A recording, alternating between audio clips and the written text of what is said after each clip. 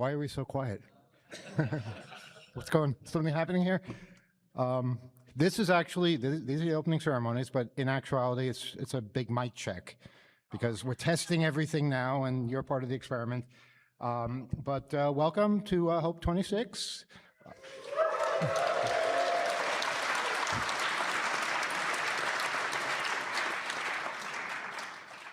We're back in Manhattan for the first time since 2018.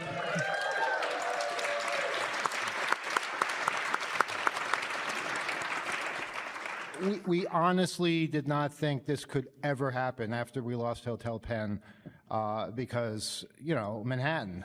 I mean, come on. I want to thank everybody who followed us to Queens. I like Queens, I really do. It's an amazing place. Good for Queens, give it up. And, you know, I spend time there whenever possible, but it's great to be back here.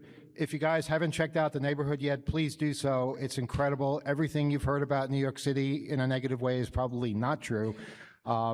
Just stand outside and watch the city go by. It's incredible. It really is. And I'm from New York, and I'm still thrilled to be here. It's a never-ending show. And around the clock, too. You will never have problem finding food or entertainment or just other things to do. So by all means, spend as much time as you can here, but don't forget the city is out there, too, and it's an incredible place.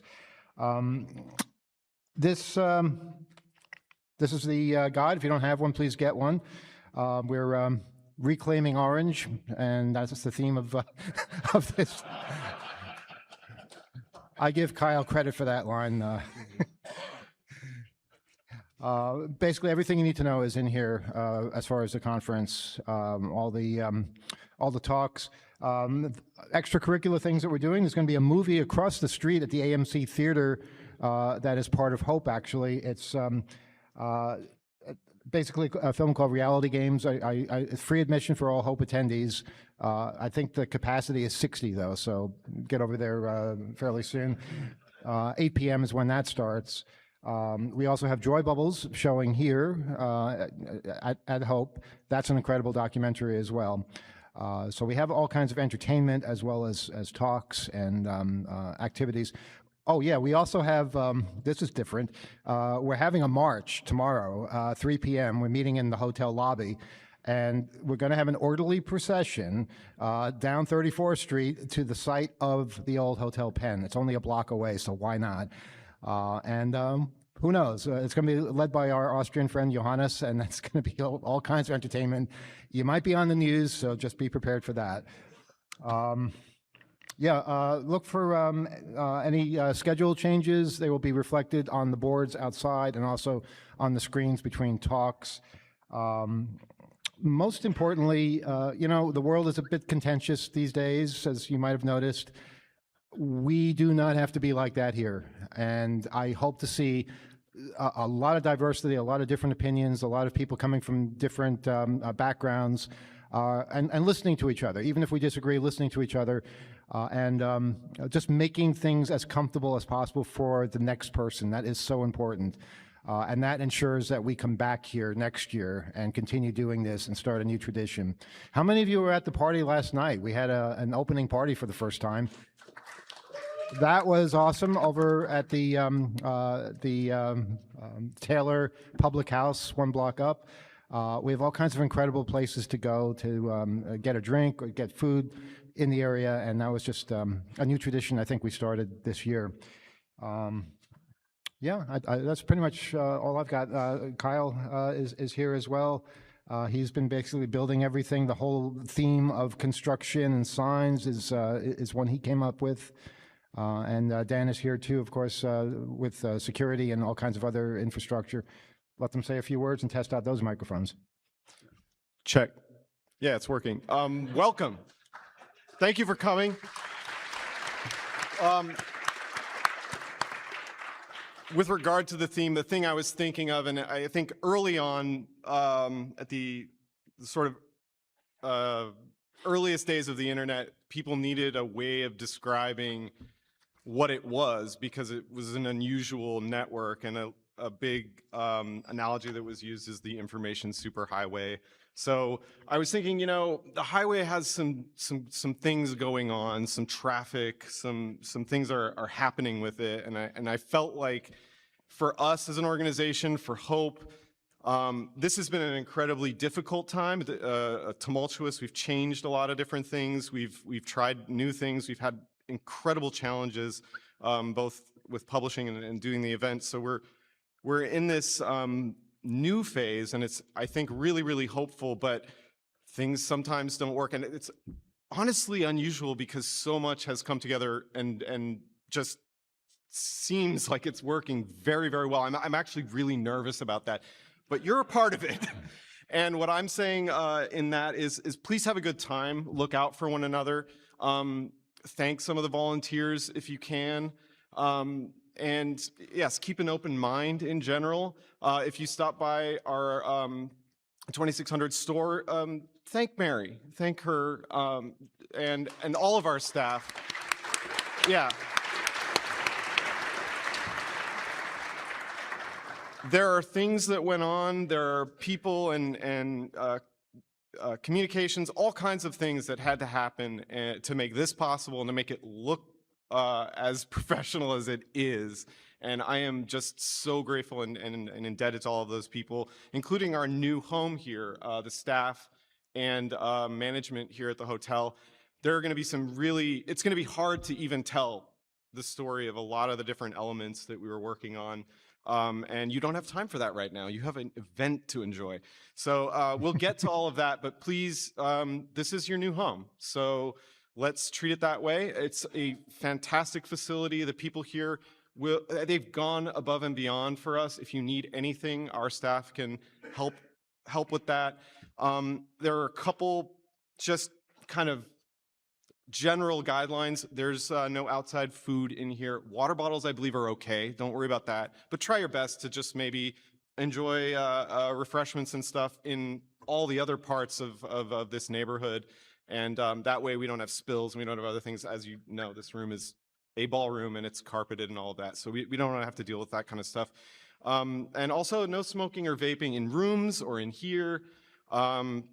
If you want to do that, again, there's plenty of places 30 feet It's a $500 fine if you do. So just yeah, it's they have sensing equipment apparently. Let's try not to defeat it. Let's just honor it. And yeah, the shower cap is for a shower. Yeah, I get it. So anyway, that's about it. I mean, there are a couple other things. We'll be making announcements and basically doing our best to get this underway. I don't want to take any more of your time. I've got so much to say and a lot of stories to tell, but with that, I'll let Dan speak for now, but we're going to have a good show. So. All right, don't be a wise guy. All right. So hi, I'm Dan at 930. I do security. I'm one of the volunteers. This conference cannot happen without the assistance, the passion, and the joy of all the volunteers that help us with setup, with emceeing, with info desk, with registration. All throughout the conference, we have people helping and giving their time, and I just want to take a moment to give them a moment of recognition, because without them, none of this would happen. So thank you for all of our volunteers.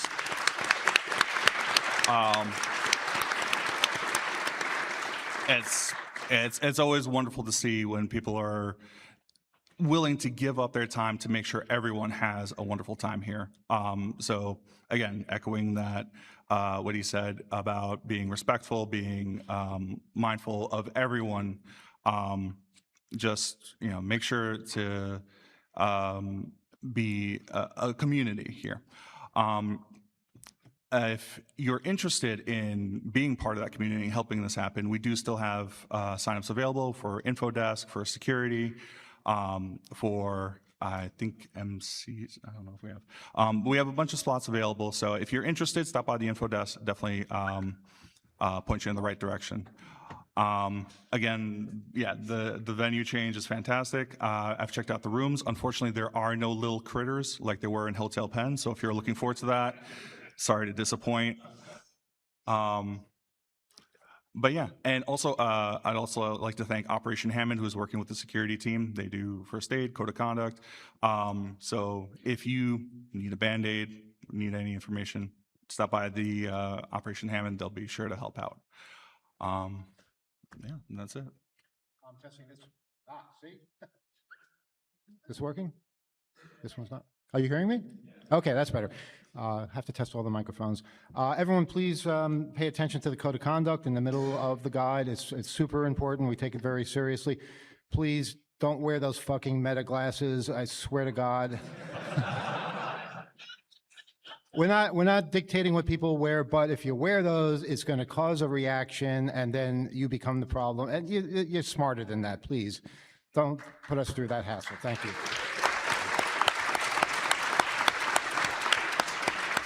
And that goes for, just behaving in general. So far, everyone has been great, and, be the people that you are, because you're awesome, and we love having you here. We're sold out for the first time ever.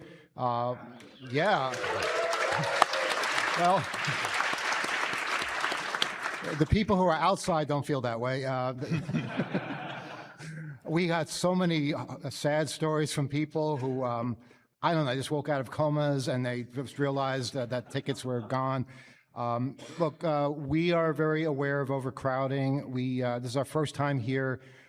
We might be overcompensating a bit. We don't know. We want to see how it works out. And then next year, we can adjust those figures. But we definitely do not want overcrowding. So if you guys are in here, you've got a good spot. And of course, badges are transferable. If you have a friend outside who's wants to come in, you can give them your badge, and they can see what Hope is like for a little while anyway. Please treat the hotel with respect. We've gone over that. The network, Kyle is the reason we have a network in the first place. You would not believe what he went through to make this possible. But we have an incredible network. We are talking to the world now. And so many people in our virtual community are participating in the conference as well. And we have live streams going for free on hope.net. And that's an awesome tradition that we've got going. That's pretty much it. I think we've tested everything but the mic on there. And we were washed out at first, and now we look good. So that was another test. The other last thing I really want to say is that our good friend Greg is no longer with us. Many of you knew him. And he would be so happy and proud of where we are now. He thought we could make it back to New York City. I wasn't so sure. But he told me that we got to keep trying. And by forming the nonprofit wing of Hope, it opened up doors, and we're in a really, really good place now. And I thank him for that. And let's all remember him this weekend, and let's make this the best conference ever. Thank you all.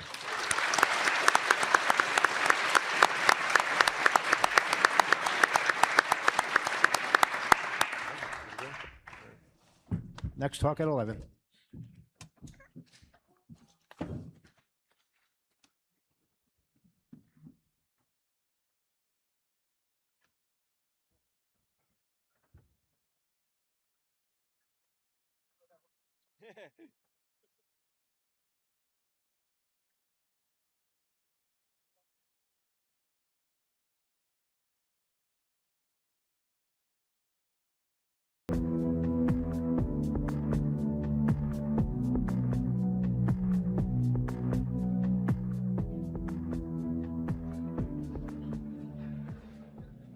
Hello, folks.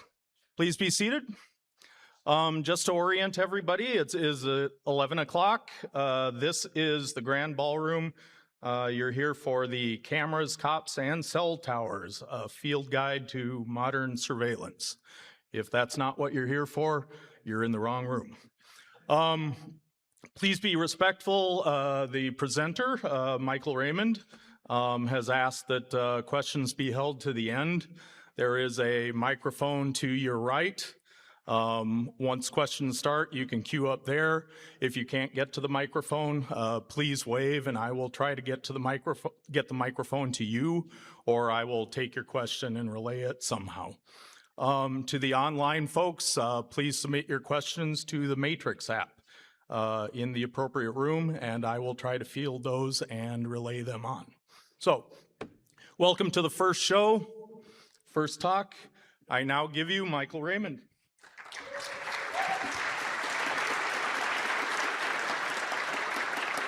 Hello and welcome to Hope. Thank you all for joining me sort of bright and early. I'm sure some of y'all also were up at 5 a.m. on trains getting here. So hopefully I'm bright-eyed and bushy-tailed this morning. So what are we talking about today? Well, my goal with this talk is to get you from knowing basically nothing but, yeah, cops are probably watching me sometime somewheres, to these are the exact techniques and tactics that police use for surveillance, and then also strategies for each on legally what you can do, and then also I will provide some information on what the lawyers would tell you not to do, and it's up to you to decide what you do with that information from there.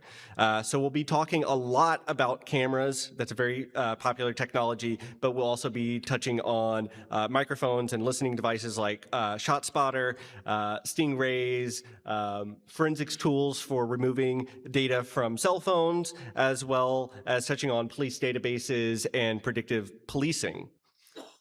So there is a lot to cover, so I will kind of be going a little quickly. I only have about 2 to 3 minutes per topic, but then I hope to have about 5 to 10 minutes of question time towards the end where we can go in a little more detail.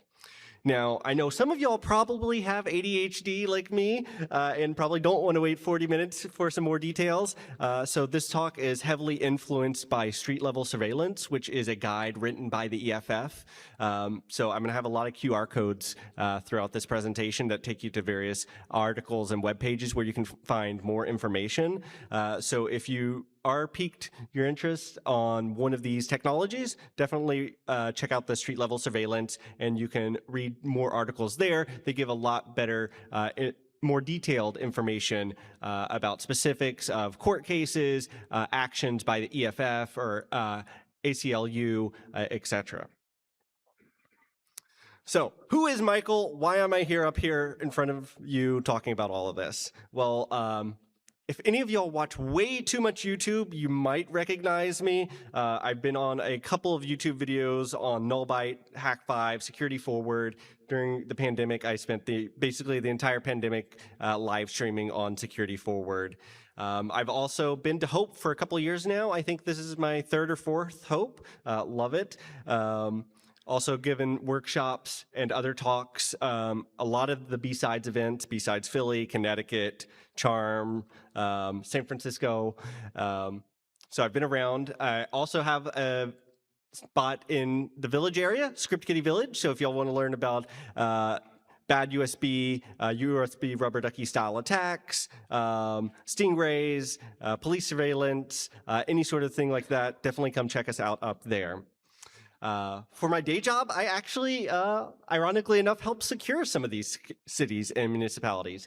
So I work as a VC, with a lot of small businesses, financial institutions, small cities and towns, helping them figure out their cybersecurity posture. So what got me interested in police surveillance specifically, growing up as a kid in the late 90s and early 2000s. I don't know if y'all watched it, but Cop Show was very popular back then. And, that show has this portrayal of everything's very cut and dry, clear, good guys, cops, hard on crime, bad guys, rough them up and throw them in the police car and haul them off to jail. And that has a formative impact on a youth. But then also as you grow up, you start to realize, wait, no, that's not quite right.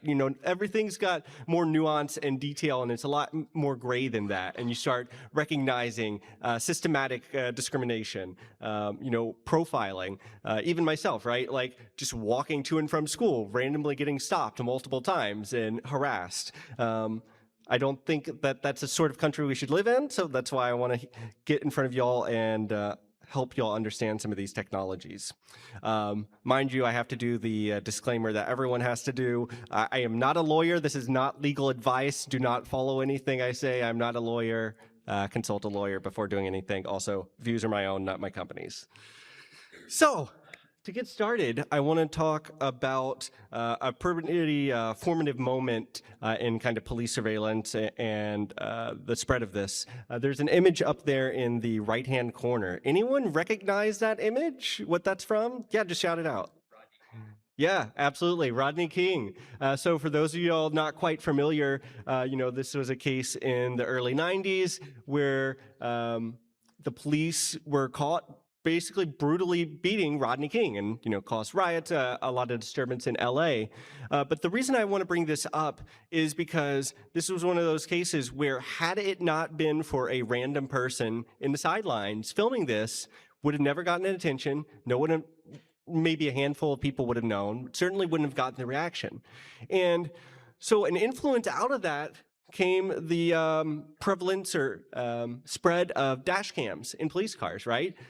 So, there was more call for accountability. And I think dash cam spread, so you can see kind of the image down there. They were pretty bad image quality kind of at the beginning, but over time they've progressed to look a little something more like this.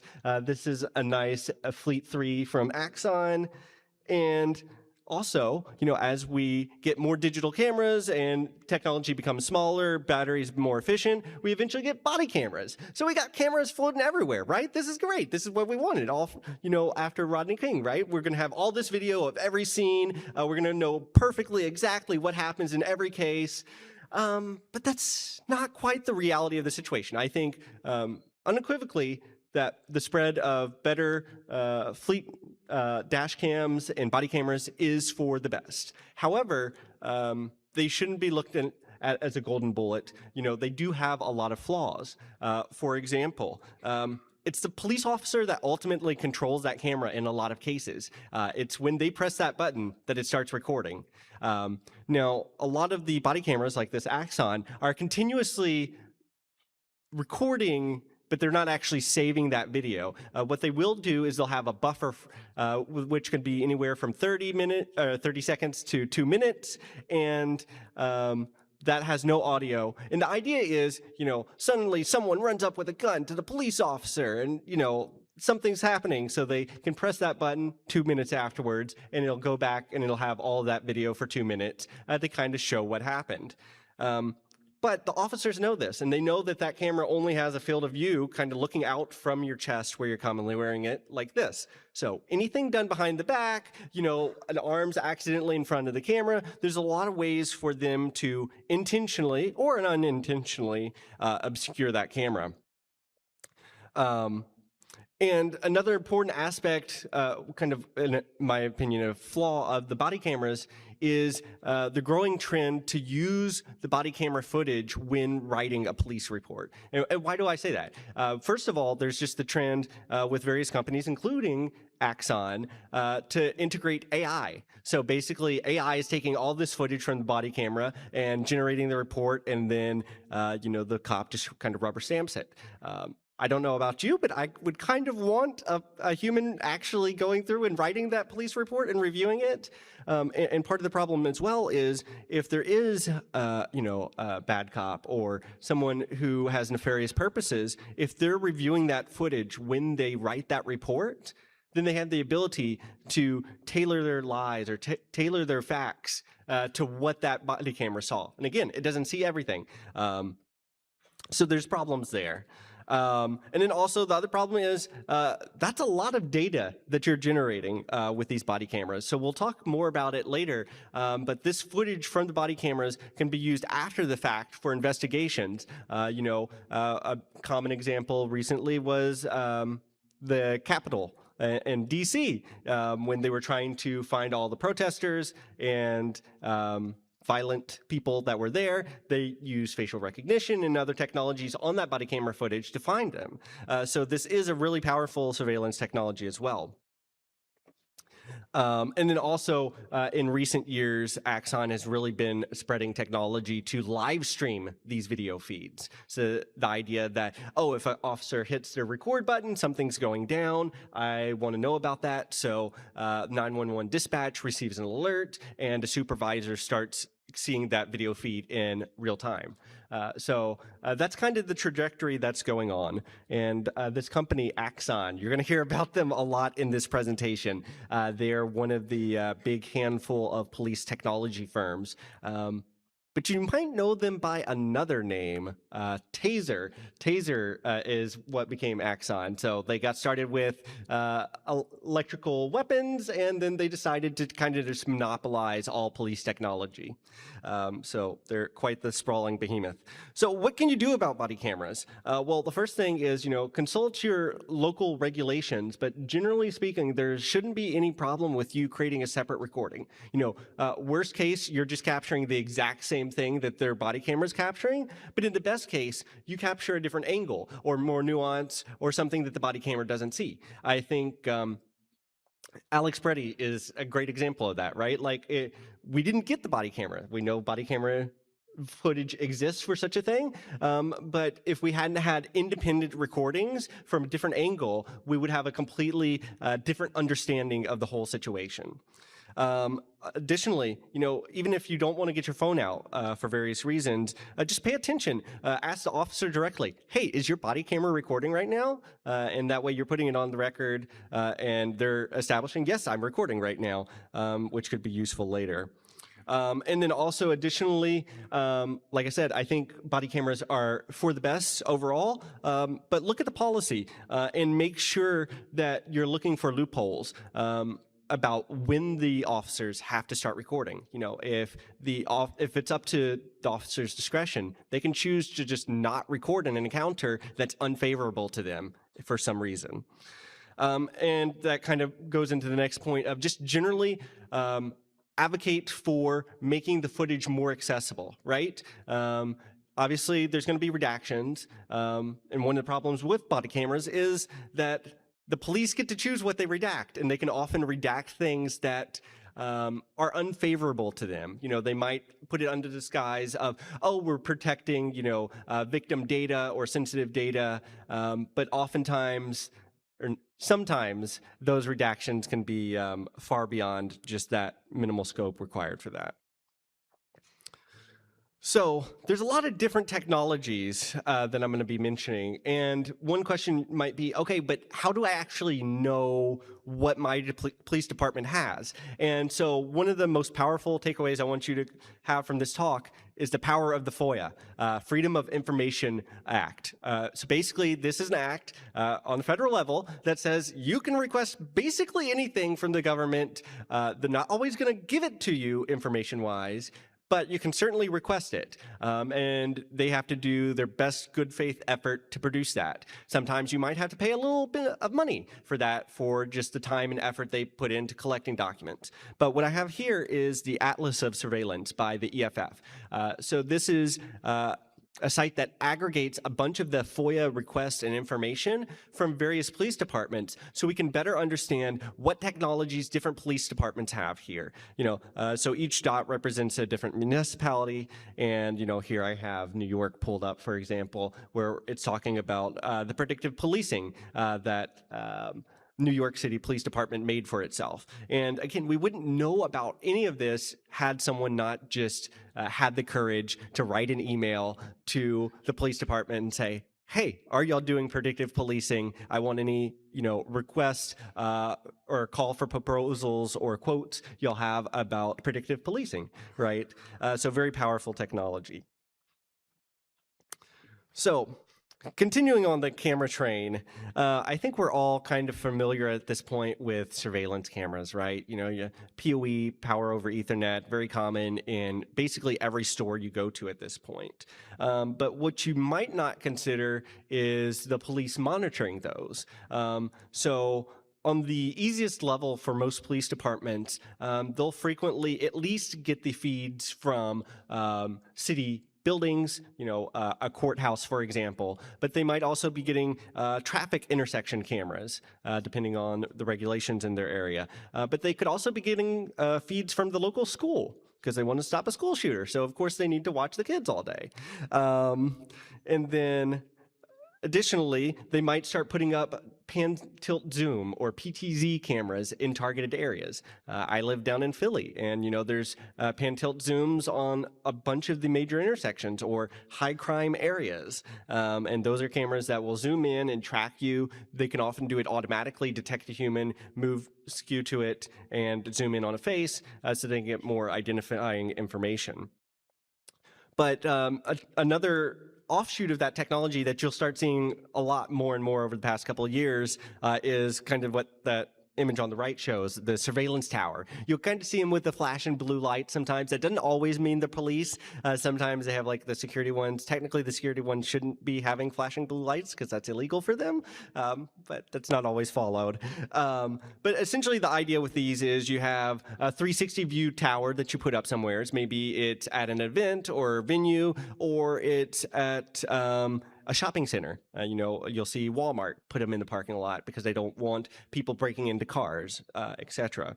But the problem starts when more and more of these cameras get fed into the police. And so the next level that goes on is registries. So essentially what the police will do is they'll go around, they'll create a website, a registry, and say, hey, if you are a business or homeowner and you have a camera, you should tell us that you have that camera, so that way, if anything goes on in your neighborhood, we know that that camera's there and we can easily retrieve that information. Again, on its surface, okay, but when you start considering again, that's how you result in situations where you can track a person across the entire city. You can just chain cameras together until you've tracked their entire path. And of course, the logical next step to that is what Detroit's currently doing with their Project Greenlight. So basically, this is a kind of private partnership where they go to businesses, say, you buy yourself a camera, you got to use one of these fancy cameras because it's high quality, and here's a service provider, they'll do it for you, but we'll monitor that camera for you, and then it's called Project Greenlight because they have a flashy green light, tells the people there that they're being surveilled. Okay, nice, telling me I'm getting surveilled. But again, you see that gradual creep over time of more and more data coming in. And of course, once they have those live video feeds, they can apply any other technology they might have to that. And of course, we kind of result in the thing that everyone fought back against from the Super Bowl when Ring Doorbell had that advertisement that went over like a lead balloon. Basically, Ring provides the video footage to the police. In theory, you're opting in to provide that footage to the police, but they can automatically request it. So essentially, you have this situation where almost not every house, but a significant number of houses in your neighborhood are actively serving as surveillance sites for police, Now, again, the sort of thing you can do against this is, ask for audits and transparency, right? Atlas Surface Surveillance, FOIA, right? Figure out what your police department's actively using and start a public debate and make sure that everyone is in agreement that this technology is worth, being surveilled constantly. Now, I know some of you are probably out there like, hey, I kind of have a high power laser, and that laser could do things to these cameras. So again, this is just general information that you might find informative. So the QR code goes to a video by a company that does a lot of audits of different surveillance cameras. And so they did test surveillance cameras against lasers, and generally kind of here's the finding. Basically, a laser pointer makes a really fine dot. And so if you're kind of wiggling around here trying to point it at a camera, and a camera lens is really small, like the size of a nickel or smaller, it's going to be very difficult past 5 feet. And at that point, you're actively being recognized by the camera, so maybe not the wisest move. But as you can kind of see, it will do permanent damage to the camera, not catastrophically necessarily. You can definitely disable pixels, and you can do that kind of up to 40 feet away. And if you just kind of want to do this and kind of blind the camera, that can easily be done up to 50 feet away. Again, it's very dependent on the power of the laser, how far away you are, and the amount of time that you're pointing that at the camera. But kind of most definitively, if you have the laser within 5 feet or less for over a minute, you're going to kind of end up with something at least like this, where it's basically unusable. There's a certain kind of camera, dome camera, that has an acrylic dome around it, sometimes advertised as vandal resistant. Those are the ones that are most vulnerable, in fact, to the laser attacks, which maybe not the most vandal resistant thing. But basically, the acrylic dome will kind of diffract and spread the light around the camera and makes it a little easier to hit with or tag with a laser. Definitely, again, do not recommend doing any of these things. Your lawyer will not like you if you do these things.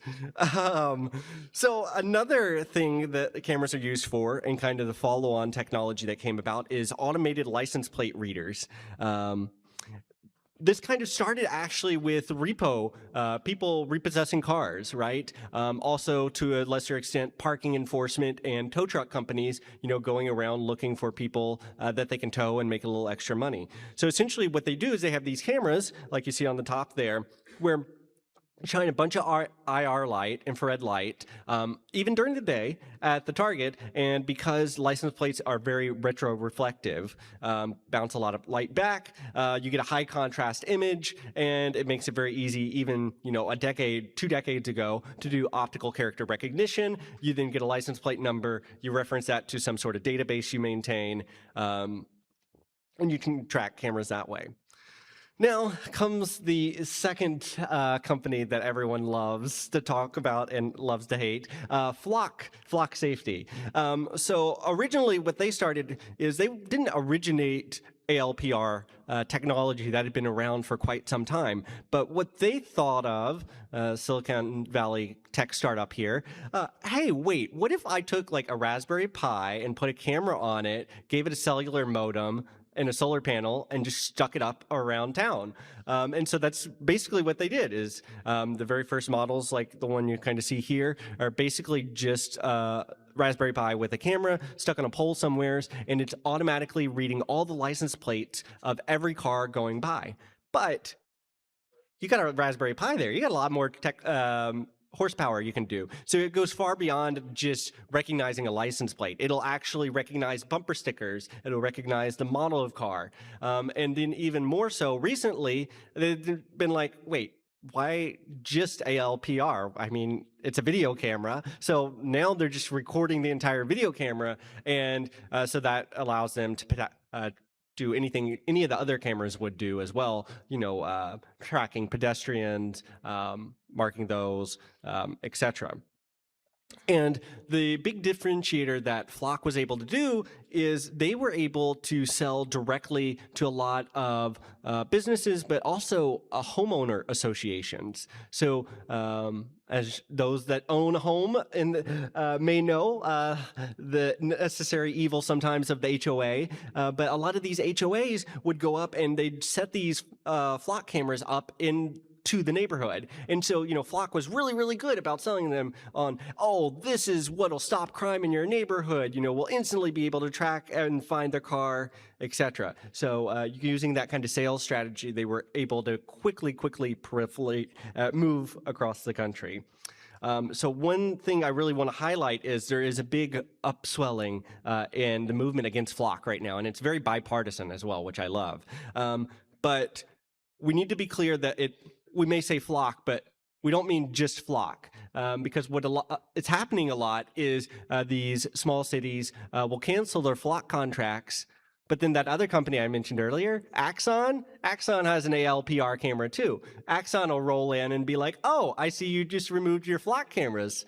Be a shame if I put an Axon camera up there. And so they do a 1-for-1 swap out. Axon is mildly better in the sense that they don't have the same wide national database that is easily searchable like Flock does. Because again, one of Flock's selling points is one municipality sets it up, and as long as they keep it toggled, then any police department in the US can search that database. And again, misuse isn't hypothetical here. There are numerous cases you can look up on the internet that show police officers doing things like tracking their girlfriend or other abuses of this searching technology. And again, it's the sort of thing that if there's these cases already, then the cases that are out are very flagrant abuses, like one officer sitting beside his partner in a car and tracking his girlfriend, and then his partner reporting him. So if that's the case, you can only imagine what's going on behind the scenes as well. So what can we do about these ALPR cameras? Well, nothing's stopping you from protesting and holding a sign in a very awkward or convenient place, depending on your perspective.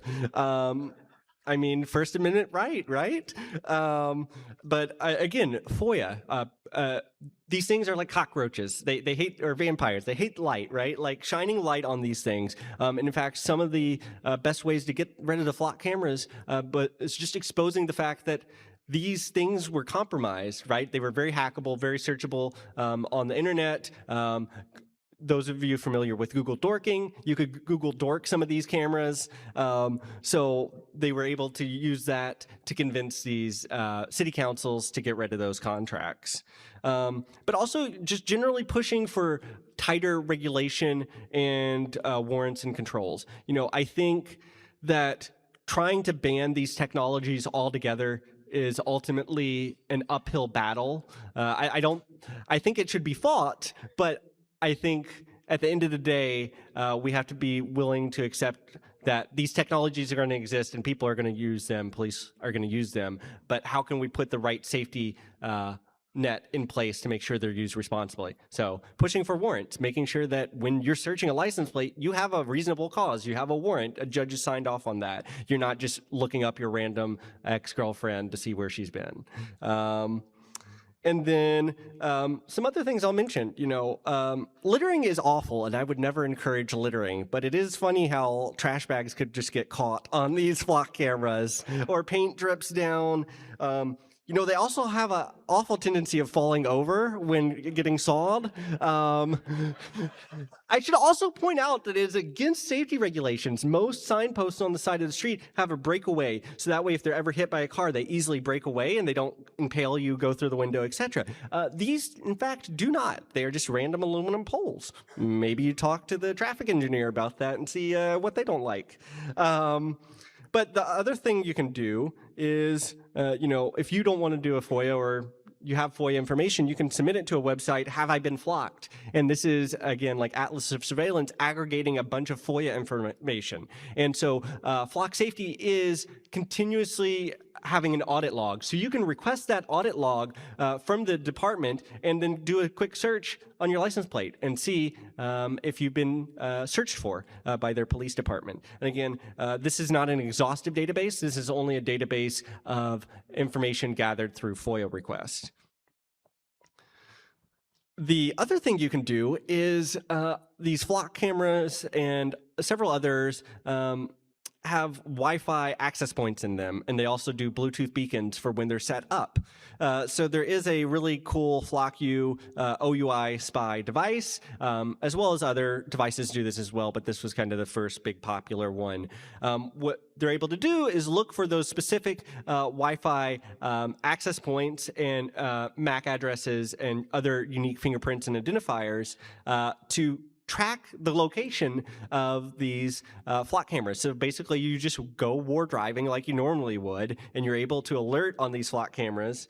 And so you get a little something like this, DFlock, which is another website that has a map. It's built on OpenStreetMap, and it attempts to map out all of the flock cameras and other ALPRs that are out there. So again, more than just flock cameras. Motorola is another popular one, Axon as well. And you can even go to these websites, and if your your threat model requires it, you can navigate using some of these maps in a way that you never cross one of these flock cameras or ALPRs. That being said, I don't know that that'll be feasible forever. You know, if you look at other countries like the UK, right, where ALPR has been around for quite a while, you know, it's not unreasonable to expect in the next 5 years that basically every interstate on and off ramp is going to have one of these. Every major intersection, already Lowe's and Home Depot basically have it at all their stores. These are going to, if we don't do anything about it, spread to such a point that it's unfeasible to be able to avoid them, but at least for now you can. Gunshot detection. So there is another technology, ShotSpotter. Basically, you can go around, and you kind of saw that map, right? Oh, if each of those had a microphone, like this one, see that little black cylinder beneath, you can have a microphone, do time difference of arrival, basically draw circles around those flux cameras and triangulate the sound of gunshots. So that's the other big hotness. It's kind of been around for a decade or so, but now Flock is making it really easy by adding it to all their Flock cameras. The concern with these is basically a microphone's a microphone. It can listen for a gunshot, sure, but it doesn't have to listen just for a gunshot. It can listen to help, I need help, whatever is happening. It can listen to conversation, people walking down the sidewalk, right? It can listen to cars. So maybe you have a car meetup and y'all are doing donuts in the intersection at 3 a.m. Like, it could detect that. Those are you familiar with Ukraine and what's going on over there right now. You might be familiar with the fact that they have a system of microphones, and that's how they detect all the Shahed drones, right? So there's a lot of different things these microphones could be used for, especially once you have a network of them built up around a city and you're able to triangulate the location of sounds in real time. So what can you do about it? Well, gum's an awful thing. If gum finds its way on the microphone, tragedy. You could block up the microphone. But on a more legal level, demand independent testing, because the biggest problem with the ShotSpotter historically has been it's inaccurate, right? So a lot of times you're sending cops in to what they think is an active, ongoing shooting situation, and in fact, it's a car backfiring, fireworks, or some other false positive, and that false positive rate can be incredibly high, 60, 70, 80% in some cases. Arguably, the Flock Raven is actually a bit better about that and has a lower false positive rate, 20 to 40%. Still a little higher than I would want my false positive rate. Next thing you'll see is drone as first responder. So, drone technology started out police just using it, documenting crime scenes, taking pictures of traffic incidents, so that way investigators could have a better mental map picture of it later on. But what that's evolved into in the recent years is drone as first responder. This is still very much in its infancy, but the idea is the FAA came about with beyond visual range changes. So traditionally, when you're flying a drone as a Part 107 pilot, which is the license you need to do this on a commercial level, or as a first responder, though they can't get waivers, is you kind of have to be within line of sight. Like, you or one of your people that you have direct contact with has to be able to visibly see the drone. But what the FAA is doing is issuing waivers for beyond visual range for police drones. And what they'll do is they'll set up a little radar, ADS-B receiver, some technology like that. It allows them to see nearby aircraft and fly miles away. So then they will put these little docks, like you see on the right, highly automated. A drone can take off automatically, land automatically, charge automatically. So you set these up on city buildings around the city. Fire stations are very popular because they tend to be distributed well. And then these drones fly out. 911 call comes in. Man with a gun at the bank, right? Okay. In average response time would be like 6 to 7 minutes in most cities. A drone could be there in a minute or two. And maybe they fly up and they see, oh, hey, it's some kids sitting outside playing with a lighter that looks like a gun, or something like that. So yeah, in theory, that's a good thing. But there's this idea in the US, reasonable expectation of privacy, right? So maybe in your backyard with your privacy fence, you would think you have a reasonable expectation of privacy. But if you got these drones flying over, and these drones are flying over regularly, they have a lot of potential for abuse for surveilling the entire city in that way. Now, some gotchas for anyone trying to do anything about these drones. From the FAA's perspective, drones are basically planes. So if you ever gone trap shooting and you're like, drone can't be harder than that. In fact, they would treat it no differently than you doing the same thing for like a civilian airliner with 200 people in it. So just take that with what you will. As we discussed lasers earlier, lasers are probably not as powerful as you expect, especially considering that drones are flying 50 or more feet commonly above you. So essentially all you would be doing is pointing yourself out, not effectively doing anything. The other thing you can do is, in the same way there was the OUI spy, there is something called remote ID for drones. That's where each drone is broadcasting its location and the location of its pilot continuously. So you can monitor those. Those are Wi-Fi beacon frames and Bluetooth beacon frames. So there's apps on your phone that you can use to look at those, or you can use a cheap microcontroller like an ESP32. And of course, you can look up the Beyond Visual Range waiver for your city if they have one, and keep track of those flights. And if you see them not following the rules to the letter of the law, then you can, of course, report those to the FAA. Going to cruise through some of these because I'm running out of time here, but social media monitoring, not surprising here, but essentially what they'll do is they can actually create fake accounts. And this is all legal, apparently. They'll create fake accounts, add friends, pretend to be people to collect information, but also, more importantly, they offload the legality of this a lot. And what I mean by that is if a third-party company like Palantir were collecting all of this information, they don't need a warrant. They're not the government, right? But I would, as a cop, need a warrant to gather the same information. So they hire companies like this to aggregate all of this social media information together and then try to make inferences from that. The problem is it loses a lot of context, right? It loses in-jokes, it loses satire, it loses context like, oh yeah, that's the guy I went to high school with, so I'm friends with him on Facebook. I didn't know he was in a gang now, but now you're affiliated with a gang. You're friends in a gang, right? And a lot of context and nuance like that can easily and quickly get lost. So what can you do about it? There are services that you've probably seen. Again, if you'll watch way too much YouTube, Incogni or some of the others, you'll get commercials for all the time to remove your data.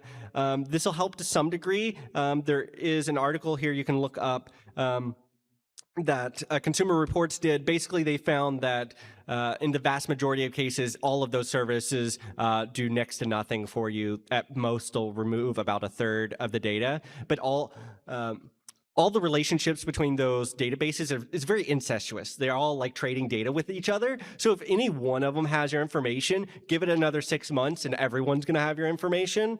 But of those that they tried, easy opt-outs and optometry, those two were the best. They did remove about 2/3 of your information. So take that as you will. And of course, with social media, the other thing they'll commonly do is run facial recognition against all of those images. And so the big one you might have heard about in the past for this is Clearview AI, everyone's favorite company as well. They were, scraping social media, including private photos as well, and making a very searchable database where you can just search an image as a cop. And again, they're able to get around the warrants because Clearview AI does not need a warrant to gather this information. And of course, you're volunteering your facial image all the time without even thinking about it or realizing it. I'm assuming most of you have a driver's license. That means you're in a facial recognition database, just by default. Y'all probably have flown to get here, or maybe not flown, but flown recently. TSA, you go through facial recognition. Fun fact, you can actually opt out of the facial recognition thing.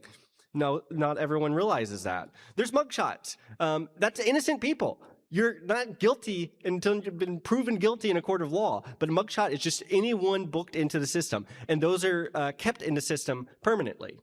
And of course, our beginning slide, body cameras. So running facial recognition against body camera footage from protests. They can easily recognize protesters that way. So what can you do against facial recognition?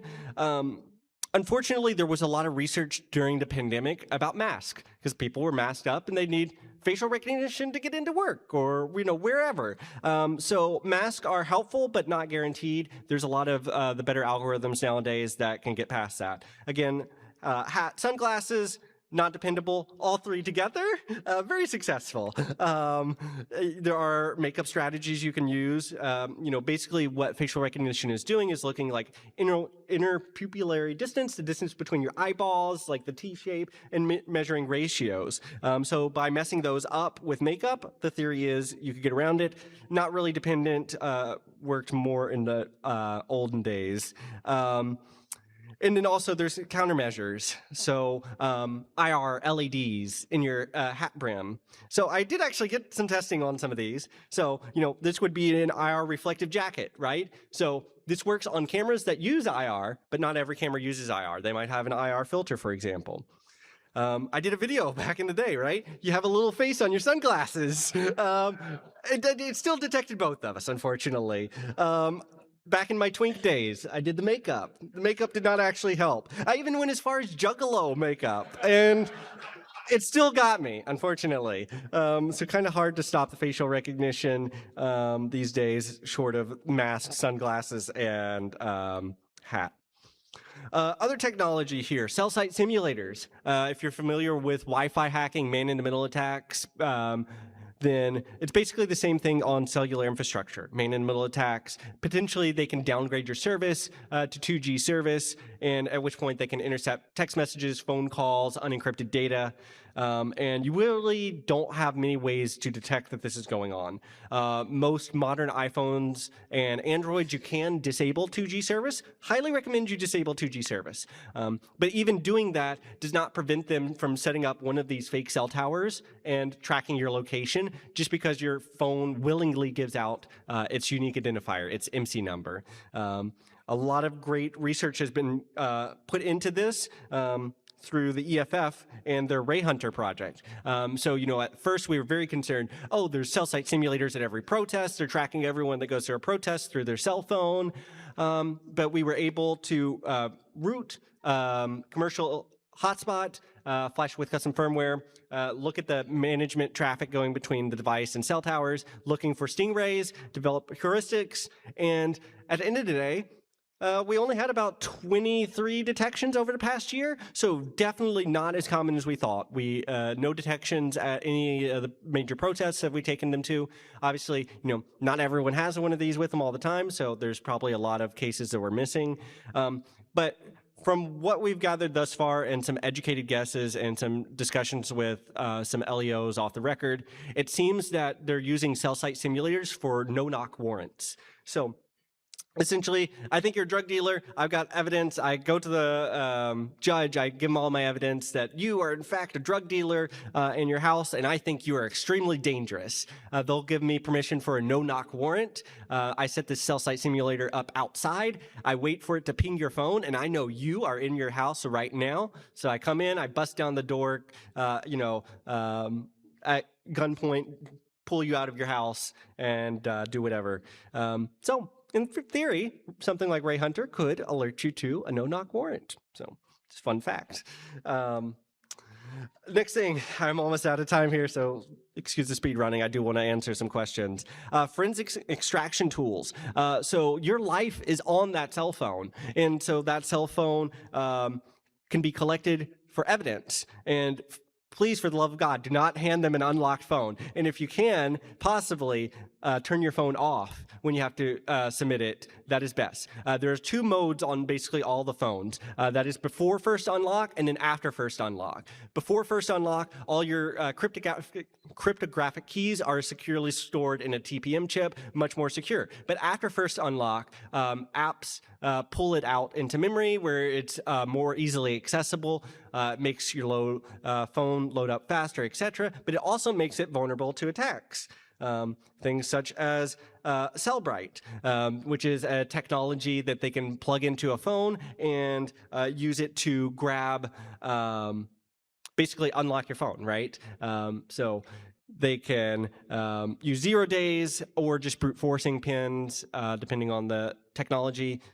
But there are a couple things you can do about that. Graphene OS, if you have an Android phone, particularly a Pixel, basically Graphene OS after 2022 is kind of impervious, at least for now, to Cellbrite and other forensic analyzers. You can also look at companies like Cape Mobile, basically a telco provider who stores the least amount of information on you as possible and allows you to rotate that unique identifier that cell site simulators collect. Also, DNA. They'll collect DNA evidence. How many minutes do I have? Okay, yeah. Okay, so they'll also collect DNA evidence. A lot of times, this started out with police doing it at crime scenes, right? Oh, I've got a piece of hair, I'm gonna use it to track down the criminal. But it's quickly evolving into rapid DNA sequencing. So they have these labs, like the one pictured here, where I could literally take a cheek swab from you and within an hour have a DNA match. And that also, when combined with, again, offloading some of the warrantless searches, so you get a third-party database from like 23andMe, right? So now you're able to match up that DNA evidence with an entire vast network. And the way DNA works, I don't have to get an exact match to you. I can match off your brother, your sister, your mother, your father, your son. Like, there's all these people. And so if any of them have submitted their DNA to 23andMe or another database that can be used. If any of them were a victim of a crime, they submitted a rape kit, anything like this, that DNA all goes into that same database. So could unintentionally be snitching out on your loved ones. Or people also just volunteer samples, we're investigating a crime. We need to prove that you're innocent. Oh, yes, I'm innocent. Please take my DNA, right? You never know when and where that's going to be used in the future. And so this all comes together in something called a real-time crime center. And so what this is basically, fancy 911 dispatch. You have uniformed officers sitting in front of computers, and they're monitoring. They're flying the drone as a first responder, right? They are looking at social media in real time, looking for parties that are about to happen, street takeovers that are about to happen. They're combining all of this data using, in theory, a human brain to analyze these signals and then making an objective truth. But of course, every human has some bias. And so that objective truth could not reflect reality all the time. So they are pretty dangerous. So what else can you do about this? There is a personal security checklist I highly recommend. It goes into a lot of very technical detail, turning the 2G off on your phone, using encrypted email, using Signal, various factors like that. Also, the EFF has something very similar as well. It's the Survival Guide to Surveillance, where they have a bunch of articles as well. And the most important thing you can do, as I mentioned time and time again, FOIA request everything. Just, it costs you nothing. They might try to charge you for some admin time to do some requests, but generally speaking, if you do your little research and you know what's accessible and you make their job easy, you're like, go into Flock, go here and download this audit file. That doesn't take that long. Demand accountability and really go to your city council and talk to them and, have a reasonable conversation, but be firm on the things you want, like shorter retention time. You don't want them keeping those license plate records for months at a time. You want tighter warrant requirements. You want them to actually have to go in front of a judge and argue a case and make their reasonable cause or reasonable suspicion about why they should be able to surveil you.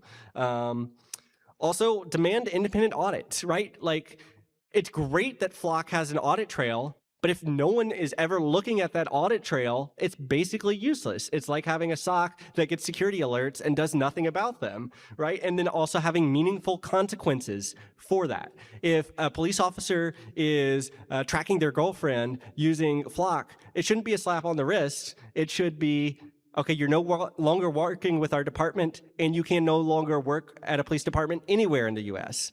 But that is not often the case right now. And so I'm going to leave y'all with this quote. Do we have any time for questions?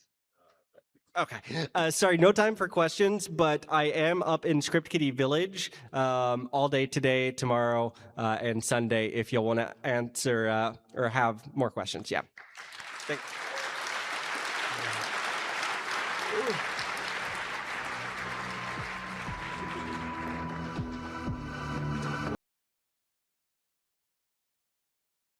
Questions, please type them into the Matrix app, and I will try to prioritize them and get them asked.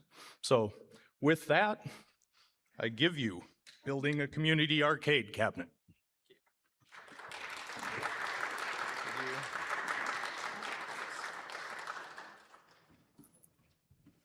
Hello. All right. Hey, everybody. I'm Frank. I'm a software engineer. I mostly build privacy and security tools, but today I'm really excited to talk to y'all about something completely different, a crazy arcade machine that I built with a bunch of friends. Before we get into the nitty-gritty and the hardware and the software of it all, I just want to give you some context of how we met, where this arcade lives, and how we got started. So we all met at this program called the Recurse Center, which is a self-directed retreat for software engineers. It is 6 to 12 weeks. It's completely free. And folks join this really awesome space in downtown Brooklyn or remotely to just hack on, build, and learn anywhere in the realm of software. It's sustainably funded, so it's completely free, and it has like an in-house recruiting firm, so that's how they sustain the business. So we built this there. If you're curious about that or anything else after, we'd love to answer any questions about the space. So yeah, so just some inspiration about this. When I first joined the Recurse Center and walked around their space in downtown Brooklyn, I noticed a bunch of these really amazing community projects up on the wall. Two of them that were particularly inspiring to me was this one called the RCTV, which is a simple television display that has a web API where you can put a link and your link will rotate through.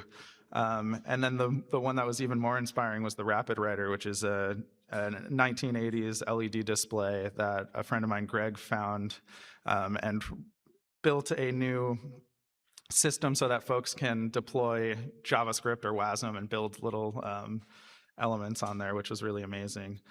What I really love about these, and I think is kind of the most inspiring part, is RC has this phrase called learning generously. I think these projects are kind of more than that.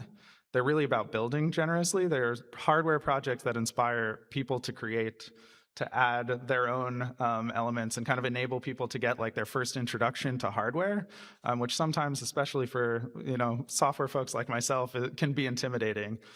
So having something that can get your feet in the water was really inspiring. And that's kind of what we tried to build here.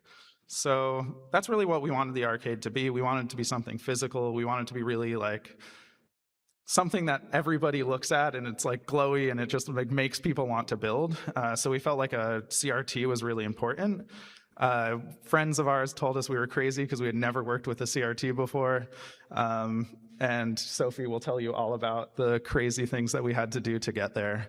Yeah, and then we wanted to be as simple as possible. We wanted to meet you where you were as an engineer building a game. So we wanted modern tech behind the scenes. Wanted that not to be a reason you couldn't play. And we figured that folks who wanted to get into the nitty-gritty would be able to get there themselves. And we'll show you that a bunch of people did. Yeah, so that is what the arcade is. It's a real CRT. It's a custom controller architecture with spinners and a crazy LED marquee. It's got a custom graphics card that Sophie will talk about, a CLI tool to build and design and distribute games, and then a deployment system that's as easy as pushing to GitHub. Yeah, and just a little bit about the hardware. The hardware is upstairs in the the hacker zone. So if you want to see it up on the 3rd floor after, you should talk to us. But yeah, this started just like on a random night. I was talking to some friends about wanting to build an arcade. I heard that my friend Greg was building one, so I started frantically texting him about it. I was also speaking with Ava, who's part of this really amazing place called Wonderville. We went there. They have a ton of really amazing custom and community games there. We played a few that really inspired us. One was this game called Space Hoverburger, and it had this really amazing spinner system on there. So we wanted somebody to be able to play with those. So those were really important. It was really hard to find a CRT. I kept getting rejected on Facebook Marketplace probably more times than I have on dating apps. I just kept trying to find one, and like one day I found this crazy one in Staten Island, and I just like got into my truck and drove there without telling anybody. I probably should have called somebody. But I found this really nice guy at like 10 o'clock at night who had this old arcade machine. It is a Tato Classic. We're not quite sure what exact year it's from. This is us getting into the hub. It is a like cabaret style cabinet, which is a little shorter than the average arcade cabinet, but it has a full CRT. It was completely gutted when we got it. All the cables were cut. There was no instruction manual, right? So we had to kind of figure out what all the cables did. This was a really good experience for me to learn how to use an oscilloscope, or at least pretend to learn how to use an oscilloscope, and guess how all the colors worked. So we had the cables plugged in originally backwards, and you could see in this some of the colors are off. So we played a game to figure out what the color science is to figure out the cables. I'm the only one that got it wrong. So yeah, this is the, on the left here, you can see the original hardware. We started out simple, just with a Raspberry Pi. We originally were bit banging the VGA signals over the GPIO pins. That got us this first display, but it's only 6-bit color, so the banding's really bad. This is kind of like the first view. I don't know. You can't see how excited we are in this photo, but we were very excited to get literally anything on this CRT, because at the time we didn't know if it even worked. And yeah, like once we got that, we started with the actual controls. Rose and Sophie are going to get into more details here, but this is we basically rewired all of the hardware, and it's using a Raspberry Pi Pico to display, to take the inputs from the HID device. Yeah, we also have a full LED matrix on the top where games could communicate with to have their own high scores or names on it. And that's kind of the overview. So now to get into the hardware details, I'd like to introduce you to Sophie.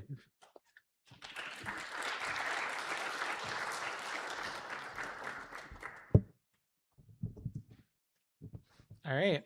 Hello. Yeah, so I'm going to be talking about building the display adapter that we needed to actually, use our CRT.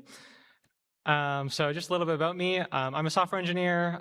Despite this, I do a lot of hardware in my free time.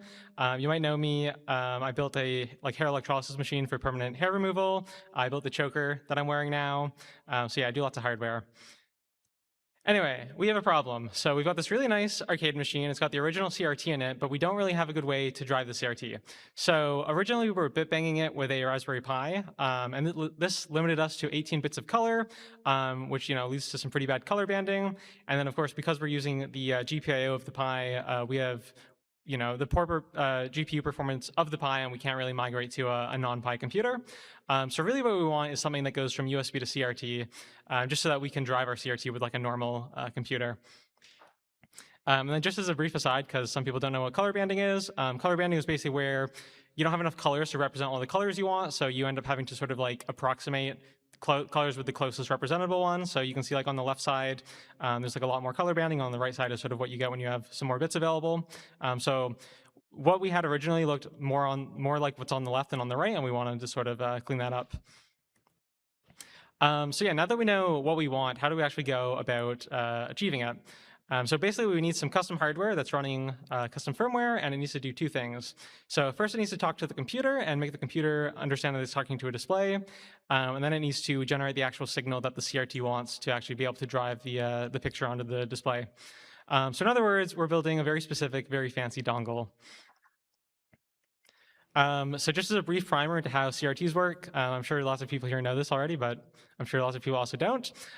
This is like a simplified schematic diagram of a CRT. Moving from left to right, you have an electron gun, which sort of shoots electrons. Then you have two sets of electromagnets for horizontal and vertical deflection to actually steer the beam. The beam sort of hits the phosphor on the front of the screen, and where it hits, it sort of glows. So the basic idea is you sweep the electron beam across the screen to draw your image, and you modulate the intensity of the beam based on how bright you want the pixel to be at that location. And then there's 3 guns available for the 3 different colors, is like roughly how it works. This is actually very similar to how VGA works. So VGA is a little bit more complicated than this. For like a practical reason, you basically have to synchronize your beam with the signal. So you have an H-sync and a V-sync signal, which basically tell you when your line starts and then when your frame starts, just so you can know exactly where the beam is at a given point in time. And then you just send the value like over basically analog of what you want each pixel to be, and then the beam sort of is at that location at the time you send it, and you get an image out that way. At this point, you might be wondering why we can't just use a normal graphics card. The reason is that most graphics cards run at a much higher resolution, like even a minimum resolution than our CRT supports. We could run our CRT at a higher resolution, like outside of spec, but we do risk damaging it, and we really didn't want to have to buy a new CRT, so we decided to just not risk it. So now that we know that we need a VGA signal, how do we actually go about generating it? So for the first attempt, we used an RP2040. This is the chip that's in the Raspberry Pi Pico. It's a microcontroller. It has a really nice feature, which is the PIO, or programmable input-output. This basically lets you generate like arbitrary signals using this like primitive assembly-like language. You know, write out the instructions you want. It's very cycle accurate, and it's perfect for just like any kind of weird signals that you can't really find like a good peripheral for. And this is exactly what we need for our sort of weird VGA signal. So this was the very first prototype. I've got like a Raspberry Pi Pico soldered up to a VGA DAC from an old project I never finished. There's only like 2 bits of each color wired up, like 2 bits for RGB. So you can only produce like a dozen colors here. This is fine for testing, but yeah, just for like a prototype. Obviously very bad images out of this. And then this is what the actual like assembly PIO code looks like. So if you're familiar with assembly code, this probably looks familiar. There's a lot of weird hardware limitations that come from the fact that it needs to be cycle accurate. So you'll see like none of the values that aren't in comments are above 31, and that's because you can't have more than 5-bit immediate mode values. It's just like lots of very weird things you have to work around when you're working in a PIO assembly, which I think is a very fun challenge. Yeah.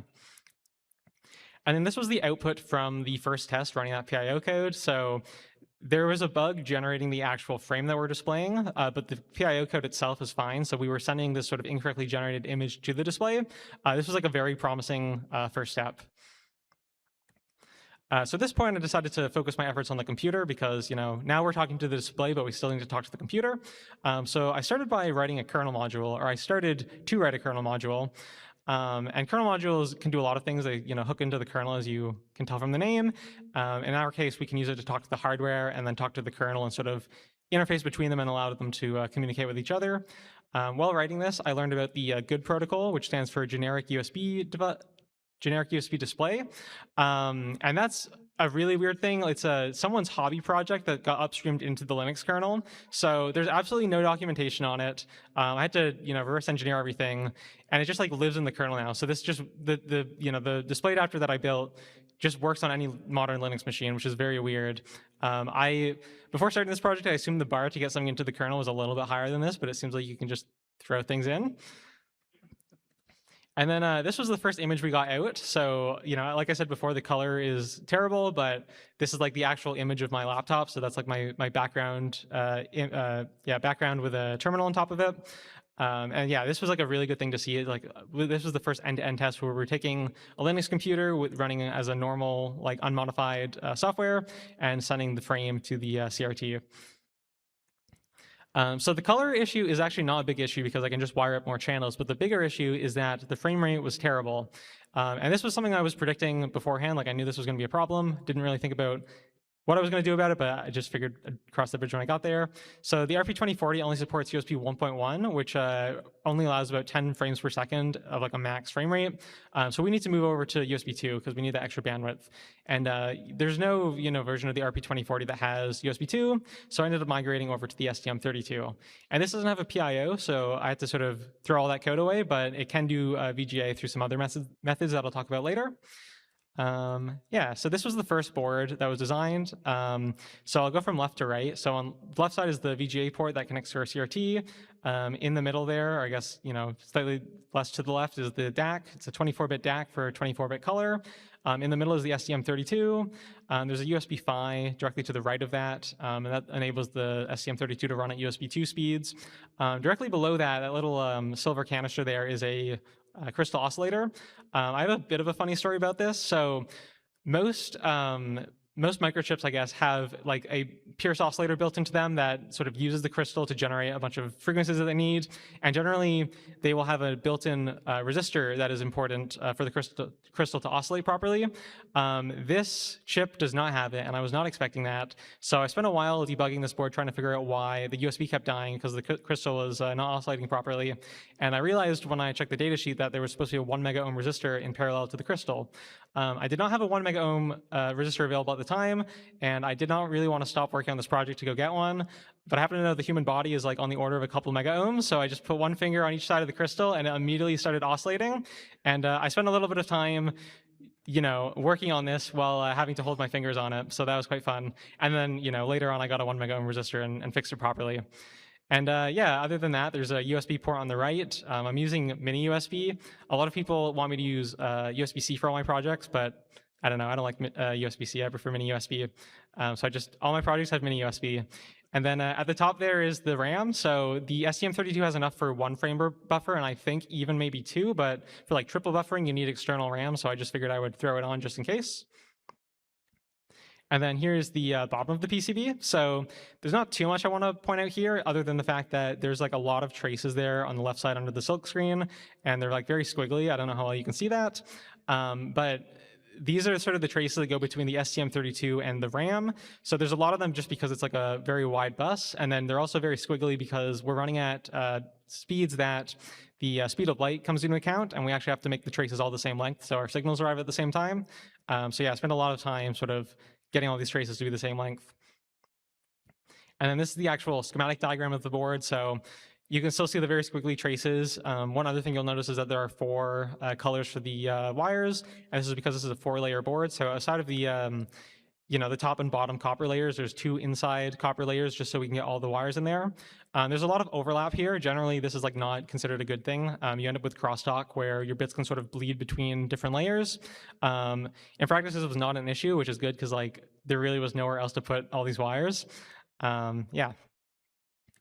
And then this was the board when it finally arrived. So yeah, just in meat space.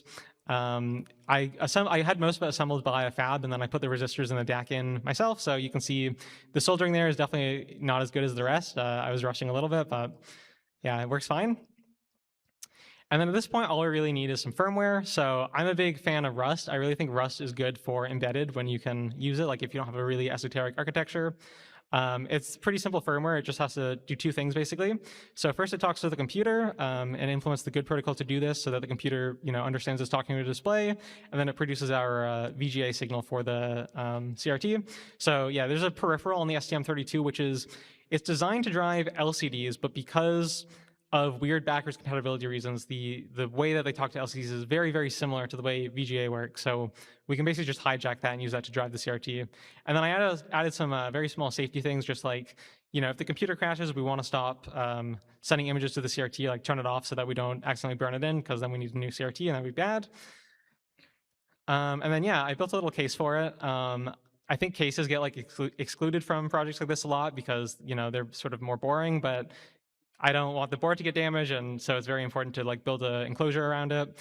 I'm not very good at CAD, and I'm not very fun. I don't find it very fun, but there's this parametric language called OpenSCAD, and I found a generator for that called the AppBox that basically lets me write a bunch of code, and then when I compile the code, it spits out a box. So the whole box is defined in code, which I really like. And then finally, this is it installed in the arcade. So Yeah, we went from 18-bit to 24-bit color, which was super noticeable. I was not expecting that. And in this picture, we're running off the Pi still. It's just running over USB, but shortly after, we ended up migrating to like a proper desktop computer.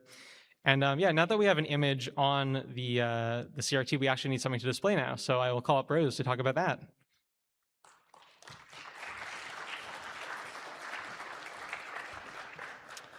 Hello, everyone. My name is Rose, and I'm a software engineer. I worked on a bunch of the software powering the arcade. I want to thank you, Sophie, for making such a wonderful GPU for the cabinet. And I hate to be the bearer of bad news, but I think we have a little bit of a problem. Right now, the cabinet looks like this. And though I'm sure some audience members have spent many hours of fun staring at a screen just like this, it doesn't quite look like a game to me. We have a wonderful cabinet, but no games to put on it. And before we tackle solving this problem, I'd like to rewind the clock just a little bit. This is a cabinet that grew out of a space, and I want to talk about that space for just a moment. This is my There we go. This is my favorite video I've taken of the Recurse Center. It's from back when the arcade was still just wires hanging out the back of the cabinet hooked straight into an oscilloscope. The one thing it can't really show is the constant flow of wild ideas from people passing through. It's honestly one of the biggest treats of spending time there, telling people about your project and hearing the most wonderful ideas spring forward from their mind. Every part of the arcade has been built from the wild ideas that people pitched around this time, from dials that you can spin to chalk that you can draw on. It's from a time where building software can feel very purposeless. I'd like to keep this as the North Star, not just enabling, but encouraging people to take the natural inspiration that bubbles up and act on it is the central purpose of this cabinet and its entire software stack. I think understanding this will help us understand the first of a few seemingly strange decisions we chose to make. Believe it or not, from the start, we knew we had to use Electron as the framework for the cabinet. For many of you, this is likely pretty surprising, a web browser in my arcade cabinet. I'm here to tell you it's more likely than you think, but it's more awesome than you think. We want to enable people from any background to contribute to the arcade, and the web really enables this.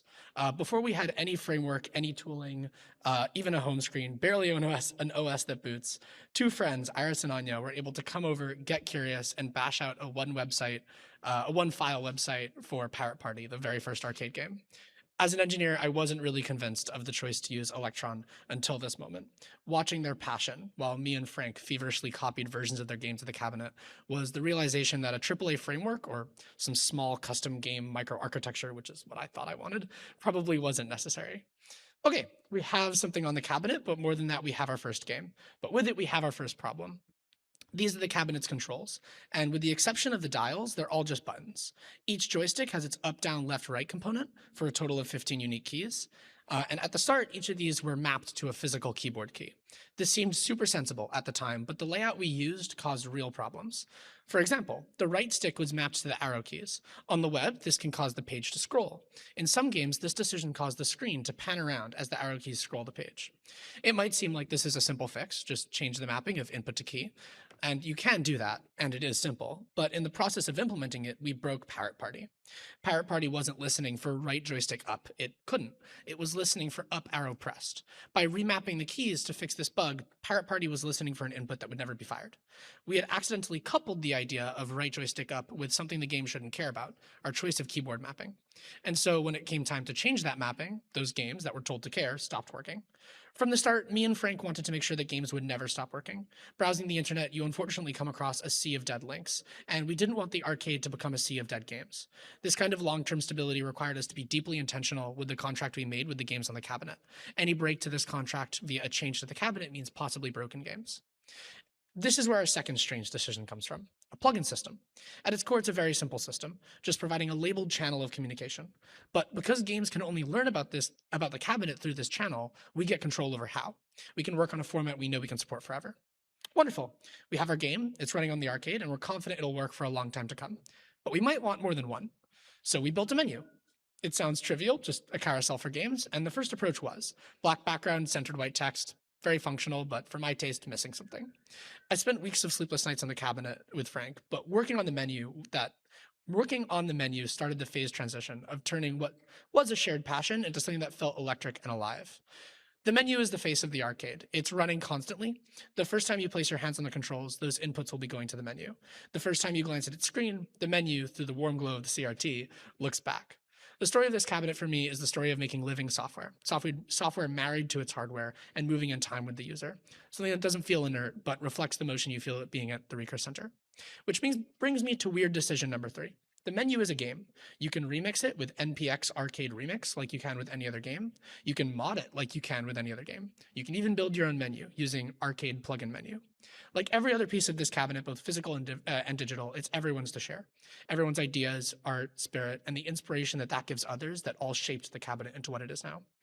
Which makes it all the more strange I haven't said a word about how you actually get your ideas onto the cabinet. Frank?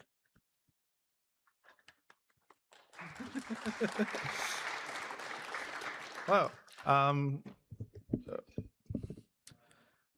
Yeah, so we wanted it to be as simple as possible for folks to get a game onto the cabinet. Wanted it to be as easy as running a CLI command, building your game in whatever language that you felt comfortable writing in, pushing it to GitHub, seeing the magical screen glow with your new game. To make this as simple as possible, we had to do some slightly complicated things in the background. So the way that the CLI works, when you run npm create arcade, I'll show you it in a minute, but you get a list of questions about how you want to build your game. Once that happens, it will scaffold a new project.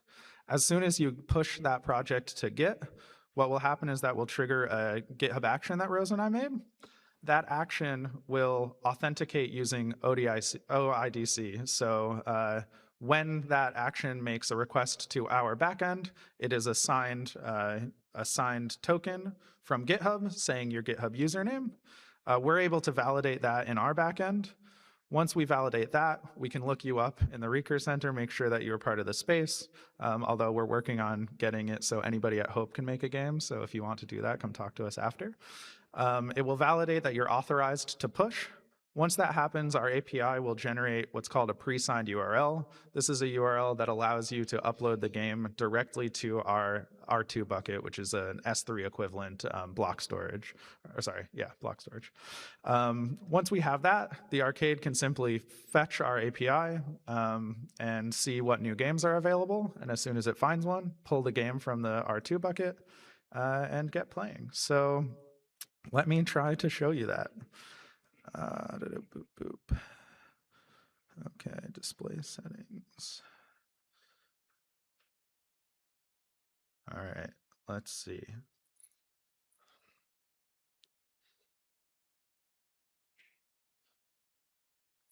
All right. So to get started, you simply run the CLI tool. You get to enter a name. You can give it a display name, description, a name. Rose will be sad that I didn't fill out a full name. And then you get to view your templates. So all of these templates were provided by the community. There's gotten some really crazy ones. We started with just TypeScript and Rust. Since have been added C++, SIG, OCaml, Python, Gleam, GDScript, and whatever language y'all would like on there next. I'm going to just start with P5 just as an example. And hopefully the conference Wi-Fi will run npm install. And there, now we have a new project. So we can open up Live from Hope. And we see here, we have a Git repo. We have a deploy script. This is the one that I was just talking about, and I'll show you it live on GitHub in just a second. And we have some files. So in this one, because it's a simple P5 script, it is an HTML file, sketch that explains where you actually get the draw loop and the setup loop.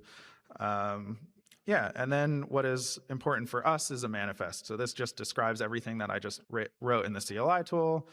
The plugin system that Rose set up. Right now we're just using the classic inputs, so the ones that Rose talked about earlier. And then in the package file, we have some dev tools. So if I come in here and I run, let me just go back to my terminal, npm run dev, we'll get a arcade emulator and a console. So here I can play my game locally. This is just a little ball. When I click A and B, it changes colors. When I move around, it moves around. Now that I have that, I'm not going to go crazy trying to add some stuff to this, but for now, what I can do is I can git add all, git commit,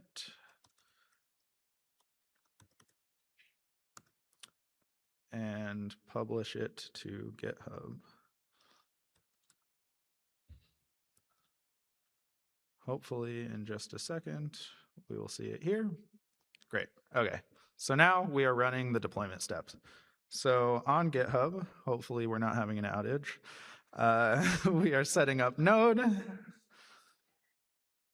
We're installing all of our Node modules. Sets up the project. This is a V project because it's a TypeScript one. And now we're running the deploy. So the deploy detects what plugins are in the manifest. It outputs that just for debug. It creates a tarball, which will be uploaded to our system. Creates what we call a deployment intent. This is essentially where we go, we validate your token, make sure that you're able to deploy, generate that one-time link for you to upload the tarball. GitHub uploads the tarball itself, and it's published. So in the time that I was talking, this game with the little ball is now up in the hacker village. So if you want to play this really bad game, you're welcome to. But really, like, you know, for me, what is really exciting is that this made it possible for so many other people to make games. So there's over 80 games upstairs now that have all been built by the community. I guess 81 now if you count what I just pushed. Yeah, and I just like want to show you a couple real quick, just that I think are like really inspiring, and I don't have time to show you all of them, so please go up there and check them out. And if you want to build your own, talk to us. You can also hit up, if you're remote, go to arcade.dev, and you could play most of the games online. So the first one here is a port of a game that was created at the Recur Center before I joined, called the Mirko engine.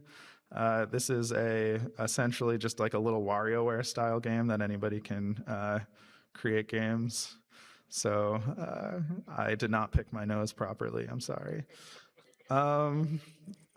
This one, I don't really know what I'm supposed to do. I think I'm supposed to fly, but I'm bad. Yeah, you get the idea. Another one is called Asterage. Amelia is here. Hello, Amelia. Thank you. Amelia and Andrew made this game. This is the first Zig game for the arcade. This is a 2-player game, so it's not really great for me to demo, but essentially I'm supposed to eliminate this other ship. Yeah, I think there's like a lot of other really wonderful ones on here. One of the first ones that really like made me excited about all of the inputs was this game called Nibbles, which some of you might be familiar with. So I can come in here and I could start the cabinet remotely. This is called Nibbles. This is the Nibbles from QBasic. Friend Joe implemented in perfect detail. But because we have spinners on the arcade, you can do some fun things. So when you first start the game, you see it's just the classic Nibbles that you remember. But as soon as you spin the arcade spinners, we break out of that space. And you can make the game much harder for yourself. He also was inspired by a lot of the games that are in Wonderville that have a lot of like fun little dip switches. So if you press like the +1, you can turn it black and white.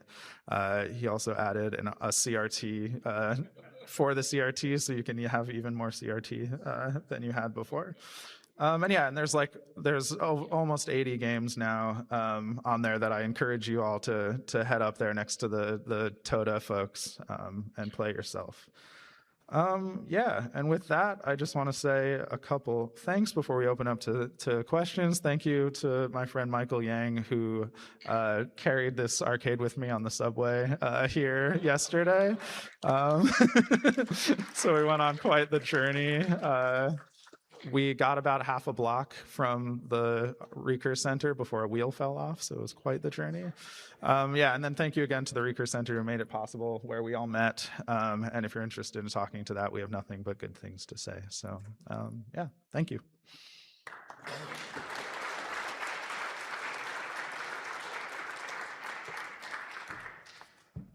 All right, I believe we're in the Q&A session. Anybody who would have a question here in the audience, please step up to the mic or raise your hand and I'll try and call on you and speak the question into the microphone so everybody can hear it. I haven't seen any online, so questions? Go ahead. Hi. During the discussion of building the graphics card, you mentioned that you could have tried running the CRT at a higher resolution directly, but you risked damaging the machine.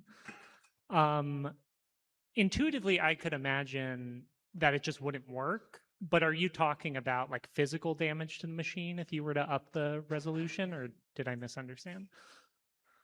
Yeah, so I mean, basically, yeah, you're physically, yeah, you're just sweeping the beam faster, but there's sort of like a capacitance to the electron gun, and there's sort of concerns.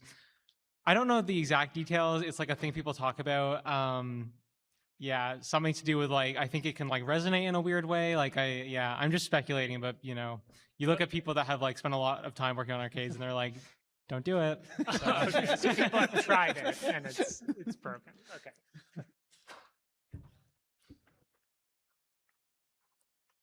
Any more? Yes. How is the input latency? I'd like to say pretty good. Yeah, I mean, we have not tested it, so I don't actually know. But yeah, we do have like some custom Rust firmware that we wrote to try to make it as fast as possible on the actual microcontroller to HID.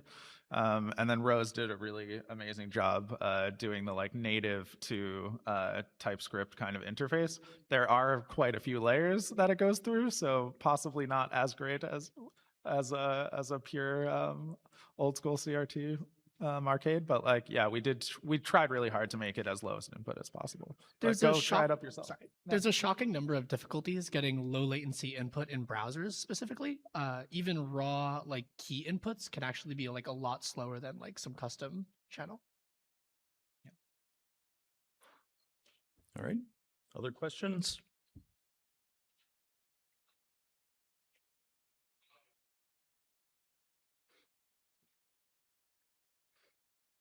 Still not seeing anything online either. So this is a question for Sophie. Did you, by any chance, document the good protocol for the rest of us? Since you... Yes, this is a great question. So I've written a blog post on it that goes into the details. The firmware and the hardware is all open source, so you can go and build your own if you want.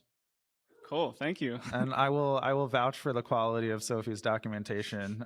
Sophie's working on some other projects right now that use it, and I was able to use that to make a Mac OS driver so that I could play with some of Rose's toys. So definitely would not have been able to do that without her documentation.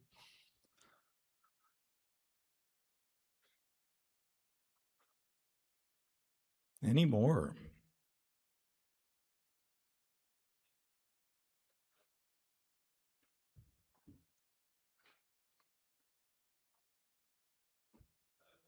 Well, in absence of any more questions, I would like to thank Frank, Sophie, and Rose. Thank you.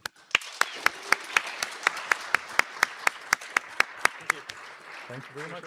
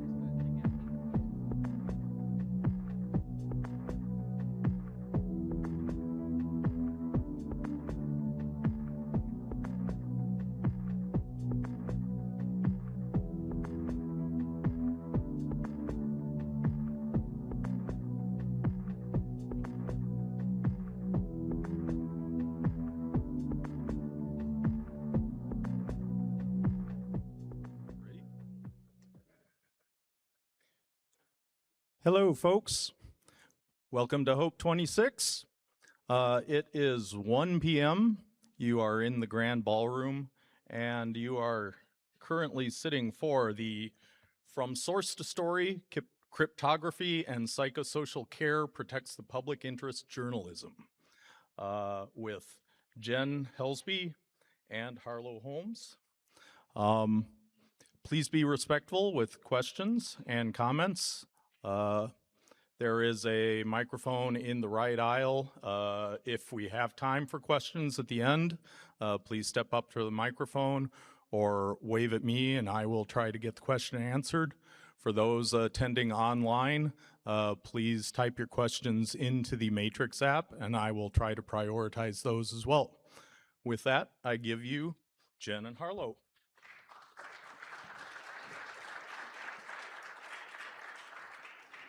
Hello, everybody. Hey, how's it going? Good to be back at Hope yet another year. That's a mouthful of a title, but let's get started. From source to story. Ultimately, with so much going on in a title, what exactly is it that we are talking about today? First and foremost, we're going to talk about the landscape of that modern journalists are facing, especially for those, explicitly actually, for those who are working with whistleblowers, leakers, and other highly sensitive sources.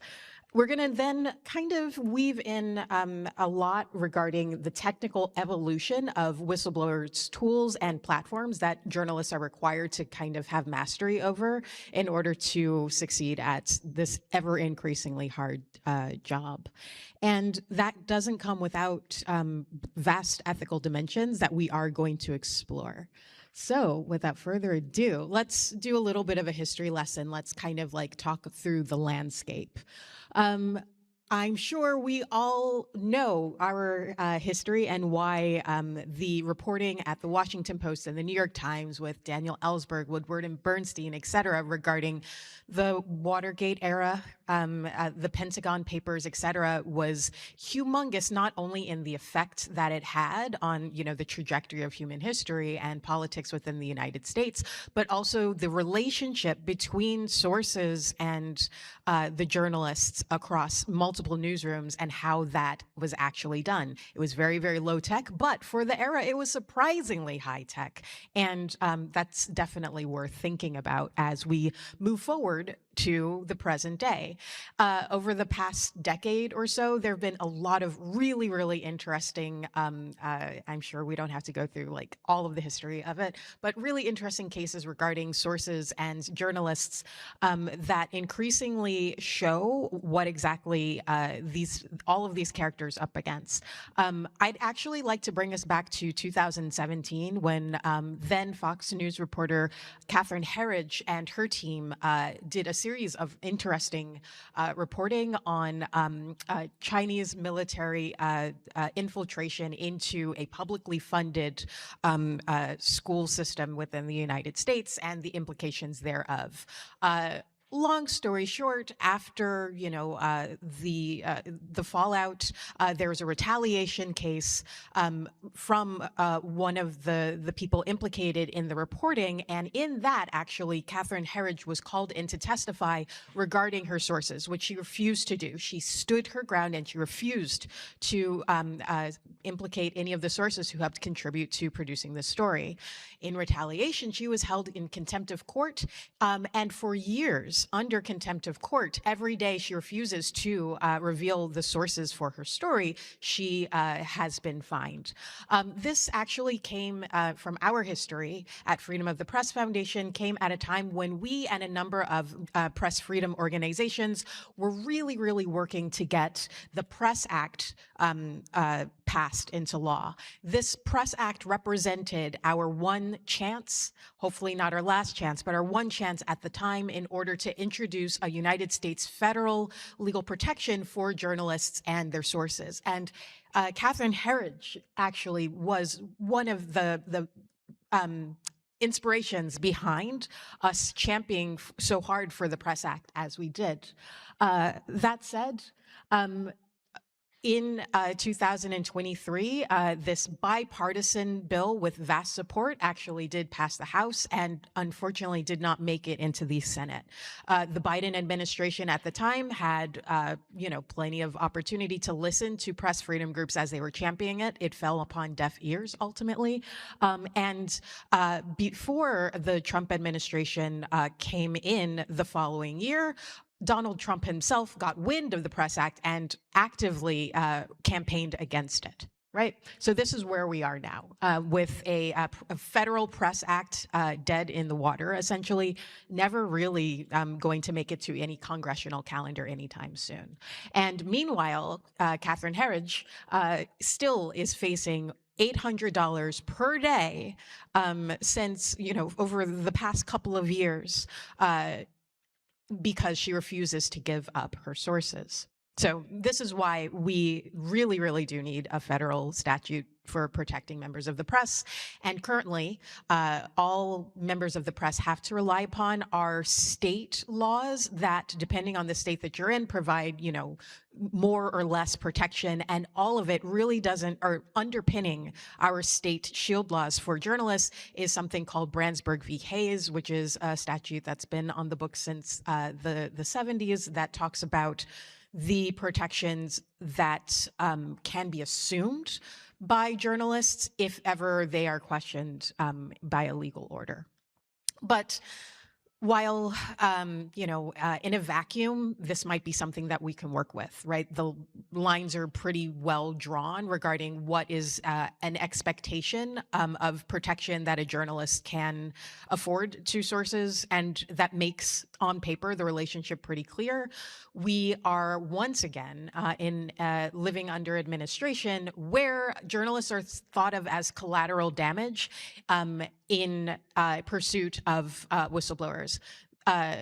Over the past couple of years, across the 4 administrations that I've personally, lived through as a professional, it's always really, really dire. But with every year, the gloves are off, and it's always even worse than what we had seen the year before, to the point where no one, they very, very bold-facedly say that it's not even the journalists that people are after.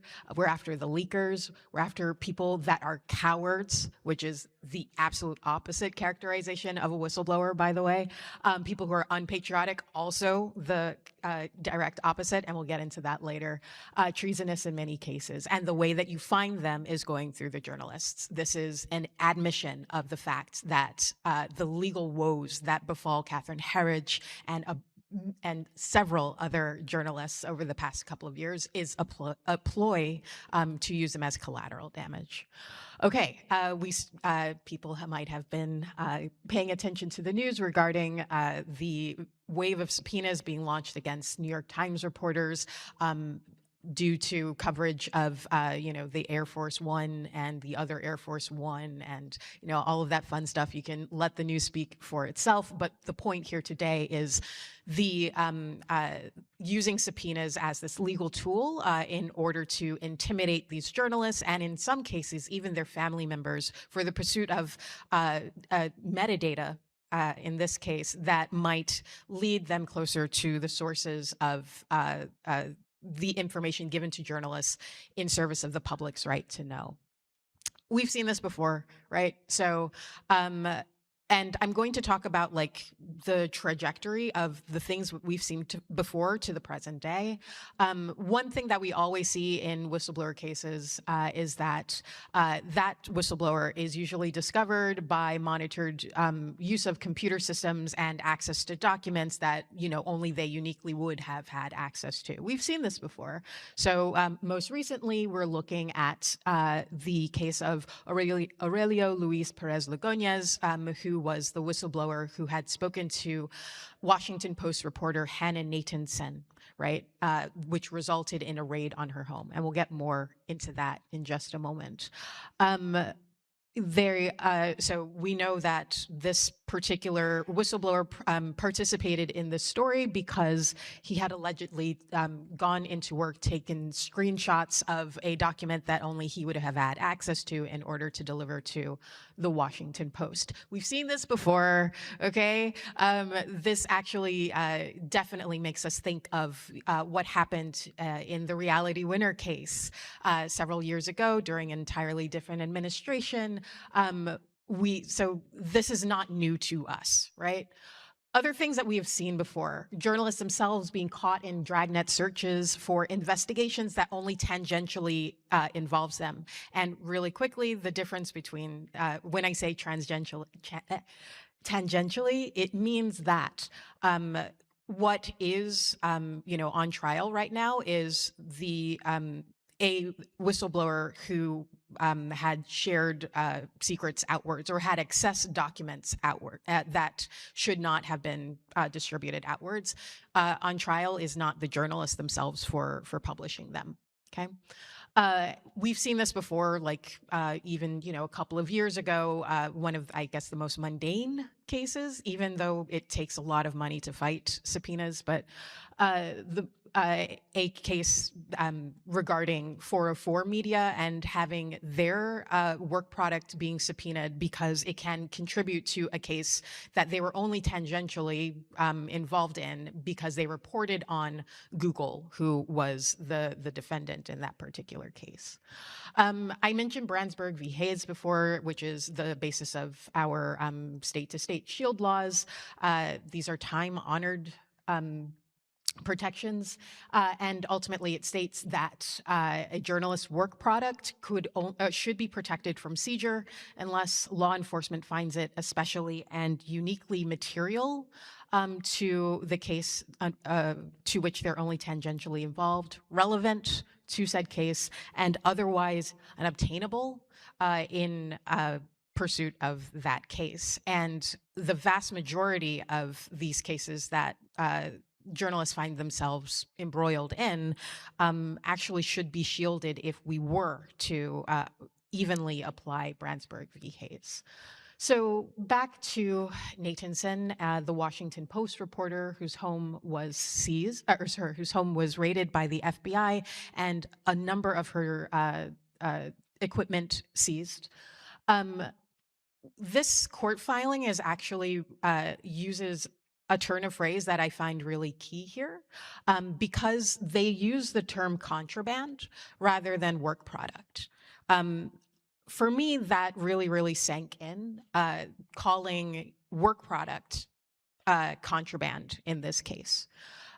What it means is that not only the devices contain contraband, thus they can be seized, but it also means that during this raid, Hannah Nathanson was looked at more as a citizen who is holding on to contraband rather than a journalist who is performing her job. And the term work product actually flies out the window to the point where it loses all meaning. And this depressed us, I think. Things depress us all the time, but this is, when you definitely do have to take a moment and read into the language used and understand exactly what that means in terms of the protections that we and other press freedom organizations can provide. With that as background, let's talk about what we have to do to kind of stay ahead of what I think is like a ever more daunting and challenging environment to work within. Yeah, so in this environment where there's a lot of threats against journalists, there has to be something more to protect sources. With the explosion of internet communications, almost all human-to-human communication is intermediated by a third party. We all carry a cell phone in our pockets 24/7. That has made it a lot easier for the government to identify sources because they know that they can go to one of these third parties, be it Google, AT&T, Verizon, and ask them for data about the journalist and source communication.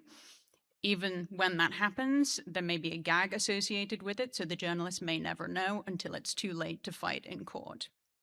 So for the last 15 years or so, folks have been using technology to try to address this threat. So we're going to talk about some of the technology-enabled ways that journalists and sources communicate. Okay. So back in 2012, 2013, this was around the time that WikiLeaks was first making headline news with their anonymous submission system. A couple of news organizations tried to replicate that approach, building their own anonymous submission system, but failed miserably. Internet pioneer Aaron Swartz was privately working on a solution.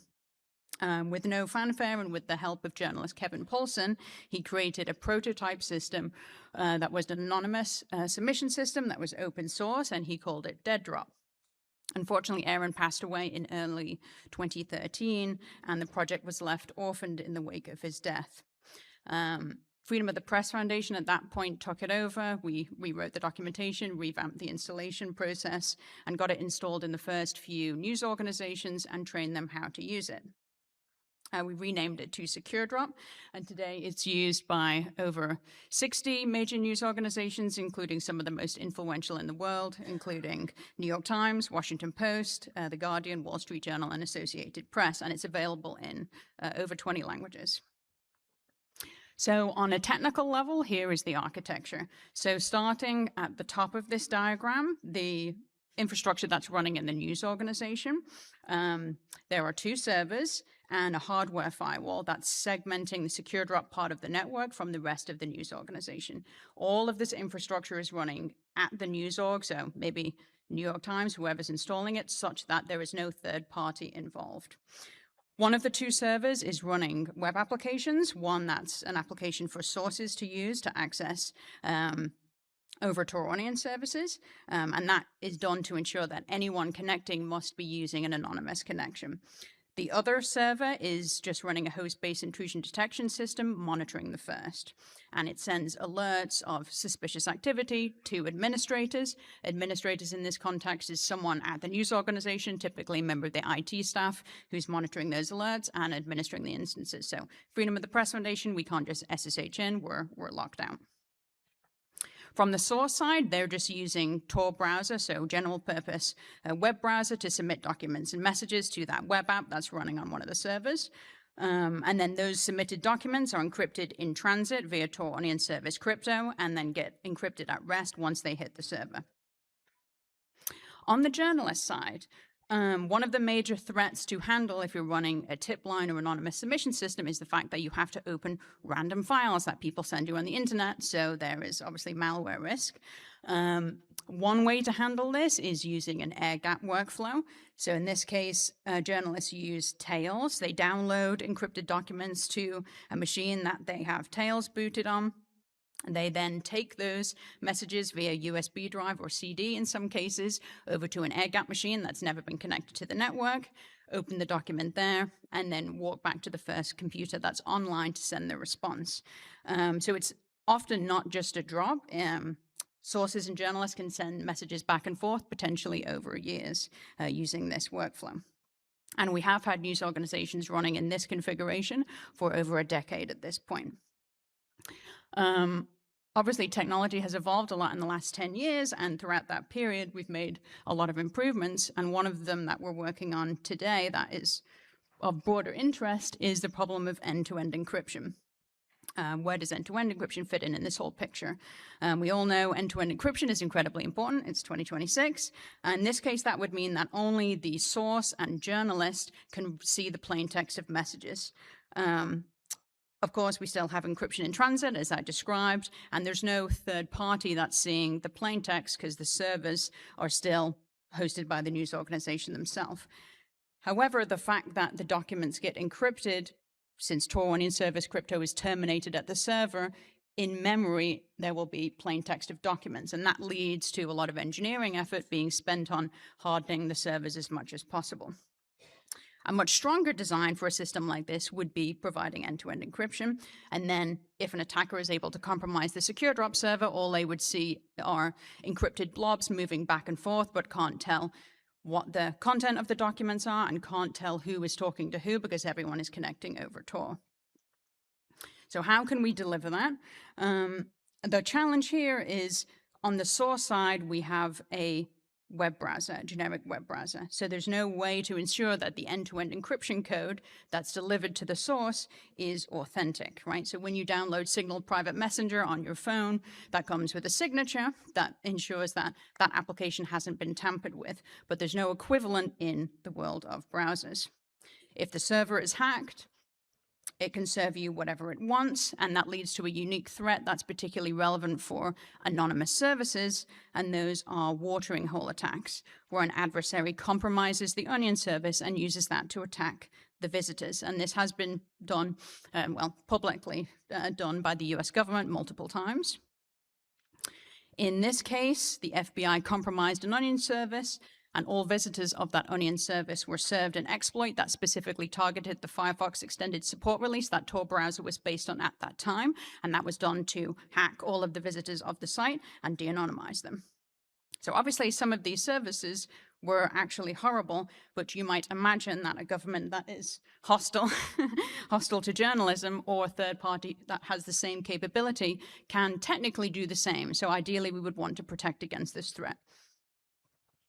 So all this means is that SecureDrop can't easily be end-to-end encrypted.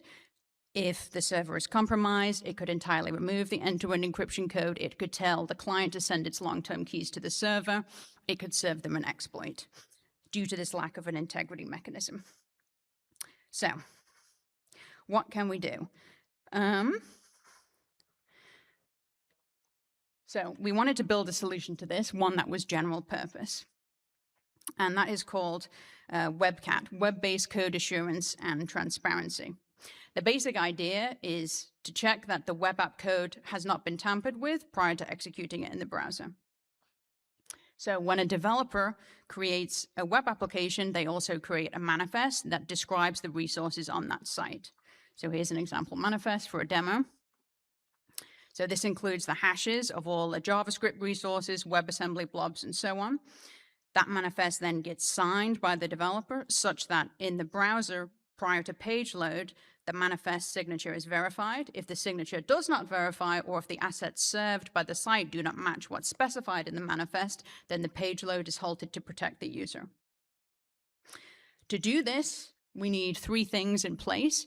We need something from the web app developer, something from the person that's hosting that web app, and we need something on the client side. So the developer, if you're the CryptPad developer or the SecureDrop developer, when you make a release, you need to be generating this manifest.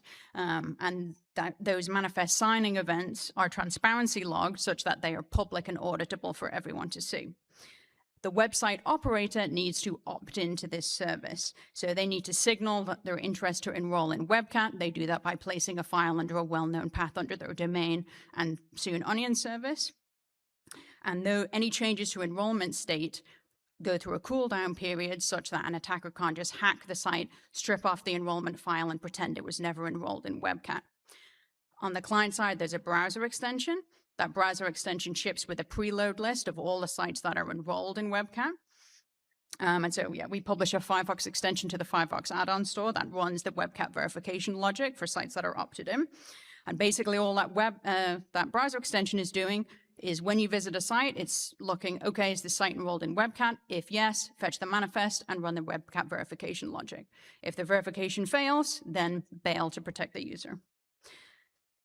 So what does this look like from the user perspective? So here's the public demo that corresponded to the manifest that I showed, end-to-end encrypted chat app, modified to work with WebCat. If all goes well and the verification passes, then the site loads as normal, and you just see a happy green cat icon in the URL bar. However, if the manifest fails to verify for some reason, maybe another script was provided by the server that was not specified in the manifest, that will cause an integrity error. The page load will be aborted. So the integrity logic is running in a browser extension, which is definitely an adoption challenge. So what we're currently working on is getting WebCat bundled in Tor browser such that it's included by default for all users of Tor, which, since everyone that's using SecureDrop is using Tor, would be all sources. So we're currently getting it bundled into Tor browser alpha so that folks can try this out. So this is our solution for how to safely bring end-to-end encryption for users in the browser. However, it is an entirely general purpose tool. So if you're running a web app that has end-to-end encryption features, or a password browser in the manager, password manager in the browser, digital currency wallets, you could imagine using the same approach. So Harlow's going to talk about another example of that. I mean, just very, very briefly, actually, press freedom organizations, we talk to a lot of journalists in order to help them out of various crises or help them brainstorm solutions to challenges that they face. And we do this not alone in silos, but in communities of practitioners that are entirely spread out across the globe. And some of us have like organized, dedicated networks, we like to call them helplines, that actually foot the bill. Distributed caseworkers, we're calling ourselves caseworkers in this case, but we don't have like credentials or anything, but you know what I mean. We're distributed once again across the globe, and we are all responsible to safeguard our access to sensitive casework data. And it also has to be kind of a one-stop shop for the case management that we do, which includes assets that, we are part of a case, such as like an interview with someone, the narrative of the type of care that they received, and so on, and which providers across our network, actually did those services, and of course our internal communications. And so obviously like CryptPad is, like the easiest path to least resistance and provides the less like user friction in terms of, organizing a consortium like this. And in internal conversations, we had thought that like WebCat on top of or working in congruence with an instance of CryptPad would be really, really great for giving us the assurance of security across the board. But ultimately, that's just an example. There will be many that we can all kind of think of in building the tools that we do in protecting journalists and their workflows in producing stories. We actually use the term duty of care a lot, and I have to definitely give shout outs to friends of mine who are at this conference and perhaps even elsewhere who really do kind of write the book about this type of thing. I just learned so much from them. It's not fluff, though. I've come to respect that so much over the past couple of years working with my colleagues. It actually does mean something, and there is a direct mapping between the technological advances that creators like us advance, and what that means in the hands of journalists working with the most sensitive of sources. Because ultimately, journalists cannot be cavalier about the safety and well-being of their sources in that regard, right? We'll get into why that matters in a moment. Wherever possible, journalists should take the time required in order to learn how to use these tools. And you don't have to, contribute to WebCat to really appreciate why it is important that a source meets you on a portal that is, safeguarded by these types of technologies. But holding both of those things in your head actually takes a lot of not only technical know-how, but a lot of generosity in order to get a source to the point where they are making the right decisions in terms of protecting the story. Emma Best, who you will see later, with distributed denial of secrets. This is actually from her talk last year, or 2 years ago rather, which I thought was like really, really novel, where there's this acronym that speaks to the motivating factors behind someone who is going to participate in a story of this impact. It's the MICE acronym: money, ideology, coercion, and ego. What I thought was really interesting about applying this to the way that whistleblowers think about and see themselves as taking part of this project is that whereas this acronym came from spy stuff, this actually is very, very applicable when you think about the motivations of a whistleblower. Now, in journalism, though, we can kind of take money out of the equation. Journalists do not pay for leaks, or at least none of them that I've worked with, and any who do, that's a huge failure in journalistic ethics. You don't see a lot of coercion, really. But ultimately, I can't even imagine a situation where there would be coercion, but you do see a lot of ideology in eco. And I think that Emma and her colleagues have come to this realization on their own. But when I was listening to it, I could not help but think about all of the journalists that I've worked with where they've either explicitly said this or it was definitely part of the source and journalist relationship. I'm going to get into this in a little bit. A source's alignment to that, matrix definitely does determine their ability to meet technical safety requirements in the source-journalist relationship. And so this means that a journalist has to be very attuned to that, and duty of care comes in because they have to work very hard, making their commitments to security as transparent as possible, but also accessible as possible to a source in order to ensure the success of the story. But also you have to do it while respecting personal boundaries, because a journalist cannot overpromise that everything will go, sunshine and roses from the moment that you speak to a journalist if you have to blow the whistle. Now I'm going to give another shout out to an organization that does fantastic work in navigating the very tricky relationship between lawyers, journalists, and sources. They're called the Signals Network. They're a US-based nonprofit that literally just helps whistleblowers do the best job working with the press. And this is what they have taught me. A journalist will hear what a number of these sentences in working with a source. You're not publishing the story the way that I wanted to tell it, meaning that they're really, really nervous that the journalist is going to misquote them. And often it's because, a journalist actually has to verify claims. Even if you have a whistleblower, you don't just oh, somebody said this, let's print it. That's not how journalism works. And so if evidence to the contrary of, a whistleblower's narrative also enters into the reporting, that might cause a lot of anxiety. When you publish, this will all just go away, right? That never happens to any whistleblower. This is a difficult conversation. Just ask Reality Winner. Once the public reads this, things will change immediately. That is another misconception, unfortunately. The news cycle does not always, it's not always like an Aaron Brockovich moment. The news cycle doesn't dictate exactly what laws get changed, exactly who is held accountable as much as we want it to. But people who are very, very ideologically driven, this is kind of an expectation that they will have. And universally, the feeling of loneliness because there's no one to talk about what they are going through actively during a story as it's being produced. So I bring these up because all four of these sentences actually have technical solutions in addition to verbalizing this anxiety and being there with the source.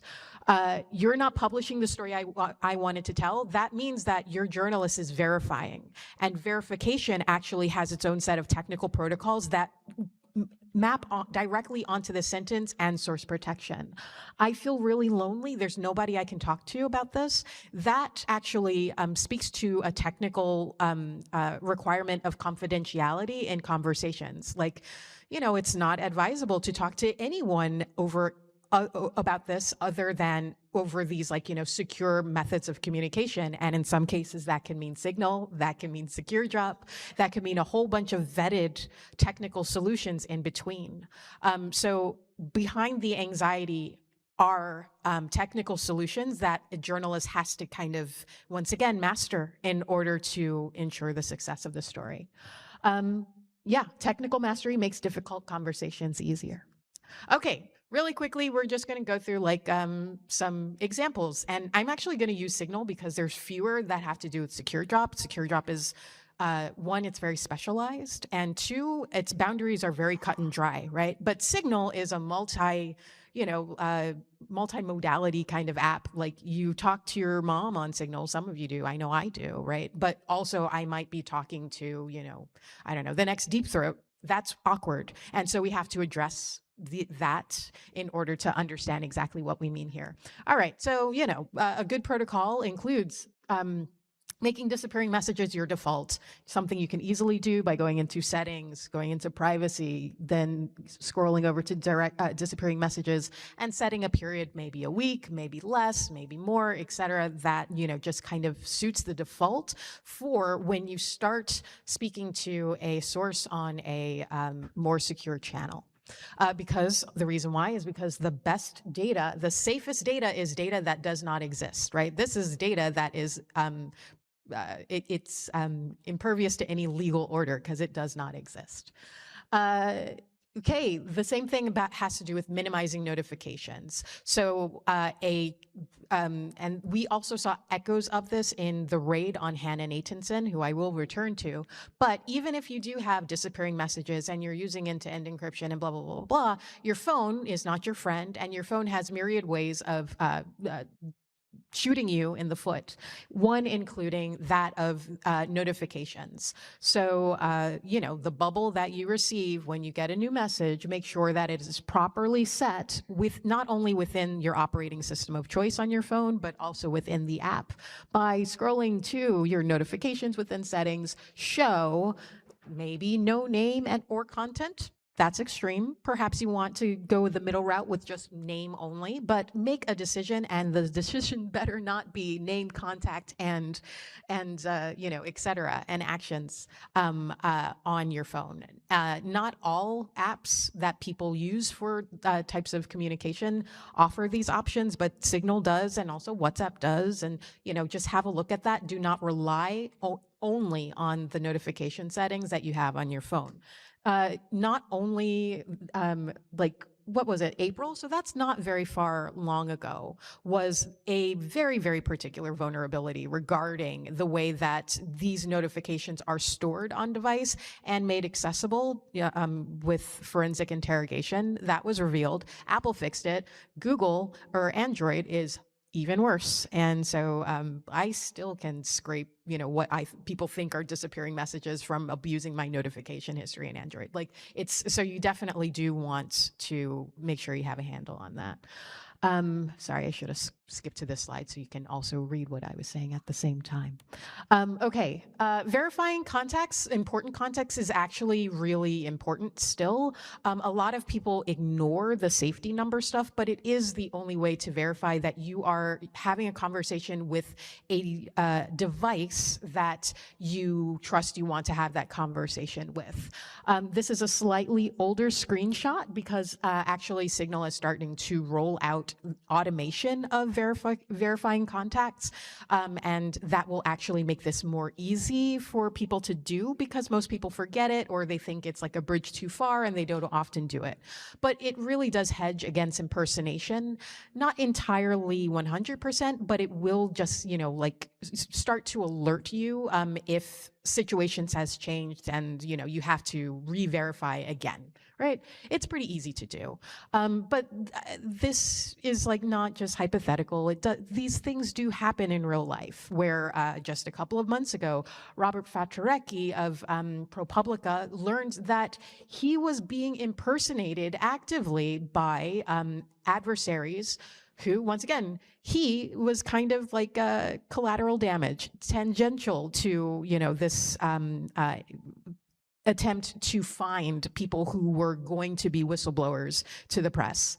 Ultimately, what happened is someone, took to Signal, pretended to be this ProPublica reporter by, just taking his LinkedIn picture, attaching it to his profile, and using a username that would, suggest that it was him, and started proactively reaching out to people suspected of being good whistleblowers, and saying oh, thank you for whistleblowing to me. Tell me more about, this thing, in order to ensnare them.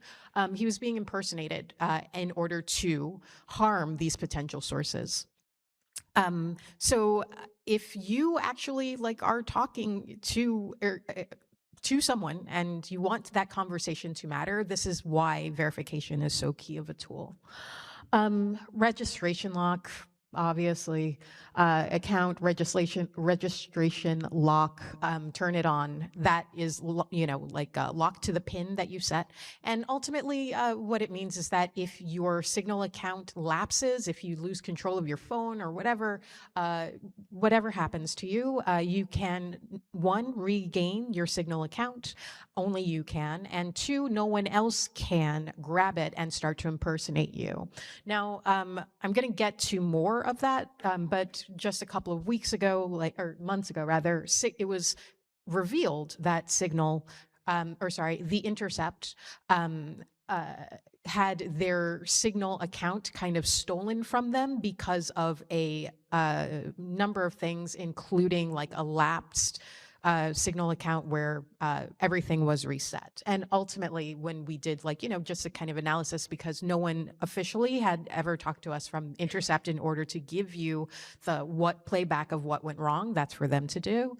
But we have seen this happen to organizations all over the place, and we know exactly what happened. So they didn't even have to tell us. We knew what happened. Ultimately, keep a Signal account active.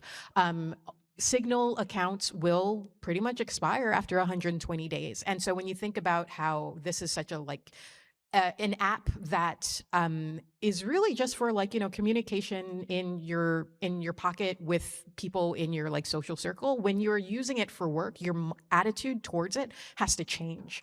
And so for journalists, a lot of them are really, really glued to Signal for desktop, but they don't necessarily think that because Signal is phone-based primarily, that means that the phone that you register Signal on, you have to keep it healthy, you have to keep it happy, you have to turn it on every once in a while, you have to make it feel like it's in the game still too, or else your Signal account will expire and you have people walking around using your account and impersonating you and talking to who knows how many sources who are in vulnerable situations.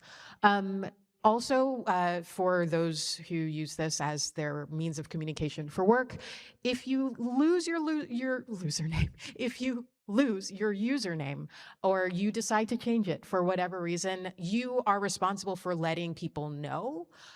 It's not, this is more serious than the app would make you think communications are. So use the commons of the internet, such as your bio page or whatever, your masthead, in order to tell people the accurate and up-to-date information as to where to reach you. And it doesn't stop with communications. There are other difficult conversations that technology helps to solve, such as what you do with data when you receive it. So once a journalist gets documents, what can they do? First, we've already discussed what a threat malware is to journalists. This is an increasing threat. We described this air gap workflow.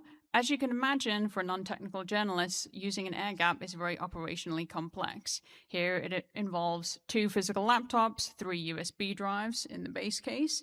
And so some years ago, we thought, well, it would be great if we could combine all of those physical devices into a single device while still providing strong protection against malware. And that led us to cubes. Taking a step back, the key security property that we want from an air gap is isolation. We want the environment that's opening potential malware to be isolated from the network, from other secrets on the machine, including other source documents. And we can get that across multiple physical machines. We can also get that across multiple virtual machines with better usability. So for those who aren't aware, Cubes is basically a desktop distribution of the Xen hypervisor, where essentially all applications are running in their own VM. So you can have a VM in which, from its perspective, there is no network adapter, so that's a great place to run your password manager. You can also have disposable VMs, such that if you want to open a random document, you can open it in a non-network disposable VM that is deleted after use, such that if it was malicious, it only impacts that single VM and is sandboxed, modulo a Xen breakout vulnerability. So this was our approach for how to move beyond air gaps for journalists working with sensitive documents. So here's another workflow that secure drop journalists use in production today, which is Cubes, basically with this chat-like application. So this from their perspective, is very similar to Signal Desktop. However, it's running in a non-networked VM in cubes. Behind the scenes, the VM that this application is running in is talking to another VM that's fetching encrypted documents from the Secure Drop server. There's another VM that has the keys for decrypting those documents, and behind the scenes, even though from the journalist's perspective, they don't know that this is happening necessarily, the fetching and decryption is happening transparently. When a journalist wants to open an attachment, say a potentially malicious PDF, it'll open in a non-network disposable VM, making the default behavior of the system what they should be doing. If someone does not want to use cubes, then another approach is an application called Danger Zone. That's also free and open source. Instead of using virtual machines for isolation, it uses containers for isolation. So documents are opened in a non-networked container that also uses gvisor to reduce the kernel attack surface. Basically, it takes a picture of every page of the document, stitches them back together into a safe PDF, and then the journalist uses that safe version. And you can download this at dangerzone.rocks. We got 5 minutes. Yes. Okay. And yeah, finally, the reason why we love Danger Zone is because what it does is it isolates the original source material and creates what we like to call a derivative copy.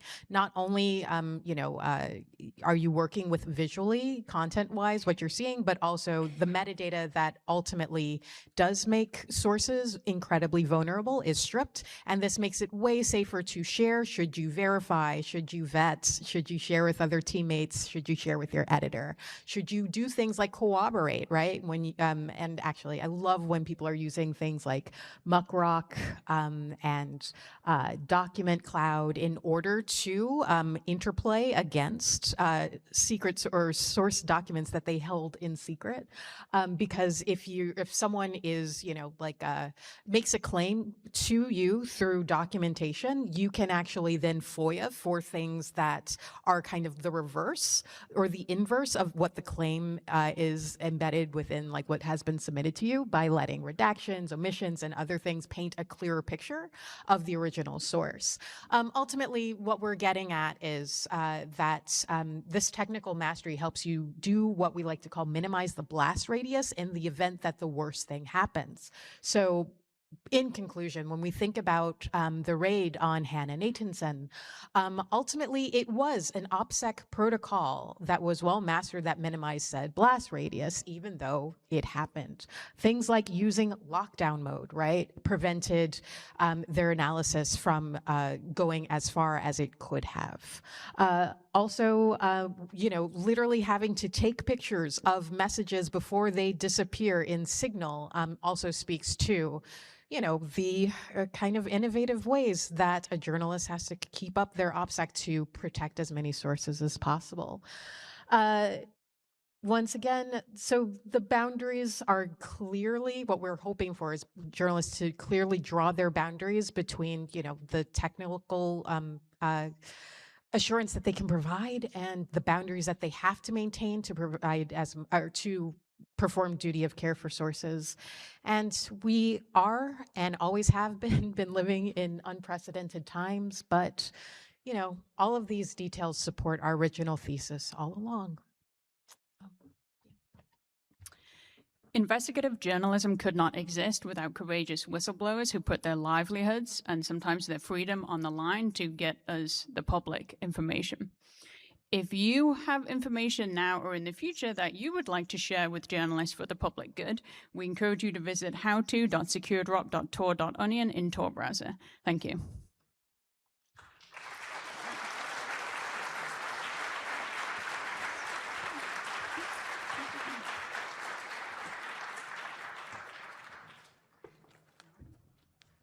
Thank you, Jen and Harlow. We do have time for maybe one question. Do you have that? The first one I got online, was quantum computing. How quantum encryption, is that a factor, and how far in the future might that be? Sources differ on how far in the future that might be.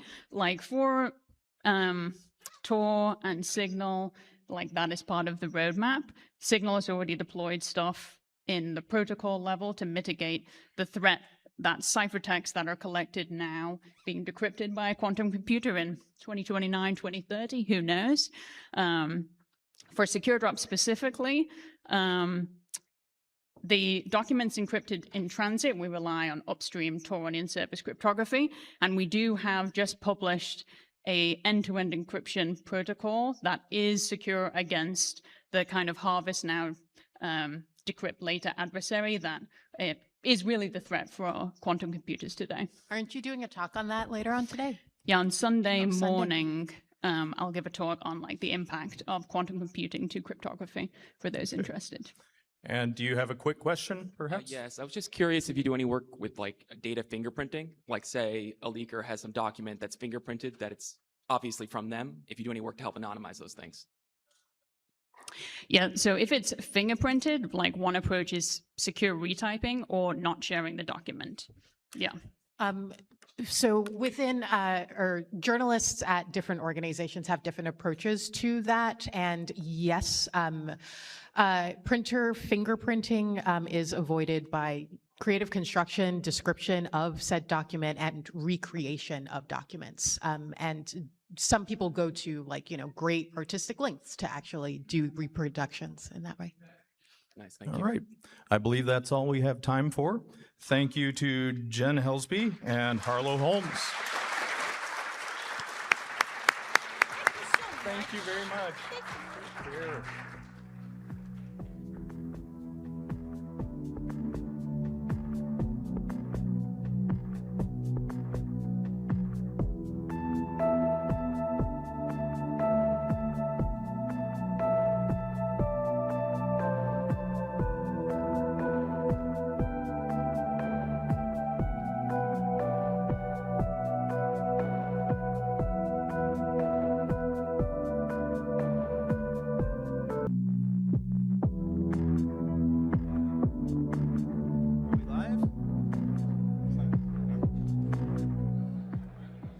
All right, we're going to get started. It's a unique opportunity. I don't want to take up any time, so I'll pass to our moderator, Alex. All right. Thank you. Thank you, Max, for that wonderfully brief introduction. Appreciate that. Yeah, brevity is the soul of wit, as they say. So he's a very soulful man. Anyhow, I'd like to introduce our really, really wonderful panel here. We have Raphael Satter, one of our resident journalists from Reuters, Mikhail Talin. Mikhail, remind me of your outfit, the journalist outfit. Straight Arrow News. There we go. Yep, Straight Arrow News. And Emma Best, whom we all know from Distributed Denial of Secrets. And a very special guest we have joining us today remotely, without any video, without any audio, and who will only be typing into the chat that only I can see, in which I will read to the audience. And that hacker's name is Kyrie, and the reason why we're being a little bit clandestine today is because this is one of the hackers that breached the Epstein files and handed them over to Distributed Denial of Secrets. So operational security is obviously going on. So thank you, Kyrie. And I'm Alexander Abellis. You guys know me probably from Off the Hook, right for 2600. I'm the general counsel and the CISO of the Ethereum Name Service and the incoming executive director of the Ethereum Name Service Foundation as well. So with that, I want to jump right into this really wonderful panel that we have here. And hopefully move the slides along a little bit. Let's see, can we do that? Yes. So let's just jump right into it. And I'm going to hand this one over to Mikhail and to Raphael. And this is about what leaked here. So I want you guys, both of you, to talk to our audience here for a moment, because not everybody has followed this with the same granular level of detail that many of us on the stage have done so. So what's actually in this data set? What's in this corpus of emails? And could you both talk a little bit about, let's start with Mikhail first, about what made this different from anything else that was previously public about the Epstein files? Yeah, so a hacker group known as Handala, who you may or may not have heard of, that's widely believed to be a front for the Iranian government, obtained 100,000 emails from the inbox of Ehud Barak, who was the former Israeli prime minister from 1999 to 2001. And so these emails range from about 2007 to 2016, which is during a period when he was actually the defense minister from 2007 to 2013. In Israel as well. And so a lot of them had to do with his business relationship with Epstein. They were trying to, or they started in 2015, a security startup where they were trying to make connections in the surveillance world. And so they had outreach to people like Peter Thiel, of course, of Palantir, two people described as being in the inner circle of Vladimir Putin, as well as the former director of signals intelligence for Israel. So those were a lot of the emails, but I think the most interesting part was probably the emails about the personal relationship between Ehud Barak and Epstein. And so essentially these emails were obtained by Handala, and then they were obtained by DDoS Secrets, and then I got my hands on them. All right. Raphael, anything you want to add to that? What's new? What's interesting? Your own personal opinion? What do you think? I have no personal opinions, of course. Yeah, that would be a first. That would be a first, yes. So I think maybe backing up a little bit for the audience is that, people talk about the Epstein files, but that, that there is no kind of central repository of files about Epstein, right? So there are files that were seized by investigators during the two investigations into Jeffrey Epstein, right? There are sealed court documents, some of which were unsealed recently. Those kind of, sometimes referred to as the Epstein files. And then there are things like the kinds of things that Mikhail is talking about, which are files that have been obtained maybe covertly or illicitly or in some other way. And that, I think, in some ways has provided us some of the most visceral look at the kinds of the social circle, the business circle that Epstein was in, but even these are subdivided into different breaches or different hacks. So there's the Handala hack, which Mikhail was talking about, and then there are other hacks, which I think Emma is probably going to be best placed to talk about. And then most recently, there have been the files that have been disclosed by the U.S. government. These are the files that were first, or a group of files that were at first handed to some influencers. Then it turns out the influencers were getting the same kind of files that had been already made public.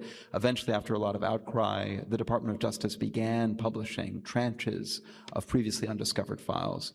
And those have also provided a lot of information, including for some of my journalism. Thank you for that, Rafa. I appreciate it. I want to pass this next one over directly to you, Kyrie. Kyrie, you saw this data set, you saw this corpus first, really before anybody else did. When you first went through it, what struck you the most about this? What struck you the most about the scale, the names of the people in it, the tone of the emails? What have you said to that? So we're going to wait for a second here. Okay, very good. So Kyrie is not only obviously a very talented hacker, but an extremely fast typer. And Kyrie says, okay, so this is Kyrie speaking now. So, quote, "At first, I didn't fully grasp the scale of what I stumbled upon. There were names after names. Some of that has never been publicly linked to Epstein before. I remember this first email I found between a Harvard lawyer and him, discussing how legal it is to transport minors to the island for sexual purposes, discussing it eerily casually." That's creepy. That's kind of amazing. So obviously that's one of the things that struck Kyrie. I've passed over ahead of time some of these questions to Kyrie so that Kyrie can type these things out and get them over to us without much delay here. But thank you for that. Now I want to move on to our next section here, which has to deal with the different scoops here and some of the war stories from our cadre of wonderful reporters that we have here on stage. And this one I want to pass over to you in the first instance, Raphael. Walk us through the story of which you are the most proud that came out of the Epstein files, whichever corpus of files they may be. Right. So yes, and tell us a little bit about, where it started, the documents you took a look at. Tell me about it. What's your favorite story from the Epstein files that you published?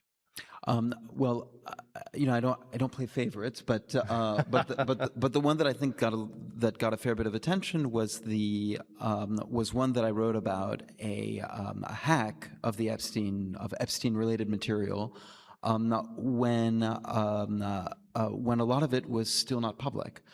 So when the Department of Justice began publishing this material, I, like probably tons of other reporters and tons of other people, started kind of browsing through it. And I did not do it particularly quickly. This is not my beat. I cover cybersecurity. I didn't think that there would be much in the Epstein files that was really directly relevant to the kinds of things that I write about. But I did find something. It was kind of curious. It was an 88-page kind of internal justification that an FBI agent had written for a data breach in which this FBI agent was being blamed for letting a hacker access the Epstein-related materials. Again, I want to I don't want to say the Epstein files, right? Because we don't know exactly what it was that was accessed. And let me pause you there for a second too, Raphael, because you and I talked about this when you initially found it. And tell us, and I find this fascinating too, because this is like a little bit of a weird peek behind the scenes about how investigative reporters' minds work, and you certainly have a curious mind.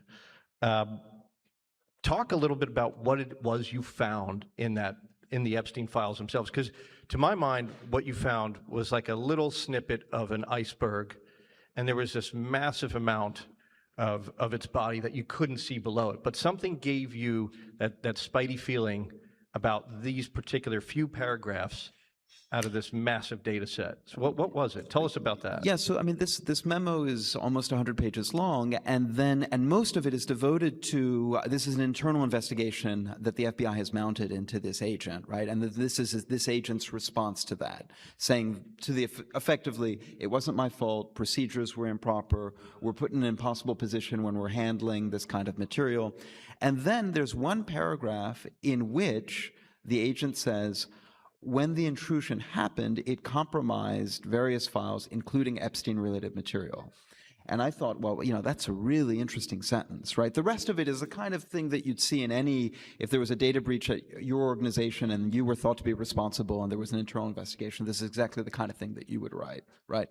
And I thought, like, gosh, what kind of Epstein-related materials are we talking about? And also, what kind of data breach are we talking about here, right? For the FBI to be hacked, usually that's fairly big news. This is the New York field office of the FBI, and this is the division that's in charge of child sexual abuse, policing child sexual abuse material. So the fact that that hack even happened is kind of noteworthy. So then I need to try to find out what took place, what's the context. In my misfortune, one of the people that I call is Alex to try to see, like, hey, do you have any ideas? Who should I talk to about this? And eventually, after a few phone calls, it takes a few weeks. It takes a lot of phone calls. It takes a lot of doors slammed in my face. But I understand at least a little bit of what happened, which is that because the FBI's process for handling evidence, digital evidence, was so onerous, and there was just so much digital evidence to handle. In his justification, the FBI agent says that they would have had to buy thousands of hard disks every year just to handle the overflow of data that they were handling. They were just not able to handle it in the safest way possible. And so what ended up happening is that somebody left a server misconfigured. That server happened to be accessible from the open internet, and somebody happened to access that server. And what they did is that they go into the server, and they find that it's full of child sexual abuse material. And, there's a certain code that even if you're a hacker and you find that kind of stuff, you alert the authorities. So this hacker gets in touch with the FBI and says, look, I'm paraphrasing a conversation that I wasn't party to, but the way that it was described to me, it says that, like, I don't usually do this kind of thing, but I found a server and it's full of child sexual abuse material. You should really look into it. And then the FBI, kind of fields this report, looks at the IP address, and then immediately it's kind of, DEFCON. What's the worst DEFCON? 5? Yeah, 5. 4 is it? I think. Right? Is it 3? 1? I don't Whatever, remember. the Yeah. worst one. Yeah. And they realize that it's, they have to tell the hackers, like, so you have to understand that this is our child sexual abuse material. and the way that it was told to me was that they actually have to like get on a very uncomfortable call. I don't know if it was a phone call, if it was something else, with the hacker and say that like, well, we appreciate your civic mindedness.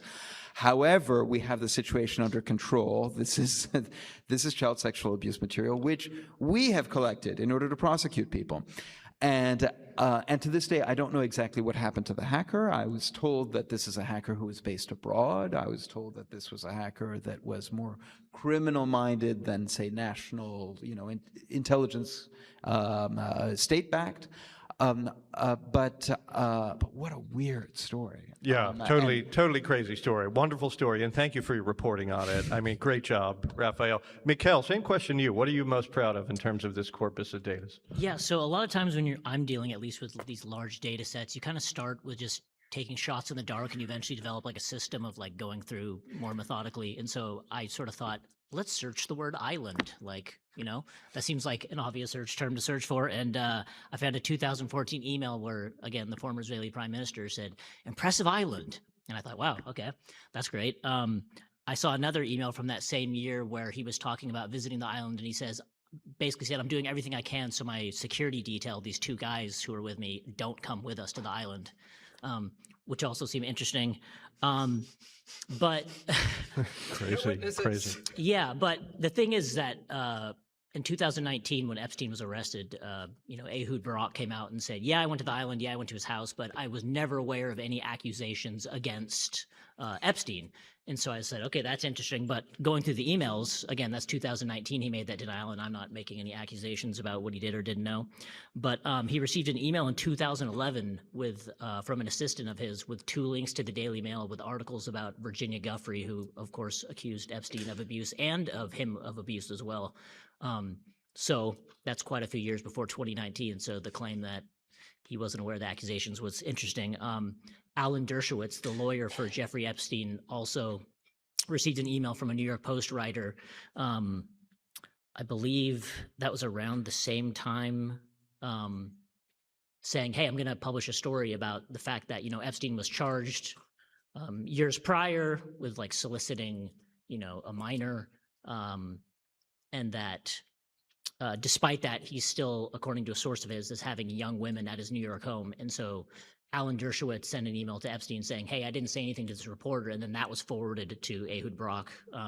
So again, the fact that he had been claiming, "I don't know anything about this," and then 8 years prior was receiving links to mainstream news articles about accusations against Epstein, I thought that was pretty damning. So, Thank you for that. Appreciate it, Mikhail. And Emma, let's talk a little about DDoS secrets here and your role. Wow. Okay. Let's talk a little bit about that. I didn't want to talk that much about it, but yeah, talk this level is fine. So you guys don't just host data, right? You report on it as well. So what surprised you from this data set? And is there anything in the files that you hope that somebody would dig into, but maybe they haven't yet? Yeah, so to me, one of the most damning things about the set of emails that were leaked directly from Epstein's, one of his Yahoo inboxes, and there's a lot of nasty stuff in there, but one of the most damning things is how much of a gap it reveals in terms of what the US government was obligated to make public and what they didn't, because there are tens of thousands of emails in there that are very easy to determine, like, this falls under the scope of what was supposed to be released. And a lot of these are less explosive. You have things like his newsletters, you have things like his Amazon purchases, which again are still interesting, but hardly damning. And there was no reason for that not to have been made public. And we know that the government was aware of this account from court filings, from an earlier subpoena for it. And so there's all these gaps that just should have been part of the official release. And there's kind of a couple of reasons why there weren't that I think are worth getting into. And the first is just failure by design, as Ryan Shapiro called it, and people who are used to dealing with the Freedom of Information Act will be very aware of this. Government agencies are legitimately terrible at releasing information. And yes, you get instances where this is bad faith, but it's also just they are terrible at it. They don't know how to efficiently do searches. The systems aren't designed that way. They understaff those departments.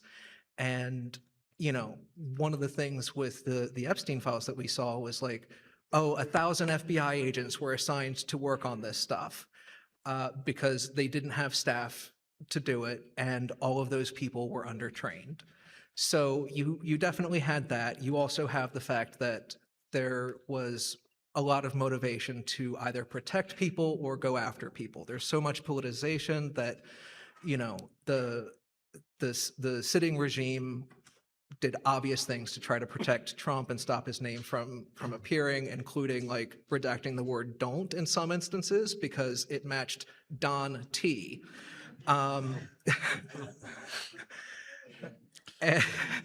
And there's also, you know, a very strong desire for them to also go after, you know, their perceived political opponents. And then the Democrats are, you know, they have their own interests in, you know, protecting Clinton and going after the Republicans. And so there's just a lot that was never released or never even prepared or looked at.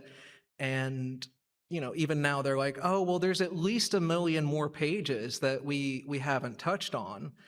And, you know, to me, it's a damning indictment of how even when there is essentially unlimited resources for it, the most clear public interest, not just national public interest, but international public interest that we've seen in decades, and they still can't or won't do it. And that by itself deserves a lot of scrutiny, even just separate from the sensationalism, the justified sensationalism of the Epstein emails and what, you know, we collectively refer to as the Epstein files. Yep, very, very well put there. Thank you. I want to turn this next one over to you, Kyrie, because you have watched these journalists turn the data set essentially into various stories. So are there any stories that surprised you, and is there any information that you found in the files that you hoped that somebody would report about? Now let's wait for Kyrie to type very quickly here. Okay, so from Kyrie, quote, and now, remember, I'm reading this for the first time. So, quote, I actually never noticed all the Amazon purchases. I remember just seeing one purchase for a, quote, schoolgirl cosplay outfit, close quote. That's creepy. Jesus, that's my own commentary, by the way. So when journalists published his book purchases, it was news to me. Filtering out the Epstein email was very hard, as there were a lot of spam emails. Right now, ever since it's been sent to DDoS Secrets, I think journalists have went beyond my expectations. So at the moment, there's not really any specific things I would want journalists to dig into. Okay, all right, fantastic. Thank you for that, Kyrie. Now, I want to just open this up for the panel really quickly, kind of on the same notes here, and just very quickly address this, but to your minds, is there anything that you chased that you couldn't quite get over the finish line? Either your editors pushed back on it, or it just wasn't enough there to finalize the story. So were there stories that you were chasing that you just couldn't get out? Is there anything that you can disclose about that process? Well, I'd love to know who the hacker was that compromised those files in the beginning. Yeah. There's a chance that they have had all of this information well before the American public. There's a chance they're sitting here, too. Talk to me later. Possibly. Mikhail? Yeah, there was a mention of a dinner in the emails with some notable figures in a European country, and one of the people that supposedly was invited was the former prime minister of that country, and I hadn't seen any other public reporting on any sort of connection between Epstein and that person. So I sort of dug around, but wasn't able to find anything, and I don't know if the dinner happened and if that person showed up to the dinner, but that would be interesting to know. Yeah. Anything from you, Emma, on that one? Yeah, there was one person of particular interest to me who appeared in some of the Epstein files. He was the eugenicist founder of the so-called Free Speech Union, which is a really shitty organization with ties to the Thiel network. Some of its operations are backed by Elon Musk financially. Byline Times has done some great reporting on this, but the founder appears several times in the files, and each of the appearances are fairly innocuous, but he contradicts himself on him knowing the Epstein social circle. Years before, it came out that his name was in the address book, and he said, I don't know how that would have happened. And then it turns out that, oh, there were all these connections between him and Maxwell. And that even more than that, he had had financial dealings with her father and almost like been bankrupted until he was killed suddenly. So this idea that, you know, these people didn't know each other and had no idea who they were, they just appeared in all these photographs together. And, you know, they're in some of these emails, and someone with the same name had financial dealings with Epstein. And I was never able to determine if that was actually the same person or not. And one reason this was of particular interest to me was the organization sent DDoS Secrets a bunch of legal threats after we republished their redacted donor data. They were very, very mad, and so yeah, I did a lot of extra looking into them, and it was one of those things where you can tell that there's more. Again, the gaps are evident in the emails because it's just very clear. You look at it and it's like you can see the whole of it. But yeah, I couldn't find what I needed, and you know, maybe in the next batch if the DOJ ever does it. Yeah, well, we'll get to that, and it sounds like you've given us some good homework assignments here to look into as well. And if you are the hacker that stole the FBI's own child pornography, you can talk to Raphael right after the presentation. You know where to get him. So I want to move on now and go back again to Kyrie, because I think we're so incredibly lucky to have Kyrie here. And I want to ask you, Kyrie, without getting into anything too sensitive and operational, when did you first realize what it was you had, and what went through your mind, and what made you think that DDoS Secrets was the right home for this particularly incredibly sensitive data set, rather than some kind of mainstream outlet or a document dump, or frankly, nothing at all? Yeah. Over to you, Kyrie.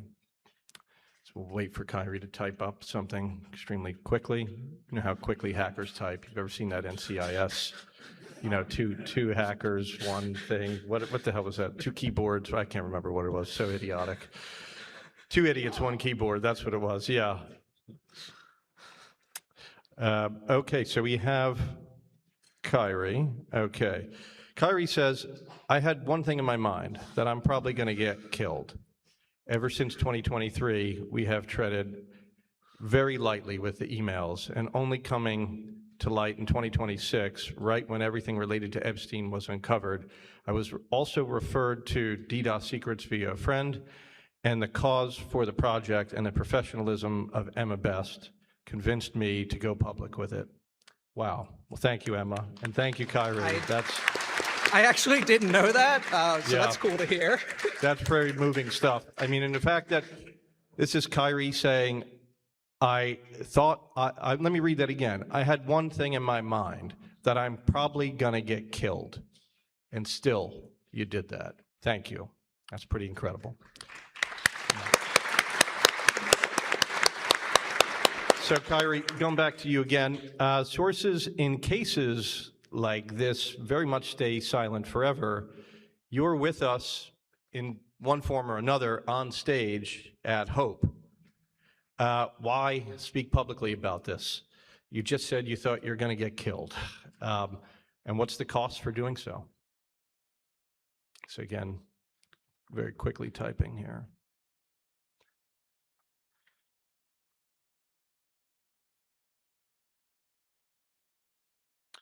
Okay, so here it comes in. All right, so Kyrie says, haha, not really, quote unquote, publicly that much. So I'm a bit comfortable, but this decision cost us a lot of freedom and sleepless nights, not knowing what would happen next.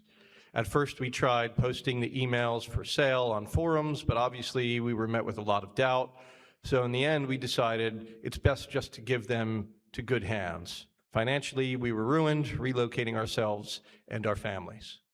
That's a pretty extraordinary cost to get this type of data that is obviously squarely in the public interest out into the hands of the people who needed to do the reporting of it. So once again, thank you for that, Kyrie. Very much appreciated. I want to move on now to the next section here, which is a little bit more DDoS secrets focused. So Emma, I want you to walk through us from DDoS secrets' perspective. What happens when you get a data set of this magnitude? How do you verify the data? How do you decide what gets published as opposed to what gets restricted specifically only to journalists? Because that's something that you do as well. So there's a couple of different parts to the story, I suppose. Initially, we got the Ehud Barak emails from Handala. They had published them openly, and we mirrored them internally and made them searchable. And the initial thought was that, oh, there's not really a lot of value in there. So we made it like available. Any journalists who were verified and had access to our general Hunter system would be able to see it and search it.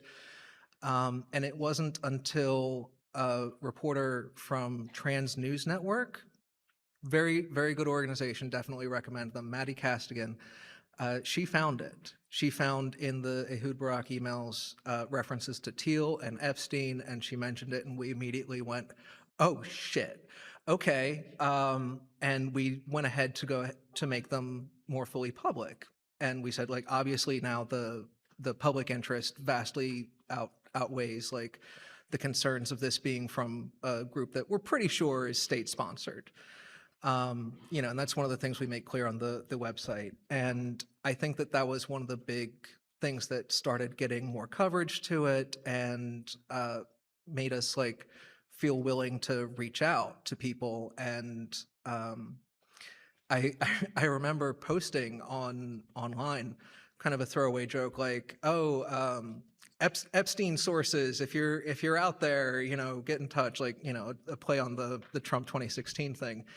And I never thought anything would come of it. And I'm not sure if that post had anything to actually do with it or not, but it was just a few days later that the source reached out. And yeah, I mean, once we had that, a big part of the verification was made a lot easier by the folks at Bloomberg, who had several months before received a near identical cache of emails. Same inbox, theirs had a few more emails than ours did. They were just, like, it was exported a little bit later, we think, well after Epstein died, so no real content was missing. But they had already done so much legwork in verifying that really made it a lot easier for us, especially since we made the decision that, like, we can't just dump this online. We can't, we prepared an insurance version. There was a 4.5 gigabyte encrypted file that we spread around just in case, because, like, it is the Epstein files. It's hard not to be spooked. But we said we don't know everyone in here who's a victim. We can't tell that. And so that was one of the things that we kind of made as a condition for people when we gave them access to it. We restricted this more closely than a lot of our other special access data sets. But we said, like, look, if you're not able to verify more or less that someone is not a victim, you you don't publish their name, you don't publish the email or any identifying information, you redact that stuff. If they are not a victim, if you can reasonably determine that, like, these Harvard professors and the lawyers and stuff and big public figures and people that are obviously just creeps or business associates, that's all free game. But there's so many references to people, especially just first name references, where it's like, okay, I don't know who, for instance, Alice. I don't know who Alice is supposed to be. I don't know which Alice that is. I don't know if they were, trafficked or harassed or what happened. And so we really kind of just put down restrictions with that. And for the most part, we didn't have any problems. Got a little bit blindsided by Jmail. Dropsite News gave it to Jmail, and they've been working to make some of the emails individually public alongside their reporting, which is a great thing. But yeah, that was definitely a surprise. Yeah, I appreciate that, Emma, and thank you for your candor with respect to that. And I want to pass it back to you for a moment, Kyrie, as well. So, this is an issue where you handed this over to DDoS Secrets. Were you still involved in what DDoS Secrets was up to after you handed over those files? And what did you want from DDoS Secrets in particular once you handed over this data set to them? So we'll wait for a moment.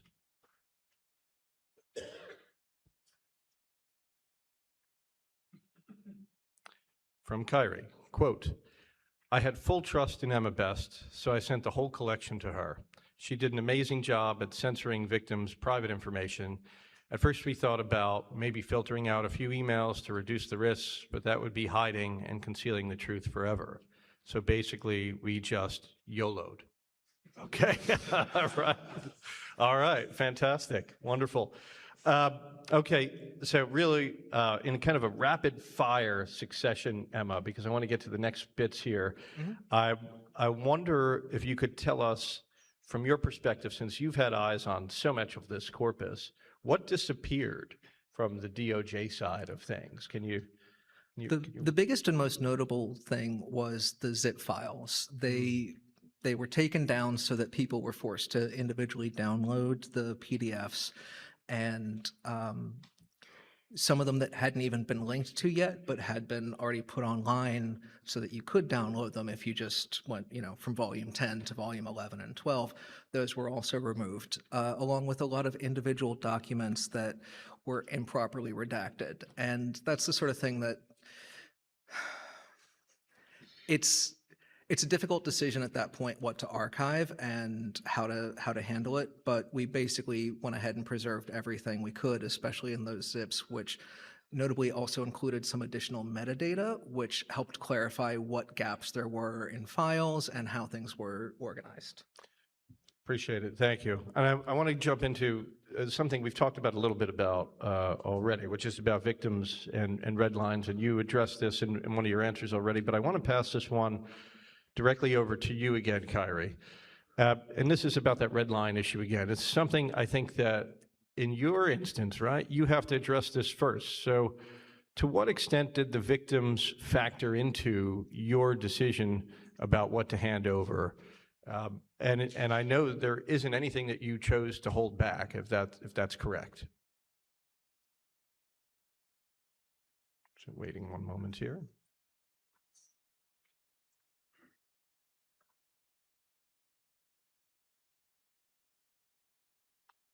Typing a little more slowly this time. Well, while we wait for Kyrie to get back to us on this, anything else from you, Mikhail, on kind of the fallout and red lines, public trust with respect to this? Any thoughts that you have on this? I mean, luckily, most of the emails, weren't sort of related to victims per se. Again, it was mostly business dealings between Barack and Epstein. So thankfully, I didn't have to really weigh that issue too much. But yeah, it seems like, a lot of that stuff, well, I mean, it's incredible that the stuff that DOJ released, exposing victims and yeah, so Yeah. I'm just glad I didn't have to deal with that, but. Yeah, thank you for that. We'll wait for Kyrie to get back to us. Hopefully, we didn't lose Kyrie. That would be bad. But I do want to move on since we're running out of time for this panel. Oh, here we go. Kyrie came back and said, "Quote: Yes, at first the victims were my main concern. We didn't want to harm them and their families, so we didn't want to just throw it to a public cache. So there were some considerations." And I think that leads directly, obviously, then to the professionalism of DDoS Secrets and Emma, who's with us today. So thank you both for that. Let's talk a bit about the fallout here, right? So Raphael, you covered the FBI's own 2023 breach here that involved the Epstein-related files. So what does it tell us that these records kept leaking from both hackers and from government itself? Right, so we see, I mean, what was the most ironic thing for me is that this is at the white heart center of the political debate, right? When are these files going to be released? How are they going to be released? In what form are they going to be released?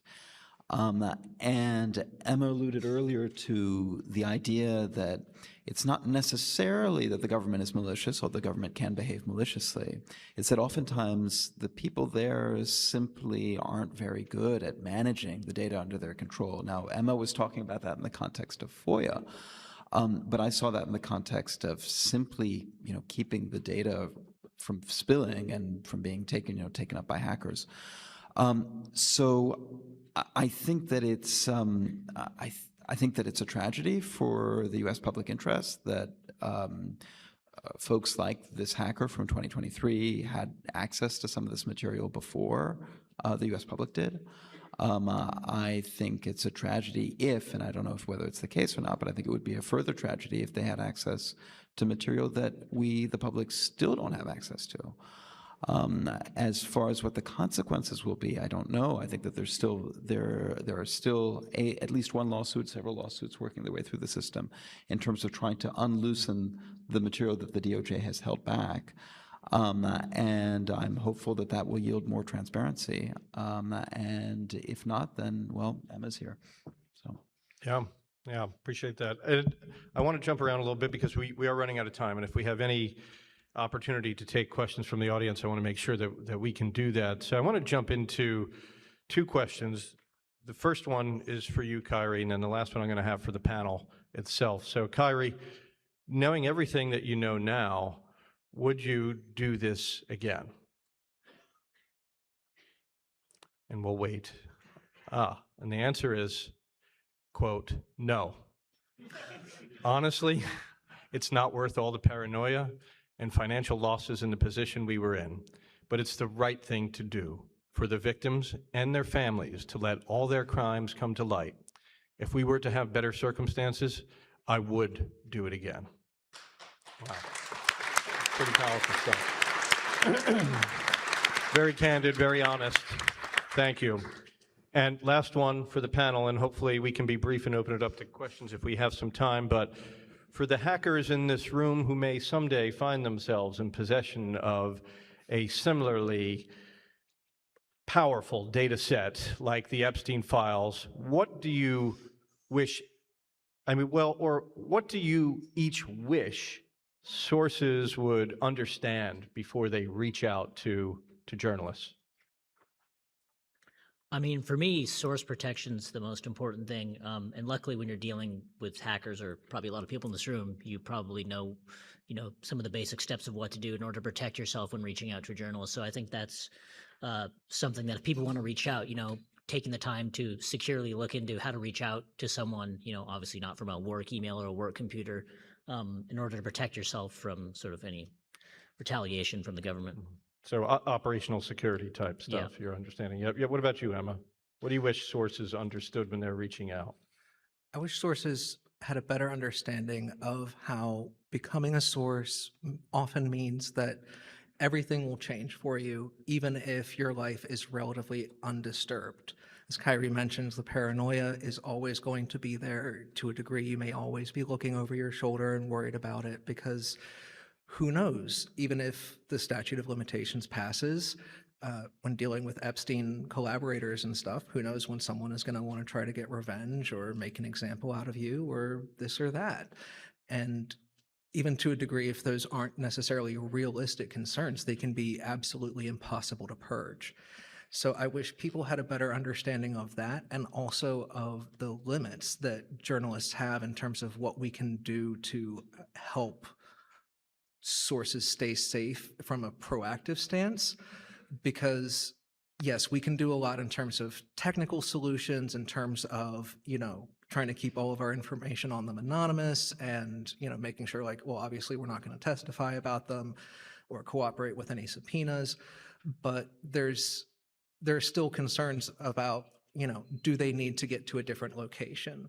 Do they need financial assistance for this or that? And these are things that become very, very dangerous, legally speaking, and ethically fraught for journalists to directly engage in. If you are giving a source money or anything that is essentially a replacement for money, that's something that opens everyone up to a lot more liability and a lot more avenues for prosecution, and also makes it a lot easier to find the source, because you have resources going from a known point to an unknown point. You just follow the trail.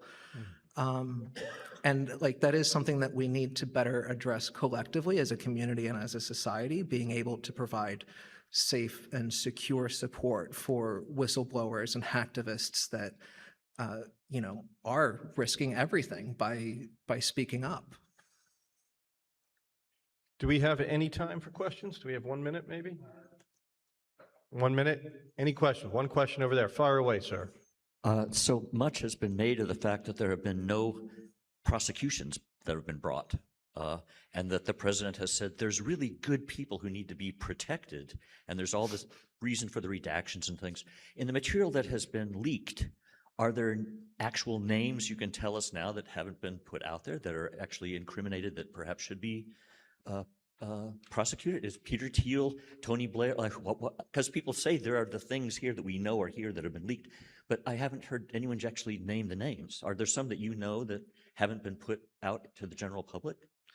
The ones that jump out to me have been reported by outlets like Bloomberg and Dropsite News. There have been several high prominent businessmen, and you've got the instances of lawyers that are basically engaging in advice that, if not outright illegal, should be cause for disbarment. If you are giving advice on how to engage in sex tourism with minors, if you go to point A to meet them, is that illegal? Or if they come to point B to meet you, is that illegal? What if you both go to point C? Is that illegal?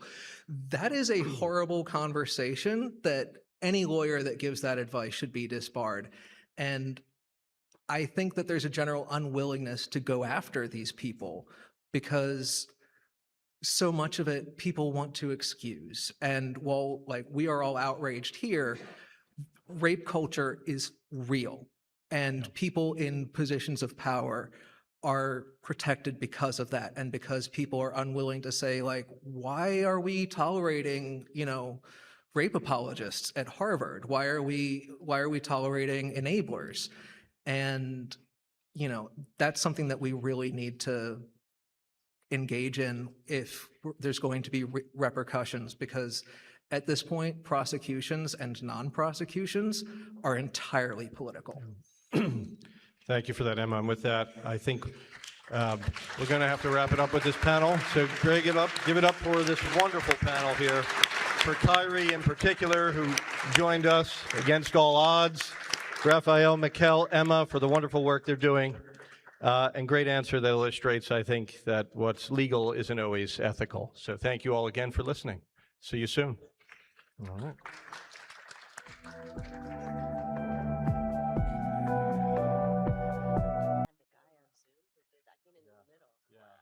Who released the files to the DDoS secrets and didn't want his audio or video, of course. So it was just texting.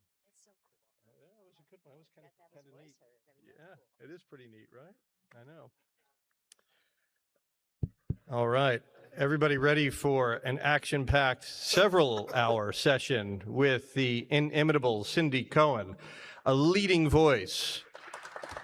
I mean, you all know who she is. I really don't need to even bother with this, right? I mean, Cindy has been a leading voice for civil liberties in the digital age for a very long time as the former executive director of the Electronic Frontier Foundation. Where's the applause for that? Come on, right? You can't say EFF and not applaud, right? I appreciate that.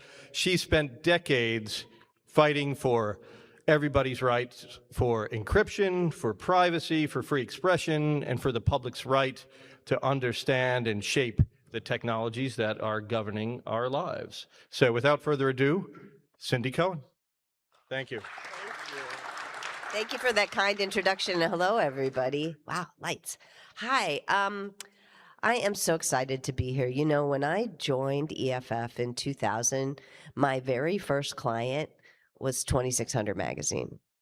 They had been sued under Section 1201 of the DMCA for publishing DCSS. Ask your neighbor with silver hair if you need the background on that. And we were able to continue the idea that code is speech through this case. However, we did not win. It's wrong, actually. And one of these days, we tried again just recently in a case called Green versus DOJ on behalf of Matt Green, who some of you may have heard of, but we're going to wait for the courts to change a little before we get that. But for me, this just seems like the absolutely perfect bookend to my time at EFF. That was, by the way, 2000, September of 2000. So here we are in 2026. And a lot has changed and a lot remains the same. What I'm here to talk about today a little bit is, and we've got plenty of time. I don't know why they gave me 2 hours, my friends. Also, blame Vegas. They took my voice, so you're going to have me at a much lower tone than I normally have. But what I wanted to do was to tell you some stories about the early days of the hackers. And I tell some of these stories in my book, Privacy's Defender, which you can get at the EFF booth out there. All proceeds go to EFF. But the reason I wanted to do this is because I think they might have something to teach some of today's hackers. And maybe some inspiration as well. So I can't see very well, but how many people here were around in the 1990s when encryption was a weapon? Yeah, we got a good chunk. Yay, silver hairs for the win. How many people here do not know what I'm talking about when I say encryption used to be regulated by the government? Nobody. You know, this is hope. I feel so friendly. Even if you weren't around then, you know this history. So I want to tell you a little bit from my book about how I kind of tried to tell this story. I tell, let's see, and I really want to be clear. What I'm trying to do is recruit you. I think right now, especially in the digital rights space, we need all hands on deck. Every issue that used to be kind of, the digital world used to be something kind of aside from the real world. And I remember us cheering at EFF when the New York Times mentioned the internet once. To now it's so deeply embedded in everything we do that every fight is a digital fight at some level or another. Every privacy issue has a digital issue embedded in it, almost, maybe not 100%, but almost always. And we need more people than ever before. And I wrote the book in part to try to inspire people to think that this is something they could do with their lives, not just to absolutely in your off time and in nights and weekends, but also as a career, as something that you do for your life. I was just listening to one of my colleagues, Daly Barnett, in the next room talking about the statistics of her year helping people who need digital security help. And it just keeps going up and up. So my hope with this is to try to convince you that you can be part of this, that you don't need to be a special, deep hacker person to do that, although I know there are plenty of those in this audience. Even if you're a English major like me, who's really never written a line of code in her life, you can be part of this fight and an important part of that fight. So the book's, I've done a lot of different kinds of work at EFF, but I decided to write this book about privacy. And the reason I decided to do that is, well, there's some really good stories in there. But also because I think of privacy a little differently than other people, and I feel like our failure to understand privacy is underlying a lot of the problems that we're seeing in our society right now, online and offline. So now, to me, privacy isn't what you think. Now, a lot of people think of privacy and they think of the Harry Potter cloak of invisibility that you throw over your head before you're about to do something, maybe untoward or something. Now, privacy can give you that. I'm not saying it doesn't do that, but to me, that's not why it's important. Privacy is important because it gives people with less power a zone of safety from people who have more power over them. And let me explain what I mean, because I see this in small ways and large ways as well. So in the small, not small in terms of harms, but kind of from the very basic thing, like people. My colleague Eva Galperin works with people who are facing stalkerware and other kinds of spyware put on their devices by people who live in their house with them. They need privacy in order to save their lives and the lives of their children. They need a place and a way that they can organize to get out of a very difficult situation without being watched by their abusers.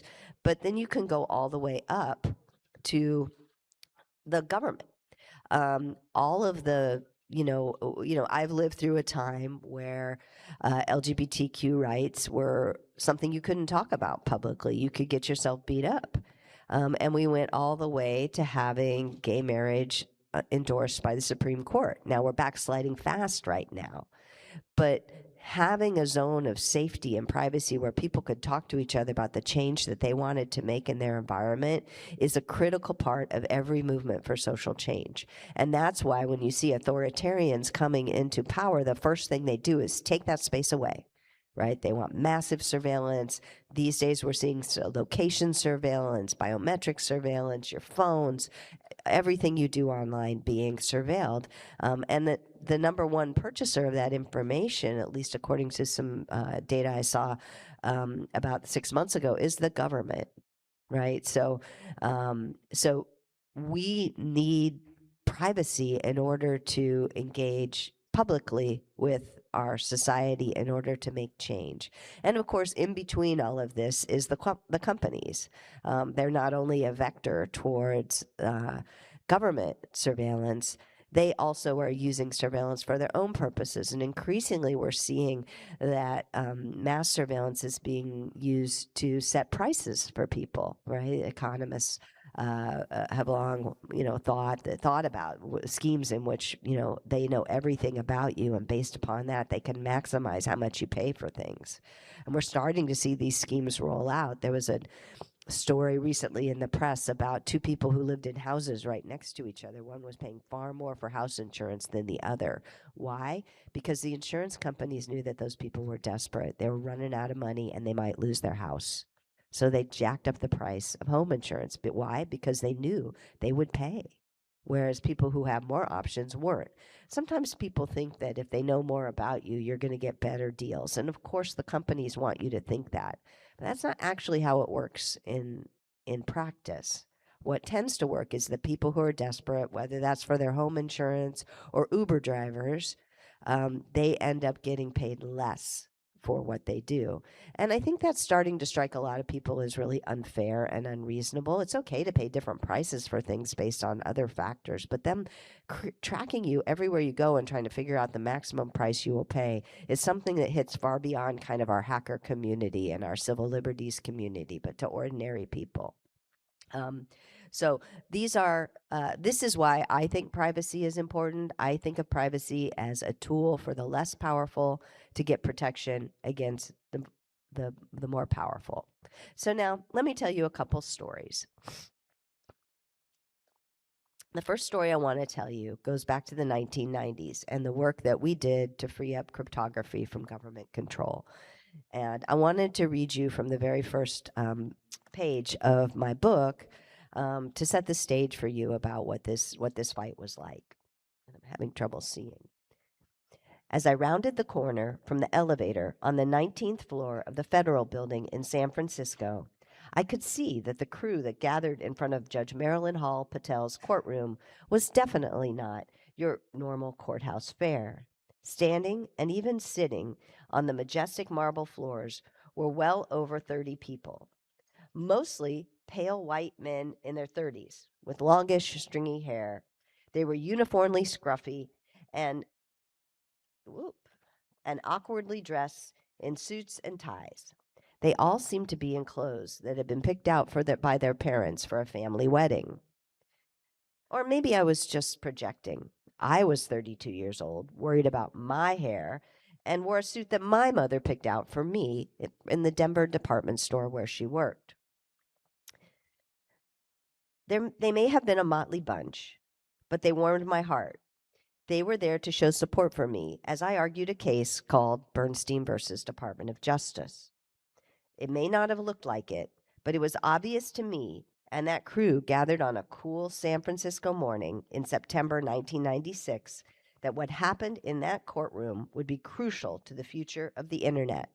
How Judge Patel ruled would play a major role in determining whether people would have privacy online. So that's where I start the book, with the fight that we did to free up encryption. Sorry, I forgot to take you to the courtroom. This is the federal courtroom building in Northern District of California. It looks a little like this, but I think this is the Ninth Circuit.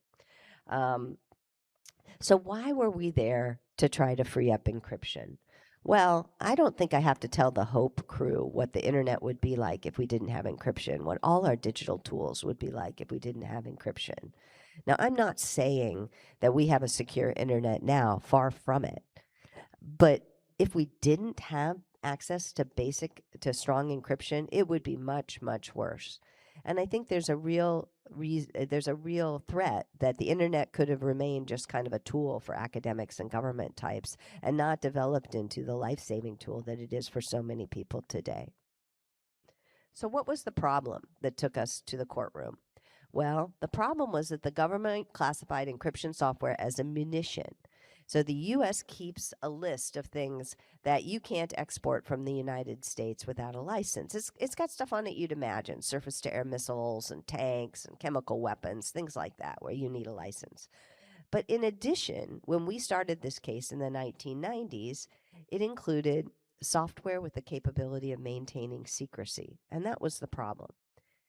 Of course, export in the context of the export restrictions means anything that makes makes things available to foreigners. And so that included publishing on the internet. And it wasn't just a theoretical problem. Have any of you heard of PGP? I can't see. Yeah. It's not really anybody's use of choice right now, but the creator of PGP, a guy named Phil Zimmerman, faced an actual criminal investigation for writing code that had the software with the capability of maintaining secrecy. And he wasn't the only one. Lots of people got visits. So this wasn't a theoretical problem in the law. It was a real problem in the law. So we took on these regulations, and I took these regulations on because a hacker who I met at a party named John Gilmore reached out to me and said, "Hey, do you want to take a case for the internet?" And I was stupid enough, maybe, but prescient enough to think that it might be fun. And I also thought it would make my boyfriend be impressed. So we took on the case. And we took on this part of the regulations that classified encryption as a munition. But those hacker types didn't just ask me to do the case and arrange for it to be done pro bono with the EFF. They showed up in court, as I mentioned in the very beginning. They helped me find computer science professors to talk about both how important the internet was going to be for science, how cryptography science works, and why publishing your ideas is something that this new internet was going to make a lot easier and better. We got open source tool makers, we got privacy groups, we got civil society, and the hackers went out and found a lot of these people for us to give us declarations in the case. But they didn't just stop there. They were active both in the courtroom and outside of court. And as a result of their pressure, we had pressure in Congress to try to reform these. We had industry stepping up. And we had the public aware of this. People were putting cryptography on T-shirts and wearing them around and making this something that was really important for the coming digital age. So what happened? Well, we won.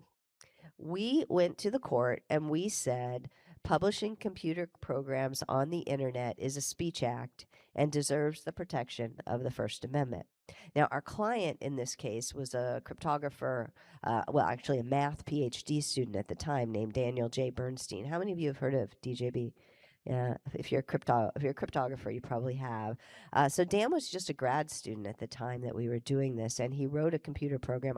We've got time. I'm happy to go into how it worked, but suffice it to say, it wasn't going to set the world on fire as cryptography, but it was strong enough that the government was going to regulate it.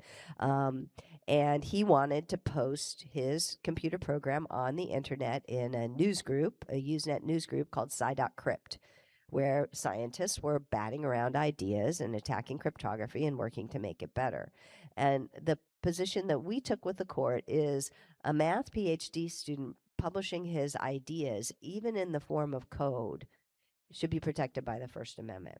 And the judge agreed that the licensing scheme that the government was running did not comport with the First Amendment requirements, and she tossed it out.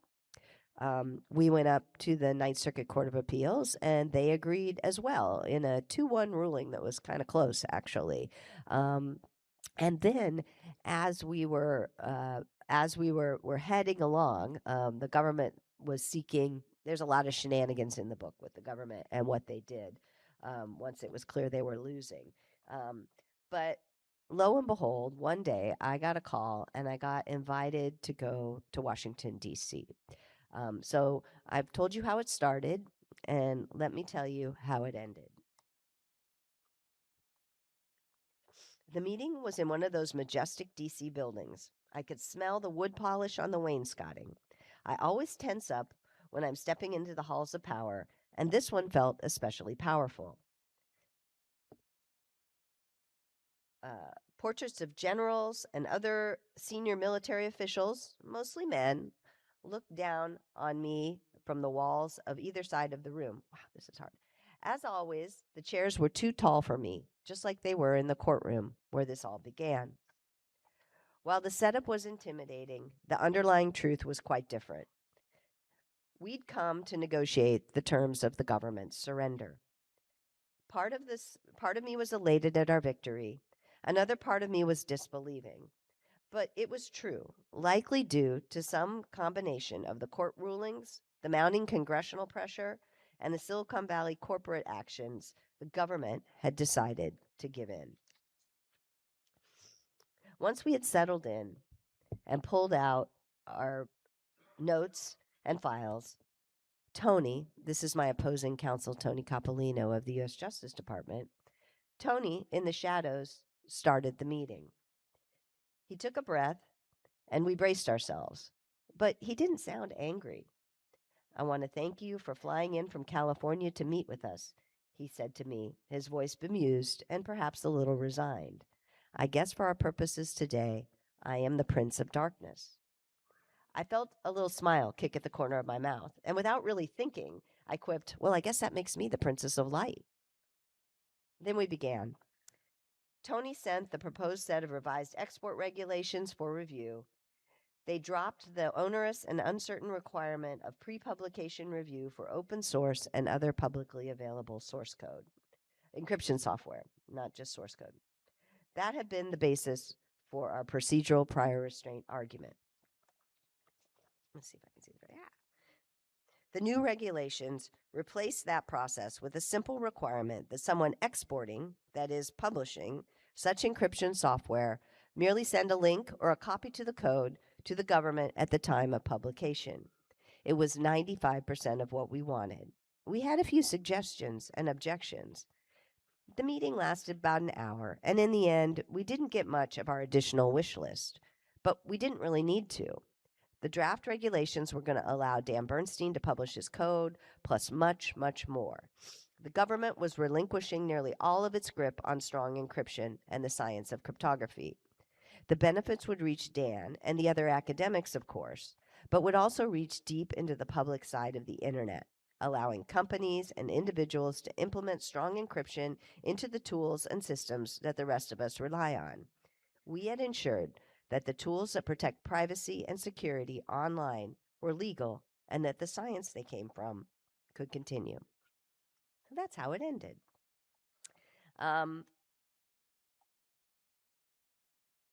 Now, this story has a lovely narrative line, right? We're this ragtag bunch of hackers and young lawyer, and we challenge and we pull in a bunch of other people, and then we win, right? And then encryption is free. Now, of course, we know that the government has never really given up on this, but having access to strong encryption ab initio has really done a lot for the security that we have on the internet today. But I've been at EFF for 26 years, and while that tremendous victory in the 1990s was really terrific and important, it's not the only way that change happens. And in fact, it's not usually how change happens. Change usually happens with 1,000 tiny cuts, not a dramatic courtroom victory. And that's what I talk about in the other two stories in my book. Two fights against post 9/11 spying, and they have a very different trajectory from the encryption one. The second set of stories are about the cases we brought against the National Security Agency's mass spying, starting after the New York Times revealed in late 2005 that the government was spying on Americans in our home soil. That fight was pushed forward by two whistleblowers, one of whom I suspect you've heard of, and one of whom I bet you haven't. The first one, the one who I think you haven't heard of, is a guy by the name of Mark Klein. How many people here have heard about Mark? Yeah. Well, one, thank you. That's why I put it in the book, because I think it's really important. And the second one, that was in early 2006. And the second one, Ed Snowden. How many of you have heard of him? Yeah. So I want to talk a little bit about, let's see. I want to read you the part of the book that happens when we meet Mark Klein at EFF, because I think this is a really important story, and it also shows you that things don't always go in a straight line. So, on January 20th, 2006, the front doorbell rang at EFF's offices in a red brick building on Shotwell Street in the Mission District of San Francisco. At the time, Shotwell Street wasn't the glamorous part of the Mission. Our offices sat between two auto repair shops across the street from a utility substation. The sidewalk was often dotted with tents of homeless people. At one point, San Francisco did a survey, and our block of Shotwell Street had the highest reported amount of human feces in the whole city. We had many people down on their luck ring that doorbell. Some were just lost. Others sought us out because they believed quite sincerely that the government or aliens had put a chip or magnet in their brains. We tried to be sympathetic and point them to other resources, but generally we had to turn them away. Because of this, it was with some friendliness, but also some caution, that our executive director, Sherry Steele, answered the bell. "Do you folks care about privacy?" the guy asked. He was in a tan trench coat, looked to be in his early 60s, with gray hair, intense eyes, and a raspy voice, just like me today. "Why, yes, we do," Sherry answered. "Then I have some information for you. I am a retired AT&T technician. I know how the NSA is tapping into the internet at an AT&T facility downtown." "Well, come on in," Sherry said. Sherry found EFF attorney Kevin Bankston in his tiny office. We specifically hired Kevin in 2003 to focus on combating the Patriot Act and the rest of the post 9/11 spying. So he was the right choice for a first person to talk to. Kevin quickly brought Lee Tien into the meeting too. They talked for a long time. Lee Tien is also an attorney at EFF who started on the same day I did. After the man left, Kevin and Lee burst into my office. "This guy named Mark Klein, who just came in the door, has something," Kevin said, with more excitement than I had seen from him in a long time. I was immediately intrigued, but what they told me blew past my highest expectations. Mark had presented us with unequivocal evidence that the NSA was engaged in mass untargeted spying in the United States by tapping into the internet backbone. And it was doing this from an AT&T building just a short distance from our offices. It would change everything. So we launched litigation against the NSA spying, initially against AT&T, and later, after Congress passed a law specifically with our target on our backs, against the NSA directly. And we fought that case for a very long time. We did not win in the end of the day in the courts, but we did chip away. Of the 3 programs that we started off suing against, the Internet Backbone program that Mark brought us, the telephone metadata, and the Internet metadata programs, all of them have been changed dramatically. The Internet metadata program has been dropped entirely. The telephone records collection is still way too broad, but not mass untargeted collection anymore. And this has all come through some congressional forms, including FISA reform to FISA Section 702. Are any of you following what's going on with Section 702 of the FISA Amendments Act? All right, well, let me tell you. So we brought this lawsuit against the what we later learned, at the time we didn't know what it was called. We later learned was called the upstream program of the government. And once this information came out, and it spilled out in 2009 or so, when we were winning our case, we won the first couple of rounds in this case. The phone companies and the NSA went to Congress, and they passed something called the FISA Amendments Act, which essentially took this program, which was completely off the books, secret, and illegal, and gave it a kind of patina of congressional oversight. Now, we didn't think it was sufficient. I still don't think it's sufficient. But one of the things, and that program is now called FISA Section 702. Section 702 has to be renewed every couple of years because Congress was pretty uneasy about allowing mass spying on Americans in America. And it was just up for renewal in the spring. And lo and behold, a partisan group of lawmakers let it expire. We had people like Ron Wyden and Jamie Raskin from here in New York on the one side, but we also had Andy Biggs and Rand Paul, people who I do not normally agree with, who are also concerned about the mass spying.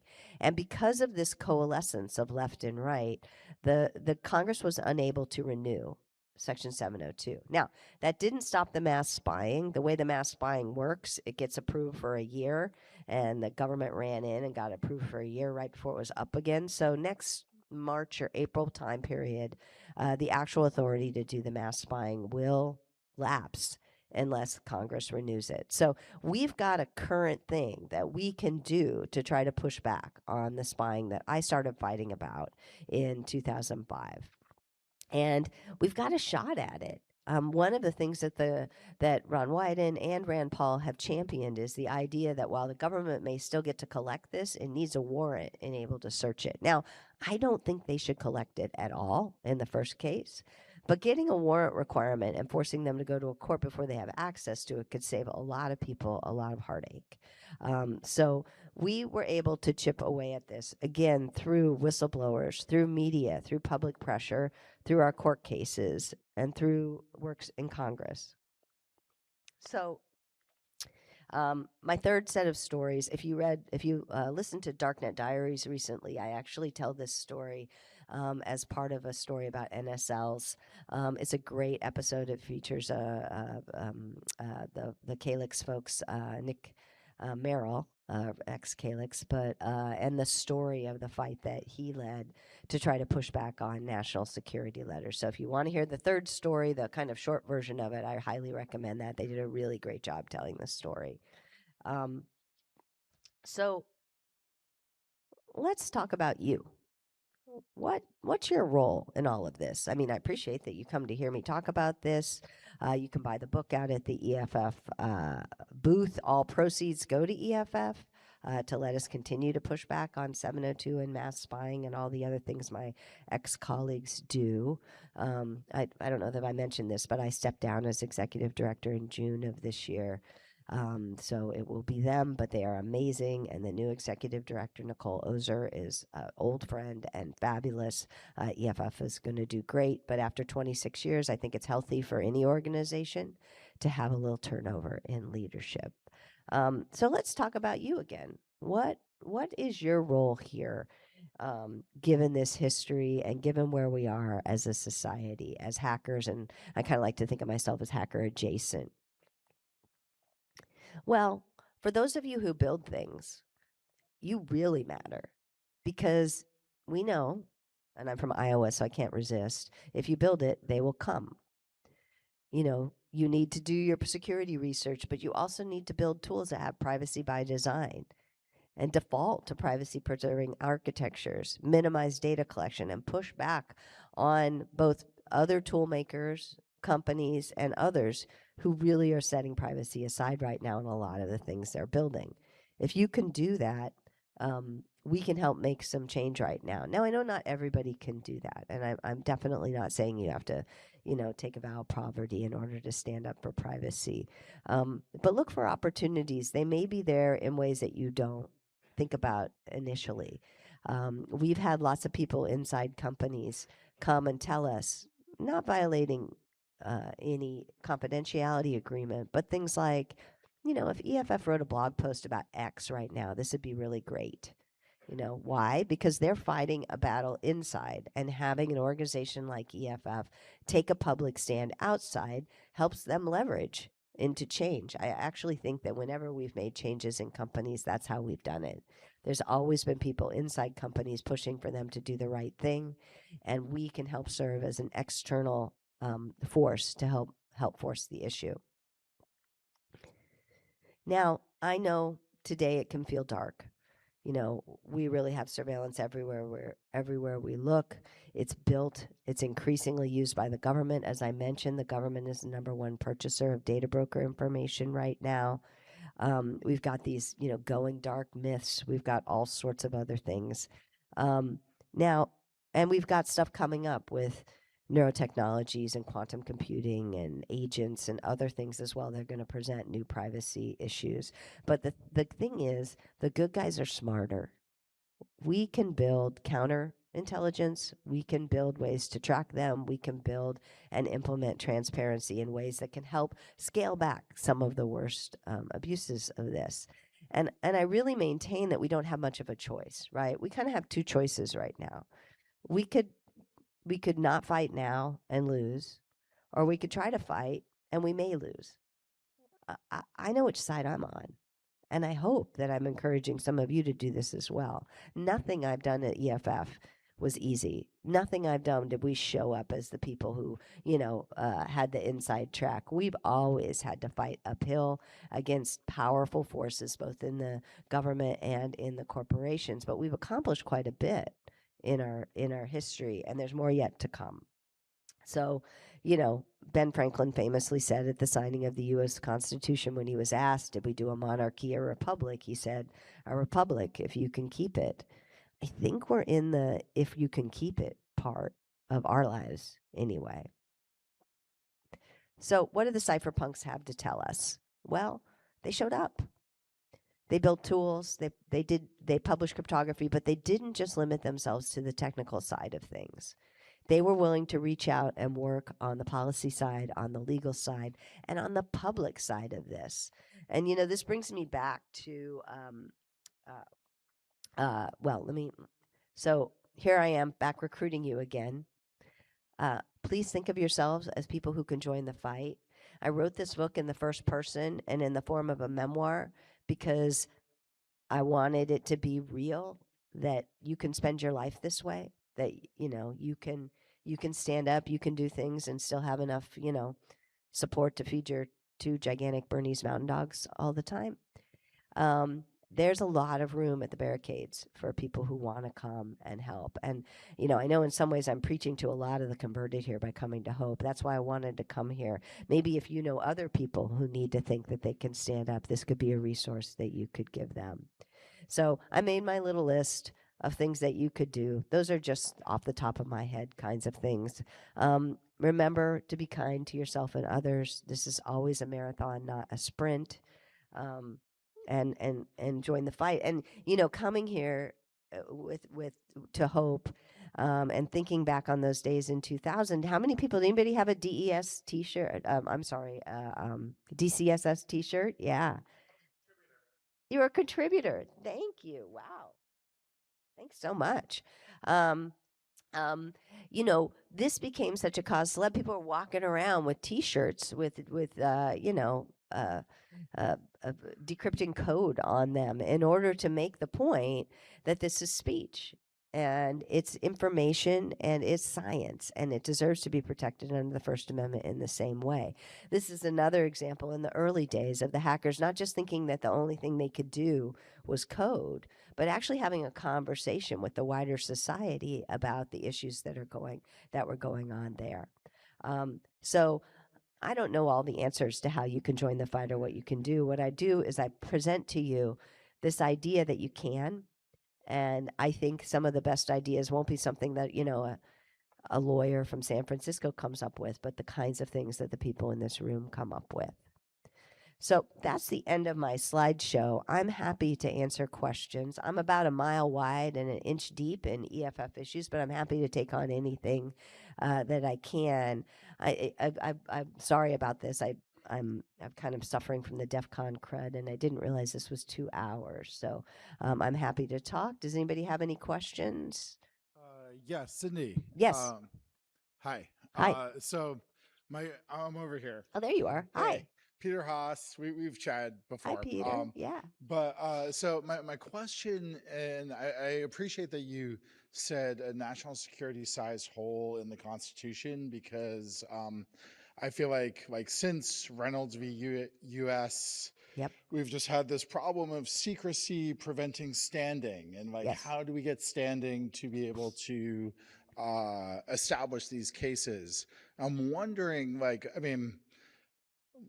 for people who are in kind of higher profile potential positions who may have stuff in their own background, is there any way that we could leverage the fact that we can FOIA ourselves to find information that might be helpful to be able to establish cases? I had my name thrown on a terror watch list a few years ago, and I've been trying to do FOIAs around it, and the government's not been very forthcoming with information. But yeah, FOIA has are this the- huge national security exemption, right? Exemption Yeah. 1.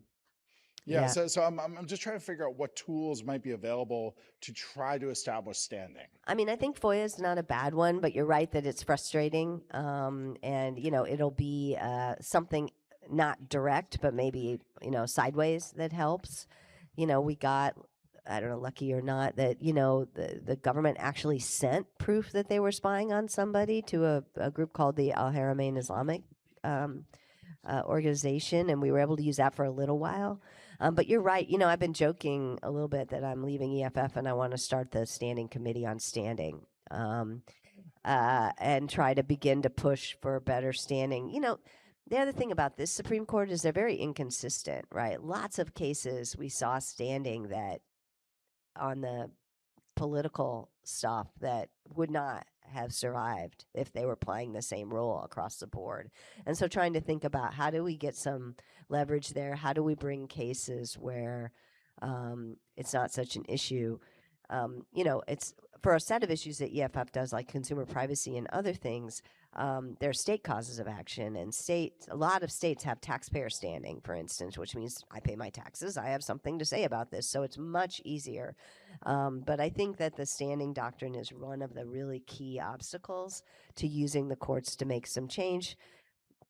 There are ways that we could get Congress to start to fix it, but we really do, there's a lot of reasons why we may need to think about remedies about how the courts work in order to get back to a place where people can actually have remedies for their rights. It's crazy. Thank you. That was very helpful, and thank you for your advocacy. You were talking about the Bernstein case, and one of the sort of take-home results was that the right to innovate without government pre-approval. And if we look at the proposed OMB rules, where political appointees would decide what gets funded for, in scientific funding, that seems to sort of undermine that idea. And could you comment about that relationship? Yeah, I mean, look, we're living in a time where, it used to be the case, Dan was a PhD math student at UC Berkeley. Like, there was no worry that Berkeley was going to get defunded if he challenged the export restrictions.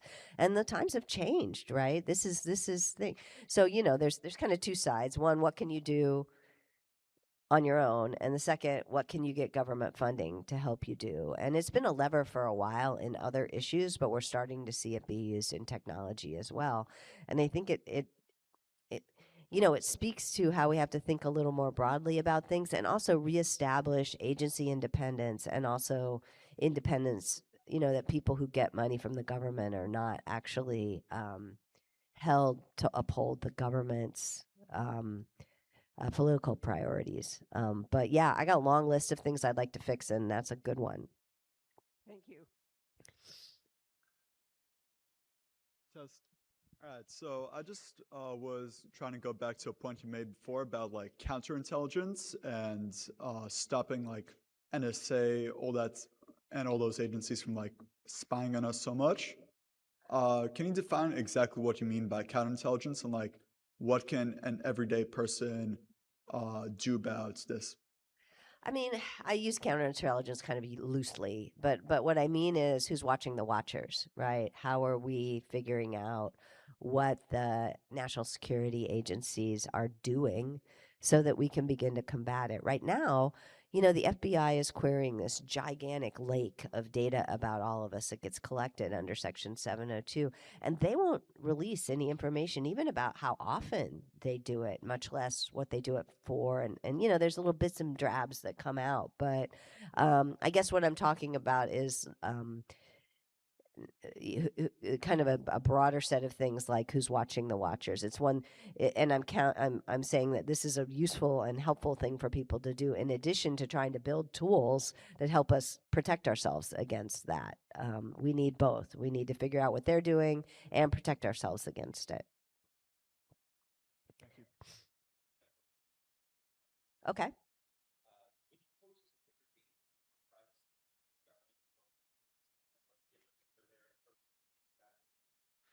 Yeah, I hope that one of the things that I have proven to you in this, the question is, who poses a bigger problem for privacy, corporations or governments? And how do the tactics shift between them? The first question is, there isn't a difference. The data broker's number one customer is the government, right? Like, the NSA upstream spying that we sued over was not the NSA tapping. It was going to AT&T and demanding that AT&T turn over everybody's stuff. Corporations have always been the mechanism by which the government gets mass surveillance information about us. 'Twas ever so. If you go all the way back to like them stopping, seizing and making copies of the telegrams when they came across the line, which is some of the stuff in the Church Committee report. So there isn't a line between the two that I think makes a lot of sense if you're thinking about how to do it. And anybody who tells you you have to like pick one or the other is just fundamentally misunderstanding how this works. Now, that doesn't mean there aren't different strategies. The government is bound by the Fourth Amendment. Companies largely aren't. We could write rules, and I would advocate for a comprehensive privacy law that says companies can't collect information from you for one purpose and then turn around and use it for another purpose without really strong consent from you, and that is not a checkbox. Or no consent at all. We could just say in these instances they just can't. That would cut off the supply of information that the government has about us, or at least slowly over time cut it off. And I think, there's other ways to do this too. Some people like ideas about fiduciary duties. Some people like other ideas that, how a comprehensive privacy law ought to work. I think there's several ways to get from here to there. But what I think we need to do is to begin to cut off the air supply of this business model.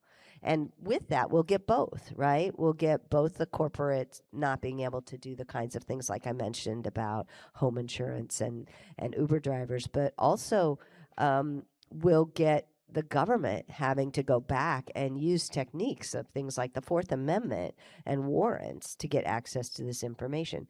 And I think, this is one area where the Supreme Court has shown a little more aptitude than some of the other areas that EFF has done for a long time. There was just a decision out of the Supreme Court in June in a case called Chatry, that said that the government couldn't do reverse location warrants, reverse location orders without a warrant.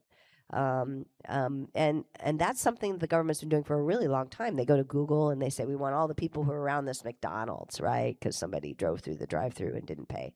And then they get everybody's information. And the Supreme Court just tossed that out and said that's not consistent with the Fourth Amendment.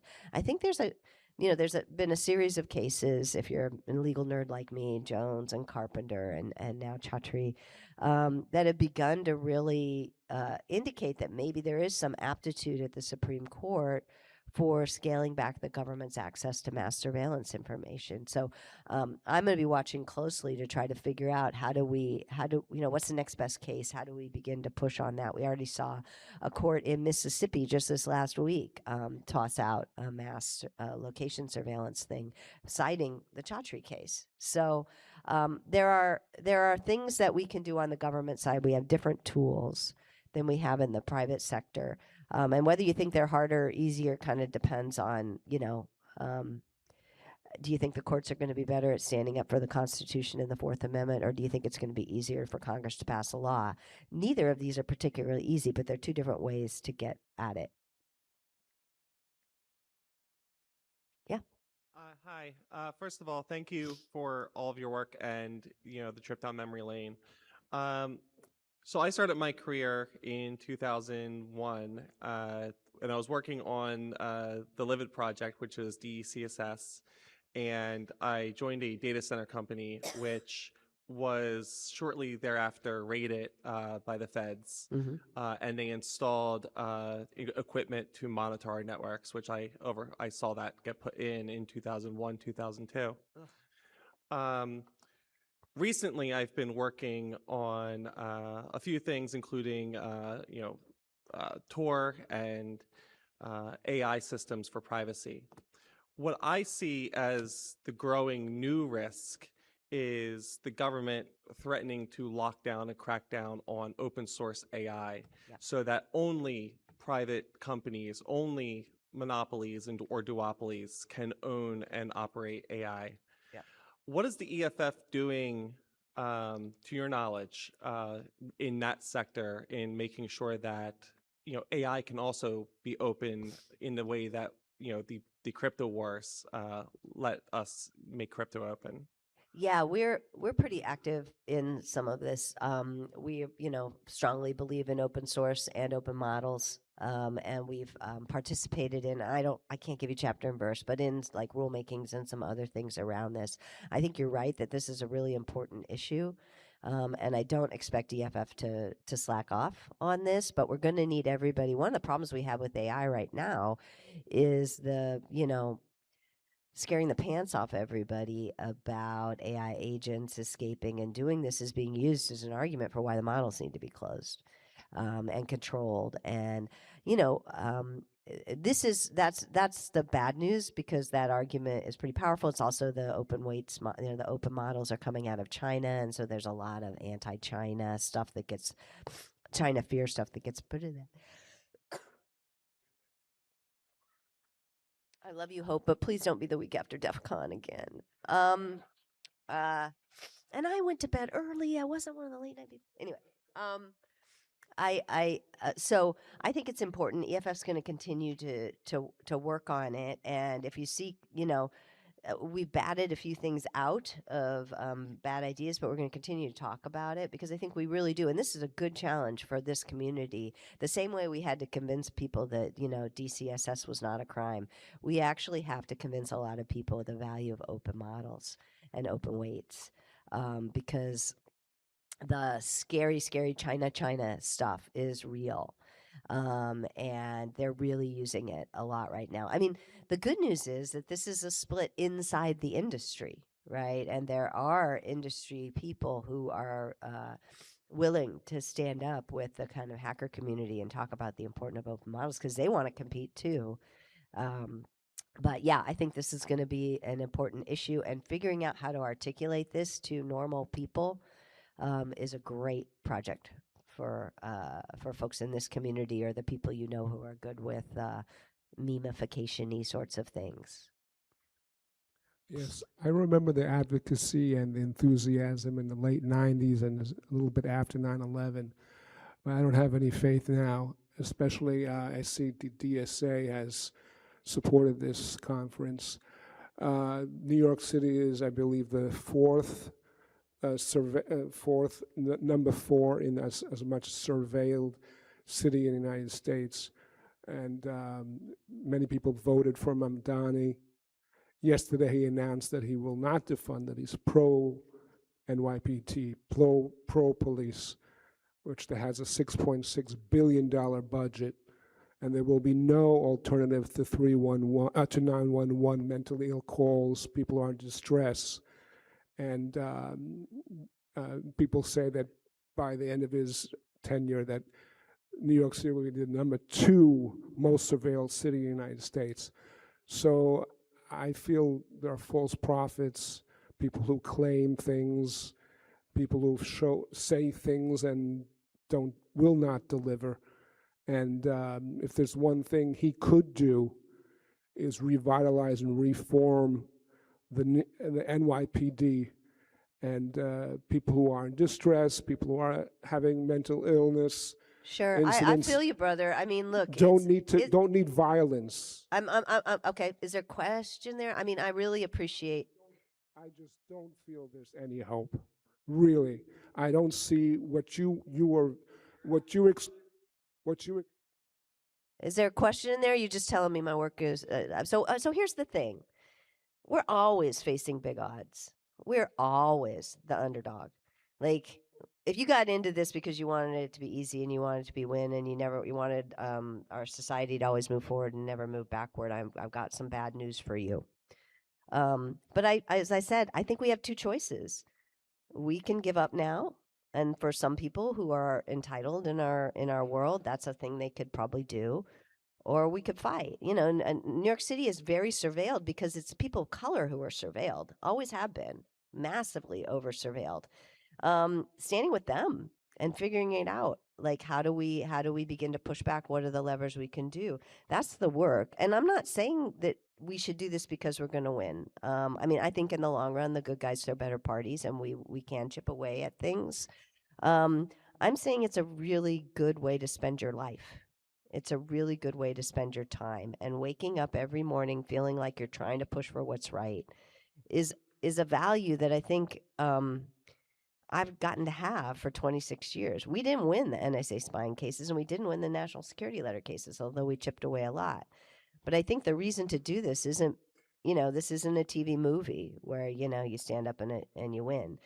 These are the fights of our lives, and if we care about living in a just society, we have to pick what side we're on. So that's why. Thanks.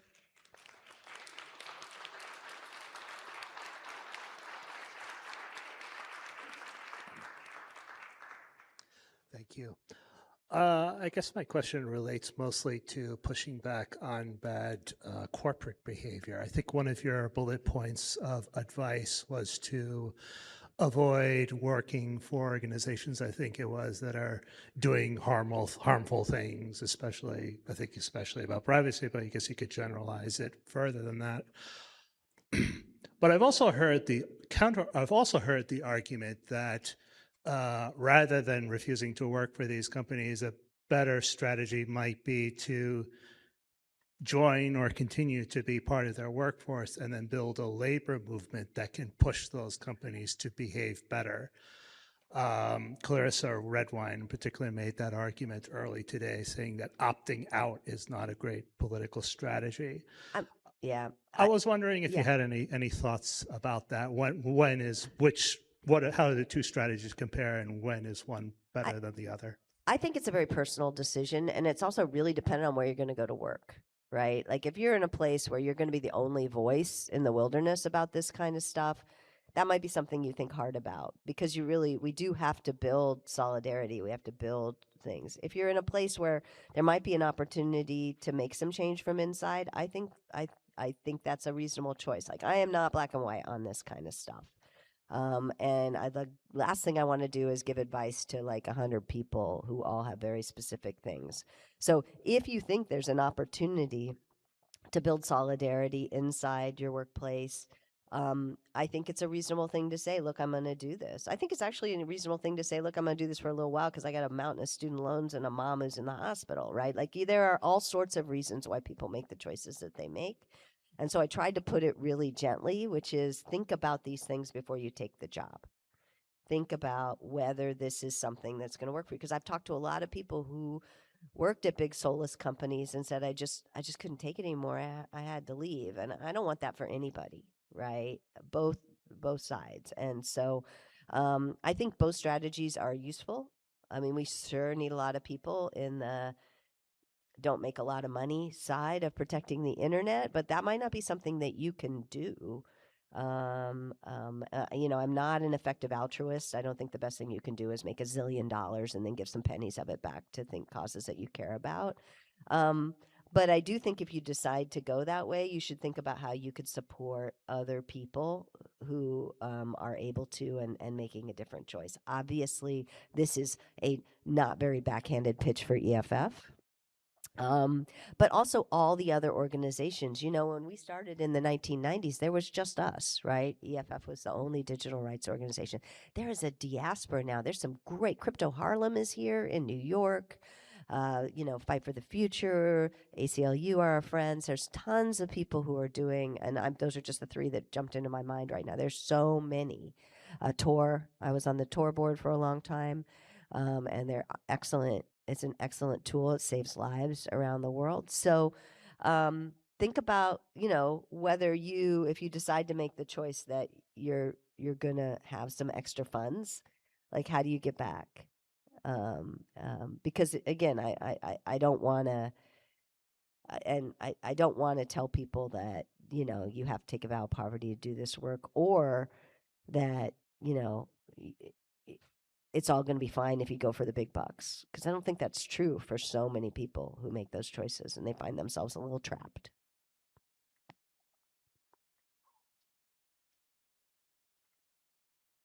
Hey, first off, thank you so much for what you spent so much of your life doing. Kind of a slight follow on from what you've just said. I spent some of the early part of my career automating out the deployment of global surveillance technology. Ooh. Might I recommend you don't do that? It took 6 months of therapy to get over doing that sort of thing. I did pay a pittance to the EFF whilst doing it, exactly what you just said, right? So again, don't do that. It's bad. You're not going to feel great about it. Make better choices than I did. However, it brings me to my question. So I deeply believe in personal privacy and personal freedom. These are great things. I also, however, understand that there is a need for the collective to be able to overrule the individual.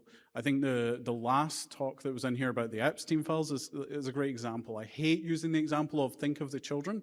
I've actually spoke to some politicians who have evoked those examples to me. But there are cases where the collective does need to overrule the privacy of the individual for law enforcement reasons, for protection of the collective reasons. I think then to balance out these two things, we need to think about first principles. We need to think about the bigger ideas about how we want our societies to function. And so for that, other than Cory Doctorow, who are the big authors, the big thinkers that you lean to give you those ideas, those first principles? Who do you think are the shining lights that we should all be paying attention to for those big picture ideas, those big thoughts? That's such a good question. I mean, like the person I steal from the most, hands down, is Cory Doctorow. And Cory and I don't agree on everything, but he always makes me think. And I think that's one of the things. It's not necessarily that you find some person who's saying everything correctly, but find somebody who teaches you things and makes you think a little differently than you did. That's what I do. I'm also really unafraid, like I call up law professors and computer science professors and say, all right, tell me about this thing. And it turns out that geeks of all sort are really happy to talk to you about the thing that they're passionate about. And I'm a good listener because I think that my job is to translate. So think about what you care about and find the people in that. I mean, Hope is great for this. There's so many amazing people here, and just ask them. Again, Corey's who comes to mind personally. I mean, when I was first getting involved in the law, Larry Lessig's book Code was very important to me. But honestly, when I think about it, it's less about the people who wrote things down for me and more about the people who picked up the phone. Trying to mix in some of the virtual questions. How do you help people who feel like they have nothing to hide and therefore no need for privacy understand that the fight for privacy is more to it than guilt and it's not just for you? Yeah, I get this question every time, and it's because I think everybody who tries to stand up for privacy struggles with this. There's two things, right? There's the I have nothing to hide, so I have nothing to fear, and there's the privacy nihilism. There's nothing we can do. It's all cooked, and there's nothing we can do. And both of those are things that I run into a lot of the time. I would say a couple of things. First of all, I tend to try to figure out who's saying it. Like who are they and what do they care about? Because we're living in a time in our lives where, if you're seeking reproductive help, you could be a target. If you know or love anybody who needs reproductive help, you could watch your loved one be hurt, or if you want to help, you can be targeted. If you don't know anybody who have a green card, is undocumented, is here on some kind of student visa or anything, well, then I guess, good luck with your bad self. But most of us do, right? And so it's not just about you, it's about the people you care about and the people you love. We say privacy is a team sport at EFF. So I try to listen first and be like, what is this person passionate about? And try to figure out how the privacy story fits in to them.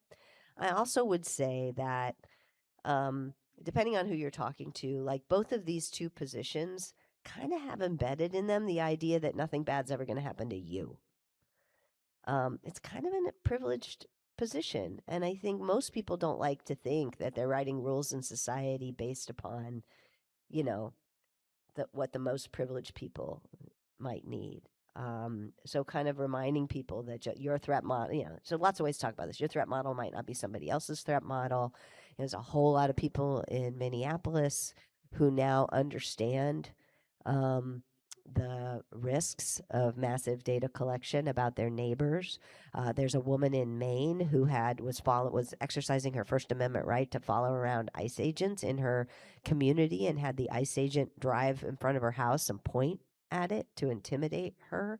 So if you never want to get involved in any political activity, and the new thing that just came out about Minnesota, where they looked at all of the labor unions and other organizations, far broader than we're just looking for a few bad apples kinds of investigations.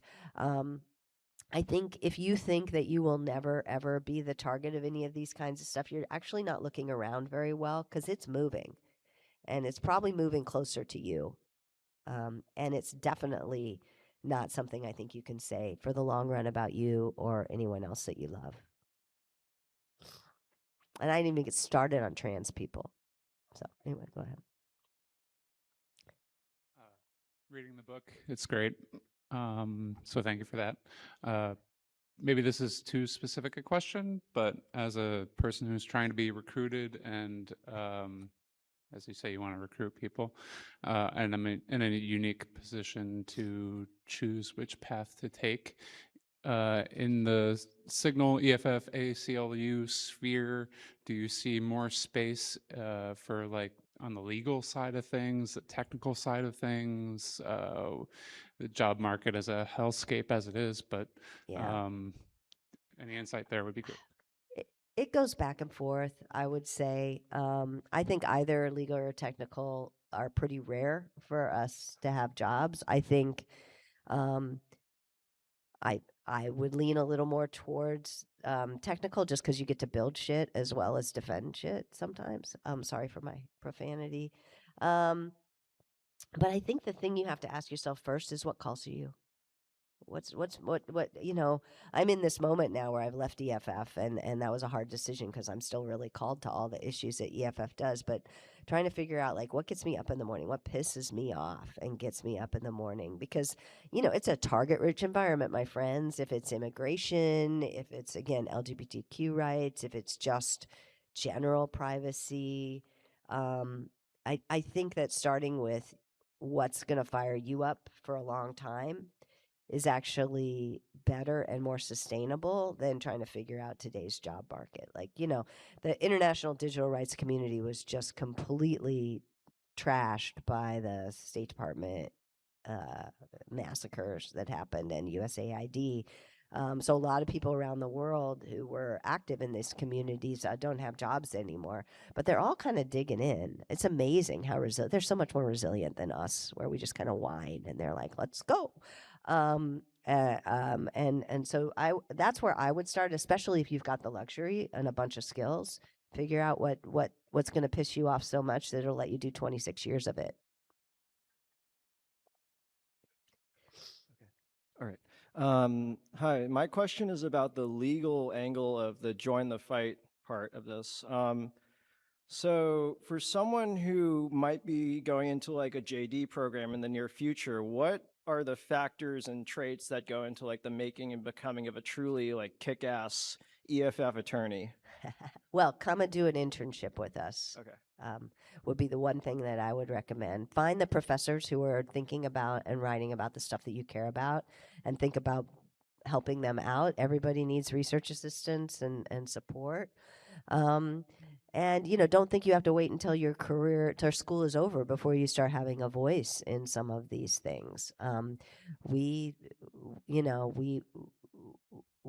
have hired fellows for the last few years, and most of them are people who are interns at EFF. And we have money for interns and things like that. So we try to make it not something that you have to be wealthy to be able to do. But find the people who are doing the cool things that you want to do and make yourself indispensable to them. Question.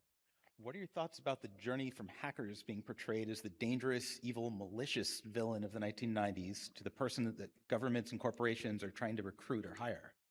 Say that again. I'm sorry. I had trouble Sorry, hearing. I'll go slower. What are your thoughts about the journey from hackers being portrayed as the dangerous, evil, malicious villain of the 1990s in media to the person that governments and corporations are trying to recruit or hire? Yeah, I think that's one of the greatest successes of the 26 years I've been at EFF. I talked about the case with 2600 magazine, but in early 2001, there was a hacker named Dmitry Sklyarov who was actually arrested at DEF CON, right? Because Adobe complained that he broke the DRM on ebooks. And nobody gets arrested. I mean, nobody gets arrested for hacking at tech conferences anymore. I'm not going to say generally. Because we have managed to really shift the conversation, right? We still see it. I make a point in here that, when I use hacker, I mean it in the, kind of OG way, somebody who hacks at a big tree with a small axe and sticks at a problem until they solve it. It is still a pejorative in a lot of places. But I think we've really flipped around, especially in the security side, this idea that somebody who shows you a security flaw in your devices is evil, to somebody who's showing you a security flaw in your product or service is doing you a favor. The whole existence of bug bounty companies still kind of amazes me, because to me that's a real sign that we have changed the narrative, maybe not everywhere, but significantly enough. And we see it whenever the security community takes on a new thing, right? So for a while, we were helping people who were hacking into medical devices, insulin pumps and heart things, and boy, did the medical device companies hate that. But they don't so much anymore. They really have built systems that can take in that feedback. Same thing happened with cars a few years ago, right?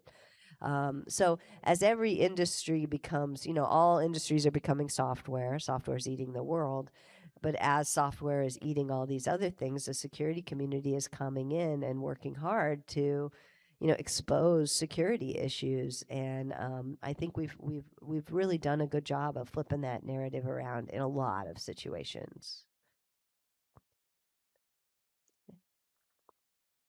Hello. Thanks for your talk. I am a public interest environmental lawyer at Earth Justice, where I work on clean energy issues. I see a lot of connections between climate change and privacy, and care a lot about both. And they both involve commons problems that can get very technical.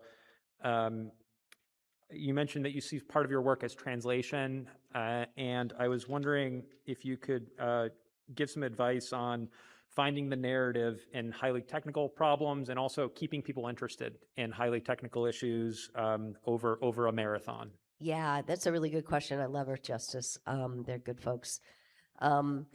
Yeah, I mean, it's always a struggle. EFF hired 3 designers, right? We have people who, you've seen our merch. It's amazing, right? But that's not just don't just do the merch. They do our internal visualizations and little movies and other things to try to make this stuff done. In the early days, I did a lot of metaphor, encryption, the key, da-da-da.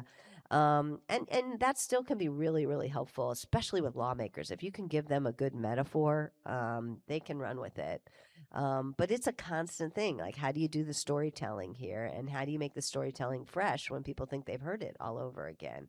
To me, that's kind of the fun part of the job, but it's really important. And again, at EFF, we built up our design team.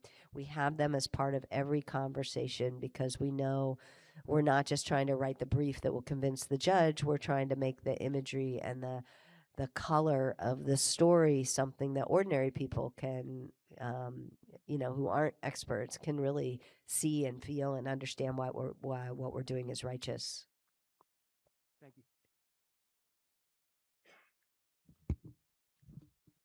Hi, I'm a software engineer working in big tech and recently graduated, and I have a lot of friends who are also employed by big tech that I've met through like college and also like activist circles. And a lot of times, like, we kind of discuss some of the practices and like work that we're doing that is explicitly like violating privacy laws, not just privacy laws, but tons of other things. And, I don't want to expose or like, I don't know, but I guess like, I find that most of the people or software engineers or people who are like actually interested in technology are very ideologically opposed to a surveillance state. They're opposed to data collection in these illegal ways, and every big tech company is violating so many privacy laws, and it gets to a point where you're like, are these laws even enforced? And I guess like for people who are more passionate and willing to take more risks, like what are ways like in and out in the company and outside of the company, like how we can safely question these practices. And if, we're questioning these practices inside a company and we face like, I don't know, obstacles or like retaliation. Yeah, retaliation, like how are we properly like equipped to kind of push back? And then I think also I have a few friends who are interested in like kind of like partnering with journalists or like trying to like, I don't know, like trying to expose these practices, because questioning them inside the company, like there's no framework for that really, if it's making them profit, which, data makes so much money, like they're not going to want to do so. And there's so much like legal involved that it feels like kind of impossible to really push back. Yeah, no, I understand the feeling. You feel like you're kind of caught in a spider's web. I mean, these are kind of individual questions that you need to talk with somebody, and EFF can help find things. I mean, there are places that you can go. Again, some big companies have internal whistleblower systems. Microsoft actually, I've helped some people through that, has a decent one. And if you make an internal complaint like that up through an internal system, and then you get retaliated against, you end up having a stronger claim because you tried to go inside. That's not the best advice for everybody or for every problem, right? There are there's trade commissions inside every state. The FTC is not what it used to be. I'm not sure I would recommend there, but depending on what state you are, state attorneys generals are often investigating this kind of work and can do some real good work. There are tools like Secure Drop that the Freedom of the Press Foundation does that can help you get information to the journalists who you might want to see it. 404 Media gets incredible scoops. I don't know how they get all that stuff, but they're just one example. So I think there are things you can do. None of them are particularly risk-free. And so you need somebody to really sit down with you and talk through like your situation, your willingness to risk. There's whistleblower aid organizations and things like that. But if you do info@eff.org, we can help try to see if we can find somebody to talk, either you or your friends or other people, about like what specific information are you talking about and what might be the best way to do it. Sometimes the best way to do it is to go to your member of Congress, especially if like you're in Oregon and it's Ron Wyden. Because there are some protections that you get for turning information over to your elected official. And again, this is all very high level abstract advice. It's not legal advice, but there are pathways. But again, some of them have risk, right? Mr. Snowden's in Russia; he can't come home. A lot of the other NSA whistleblowers really had trouble finding work afterwards. Now the NSA claims that they've beefed up their whistleblower stuff. I don't buy it. But inside companies as well, they often have internal pathways that are worth at least thinking through, even if not because you think it's going to work, but as a strategic matter, saying that you tried to go inside first before you went outside might end up being a useful fact for you. So that's very broad. Don't take any of it as legal advice. info@eff.org, and we'll get you somebody who can really talk it through. And that is a person. info@eff.org is an actual human being who will read what you said, who has access to who at EFF does what and can help route you. I've had a few people be like, I don't want to be sent to a chatbot. Her name is Haley. She is not a chatbot. In the chat, do you think Snowden's actions caused any change? Caused what? Caused any change. I do, actually. I mean, not as much as we need and not as much as he wanted, but I think that Mr. Snowden's revelations, I'll put it just very personally, we had Mark Klein's information about the upstream program at the AT&T building on Folsom Street in San Francisco, and we were struggling in the courts because the government kept denying that, or neither confirm nor deny, wink, wink, nudge, nudge, deny. These people don't know what they're talking about. And we were struggling with that and had gone up and down in the Ninth Circuit. And when in 2013, we started, remember, in 2006. In 2013, when Snowden came out with all the information, we didn't have that problem anymore. The Obama administration was forced to admit all this stuff that it had been lying about or, obfuscating about. So, we need to do much better. I think a lot of us learned a lot of things about the NSA's undermining of encryption protocols from what Snowden did. I think that first of all, I do think there's a value in notifying the public and letting the public live in a reality that's real about what's going on with national security. But I also know that we used a lot of what Mr. Snowden did to try to get past some early hurdles in the cases. We could use another whistleblower.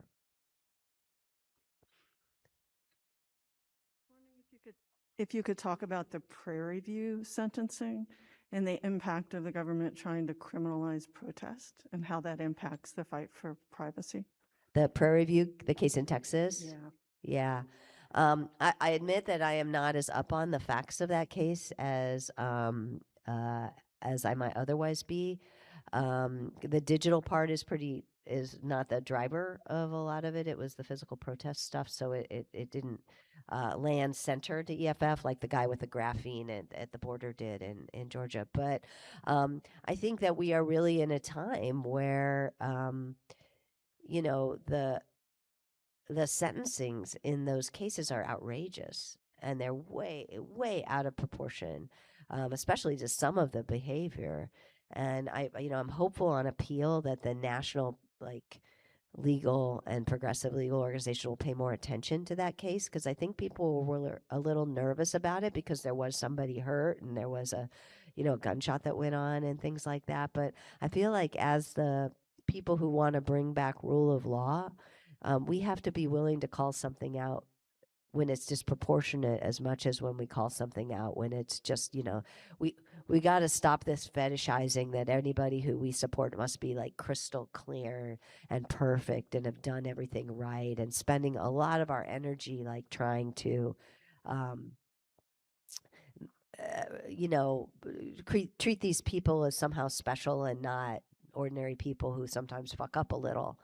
And I don't know if they fucked up or not, but I feel like what happened in that Prairieland case is it went below the radar because there was some nervousness on behalf of the people who, were really loud talking about what was going on in Minneapolis and what was going on in Oregon because of the underlying facts. And I think as a society, we got to recognize that we're all human, and sometimes things don't go the way we want them to do, but that still doesn't mean that we abandon people in that situation. But this is really high level. I admit I haven't even looked at the indictment, much less the sentencing.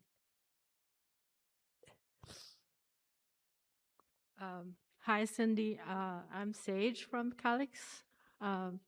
First of all, thank you so much for the shout out to the designers at EFF.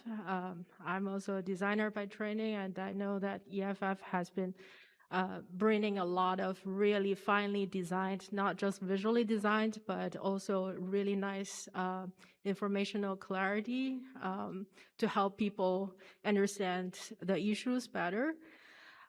My question is probably a rather boring or a little bit hard to answer one, but since you have, these many decades of experience operating or running an organization at this scale, a lot of us working in the same field in the digital rights have always been feeling, especially in recent years, with the historic cut of funding, and also a lot of organizations actually facing survival problems.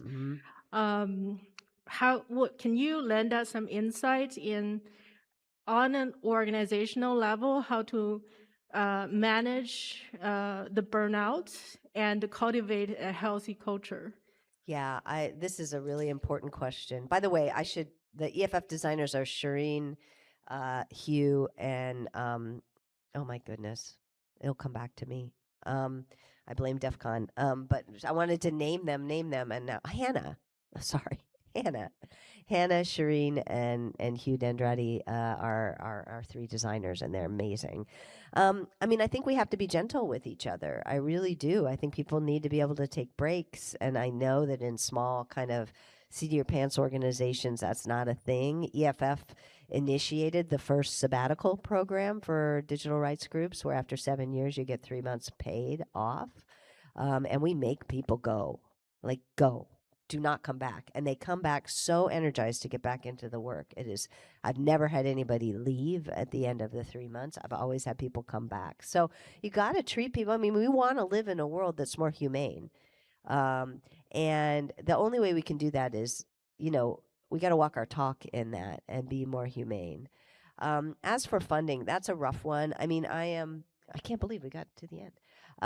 I think that, one of the things that EFF has always benefited from is that we're a membership organization. People join EFF, and they don't join in the voting way. But I think we have tried really hard to cultivate the idea that this isn't just a thing you join. It's a piece of who you are. It's how you show up in the world. is by supporting the values that we work for in various ways. And so thinking about that would be really great. I mean, you know, philanthropy is very fickle. Um, and they're great. I have done lots of good things thanks to philanthropy, but thinking outside the foundation grant for other ways that you can take the community that you're building and turn it into something that is sustainable. I know that's easy to say and hard to do, but I think that's the way to make things more sustainable. EFF is remarkably recession proof. And also remarkably, like, you know, the new hotness proof, because the people we've had 30,000 or so members for many years now, and year in, year out, they support us. And it's from that foundation that I can hire people and keep them at the organization for a very long time and let them get better at what they do. Excuse me.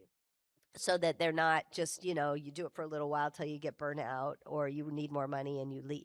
Like the Justice Department lawyers that I've sued against, they stay for 20, 30 years. If we're not able to do that, then we're at a disadvantage, even if we are smarter than them, which we are. Okay. Yeah, I'm sorry, we're. Can I ask running out one of more time. question? We do have one. We have one question. Sure. Oh, what's next for me? I'm sorry, friend. I can talk to you afterwards. Oh, it's Alden. What's next for me?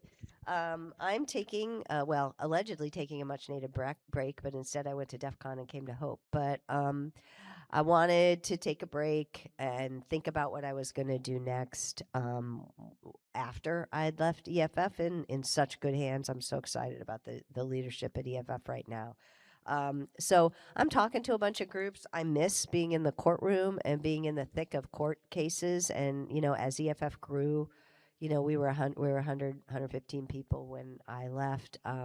You just get further and further away from that. You end up doing more management-y and leadership things. So I'm talking to a bunch of groups. I'm not sure where I'm going to land, but I really want to get back to the fight and closer to the fight than where I was able to be at EFF.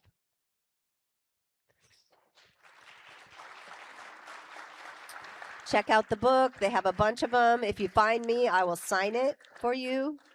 I also had a woman ask me to sign Corey's enshittification book, which I guess I can do that too. Corey said was okay. Anyway, thank you all for coming and for asking such good and hard questions. I really appreciate it. Thanks, everyone. Sorry we didn't quite have enough time for all the questions.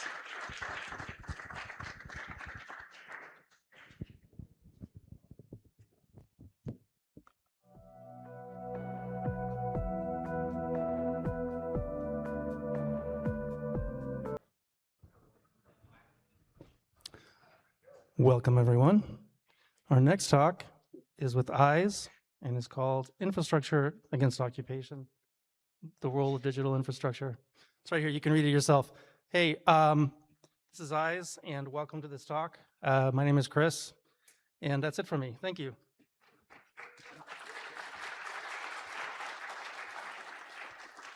Hi, everybody. It's wonderful to see so many people here. As you already heard, this is Infrastructure Against Occupation. We're going to be talking about everything that went down and everything that was built in the Twin Cities this last winter. So who am I? You can call me EYES. I'm a researcher with MIR, or Movement Infrastructure Research. I help to do research and development on digital infrastructure solutions for social movements. Our focus is largely on digital autonomy, surveillance resistance, and meeting the needs of social movements that are facing repression or are likely to face political repression in the future. So what are we talking about today? We're talking about what happened in the Twin Cities, specifically this last winter. That was Operation Metro Surge. Y'all are probably familiar with that if you're here. This was the Department of Homeland Security-led occupation of Minneapolis-St. Paul in the name of immigration enforcement during starting December of 2025. This included the widespread targeting, abduction, abuse, murder, and deportations of people of color, and of course the high-profile murders of Alex Preddy and Renee Good. And this captured nationwide attention for weeks to months, depending on how much you were paying attention. In response, we saw the widespread mass mobilization to combat this occupation and to protect neighbors.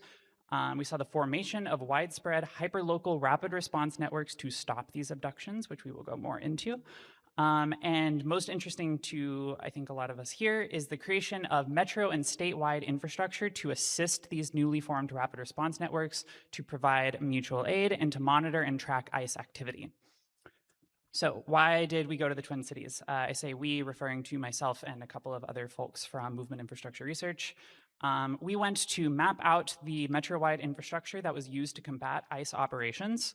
We wanted to build relationships with the people that were engaged in anti-ICE tech projects.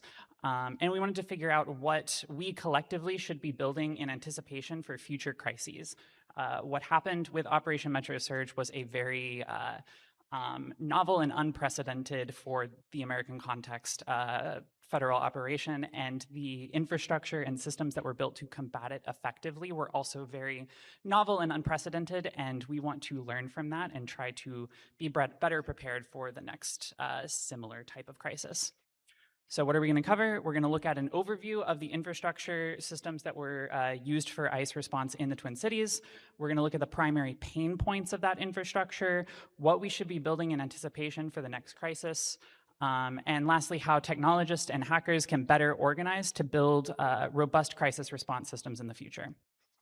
But before we go into all of that, we should talk about how not to build anti-ICE infrastructure. And I think some of y'all might know what we're about to talk about, considering this is HOPE. Let's talk about IceBlock. IceBlock was an app that allowed users to submit ICE sightings and reports. It allowed any anonymized user, verified or not, to submit any report anywhere. It had a nationwide collaborative map of ICE reports. It got a lot of attention, including from the media and from Trump's Department of Justice. And it would notify people within 5 miles of any of these reports, verified or not, whether or not they should be scared, basically, is kind of what it did. So there was a lot of things wrong with it. As y'all may know, the creator of this app did a talk at HOPE last year, and that response to that could be its own talk. But it had a lot of issues. Namely, it was not open source. I don't think this is the crowd where I have to convey how egregious that is for something that supposedly is like meant to be secure and to support communities.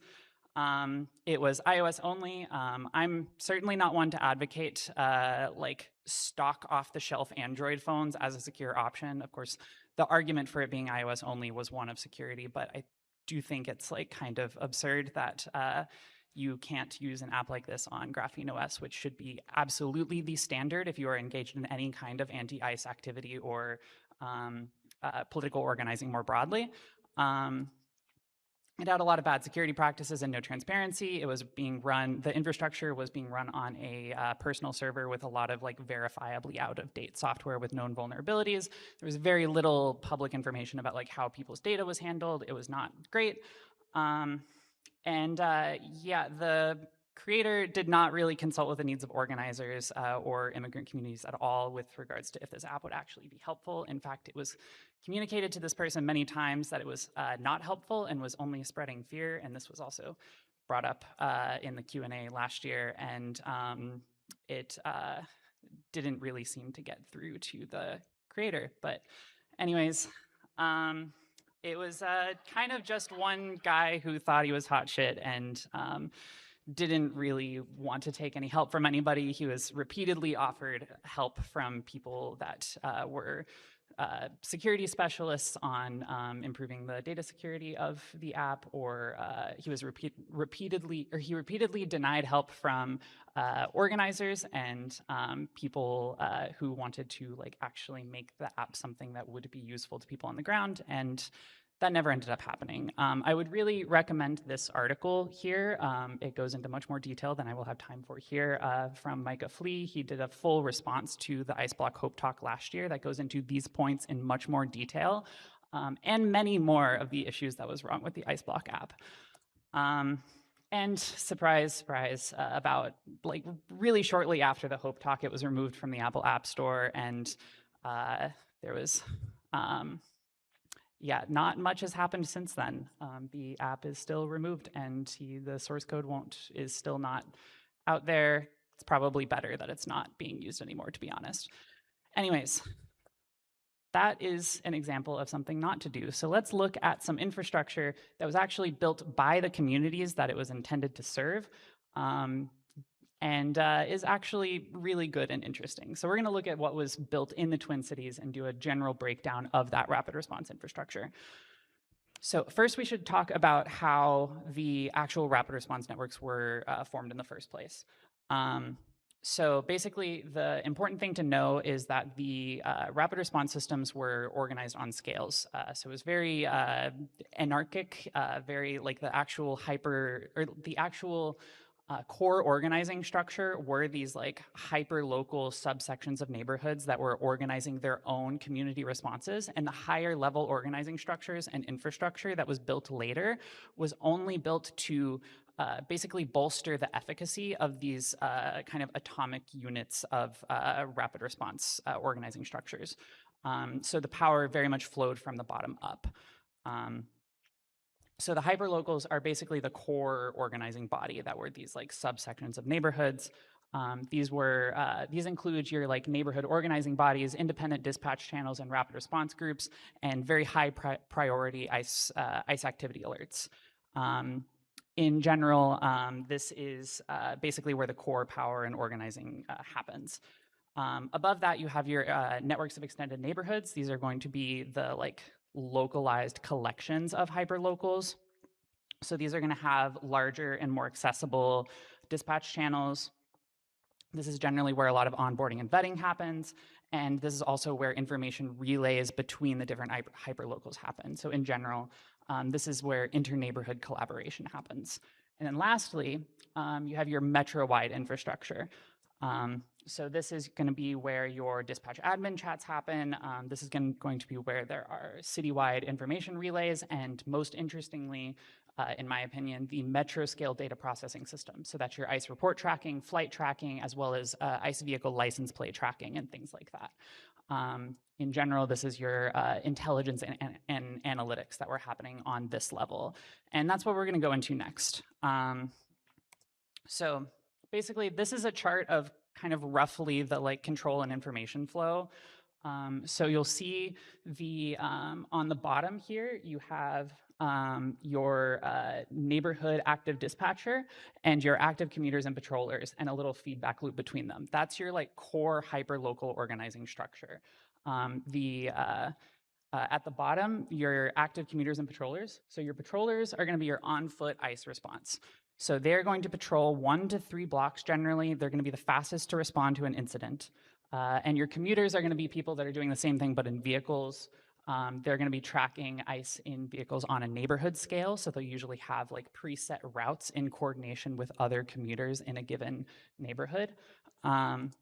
And they'll be responding to incidents, patrolling hotspots, and looking for ICE staging areas for operations, things like that. And they will all be coordinating with the dispatchers. And the dispatchers usually operate on like either a hyperlocal or an extended neighborhood scale. These are going to be people that are sitting on their computer and on a 24/7 signal call with all of the active commuters and patrollers, and basically taking in all of the information that they're getting from the commuters and patrollers with regards to suspected ICE vehicle license plates, activity locations where abductions are happening, things like that. And conveying that to the dispatchers, and the dispatchers are syncing that information with the like central metro-wide databases, relaying information over to other dispatchers in other local neighborhoods, and also just generally coordinating the patrollers and commuters based off of where they're getting reports of hotbeds of activity. So yeah, in general, coordinating commuters and patrollers in the neighborhood, conducting plate lookups, tracks ICE and reports, and provides intelligence to patrollers and commuters. And they also relay relevant information to other neighborhoods. So next, we're going to look at this little box in the top there. That's going to be your metro-wide data processing systems. This is going to be the large metro-wide databases that were built that allows dispatchers to do things like looking up license plates, logging ICE activity, getting intelligence reports on what's happening on the larger metro scale, things like that. And that one box is comprised of a number of different teams that are doing different like types of data logging and analytics. The first one we'll talk about is the data aggregation team. So they are mostly dealing in ICE activity reports. So they take in activity reports from a number of sources, and that information is communicated live to dispatchers and to community organizers. Data dispatch reports, et cetera, will go into the central data team database. And people that are very skilled in data analytics can do things like find trends, look for hotspots, look for ICE staging locations based off of data, things like that, glean all sorts of stuff that's beyond my knowledge. But yeah, they lean on a lot of signal bots, data cleanup utilities and forms, some of which are custom, some of which are off the shelf. Basically, they are getting cities worth of ICE reports, and they're having to parse through all of that data and input it into a way that can integrate with their database such that they can actually like read it and glean useful insights from it. It's not an easy task and requires a lot of experimentation, a lot of labor, a lot of development, a lot of interesting tools. And to disseminate the insights and information, there's multiple private, public, and semi-public endpoints for the data, and access for this data is determined through trust and vetting. So some of the forms of access include APIs, aggregate geospatial data maps.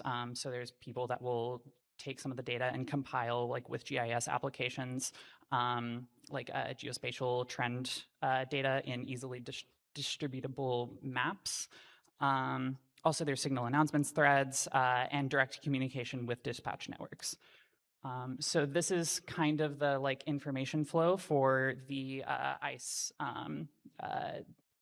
data team and their database. So on the left here, you can see we have a few of the different data input sources.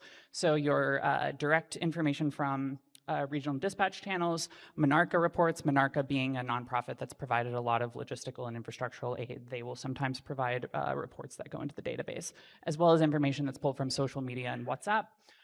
This goes through a process of manual data formatting and organizing before being sent in the Firehose chat, which is just a big signal chat where all of the compiled reports from all of the different sources are sent in a like Firehose of hundreds and hundreds of ICE reports, some of which are very urgent, some of which are confirmed, some of which are suspected, and deal with all sorts of different types of unformatted reports, basically. So from that, there is a very long and complicated list of different utilities and systems for parsing through and sorting that data just through manual and automated data cleanup, form entries, signal bots, all sorts of different systems that have been experimented with to format that data to import it into the central ICE activity database. And that's where the really interesting data analysis happens. And from that data analysis, that information is distributed through a couple of channels. You see there's some of that goes directly back to the regional dispatch channels through information request and direct communications. And also there's a public web endpoint that is basically like a, if you squint, it's kind of like ICE block. It is a map with information on hotbeds of ICE activity, but it's actually like verified reports and information from trusted sources with like a very robust vetting process. And yeah, and also reports are compiled. I already mentioned there's a team that does mapping with GIS applications, and some of that goes through a signal thread, and that is where the information that gets out to the general public comes from. So the next component is the license plate tracking. This has been particularly interesting and was incredibly effective for a very long period of time. So these are basically the teams that are managing a central database of ICE vehicles and their corresponding plate numbers. The plates are aggregated from dispatchers and other trusted sources. The dispatchers, of course, are getting the plates from the commuters and patrollers that are sending in confirmed plates to the dispatchers. Plates are going to be labeled as either confirmed, suspected, or cleared. Cleared is referring to, you know, your strange conservative neighbor that has a tinted SUV with a Blue Lives Matter sticker that looks like it could be an ICE vehicle, but in fact just gets followed by rapid responders because it looks like one, but is actually just a harmless neighbor. So having a cleared label in the data set allows you to prevent people with unfortunate looking vehicles from getting followed and harassed. So write access to the database is restricted to trusted and trained organizers. Queries to the database happen through a public web endpoint and signal bots. There's been a few issues with this method of tracking ICE vehicles as time has gone on through MetroSurge. So later into MetroSurge, when ICE started to realize that this was happening and it was actually very, very effective. They started doing things like changing their license plates. A lot of ICE agents would actually have a booklet full of fake license plates in their vehicle, and they would swap it out like every couple of hours. They would also swap out vehicles, return rental vehicles, things like that, which made the plate tracking less effective, but it was still useful in conjunction with some of these other like data analytics methods. It just wasn't as like completely reliable and bulletproof as it was towards the start of when this system was first implemented. And what was constantly communicated to me by a lot of the organizers behind this was that to get this thing to work, especially as they've been doing lots of plate changes, is it requires a very extensive network of trusted organizers, and the database requires constant maintenance. Like there is a insane amount of volunteer labor that has gone into making this work, and it's frankly incredible. So the next one we'll talk about is flight tracking. So these are going to be the teams that track activity from ICE and Department of Homeland Security drones, helicopters, and planes. The reason you would do this is because you can glean some really interesting information based off of the like types of flight activity that we see. So for example, drone survey locations can be a predictor of where ICE raids will happen. So something that was conveyed to me by the flight team is that if a drone is flying over a given neighborhood, which will usually happen in the evening, the next day or two, there will generally be a raid on that neighborhood. So that gives a degree of lead time to actually contact the organizers for that given hyperlocal and make sure like necessary preparations are made. Additionally, helicopter activity means a raid is actively taking place. So what was told to me by a flight tracking team member is if you see a helicopter over a neighborhood, it is too late and you need to just stop what you're doing and figure out who was abducted because you are too late at that point. Some of the methods for aggregating data include signal chats. So different neighborhoods will have flight report signal chats for reporting drones and helicopters. Also gathering ADSB data and sniffing remote IDs for drones. Some additional infrastructure that's worth mentioning because it was critically important, but I don't have time to go to give it the full presentation that each one of these deserves. Include abductee support, so that's your legal support, and tracking abductees through the ICE system, which is very opaque. There's a lot of people that have been working on that, incredibly important, and again, you could do a whole presentation on it. Same for mutual aid systems. So this is things like getting food and necessities to immigrants afraid to leave their homes and escorting children to and from school, which was unfortunately very necessary. And also your rapid responder and activist legal support. So that's your jail support, bail funds, things like that.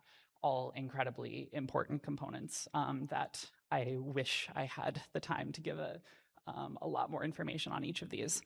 But we should talk about the pain points of some of this infrastructure as it was deployed. One of the big ones, Signal. Signal is great, and it's really incredible that it was the dominant communications platform that was used. The fact that it exists and is well maintained and is very cryptographically proven to be secure and yeah, it's in my opinion the best thing that currently exists. It's incredible that that a lot of the volunteers on the ground were able to get very large swaths of non-technical communities onto Signal and using it as their dominant communications platform. But it did have a lot of hiccups that are worth talking about. Namely, group chat and call size limits have been a constant issue. Like the rapid response networks have been pushing Signal's capabilities to the limit. All of the dispatch commuter patroller calls have been constantly hitting the call size limit. All of the different group chats have been hitting the 1,000 person group limit, and that has been happening repeatedly and has been a major issue. And if you might be aware, if you're in like organizing spaces, that Signal groups can become very chaotic and unwieldy at scale when you're in lots of different chats that have tons of people each, and Signal doesn't really have a good way to organize those, and that has also been a major complaint that I heard. There was also a Signal outage during Metro Surge. It lasted about 2 hours, and it was really bad. It completely crippled the rapid response capacity for those 2 hours. Yeah, it was really bad, and it's worth figuring out what is the plan for if something like that were to happen again, because it is a very critical point of failure. There was, as I mentioned before, an extensive use of custom Signal bots to help alleviate some of these issues. Like some people developed relay bots that could relay announcements messages between multiple group chats that had hit their 1,000 person group maximum. Things like that have helped ease some of these issues. I don't think there are any good Signal alternatives at this point. I'm sure people here have opinions on chat platforms. I would recommend this article, though, deferring to someone who knows what they're talking about more than I do. This person is an actual cryptographer who knows what they're talking about and has a whole series of articles on what you actually need in order to be a true Signal competitor. And I would really recommend reading that if you are wondering why I didn't mention your favorite encrypted chat platform as a Signal alternative. The other major pain point is corporate controlled infrastructure. So a lot of the core infrastructure components, especially the databases, were hosted corporate controlled solutions. Of course, this is vulnerable to surveillance and subpoenas. There's also the potential for it to get shut off if your hosted service, the company behind it, suddenly decides they don't like you using it for rapid response, then they can just turn it off, and then all of your infrastructure is down and you can't do anything about it, and that's really bad. It also, as needs have scaled to the size of multiple cities and in some cases the entire state, what may have started out as a cheap project has turned into a very, very extensive project to actually maintain the amount of users and the amount of features and data processing capacity that you need. It can and did get very expensive. Most of the organizers I talked to behind these projects were aware that this was an issue and wanted to move off of these platforms. And the reason that they used these corporate controlled solutions is because it was just-in-time infrastructure during a crisis. And I think that is completely reasonable. This is, as I mentioned, a very unprecedented type of crisis that required unprecedented infrastructure. And when people's neighbors are getting kidnapped off the street, you need to build something that will work and will work and be maintainable by the non-technical volunteers that have built and maintained the system. And I think that's totally reasonable. But of course, once you are on these platforms, it's really difficult to migrate off of them once you're entrenched, which has been a major pain point for getting off of these corporate control platforms and onto something that's autonomous and self-hosted and open source, which of course is going to be the long-term solution for future implementations of infrastructure like this. Which goes into the next section that is my proposal for what we should be doing and what we should learn from all of this. And that is that we need proactive infrastructure.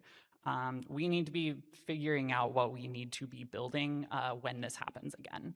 And we need to build it before the crisis happens so that there is a robust, ready to go, secure, autonomous solution that can do all of these things and maybe more.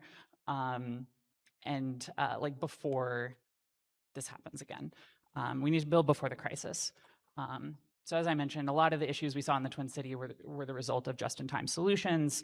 And I do think technologists and hackers are better organized before a crisis happens. A crisis is not the time to be building a mesh network or deploying a matrix server. Right in a time like right now, where it's like a little bit chiller and less super urgent than this last winter, now is a great time to experiment with and talk about mesh networks or deploying matrix servers and figuring out what might work. And prototyping these things. But during a crisis is not the time that you want to be prototyping and training people and convincing people to get onto your new fancy chat platform, whatever you think is best. As I already mentioned, it's laborious to get orgs off of established and secure infrastructure after the fact. So the conclusion to all of this is ready-to-go infrastructure is necessary preparation for future ICE operations or other emergencies. So we should talk about what we should be building specifically. First, I want to talk about encrypted communications and a fallback plan. I still think Signal is supreme with all the information that I have. But we do need to talk about what happens when it goes down. We need redundant systems to Signal that people can be trained on, not so much Signal replacements, but just fallback systems. So in a couple of hyperlocals, they actually had anticipated this and had distributed handheld radios and trained a lot of the rapid responders in that hyperlocal how to use them and the protocols for if Signal were to go down. And those hyperlocals actually were able to continue operations very effectively during that 2-hour Signal outage. And I think that does offer a really good potential model. Obviously, handheld radios are far from a Signal replacement. It is unencrypted, it's not secure, it requires training that a chat application doesn't. It's expensive to get that many radios out there, but it is maybe a good backup. And as I mentioned, Signal replacements and alternatives is a truly long-term project that, again, I'm sure many people have opinions on. A couple of my own opinions. I really like what the Mali team is doing. They've been working on a fork of the Signal server that is less coupled with AWS, so it's a bit easier to self-host. And they've also been working on a multi-account, multi-server client. And I think this is maybe a more interesting way forward than trying to get people to migrate onto a new chat platform. You just get people to change clients. They can access all their old Signal apps or their old Signal chats. And your alternative for when the Signal servers go down is you just use a different community hosted Signal server using the same client that people presumably would already have on their phone. That seems like a more reasonable avenue to me, but we'll see how good the implementations for these are whenever it's actually developed and has a stable release. Worth mentioning mesh networks, again, something that I think a lot of people here have opinions on, and I don't feel the need to add to the discussion. I think there will be plenty of discussion on mesh networks happening at this conference. But just to sneak in my own opinion, I like Reticulum because of the encryption and the general versatility, but I'm sure y'all like your own solutions as well. Databases, very core component, like the core component to a lot of this, the metro-wide infrastructure. Some potential options for self-hostable open source databases. The big ones are going to be NoCodeDB and Baserow. Unfortunately, these have feature paywalls, so I don't really consider them to be long-term solutions. There is Grist, which is fully open source and does have a really robust team behind it that has been it's been in active development and has been getting a lot of attention, which is good. And it seems like a really good fleshed out option. Unfortunately, it does have a Python flow to it to get a lot of the data flow automation that a lot of these teams need. And that's very intimidating to a lot of non-technical users and volunteers. I do think a potential solution to this, because I'm not aware of another alternative that is easier to use than Grist that doesn't have feature paywalls, is people that do know Python to code our own automation flows for mimicking some of the commercial database features that people want or that volunteers want for these sorts of applications, and then releasing those to minimize the amount of work that volunteers at different organizations and formations would need to do to get the features that they want. Could be something worth working on to make Grist a little bit more viable. The next system that we should be talking about and maybe building is data aggregation systems. In the Twin Cities, they could rely on a massive pool of abundant volunteer labor for manual data gathering and manual data formatting because it was such a massive, visceral crisis with so many people that were helping out, basically the entire city that was helping out. There was more than enough people to go around to actually do all of this manual data gathering and formatting. But yeah, what about when momentum dies down, or if your own locality doesn't have the same level of popular support, or if you're in a lull period, kind of like now, where there's not a metro surge happening right now, but there are still very much ICE abductions happening right now, but it doesn't have the same level of attention and volunteer labor. What do you do? Well, I think you need automation, and that's what a lot of people in the Twin Cities had been working on, because even with the amount of volunteer labor, the amount of reports that they were getting and that needed to be processed still warranted automation because there were just so many. Some of this automation could include signal and report cleanup bots, hosted forms for inputting data into these databases. I like Libera forms. ALPR systems are an interesting thread that you could also do a whole talk on some of these projects. This has some of the projects for this have ranged from people making apps for people's phones that commuters or patrollers could use to take pictures of plates, and then a little local OCR model will pull the plate and then query the database instead of having to manually enter it and coordinate that with the dispatcher. I've also seen ALPR projects that are basically your like anti-fascist flock cameras.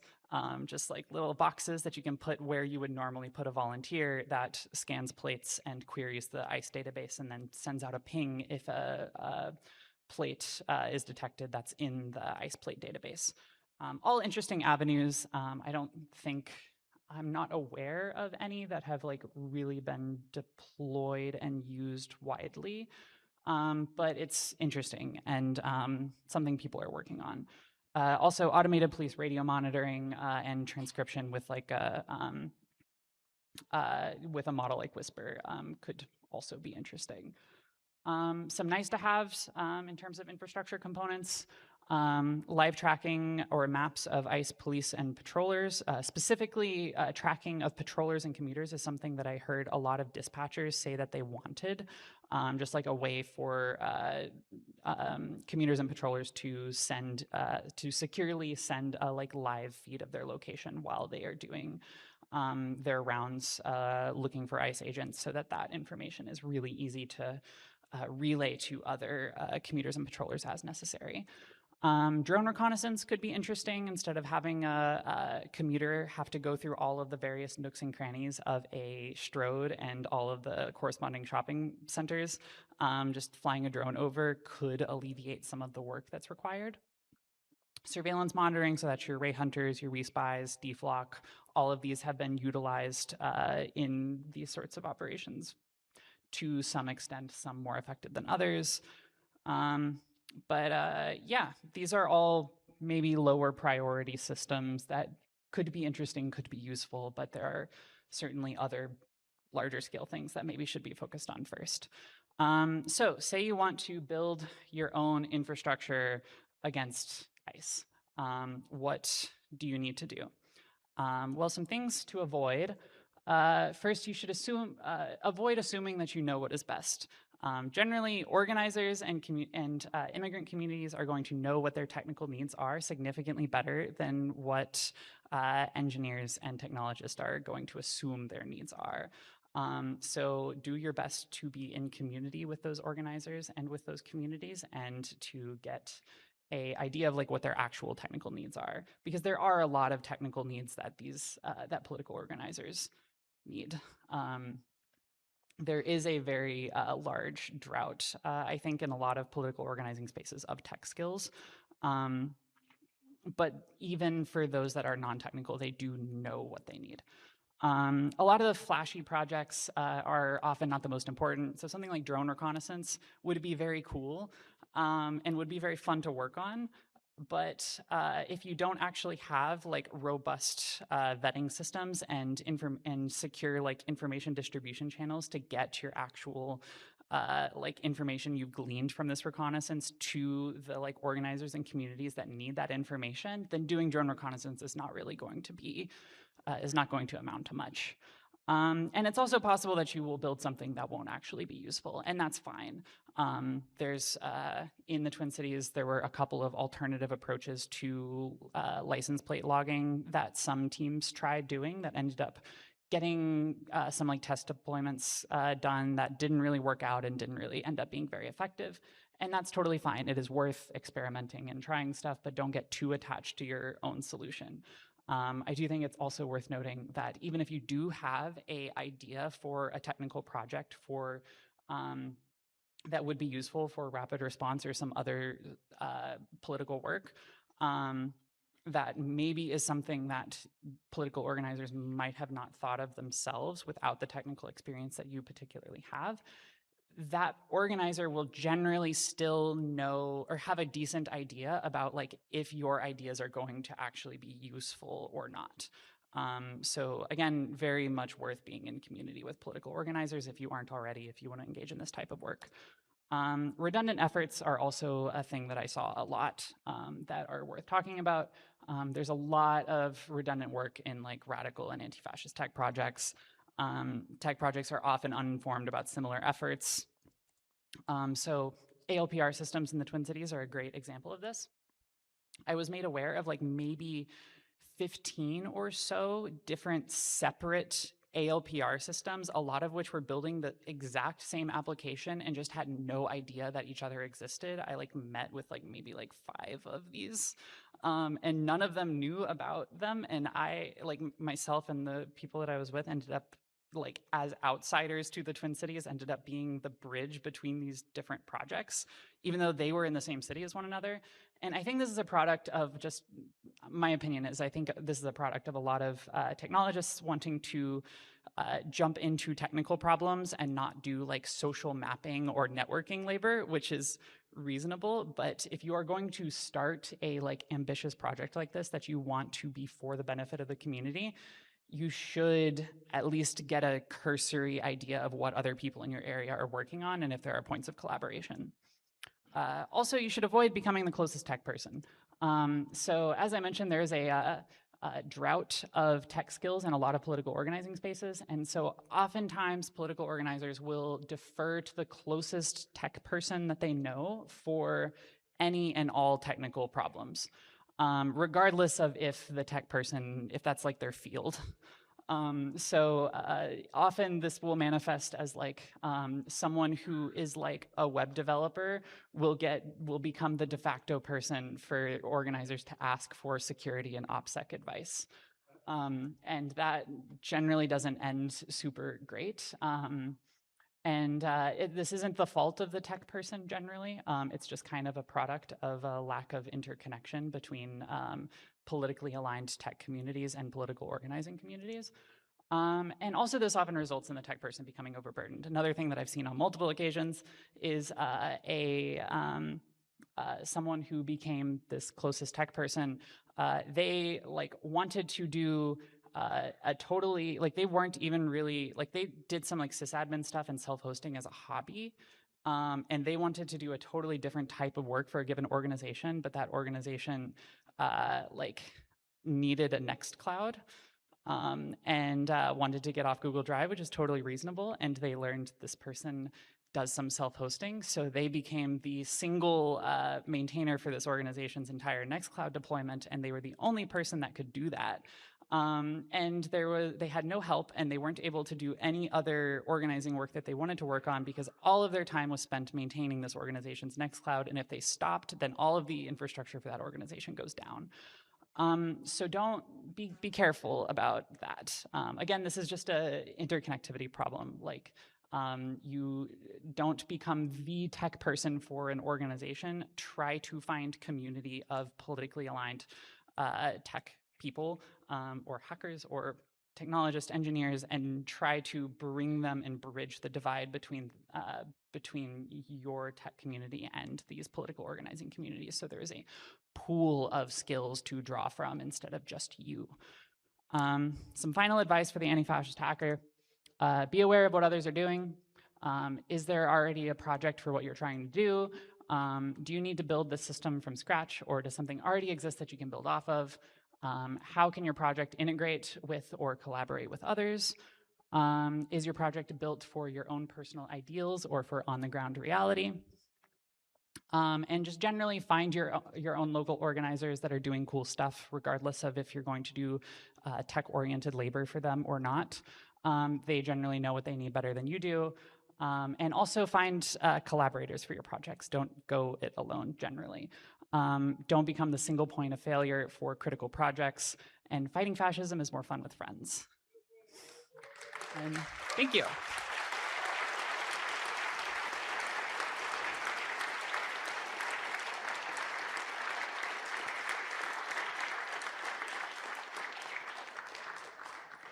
I think we have about 7 minutes for questions, I think.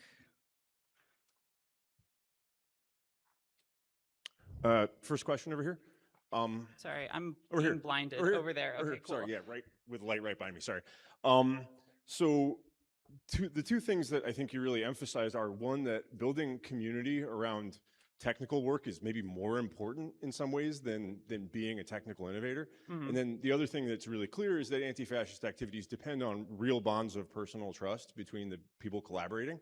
But that creates a little bit of a chicken and egg problem, right? So how would someone who has technical skills and wants to contribute find collaborators and build trust with them? Do you have, can you unpack that a little bit, please?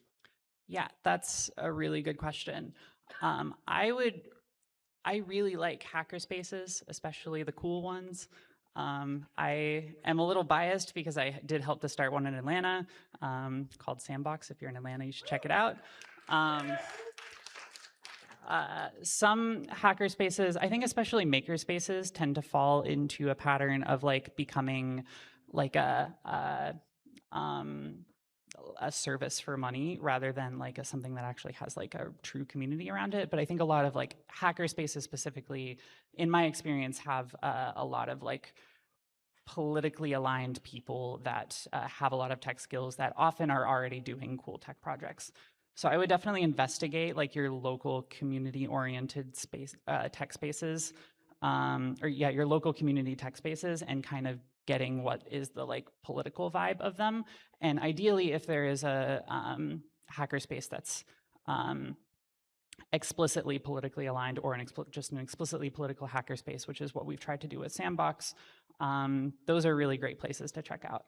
I think additionally, conferences like this are good places to find community. The nice thing about a lot of tech projects is that for this type of work specifically, is that you can collaborate across the country, and you don't actually have to be in the same locality, the same as if you're like trying to organize a local food not bombs or something like that. Yeah, I do. It is why I prefer Hope over a lot of conferences, is because it's a better place for talks like this, I think. Less feds around, which is nice. But yeah, next question. So currently not a single point of failure, usually the closest tech person. With the recent legal things with like, people are getting, the FBI is using that you have a zine telling teenagers what consent is as like evidence of you being, against the government, and like that's being used and like to go after people federally.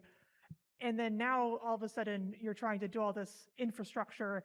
And so I'm wondering if you could talk about how you hardened people against the operational security of just like having access to things and becoming a target, if there's anything that you can speak to on that, to like obviously you want to have a secure signal thing, but then if you have someone with access to a database, then that they're becoming a target now for like law enforcement and that sort of thing, and like any of those sort of pain points. Yeah, totally. I think it really depends on the type of organization or political formation you're talking about, because some are definitely going to be much higher risk than others. I think something like doing community mutual aid or food distribution, even though there are certainly efforts to like construe that as like political radicalism or terrorism or whatever, like just like local food not bombs chapters, I think there's a stronger case for having something like Nextcloud be or just like self-hosted on somebody's basement server for the infrastructure behind something like that. But if you're talking about something that's like rapid response networks that like has the ire of the executive branch and like half of the government, or I guess more significantly more than half, but in those cases, you're probably going to want to defer to like much more hardened services. I think Signal is the fact that a lot of the infrastructure is based on Signal, even though it is like clunky, it was like really good for that, and doing a lot of like Signal bots for doing some of the like automation flows was interesting for that, because you could rely on Signal being like an established organization with robust end-to-end encryption for that. So yeah, I guess it's just down to like do your threat modeling and for the particular organization you're talking about, and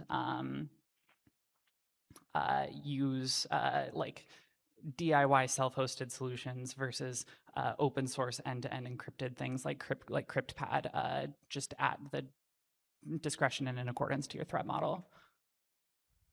Thank you.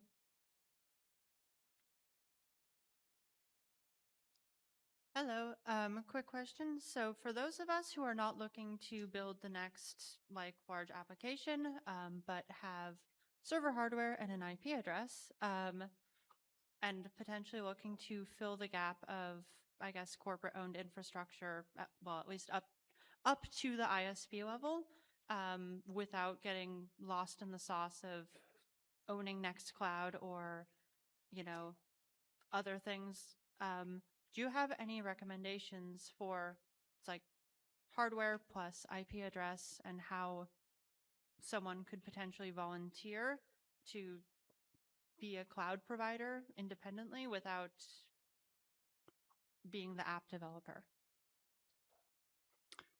Yeah, that's a good question. I think, I don't know, it's a little difficult when you're talking about, because like, I don't know, I've done a lot of self-hosting for various applications, and I think that one of the issues with like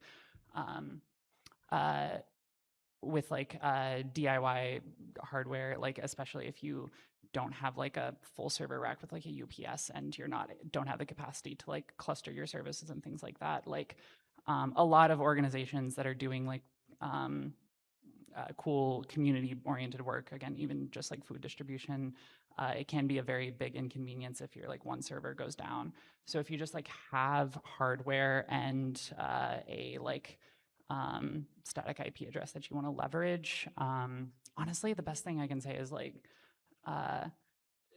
if you have a local hackerspace of people that are doing cool stuff, offering the hardware to that hackerspace, if they have any like plans or templates in place for leveraging hardware like that for running community hosted services, and or even just like hosting stuff for like, giving free cloud storage to like friends and family is like certainly where I started. And that's like a good way to get people in your direct circles off of like having all of their photos and everything on like Google Drive or whatever. I think that's certainly a good step. Yeah, does that answer your question? Mm-hmm. Cool. I think we're maybe out of time. Out of time. Okay. Right. Thank y'all. Yeah, I'm sorry if I didn't get to your question.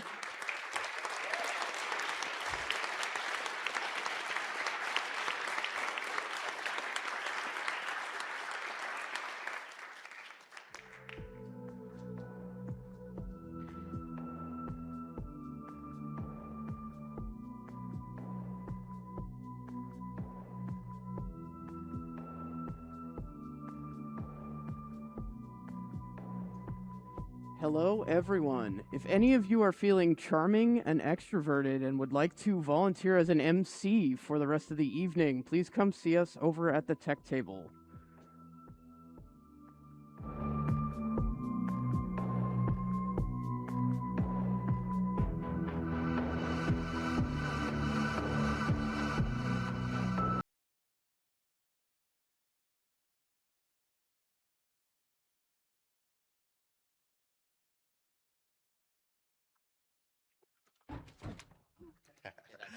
Hello, friends. Coming up next, a call to action. Hackers, journalism needs your help. And here is Brandon Roberts. Hello, Hope.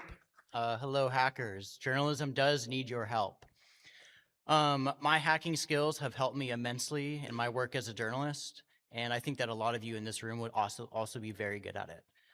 So in this talk, I'm going to go into the journalism situation that we're in right now in the United States. I'll also talk about open technical challenges that we face and how solving them would help produce better journalism. My name is Brandon Roberts. I'm a journalist at ProPublica. I'm a data journalist, and I'm on the news applications team. That means that we use data and code to hold power to account. ProPublica, for those of you who don't know, is a nonprofit investigative news organization.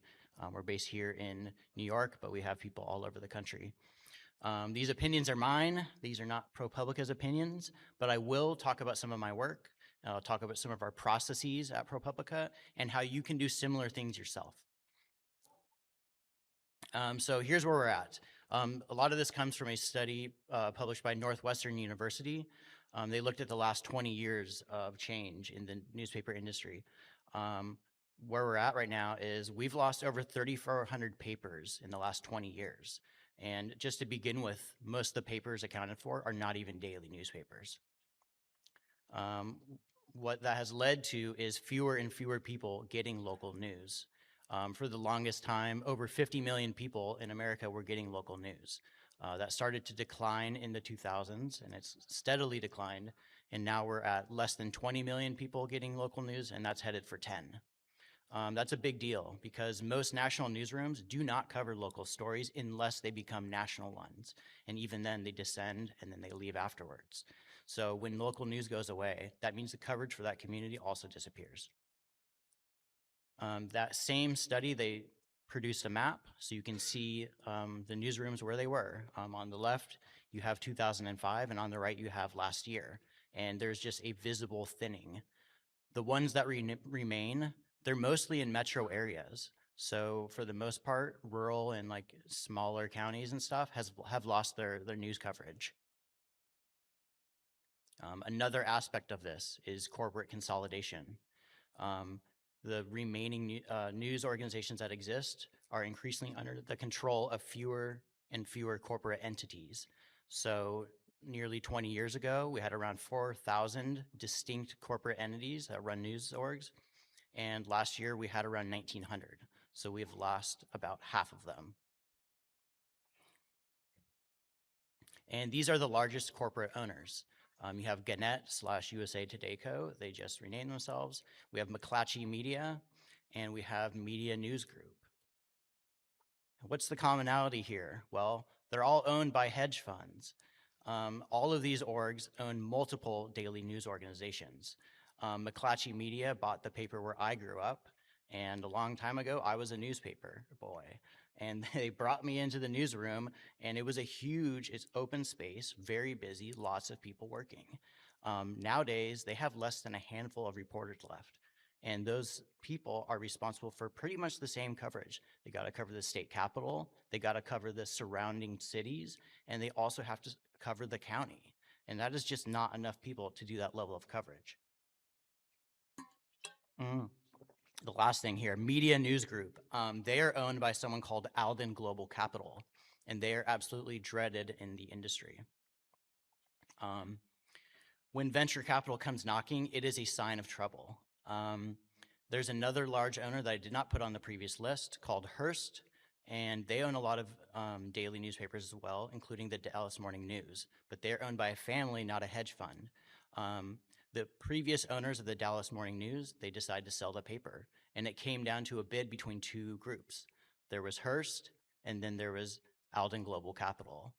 And the owners of the Dallas Morning News actually decided to go with Hearst, even though they offered way less money, because they cited Alden Global Capital's reputation as a reason why they didn't want to sell to them.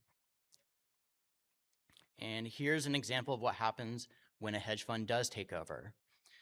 This is from the front page of the Denver Post, and they won a Pulitzer Prize for their coverage of the Aurora shooting when that happened, and they took a big group photo. So what they did on the front page is they grayed out everybody who was let go after Alden took over. And you can see that's a lot of people who are gone. And more cuts were coming after this. And that's typically the strategy with hedge funds when they buy a paper.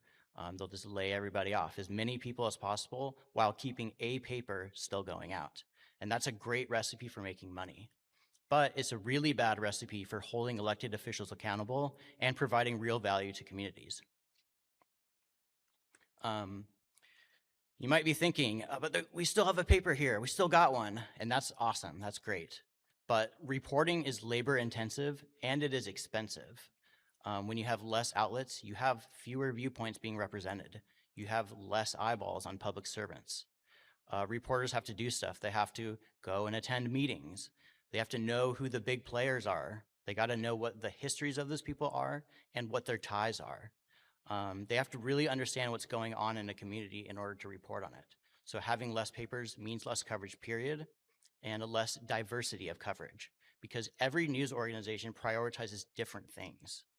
And that is a good thing, but you do need a variety so you get all voices being heard.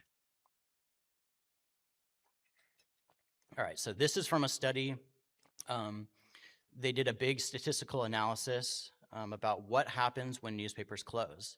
So they controlled for economic conditions and other variables, and they found that government spending goes up when local papers close. So newspapers provide real value to communities. They provide huge value to taxpayers. In towns, there's contracts to scrutinize. There's people making sweetheart deals. And if you don't have journalists covering that, a lot of that stuff is going to go undetected. Why do we need help? I still have a job. That's good. But, you might be thinking, well, there's still news organizations and you're doing good. There was an analysis of government data. This is from the jobs data that the government publishes. And this person looked at media jobs. And I highlighted here in orange, these are the newspaper jobs. So since 2007, we've lost 80% of the jobs in journalism. So there's just way fewer of us than there used to be. And the result of that, the technical arm of news organizations, we are publishing less code. This came from a piece published by some journalists, including Scott Klein, who used to work at ProPublica. They looked at our GitHub histories, and they looked at the GitHub histories of all these organizations. These are main news organizations. Just as a general rule, we are publishing less. And that's a big deal to the open source community, because a lot of big open source projects began in newsrooms. If you're a Python programmer, you've probably heard of the Django web framework. That was developed at the Lawrence Journal World in Kansas. It's a newspaper. That was written by Simon Willison and a colleague who encountered a problem, and they wrote some code, and that became Django. There's a newer library called SvelteKit, and it's a JavaScript library that we use a lot. That was written by someone named Rich Harris, and he's a journalist. He works at The Guardian, or worked at The Guardian and The New York Times. If you do visualization stuff, you probably encountered a library called D3. That was started by a journalist who worked at The New York Times. So us publishing less code is a problem, because a lot of really cool stuff used to come out of newsrooms. So what do we need help with? And I could have titled this slide, "What is investigative journalism?" Basically, what we do is we uncover abuses of power. At ProPublica specifically, we look for instances where people are being harmed and there's someone to hold accountable. And that someone can be a person, like a politician, can be an organization, can be a company, or it can be an entire system. And I want to distinguish from breaking news, which is, this thing happened now. And then that's the end of it. Beat reporting, which is like a very micro focus on a specific thing. So just like, well, I only cover cybersecurity in Asia or something like that. Or opinion pieces, which we're all familiar with.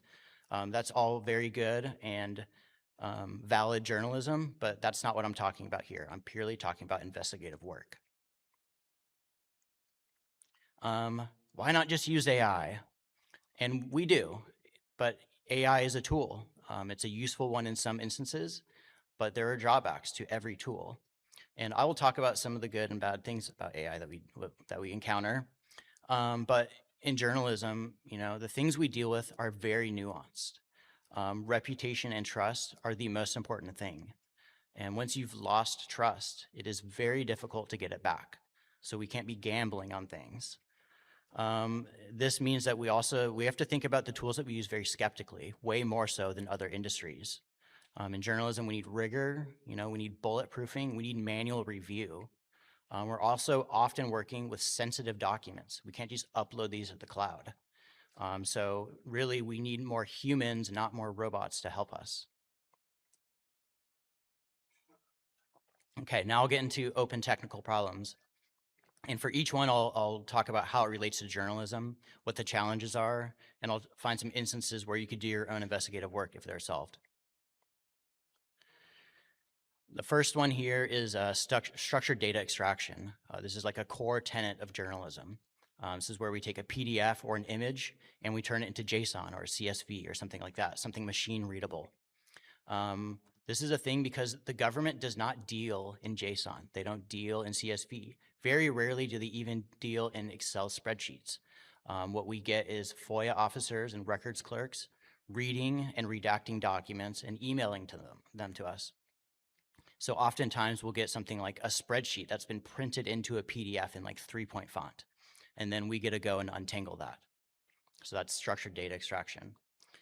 And to go about solving that, there's manual methods, right? It's where you write a script that can do that. And I focused on this a lot. I did a talk about this a few hopes ago. And the situation has completely changed since then because we have AI now. But manual methods are the best when they are possible. Here we publish an app called Trump Team Financials, and this allows you to go and look through the political appointees selected by the Trump administration and what their ties are to industry and to companies and things like that. And it's a free thing. You can just search through it.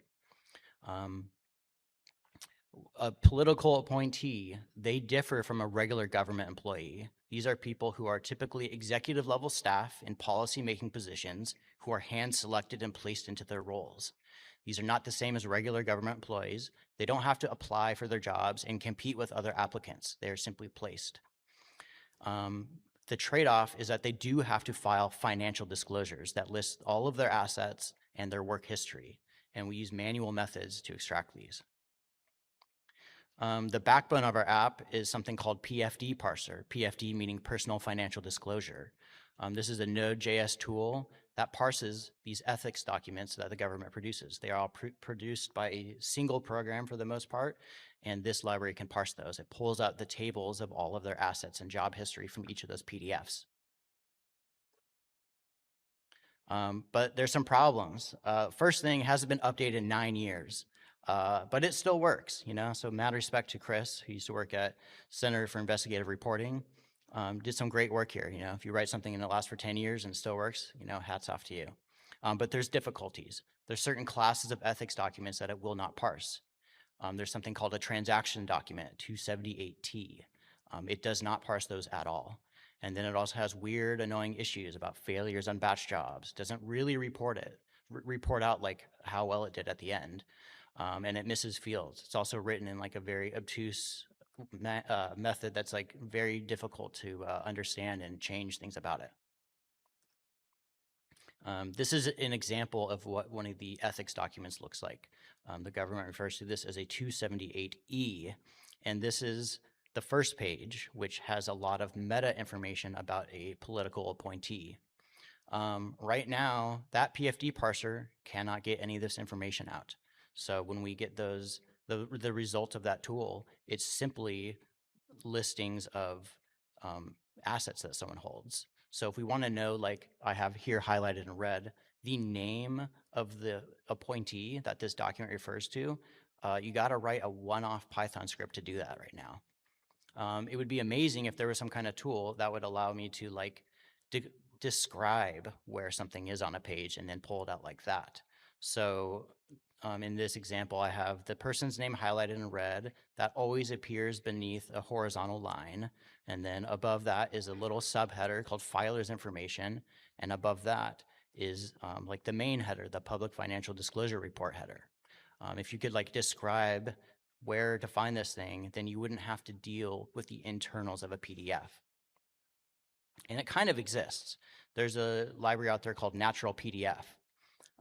This allows you to kind of like programmatically, but not super deep dive into the internals of a PDF, how to extract some stuff. And I just have an example here.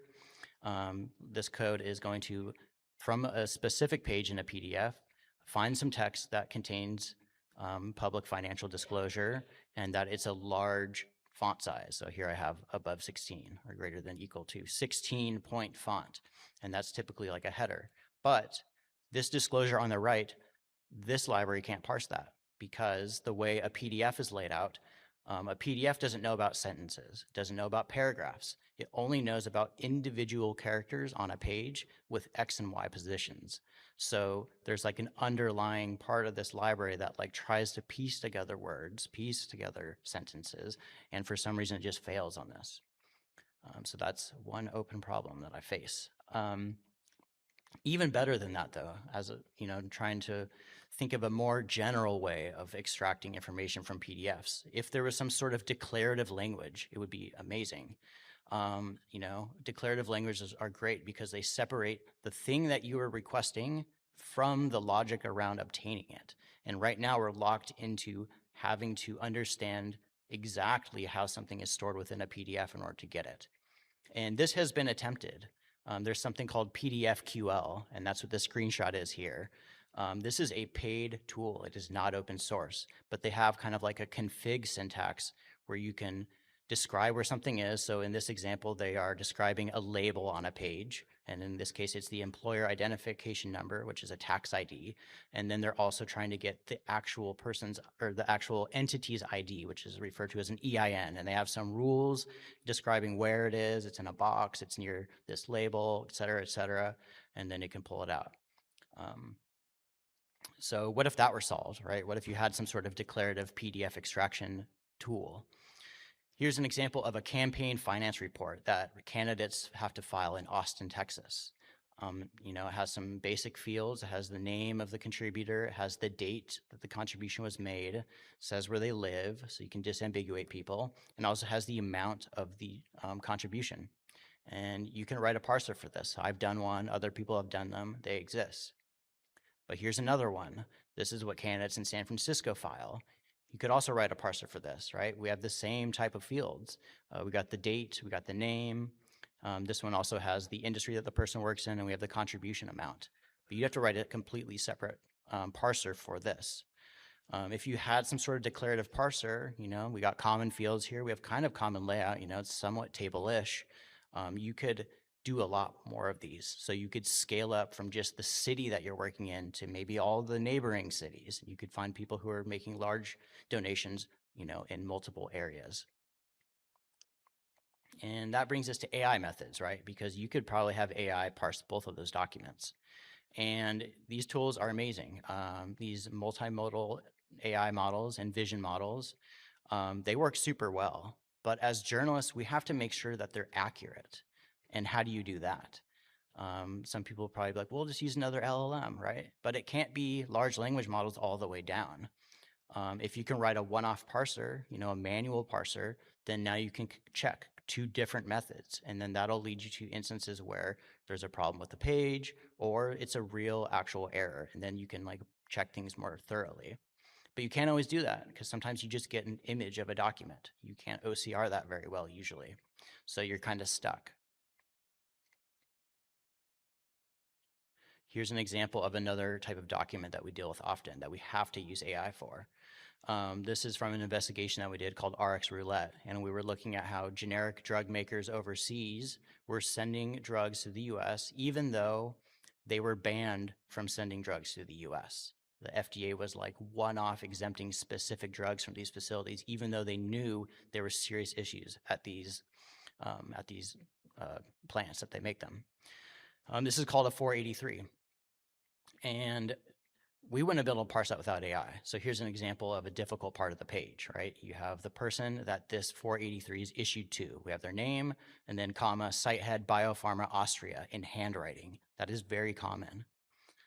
But you can see vision model can do that. But again, how do you check this? Here's another type of document that PFD parser can't parse. This is Trump's 278T. So this is his ethics disclosure that lists his financial transactions.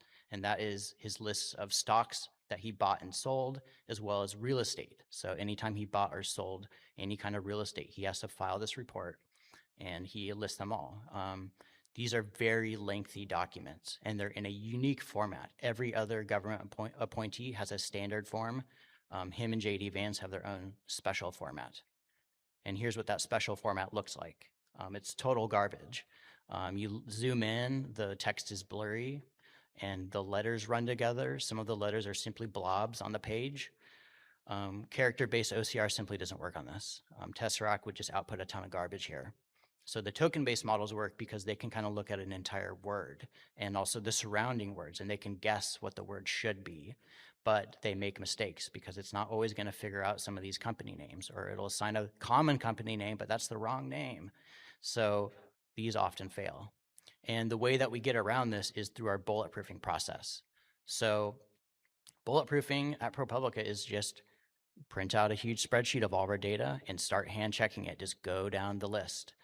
This is from an example of our FDA investigation where we had to check a list of drug-making facilities that were on the ban list that were not allowed to send drugs into the US. We had to make sure this was right, because if we were wrong, we were going to say that a facility was banned when they weren't, or if the other way, we were going to say that they're all good when they indeed are actively banned. So there's no other way than to actually just go down the line and check everything, and it's a huge amount of work. This is from another app we did around private school demographics. For this one, we wanted to check geocoding. How well did the geocoder do? Went down the line, started checking them, found tons of errors. Geocoders are not always correct. So we're like going each address, pulling up Street View, zooming around and checking stuff. And every one of these lines that are red, this is when we found an error. So accuracy is critical. We're journalists, we can't damage our reputation because we made a stupid error that AI spit out to us. We have to check all of our results. But sometimes we're working on apps that have millions of rows. And how do we check that? We can't check millions of rows by hand. So what we do is we have to start taking samples. Anytime you're taking samples, a random sample is good. But if there was some kind of tool out there that would more smartly choose samples for us that could lead us to some of the most likely to be incorrect rows, then we could stack that on top of random sampling, and that could help us get to a accurate result more quickly. What this would allow you to do if you had something like this, let's say that you were working on those campaign finance reports. You have your Talons parser done, you have some other parsers done. If you had a tool that could do validation, now you could use AI, maybe for all of the campaign finance reports in your whole state. Or if you've already done your state, now you can think about the whole Northeast or maybe the entire West Coast. So this would unlock much larger scale investigations than are currently possible. Okay, the next problem area I'll talk about is data collection. This has to do with gathering, scraping, and refining data sets for use in investigations. But to talk about that, I need to talk about what data journalism is. Basically, we try to practice a scientific-ish process, and that we start with a hypothesis. That could be a tip, could be a hunch, could be just something that we noticed. But then we go out and we collect some data to see what's up with that. Sometimes we find what we're looking for right away. That's great. Sometimes we find something unexpected. And when those things happen, now we have a story. But in order to do this, we need data. The thing about building data sets is timing is very important. This comes from a story that I did with some colleagues about cuts to the Department of Health and Human Services. They were firing people. They were trying to get people to take buyouts. They were trying to do a massive RIF, reduction in force. And so we wanted to know who was leaving, but not just who. We wanted to know where they worked and what were they working on. And we were able to do this story because my colleague Pratik Rabala, he was way ahead of the curve. He found a directory that they published that you could get a list of everyone who works there with some engineering. And he did that. But he did it before they started cutting everything. He did it before the Trump administration was even in power. And he's one of the few people who did that. Numerous people started scraping this thing after they heard about there was going to be some cuts. But that was already way too late because they didn't have that initial snapshot, so they couldn't tell what the percentage of loss was in a lot of the cases.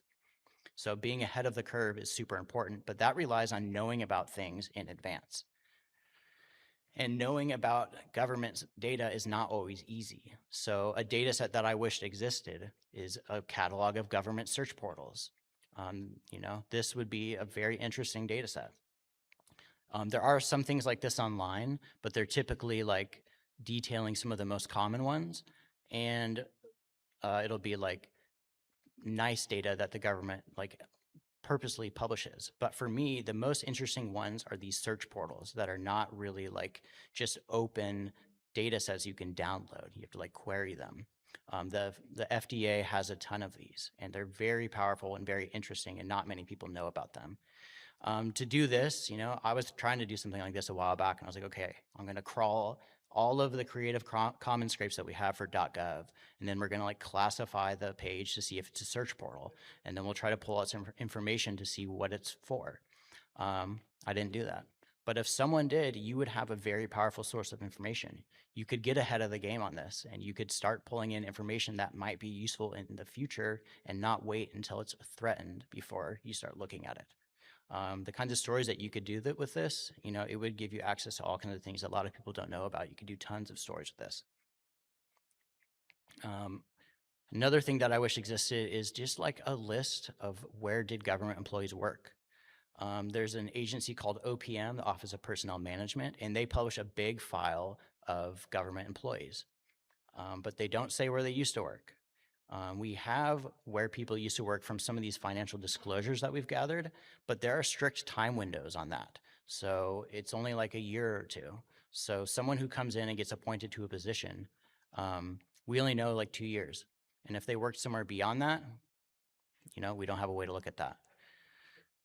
You can go on LinkedIn and you can look them up though, right? You can go and you can search people's names, and sometimes you can find them, and sometimes you can find their entire work history, but that's a one-off for a single person. Having a data set that covers the entire government would unlock all kinds of stuff. It would allow you to find instances where people are lying, where people have ties to companies that are impacting their jobs, but it's not disclosable because it's a few years back. You could also find situations where people are simply lying on their documents that we wouldn't be able to figure out otherwise. A map of the government. This also doesn't exist. Doge, in their little reign of chaos, one of their projects was a government tree map here. And you can see they attempted that. Here they went down to the Department of Health and Human Services. They went one layer under that, which is the Food and Drug Administration. They regulate all of our food and drugs, obviously. Then the Center for Drug Evaluation and Research. They inspect all of our drug making facilities and regulate all the drug makers. And then they got one layer below that. But each one of these little blocks at the bottom of here, hundreds or thousands of people work there. And there are many, many, many layers beneath that. So to go about looking into this, I did a deep dive on HHS when we were doing our cut story. On the left here are these org keys, and that is how the directory of HHS personnel represent the specific office that a person works at. And it is just a code like this. This is a very cleaned up version. We put a lot of effort into cleaning these. But there's no like description for what that office is. So I figured out some methods that we could use to disambiguate these, to explain what they do and what their like formal office is supposed to be doing. And I got up to like 11 layers deep in some of these sub offices within DHHS. And that's just for one agency. A map of this kind for the entire federal government would be a huge effort, but really amazing. Another agency is OPM, that government agency that has all of the jobs that all the government employees have. They have the top level agency, Department of Labor, then the sub agency, which is the Bureau of Labor Statistics here. And then the office code is simply this weird LS code. If you Google one of those, you get 0 hits. It does not exist on the internet. So you have no way to know when someone leaves where they worked. If you had information like this, you could tell really interesting stories. Bureau of Labor Statistics, the work that they produce, it's critical to our economy. The numbers that they put out lead to interest rates going up or down. It's a huge input into our GDP as a nation. If you had this, you could do tons of really interesting stories to talk about the impact of a lot of the cuts to these agencies that a lot of people are just not able to look at right now. Okay, one more note about police misconduct data. A lot of people started grabbing, the misconduct from their local police agency. I did that. I did something in Washington. I requested misconduct from 170 agencies, and I got a pretty good, overview of the entire state. But that's just for my one state. And one of the things I noticed when we were going through it is immediately we would have someone who did something bad at a, sheriff's office near the border, and then they would resign, and then that's the end of the trail. They don't show up in any other data sets, and they don't work at any other police agencies as far as we're aware. So now we're like, okay, did they go across the border? It's only like 10 minutes across the border. But there's 3 state borders right here. So now we're looking at 3 states.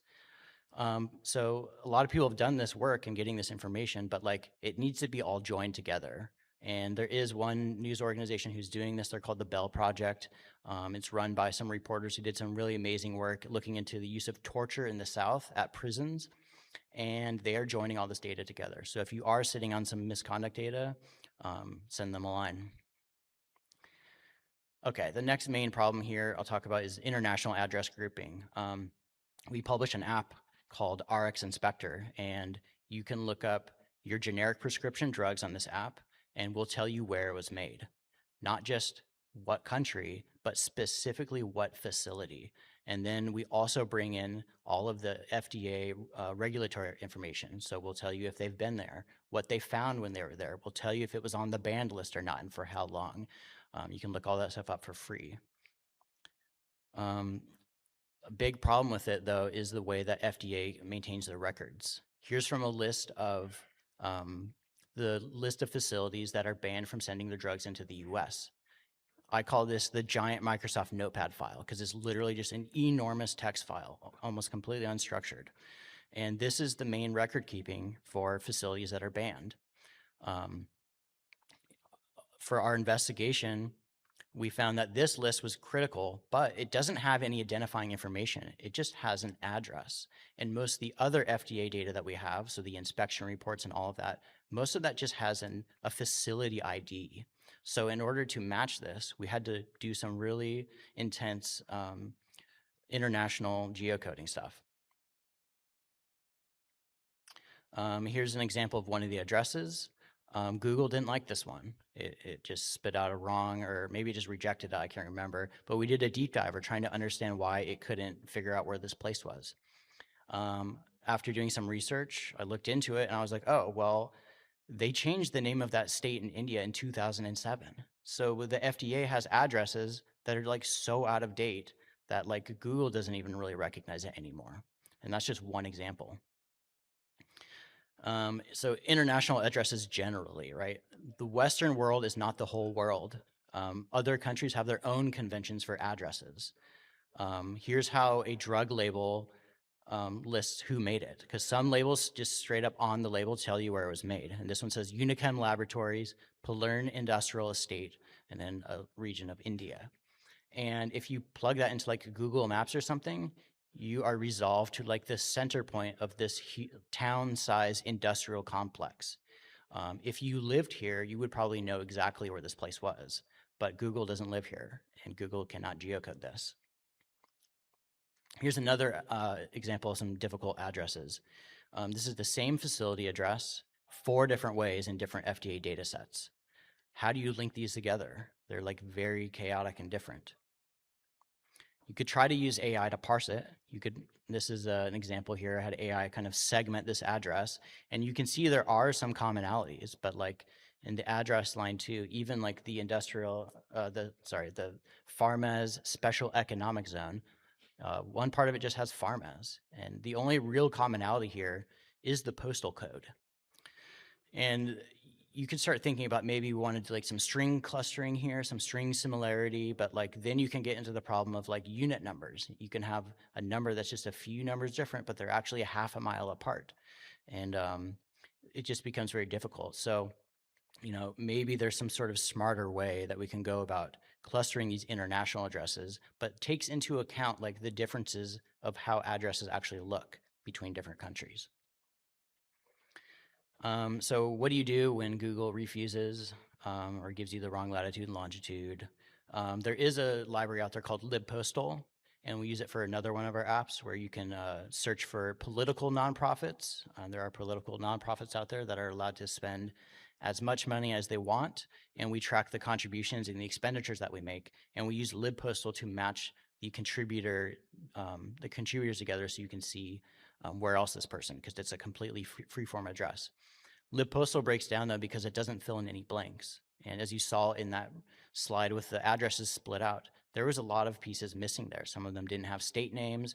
Some of them had, just different fields present at all. And libpostal only works on disambiguation of full addresses. It will not fill in anything for you.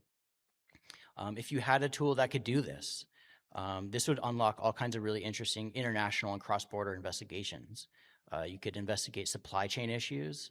You could track the activities of companies across the world. So you could do a lot of really interesting work with that. Another thing I'll talk about is HTML data extraction. So a big thing that we do is extracting information from HTML pages. You can write a one-off, you can write a CSS selector strategy to get it out, and that usually works. But sometimes we're dealing with like not just a single page, but we've pulled the entire history of that page from the Wayback Machine. And in that case, the DOM changes over time. They change the CSS classes. They do all kinds of things that frustrates this kind of analysis. A lot of websites are hostile. They actively prevent you from trying to scrape them. A lot of social media sites will do this. They'll like arbitrarily nest things down. Like some of the things will be under 2 divs, some will be under like 40 divs. That breaks a lot of CSS selector strategies deliberately. They'll also change class names and ID names like randomly every refresh. And that really makes scraping stuff on HTML pages just difficult. There is a tool out there. This is one called Hext. I help develop on this, but we can always use more testers and developers.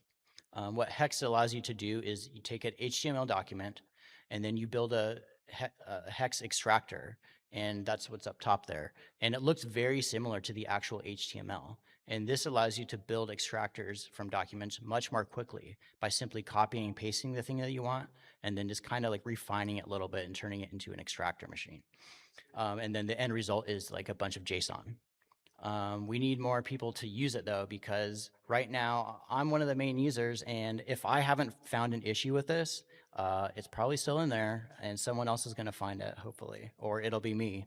But we're ramping up to try to do like a next version of this, because we have run into like a bunch of common problems with HTML extraction, but we can't just solve my problems. We would love it if more people were using this, because there's a lot more ways that people are doing HTML extraction that I'm not thinking about. And the last thing I'll talk about is sources. There have been a lot of really interesting talks about sources already, but being a source is the most useful thing you can do to journalism. They're the lifeblood. They provide all of the best information that we have for the most part. And if you know something bad is going on, something illegal or something corrupt, tell the journalist. The work of journalists is like critical. We did a VA story last year, and it was about Doge people who were using AI to comb through all of the contracts that the Department of Veteran Affairs were active in, which is many, because they are the largest hospital network in the country. And they were going to use AI to just cancel contracts. And we were able to do this story because we didn't just have the code. A source also sent all of the outputs from the AI script. So we were able to match it to exact contracts and then actually get the contract and actually read it, because AI wasn't actually reading the contracts. So it didn't actually know what it was quote unquote munching. It was just kind of choosing stuff, not at random, but like based on some really weird assumptions and just bad logic. Another thing I'll say about sourcing is like, don't break the law. If you break the law, journalism organizations cannot help you. They cannot come to your legal aid. They cannot do any of that. So don't break the law. Another thing is, if you're gonna give a tip to a news organization, pick a single organization. Reporting is labor intensive, it takes a long time, it's a huge investment of our time. And if you go to a bunch of news orgs with the tip, the first thing they're gonna ask you is, how many other people have you told this about? If you say, well, I could send it to everyone, we're not gonna be able to work on it because it's just too competitive and too risky to invest a bunch of time into something where there's gonna be repeated, duplicated effort on this tip. So pick a single organization and pick one that does reporting in the area that you are interested in. Like pick an organization that you're familiar with and that you trust. The other thing is protect yourself, use encryption. Like the earlier talk said, don't use your work computer to send tips to reporters. You will get caught. You probably will go to prison. Protect yourself. And I probably don't have to say this to the room here, but don't send AI generated tips to us. The largest class of tips that we get are simply ChatGPT outputs. People will ask ChatGPT about random stuff and then just send it to us. It's like comical, but the volume of tips that we get that are of that nature, it's very overwhelming. Okay, that's all I got. Again, I'm Brandon Roberts. You can reach me at email here, brandon@bxroberts.org. You can also hit me up on Signal anytime, Brandon Roberts with the Z.01. I put some links here. You can find ProPublica's website. You can also find links to all of our free tools that you can browse. You can use our work to do your own journalism too. That's the purpose of a lot of our tools. There's also this cool website called investigate.ai that's written by this professor who talks about different machine learning techniques and how they apply to data journalism. And it's kind of like a crash course in doing some of your own data journalism yourself. It's really cool. Another thing is the Data Liberation Project. That's run by some journalists who decided that they were unhappy with the state of, the data that exists out there. So they started going out and scraping, collating, gathering data sets and publishing there. So you can get involved with them if you're real good at extracting data, you can help them out and start publishing open data with them. All right, I'm also on Blue Sky if you're on there, bxroberts.org. And that's all I got. I'll open up to questions if there are any.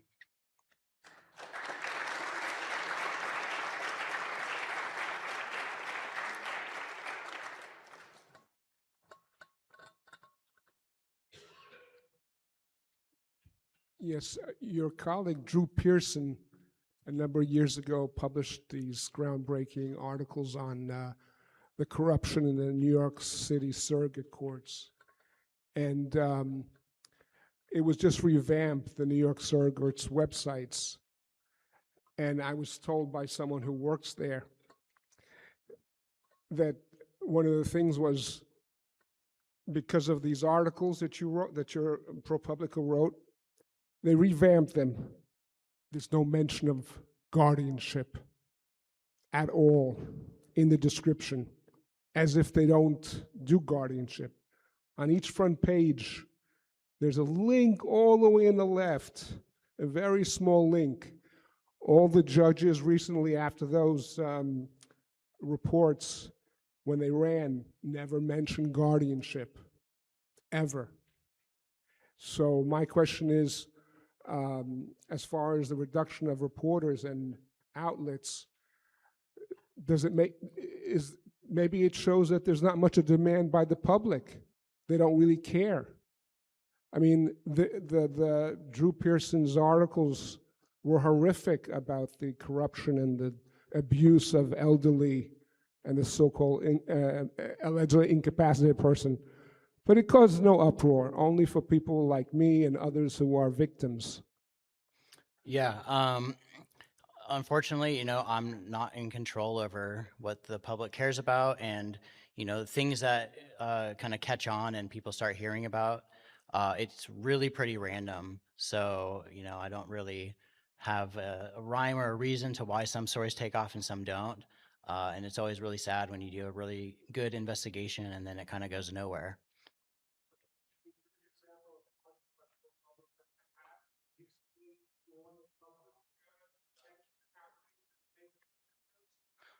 Yeah, I mean, we've won a bunch of Pulitzers. We've led to like the change of many laws. 5 minutes, thank you. Yeah, I don't. I mean, I would just say like check our website. Like we have lots. We have like a whole impact section, so you can see like a lot of our reporting results in like, you know, the Senate doing things. Practices change. The work does result in actual change, but it's hit or miss, just like anything. Thanks. Thanks. I was wondering if you could comment on any experience you've had with parsing SEC or Edgar documentation. Thanks. I have not personally done anything with SEC or Edgar stuff. There might be others in here who have, but yeah, I don't know if you have specific questions. Okay, yeah, hit me up later. Yeah, it's all good. So it sounds like the things that you need are pretty big data, you know, big, chunky, grotty pieces of paper that won't scan. In order to get a model for that, you need enough of these grotty things to train and to test. If you're not working at ProPublica, how can someone from the outside help you without having these file cabinets full of stuff in front of them? Yeah, well, so we do publish most of our like source documents. So you can always find those on our articles and in our news apps. So like, for example, the FDA documents I talked about, the really difficult 483 documents, which are where the inspector goes out and finds files a report about all the things they found, all the sludge dripping from all the pipes and bird poop in the sterile areas. We make all those available online. But a lot of the data that we work with is already available in one form or another. So it is already out there. We've just cleaned it up. But like through our apps and through our work that we do, a lot of it is out there. So, I mean, if you have specific stuff you want to know, let me know. But like we do publish a lot of it. Okay.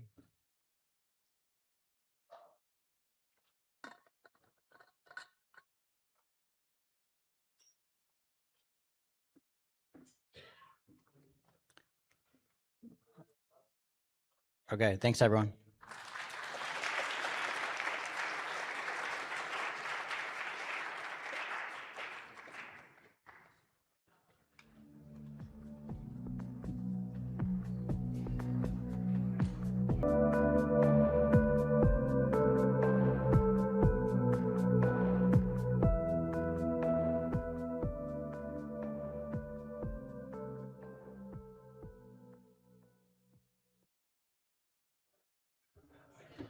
Hello, friends.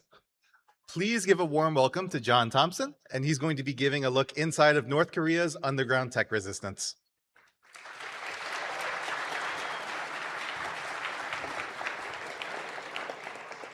All right, thank you. Super excited to be here. This is my first hope, so thanks to everybody for being so welcoming, and yeah, you guys are awesome. So, and thanks for hanging out into the evening. I really appreciate it. I been hanging out all day with you, so I'm sure getting tired. So thanks for hanging in there. So yeah, let's go ahead and get started. I'll just introduce myself really quick. My name is John Thompson, and I'm the CTO of Liberty in North Korea. Kind of a cheeky redacted photo there because I'm a non-public employee, which I understand is weird because this is a very public forum, but just in general, I try to stay out of, things that are posted online and stuff. So anything additional, I just ask you to have some discretion. But very excited to be here and just share kind of a little bit about our organization.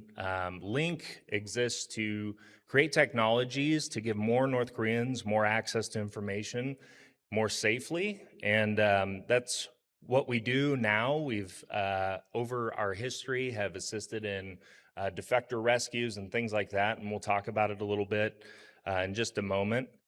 I didn't always work in the North Korean human rights space. I started out probably a lot like some of you, just as a sysadmin doing various IT roles, and progressed into InfoSec, and got involved in like incident response, threat hunting, that kind of thing, and always had a long-running fascination with North Korea. Even going back to like in my teenage years and things like that. And over time, I got involved in the movement. And one day I found myself in a hotel in Busan, South Korea, which is right on the southern tip of the peninsula. And I was learning how to route North Korean phones from real North Koreans. And I kind of looked around like, wow, this is crazy, you know? And people kind of wonder, like, why would I, you know, like make a pivot like that? Why would I change direction like that? And to kind of illustrate it, you know, North Korea is without question the most locked down information control system in the world. I mean, without question. And we're going to talk a lot about that in this talk, but try to imagine, if you would, that you were a North Korean. And here's a picture of a little border town taken from the South Korean side. And imagine that you were a North Korean in a border town in the northern end of the country, close to China. And imagine that you had a small Chinese cell phone. These are considered illegal in the country. You can't have anything that has outside connectivity. And with that device, you're able to, you know, access the internet. You can get signal fetched from across the border into China. And so with that, you're able to like access the internet. You're able to interact with people, not just outside of your city and your province, but even outside of the country of North Korea. And there's a little hill that you go to where you can get the signal. So you kind of make your way up there and you crest the hill where you're normally left to your own devices and can enjoy some time in privacy with that device. And as you come up and over the hill, you see two inspectors waiting there for you. And the inspectors take you in and they begin to interrogate you. And as you're trying to gather your thoughts and figure out what you're going to say, how you're going to try to talk your way out of this, before you have a chance, they put down before you a printout of your SMS messages between you and a source across the border that you talk to. And you can imagine what would go through your mind. And that's a real story, by the way. That was shared with me by a North Korean defector. And it stood out because I remember hearing that and thinking, wow, something as simple as sending a text message to somebody just outside of my country, something as simple as accessing what's even a somewhat censored internet in China, can result in those types of outcomes. And the way that she shared it was in such a way where you could still hear the fear in her voice as she shared the story about this situation. And North Korea, as we said, has the biggest monopoly on their citizens' data of any country in the world. If you analyze their environment, and we'll talk about these things, but they run custom Android on their phones. They're only allowed to run state-approved apps. They censor text and media. They have a national network that's completely cut off from the global internet. And possessing foreign uncensored media can result in imprisonment and now recently execution. And I want to share with you a little bit about their environment, what we know about it as an organization, things that I've collected over time just talking to defectors and hearing their stories. And then I want to tell you about some of the things that they're doing to work around the regime's controls. And then I want to share with you some of the work that we're doing as an organization that we want to partner with the hacker community on. And we won't just talk about those areas. We're going to spend some time going through just a couple really quick demos of some stuff that we've found over the years. So it's really going to be broken down into 3 sections. We'll talk about the system. We'll examine the cracks in the system that are getting exploited, and then we'll review the work that's getting done. So let's talk about the system. As far as the internet goes, unless you belong to a very elite cadre inside the country, you have no access to the open internet. It just doesn't exist. The closest thing that average North Koreans would have would be something referred to as the kwangmyong, which is an air-gapped environment that only outputs state-approved media. So the only thing that they can really access is via this air-gapped national intranet. And it's an interesting concept. There's not a lot that's known about it to outsiders. There's not that much we've learned about it. We don't really know the capabilities of the network. We don't know how it's surveilled, all those types of things. I mean, one can imagine, but it's not something that we've gotten a lot of information on. We do know that if you are connected to the internet, if you're one of the elite, there's only two routes of egress and entry into the country from a network perspective. So there's one that goes out via China Unicom in Dandong, and then there's a second one that goes out through Russia's Transtelecom. And collectively together, these only provide 1,024 public IP addresses that they can utilize. So that's a small, if you're a CIDR geek, like a /22 network, less than like a mid-sized company. By way of comparison, the Vatican has 9,216 public IP addresses for 500 people. So it's incredibly lopsided as far as the ratio goes. And this is something folks ask us, and we do monitor those assets.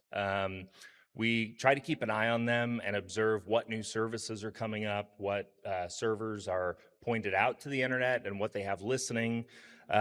We do this several times a day, and we keep this all in like a custom dashboard that you can see here, similar to like what you might encounter on a Shodan dashboard or something similar.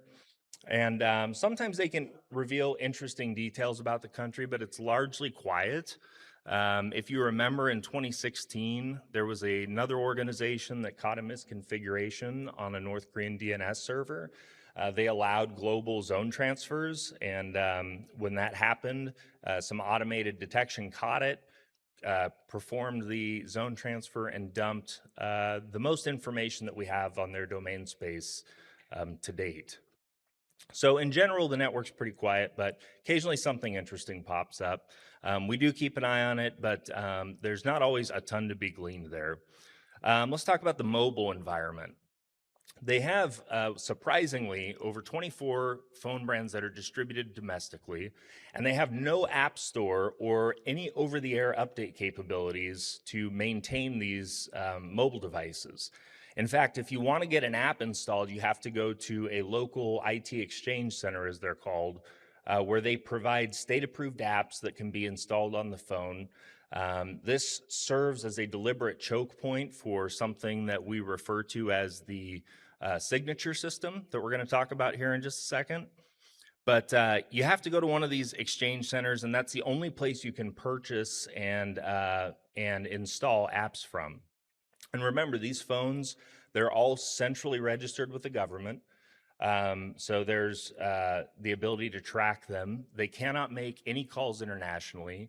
They don't have access to data outside of the country. And they're locked down via the signature system. And we're now beginning to see reports of domestically produced mobile device parts. There's claims that the country has made that they've produced some of their own devices. But in general, these are usually white-labeled Chinese models that are flashed with custom Android, flashed with custom firmware, and then made to look like they are original to North Korea. Here's one picture. This is Pyongyang 2423 that I got to work on several years back. And next to it, in that third picture, is the base model, the Blue Vivo XL3. In other parts of the world, they're also referred to as Gianni. That's another brand maybe you're familiar with, besides Blue. The picture here is of a Pyongyang 2421. I got to work on this one as well. I broke it. I broke 2423 too, to be fair, but that's a different story that we'll share in a little bit. A little bit older than the 2423, but again, based on a Gianni base model. And then we have one here that's a little bit newer. This is the HP 701.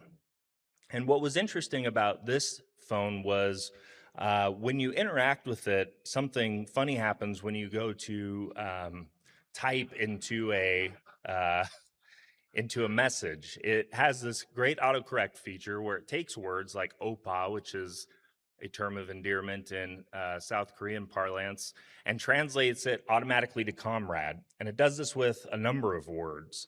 We were able to mess around with it, and you can sit there and watch it do it in real time. It's pretty bizarre. Beyond, though, just like the, tricks like that, there are more extreme controls. The signature system that I've been referring to is made up of two parts. The first one is known as Trace Viewer, and the second part, the service that kind of undergirds that, is known as Red Flag. And it's pretty wild what it does. It's designed, Trace Viewer specifically is designed to take screenshots of whatever happens to be on the surface of the phone every 5 minutes. So if you're browsing your pictures, if you're looking at Trace Viewer, if you're doing whatever you're doing, it'll snap a shot of that and log it into a database that's inaccessible to the user, but is accessible by authorities.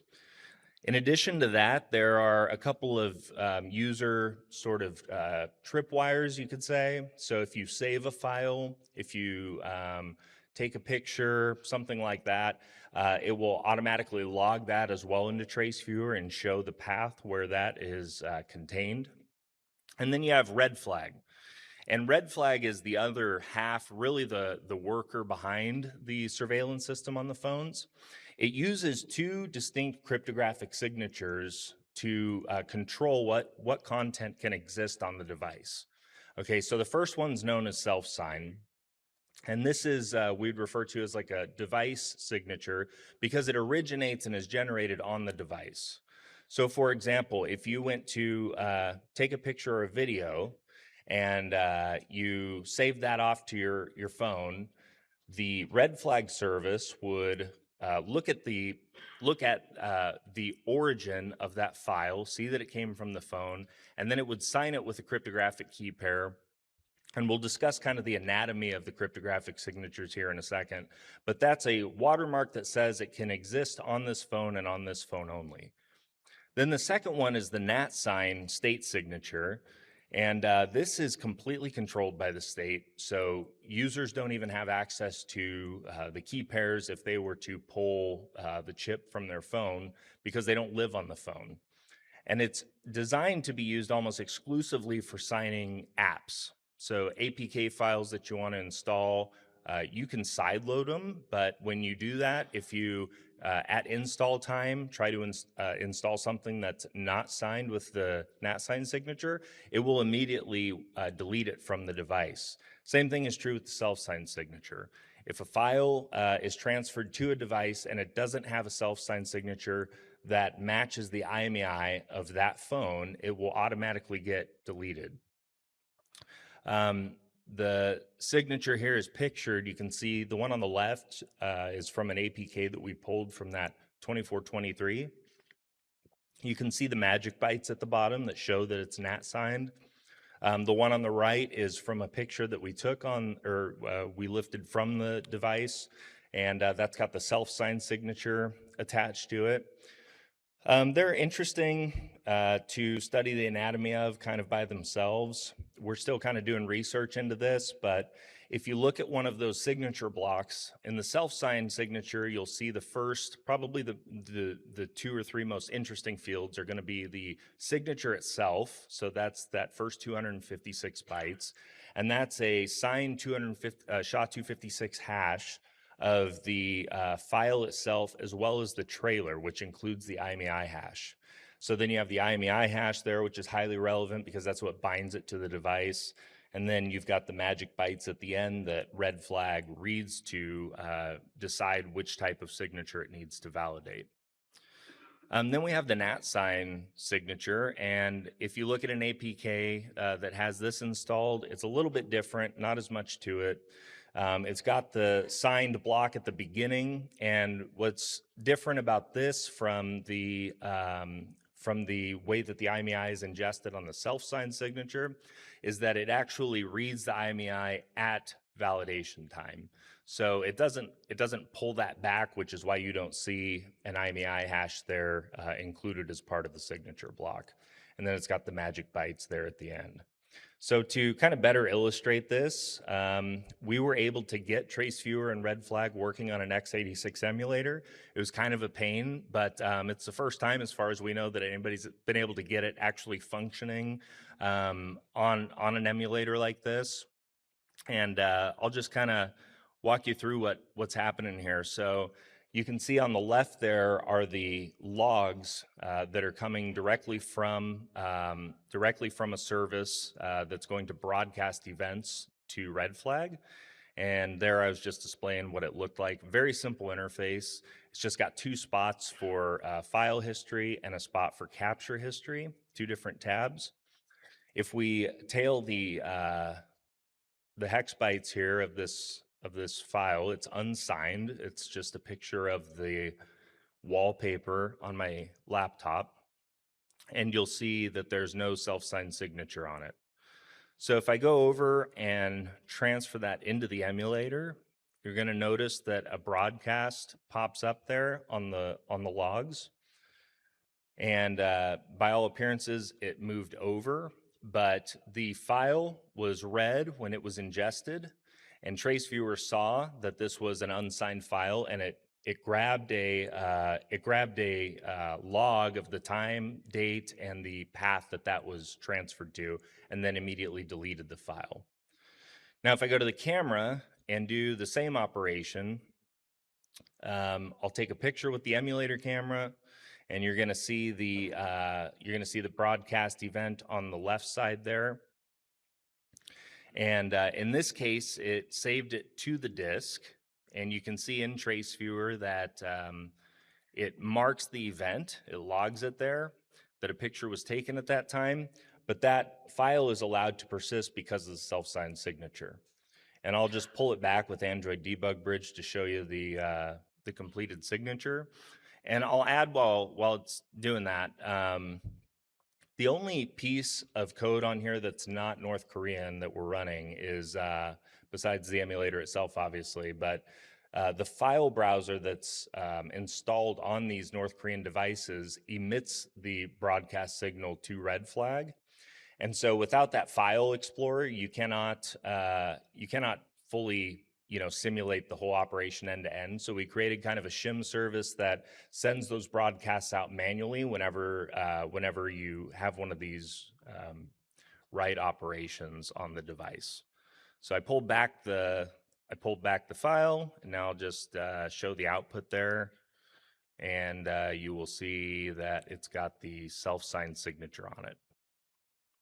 So when taken together, you can see how it's controls like this, and there's certainly other things that happen inside the country that we could discuss, other technical controls, but it's censorship like this that really causes people to self-censor when they're using these devices. You can see here that 5 minutes had elapsed, so it took a picture of what was on the surface at that moment, which happened to be TraceViewer because I was working in TraceViewer. But they're really effective at kind of forcing people to self-censor. It has a very outsized psychological impact on users. And when we've talked with defectors, we've found that they express a lot of anxiety about the presence of TraceViewer and Red Flag on their device, even though there are workarounds that exist. We'll talk about one of those here in just a bit. But even though there are workarounds that exist, in general, most users are going to be very compliant, and it's the result of just knowing that somebody's watching. It's not super sophisticated, as you can see. It's a very straightforward app, but it's worked for a long time for them. And it was the way that they got their arms around the mobile environment kind of out of the gate that allowed them to maintain this kind of stranglehold over the mobile environment. Let's talk about the desktop environment. So it might surprise you to learn that most North Koreans are Windows users. And that's maybe the greatest atrocity that the regime has committed, is making everybody has to use Windows. I mean, the alternative is red flag or red star, and we're not going to talk about that in this talk. It's been discussed quite at length. There's some really good research out on it that you can check out. But most users do use Windows, and it's split across the board, Windows 7, 8, 10. We've heard there may be Windows 11 floating out there, but in general, it's very, very far behind. And I highlight Windows 7 because when we're making design decisions on the products that we're building, a lot of times we have to decide between making something future-proof and then we have to also look at how much of the population is going to be using a much older version of Windows, sometimes going back, a really long time, and making it backwards compatible for those users. So I'll show you this image here.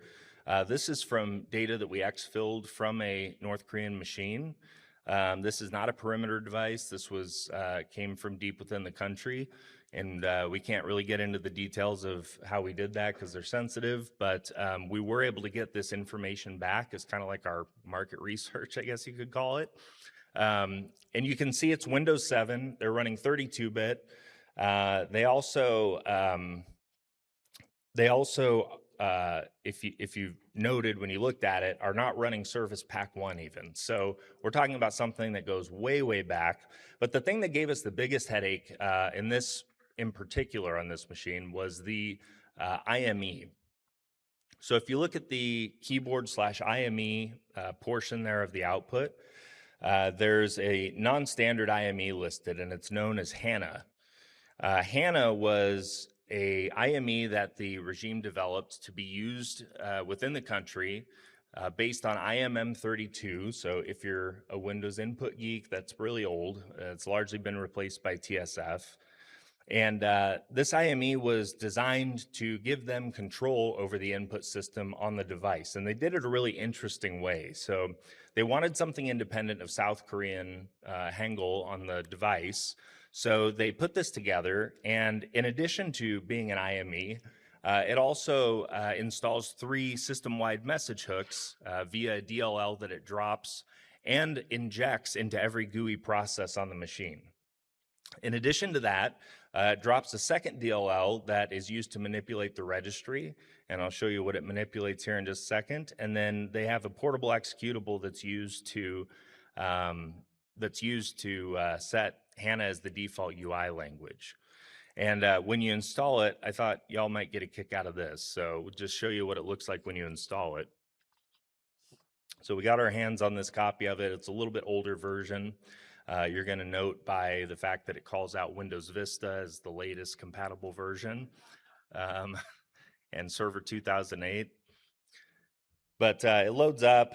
There it is, Windows Vista Server 2008. You go ahead and install it. And then it's got this super cool feature that nobody asked for and nobody wanted. Just wait for it a second. And there it is. It turned off UAC for you, just like that. So you don't have to worry about those pesky pop-ups anymore. Additionally, you don't have user integrity process isolation enabled, which is super handy for them. And then when you reboot it, if you were to set UAC back to normal, it goes ahead and disables it for you again every time you reboot, log in, and uses the Taiwanese slot, which is kind of interesting, as it hijacks it for HANA. So it's a very parasitic IME. They did this a very weird way.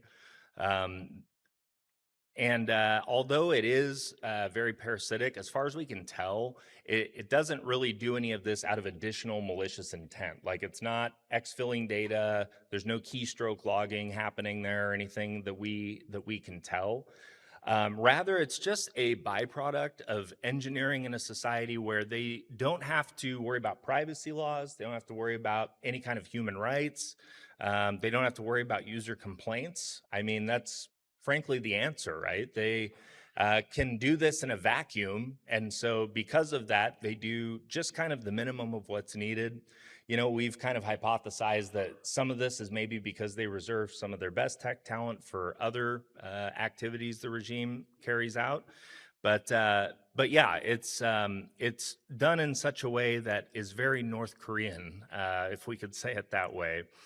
Similar to like how trace viewer and red flag are implemented. Not the most sophisticated controls, but they do have a very strong impact on people when they know that something like this that's developed by the state is running on their machine.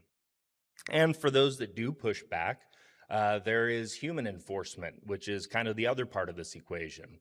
One example of the human enforcement side would be Group 109. And Group 109 is a roving unit that's state-sponsored, and they're comprised of prosecutors, local police, state authorities, and they run warrantless raids looking specifically for things like uncensored foreign media. If you were to do some research on them, you would find that they were renamed Unified Command 82 in 2021. So just in case you do any research on them, you might check that out too, but they're still largely referred to as Group 109. And one tactic they're known to employ is they will go to a residential unit, they'll cut the power to it, and then they will execute a warrantless raid on the home. And the goal is, usually with these things, they're trying to catch folks that are in the process of viewing illegal foreign media. So the thought is, if they cut power, then if there's a DVD of a South Korean drama or something like that in their DVD player at that moment, they won't be able to get it out and they can come in and find it. And they're known to go around and even just like feel the devices to see if they're warm so that they have an indication that they were in use at that time. As far as the punishment for that goes, since 2020, the Reactionary Ideology and Culture Rejection Act has made distributing South Korean media punishable by death. And they have tragically, very recently executed 2 teenagers. This was very credible reporting. And they executed 2 teenagers for doing just that. Additionally, solitary instances of even viewing this type of media can result in years of imprisonment, potentially hard labor. Additionally, North Koreans will sometimes, as we mentioned, use illegal Chinese cell phones to consume data that way, something that Group 109 wouldn't catch. But they've got a unit for that too. They're known as Bureau 27. And they're like a SIGINT unit that goes around looking for these things based on their radio emissions. So not maybe like we're familiar with surveillance methods in the West. They carry these devices on their person, and they use them to detect the emissions. There are reports that sometimes calls as under even a minute have been caught. So they're very effective when they're in the area and they're doing this. And it's hard to imagine, I think, for all of us to imagine living in a world like that. The reality is, though, in North Korea, something as innocent as watching a South Korean drama, something as innocent as, texting and interacting with folks outside of the country in such an isolated environment, which would be, I think, everybody's natural human inclination, carries with it very, very stiff penalties. And folks, wonder, like, why would they crack down so hard on this type of activity? What is it that is so bad about foreign media? And one thing we've found as we've talked to defectors and those who've left the country is that illegal foreign media often has played a very pivotal role in their decision to defect. So there are many times where we've heard that, the first seeds of doubt that were sown in their mind were done by foreign media. They watched it and it caused them to begin to question, question the rhetoric that is put out by the regime. And so it's very influential and has a very large impact. And it's one of the reasons that we work so hard to not just develop, tools that they might find useful in North Korea, but tools that specifically will allow them to consume this type of content without having to worry about being prosecuted. We want to give people a safe environment that they can consume this information in and allow them to have that natural human experience of questioning what they're hearing from their government, which is not something they can do in their day-to-day. So that's all bad news, right? That's a lot of bad news, a lot of difficulty to overcome, but there are cracks in the system. And again, they're not maybe as technical as some folks might think. I find sometimes when I talk with technologists as well, and this was, my thought as well, is that, we need to come up with very high-tech solutions to this problem, and we need to really, mull it over, consult with all the experts, and, come up with some grand solution. And it's oftentimes much simpler than that. Things such as a simple smuggled USB can have a huge impact on North Koreans' life.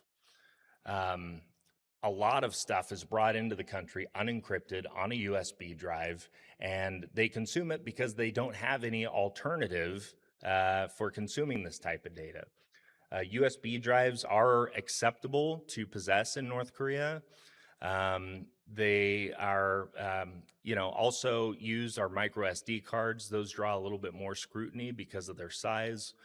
North Koreans have reported, swallowing the micro SD cards in a pinch, things like that. So they are becoming more popular, but they are also drawing a little bit more scrutiny because of their size and the fact that they can use them in their mobile devices as well. Most of those phones accept an SD card. And you're probably wondering what they would do with that since the signature system is in place. And we'll talk about one workaround for that in just a minute. But there are other workarounds that exist that we've been asked by some in the defector community not to share, but know that they are out there finding and developing new, sometimes very innovative ways to work around controls like the signature system. Another way that they consume smuggled content is, again, via the illegal Chinese mobile devices. They're somewhat popular, though they're much harder to get their hands on in the underground markets. Then there's the no-tell, which is the little device there on the right side, the picture taken from Daily NK, our friends over there. And it looks like a little portable DVD player, and that's really what it is. It's a portable DVD player, but it also allows you to put USB drives into it, other forms of media. It also has outputs for audio, video, and things like that.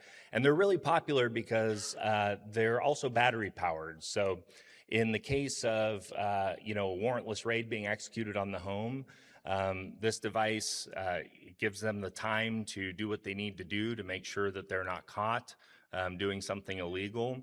Another tactic that North Koreans report using is they'll watch the media from a USB drive, but they'll keep a legal DVD in the device, and then they can quickly remove the illegal content and try to hide it if they're raided. So these have become really popular. They're about $50 on the black market in North Korea, and they are largely considered legal in the country as well. Then the one that surprised me probably the most was smart TVs. They've become really popular, and I guess it didn't strike me as something that you would think would be popular in a country without internet, but it is popular for the reason that there's very little forensic footprint on those devices. So again, if they take a smuggled USB drive, pop it into the device, watch the content, and remove it, they can delete the history there, and go on about their way. And usually that's enough. Again, not super high tech. They're just looking to be able to survive a casual inspection. It's not every day that they get raided and somebody takes the device in for like a full digital forensic workup or anything like that. That's a lot less common than you might think. They're just trying to, sort of go to the lowest common denominator at the regime level, and then rely on the psychological impact of that to control the population. So let's talk about a little bit more depth about mobile device hacking. So it is alive and well in North Korea. University students, other technologically savvy users report that there is a rooting culture there, just maybe like you might encounter here in the States. It's very difficult to achieve there. Obviously, they don't have the resources we have. Sometimes things that are really simple, like having Android Debug Bridge or other devices like MTK or other programs like MTK Client, things like that, SP Flash Tool, stuff that we would all use if we were going to do that task, you know, they don't have access to, and they're developing these techniques on their own. So they many times will keep them to themselves.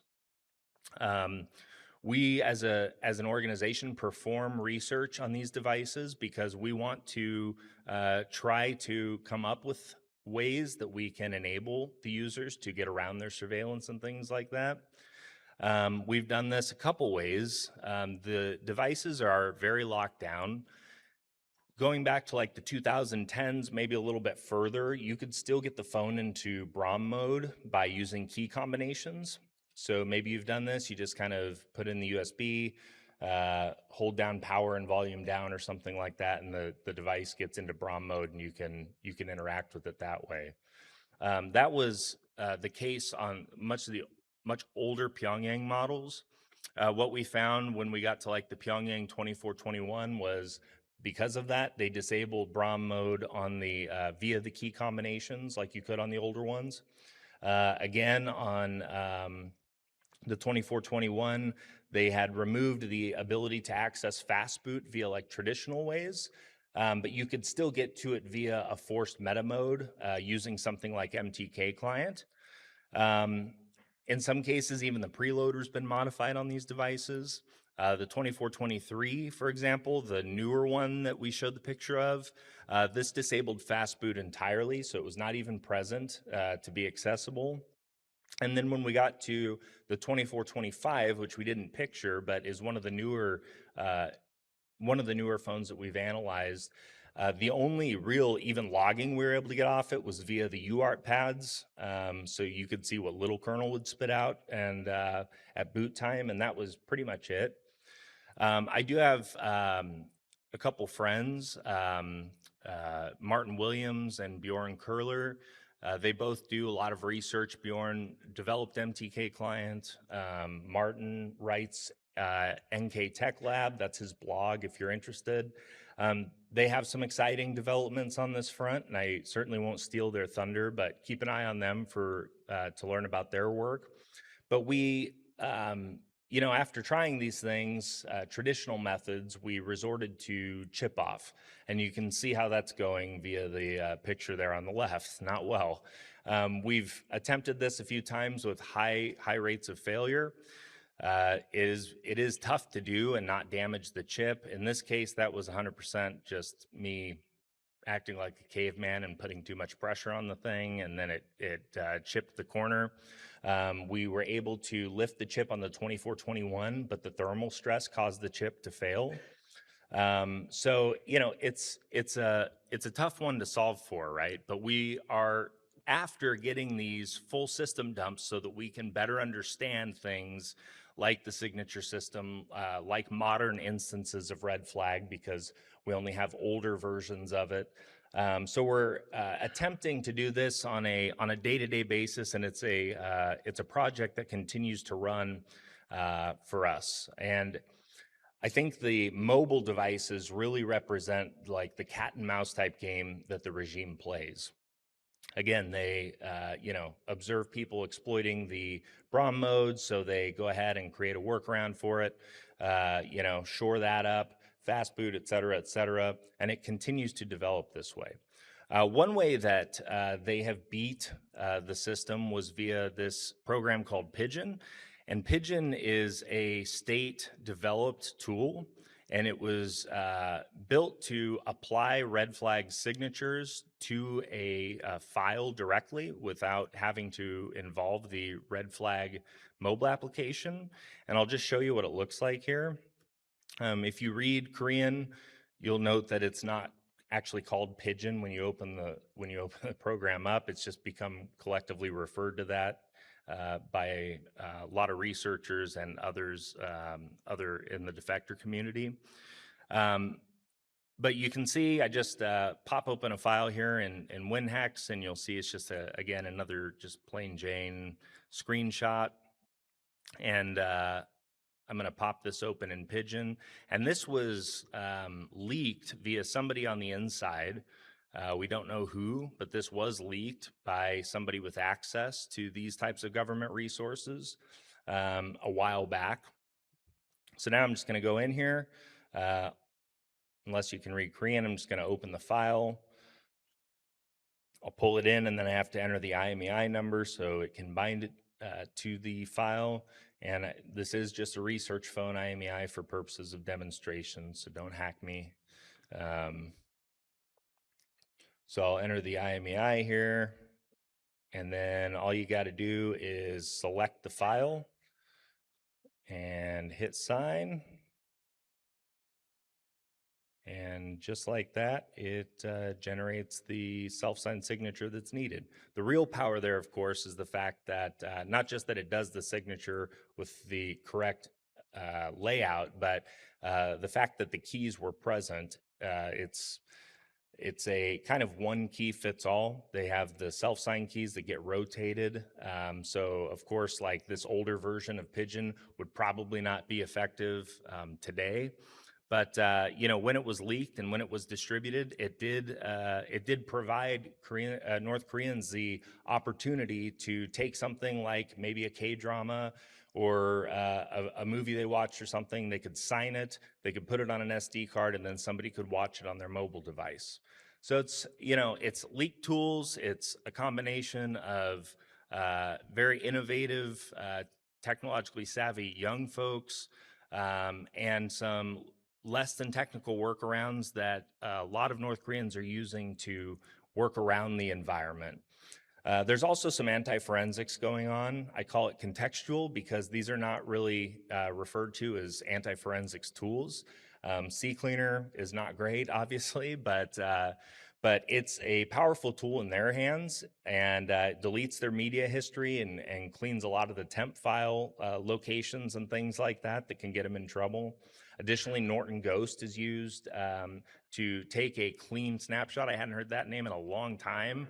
But it's very, very popular over there. They'll take a clean snapshot and then lay that down over top of the image after they've viewed illegal media.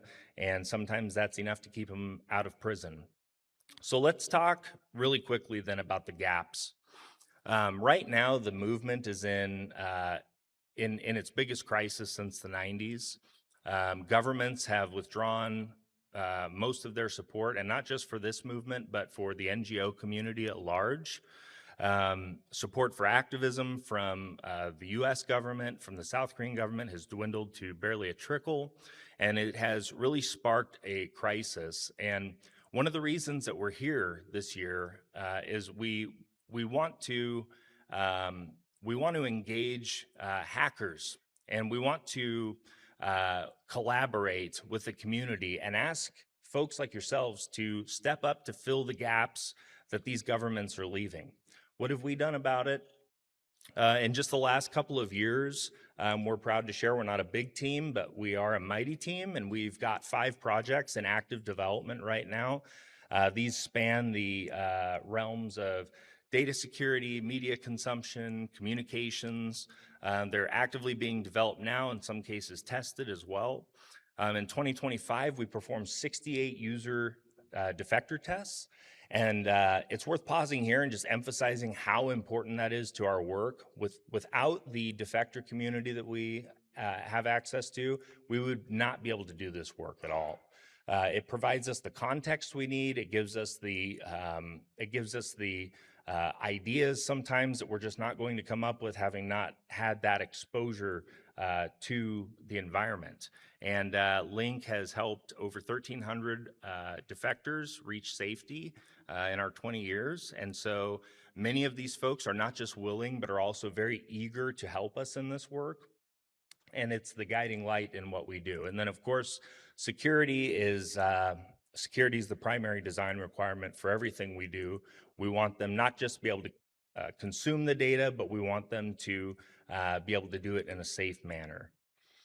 So here's what we're asking, right? Is if you hack, if you code, if you build, if you do these things, we need folks just like that to be involved in this movement. People doing probably exactly the things that you're doing day to day. Think about the impact that you could have on a North Korean life. Somebody who maybe otherwise would never know about the outside world, and having those seeds of doubt sown, maybe even defecting at some point because of the work that you're doing. What are the areas that we're looking for help in? Of course, phones. If you work in mobile device exploitation, you know about it. Please talk to us. If you have an understanding of AI at a very fundamental level, can help us understand scale, future state, things like that. We're very interested there. Embedded systems, satellite direct to cell. These are all areas that we're looking at. And then I'd be remiss if I didn't mention lastly our distribution networks. This is without a doubt the most sensitive part of our work and the most resource intensive. Developing just a single network of humans that can assist us in distribution inside the country is extremely expensive. There's great risk associated with it, and with that comes cost. And this is in no way is this talk designed to be like a funding pitch or anything, but you know, every dollar that's contributed helps us in building these distribution networks. I'll leave you with this quote. This is from Jang Hyuk, who escaped in 2019. He's been at the center of a lot of our testing, has helped us out in so many ways, and somebody I consider a dear friend. He said, Link is developing technology to break barriers, which I have no doubt will create a free world for North Koreans. I promise to contribute in whatever small way I can until the day when our dreams of a beautiful society and freedom in North Korea come true. And if you want to volunteer, just scan the QR code. I'm kind of kidding because I know it's a hacker conference, and that's totally fair. You can enter the URL there or just email us. And yeah, thank you so much for having us. Look forward to continuing to build a relationship here with the Hope community. Thank you.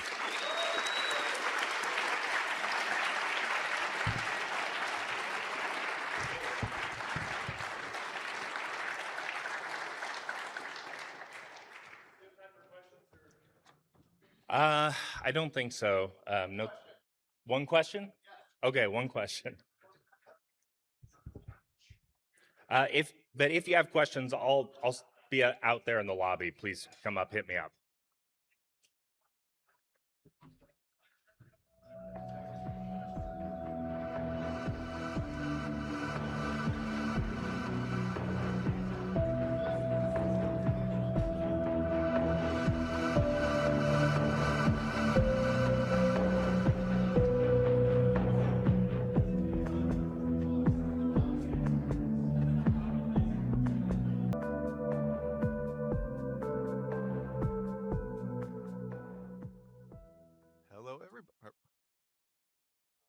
Hello, everybody. All right. Hello, everybody. Please give a warm welcome to Daniel Nowak. Hey, all. And these lights are very, very bright. It's nice. It's like being interrogated. Cool. A good way to start a hope. So I have a couple questions for the audience. Thank you for sticking with it. 8 p.m. is late. Obviously, everyone's post-dinner a little confused. It's perfect for this kind of talk. It won't be confusing, but I'm condensing a lot of information. We have a limited amount of time. I could probably talk on all these topics in here for about 2-3 hours. We have 45 minutes because I want to give you 5 minutes for questions. So fingers crossed I can do it. I think it's possible. So questions for the audience first, because once again, everyone's going to be kind of sleepy. Whose first hope is this? I just want to see an idea. Who's out there? Okay, a bunch of people. Who's been coming for 10 years? A lot of people. How about 20? Hell yeah. Okay, that's great. Super cool. And anyone still recovering from DEF CON? Like, I'm still beat and confused. No, and no one went? A room with no one who was in Vegas. That's so cool. No one got the disease. And then, is anyone a ham radio operator or on the mesh, one or the other? Freaking cool. Okay, so for the hams, do not prosecute me. Don't yell at me. I'm breaking convention. I'm doing things to explain it in a different manner. I'm not going to, nothing's wrong with what I'm saying, but it's going to be a little Non-traditional. It's not going to be like an ARL course that you're staring at, okay? And last question, did anyone grow up in a Cold War household? Couple people? Okay, me too. So your perspective might be a little different, at least from what you got to see. We were a Polish household that came out of, well, essentially escaped from Poland. And that also shapes a perspective, which we're not going to dive into, but you're going to see the themes and the threads of what's being created and why we need a sovereign system or our own version of sovereign systems. So I'm Daniel, ham radio guy, all the stuff on the far right side of the screen to you. Computer stuff for 30 plus years, loved radio from the moment I saw one when I was a little kid, love history, love books, and I like synthesizing information from different domains. Here's our agenda. I did the cardinal mistake or faux pas when you're doing a talk. I changed everything at the last minute. So the order is still roughly accurate. Oh, also my PowerPoint blew up this morning. So Microsoft gave me the gift, it exploded in flames, and I had to reconstruct it. So if there's artifacts or things look a little funky, just ping me afterwards. We'll look at it and talk about it together. We're walking on a journey together. We're just discussing what does the future look like given the tech space we're in, the changes, the reshaping, the strange convergence of information. We have layers of RF, network, human attacks are happening more and more, meaning we're having intelligence-based attacks going after infrastructure and environments. That's always been the case, but now it seems a little more clear. We have insiders coming into play more often, at least than we knew in the past. It's becoming public. So that should reshape and change our journey. I'm trying to provide a framework for approaching the problem set and a way of thinking about what we're dealing with when it comes to both sovereignty, the technology, how we, I don't want to say fight, how we respond to the threats to our own liberty and sovereignty. And that leads to the question of what is sovereignty? Does anyone here have a clear perspective on what they think sovereignty actually is? Okay, cool, nobody. All right, that's one, okay. I'll ask you later, I'm actually curious. So the definitions are very, very large. They're very, very opaque. It's different if you're a nation, a person, or a corporation. Everyone defines sovereignty in their own perspective, and that becomes dangerous when you look at companies calling themselves sovereign AI. I'm a sovereign, like in the old sci-fi books, if you have your own nuclear weapon, you're a sovereign. Okay, what the heck does that mean? So for the purposes of today, we're going to say sovereignty is the exclusive capacity to exercise control or maintain control over a domain without requiring the consent of another party. You're your own thing. You can choose your own destiny to a degree. Now, when you live in a society, how does that work? I mean, you have water, power, utilities, food. That's not necessarily relevant. How does it apply if you're a company? It may or may not, but it's something we have to consider because the term is being bandied about all over the place. No one has a clear perspective on what it is, and I'm not claiming to give it. This is just the one I want to use for the purposes of our discussion.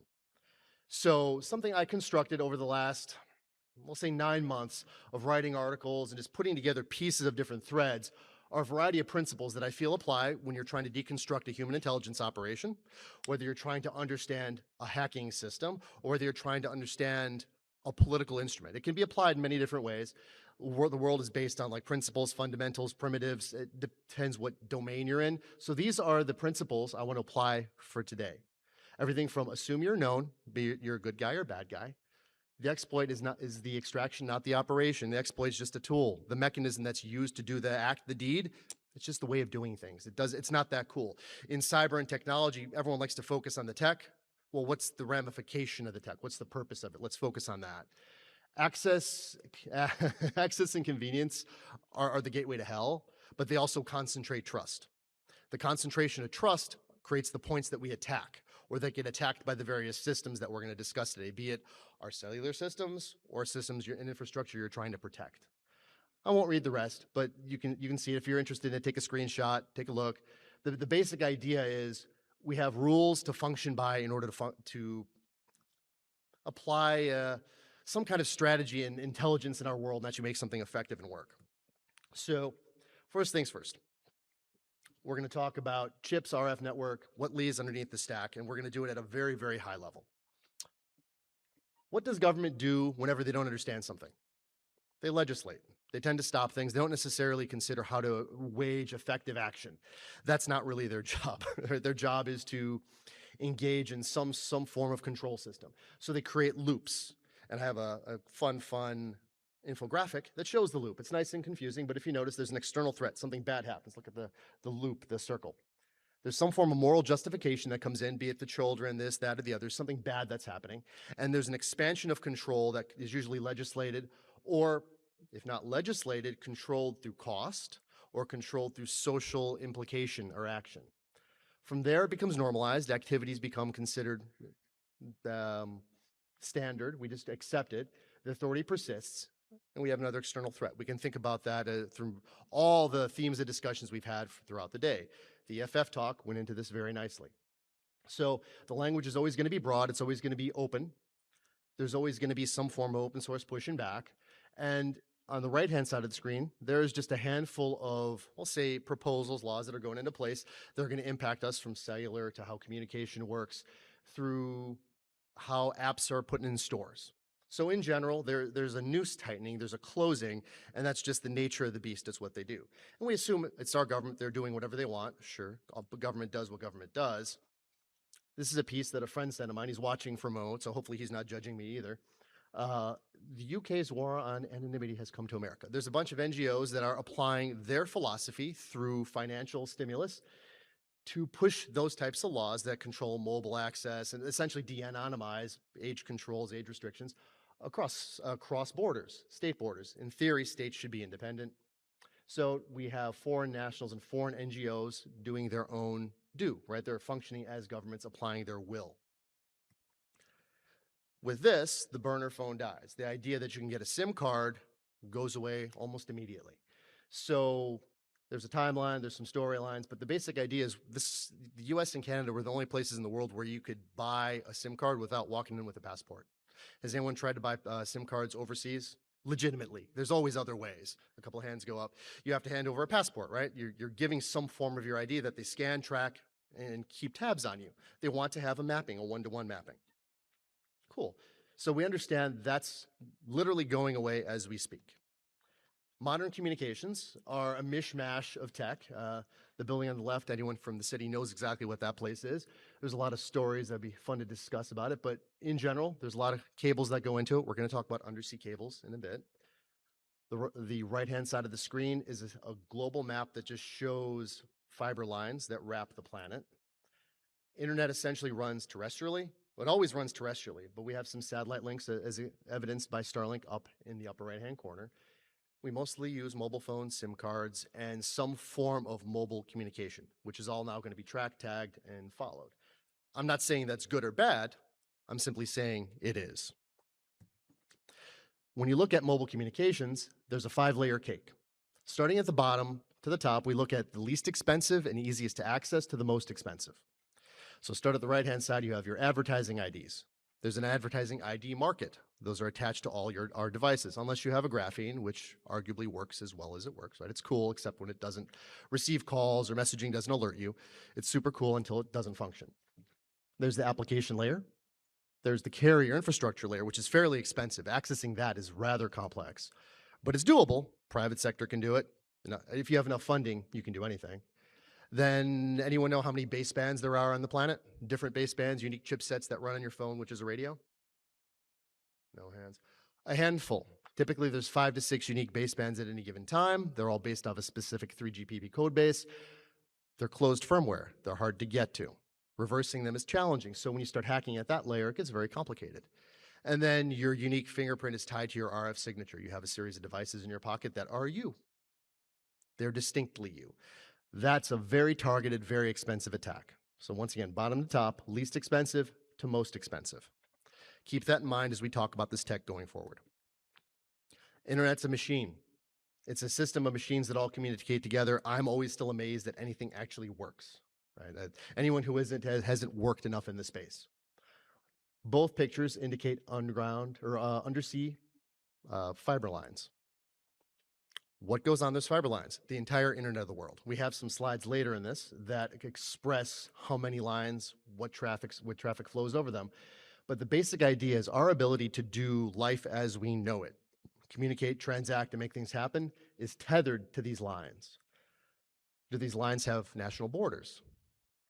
Maybe. I would argue not. I'd argue that they have choke points, and we're going to talk a little bit about the philosophy behind that. So quite some time ago, a American Rear Admiral wrote about his theory of warfare, combat, conflicts, and I'll go into detail, but the basic premise is he was talking about everything we're dealing with in terms of communication as a different overlay quite some time ago.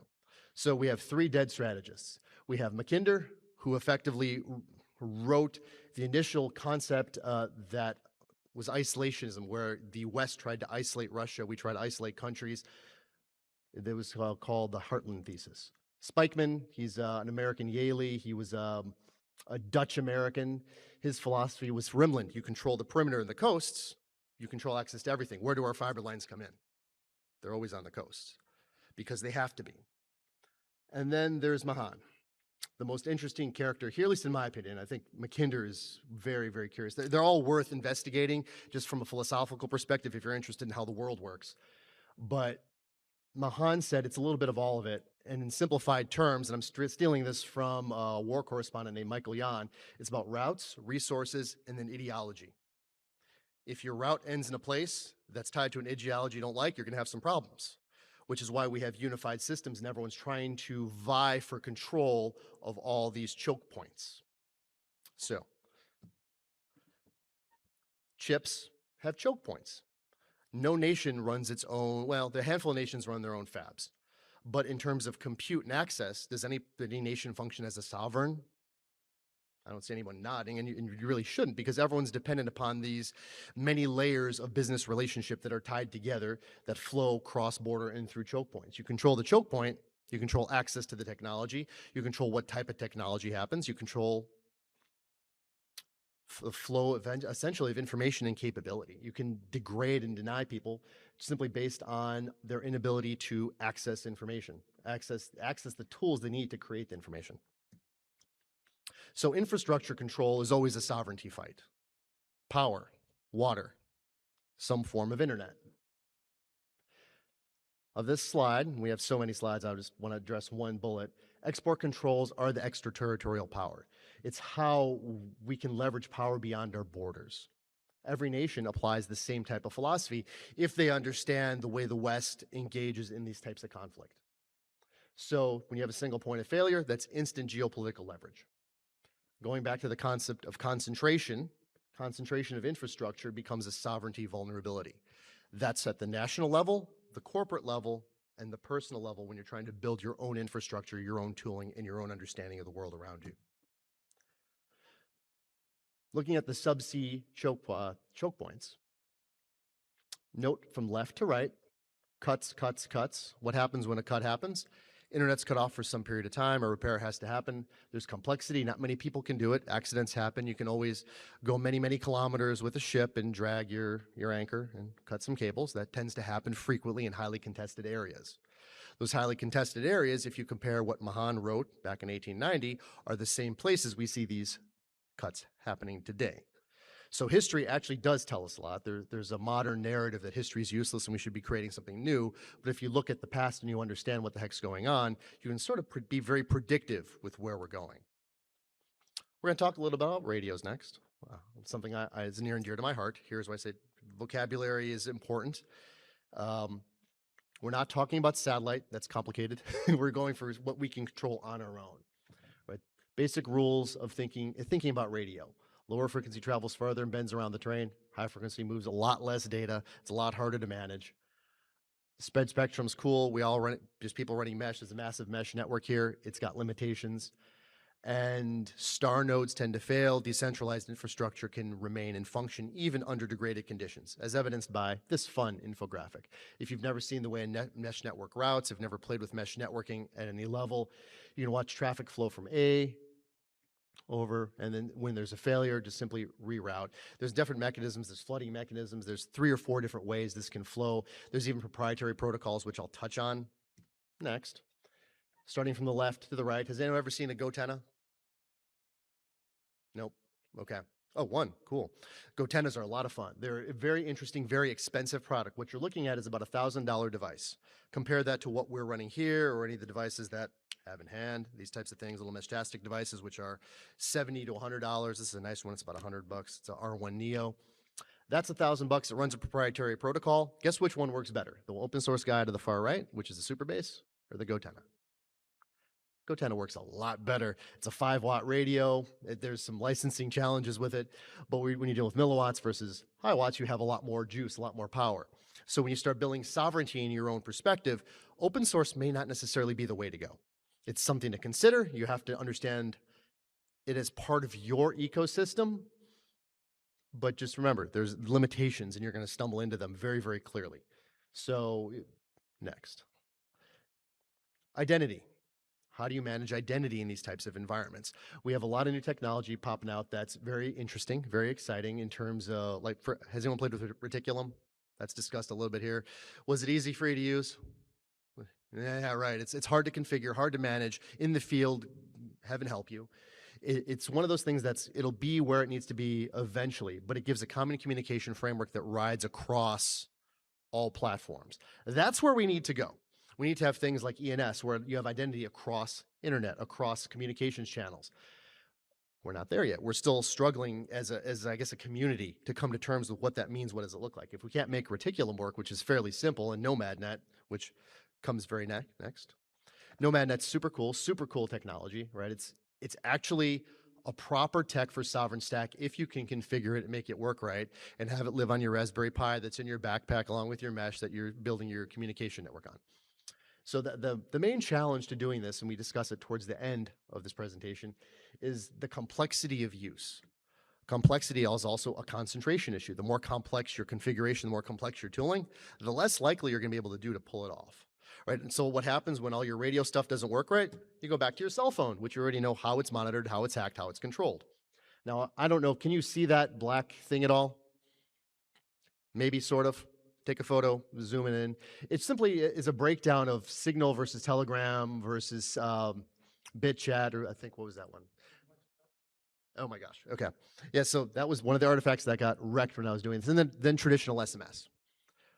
More secure, less secure. I'd argue they're all living on a platform that can be remotely hacked, so they're not that great.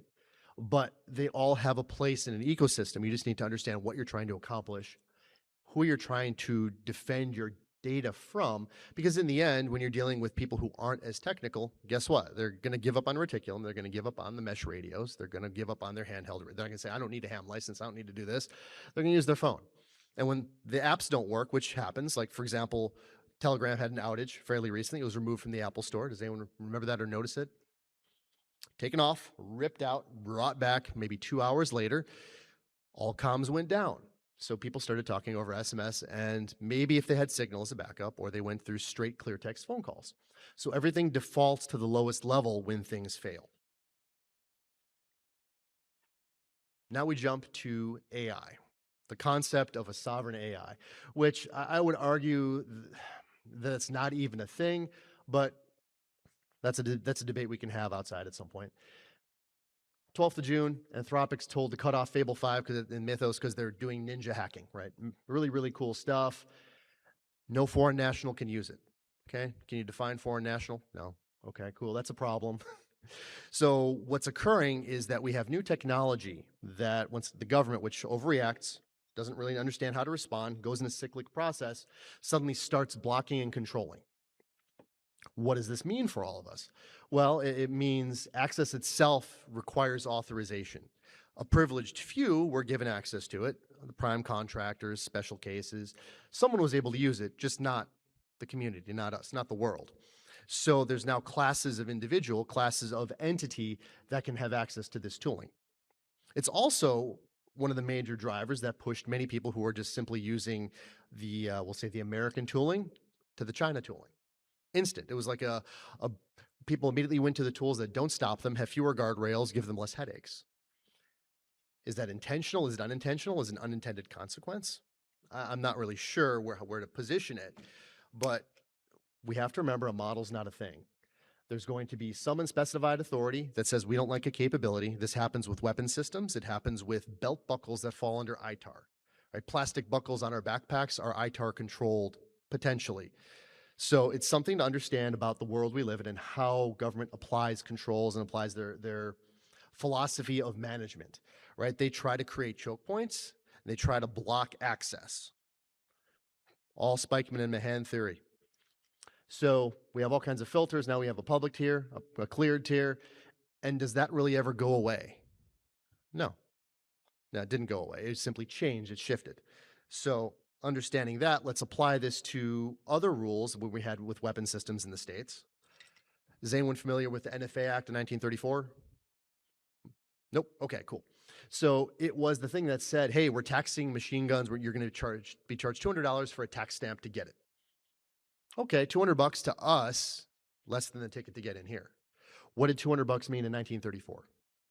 Thousands and thousands of dollars. That didn't change for years. So the gate to get to these weapons, which were really never used in crime, especially after those laws were put in place, became effectively, I think, $6,000, $8,000 in our current currency.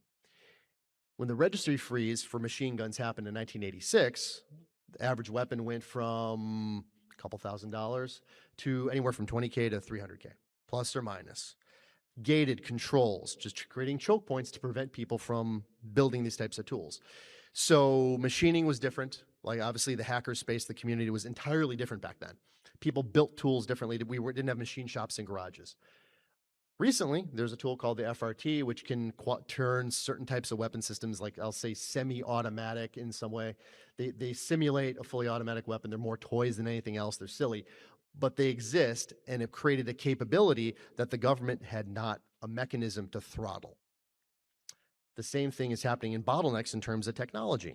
Bottlenecks in terms of memory cost, SSD cost. Everyone tried to buy a laptop, say 6 months ago, and looked again 2 months ago and noticed what occurred?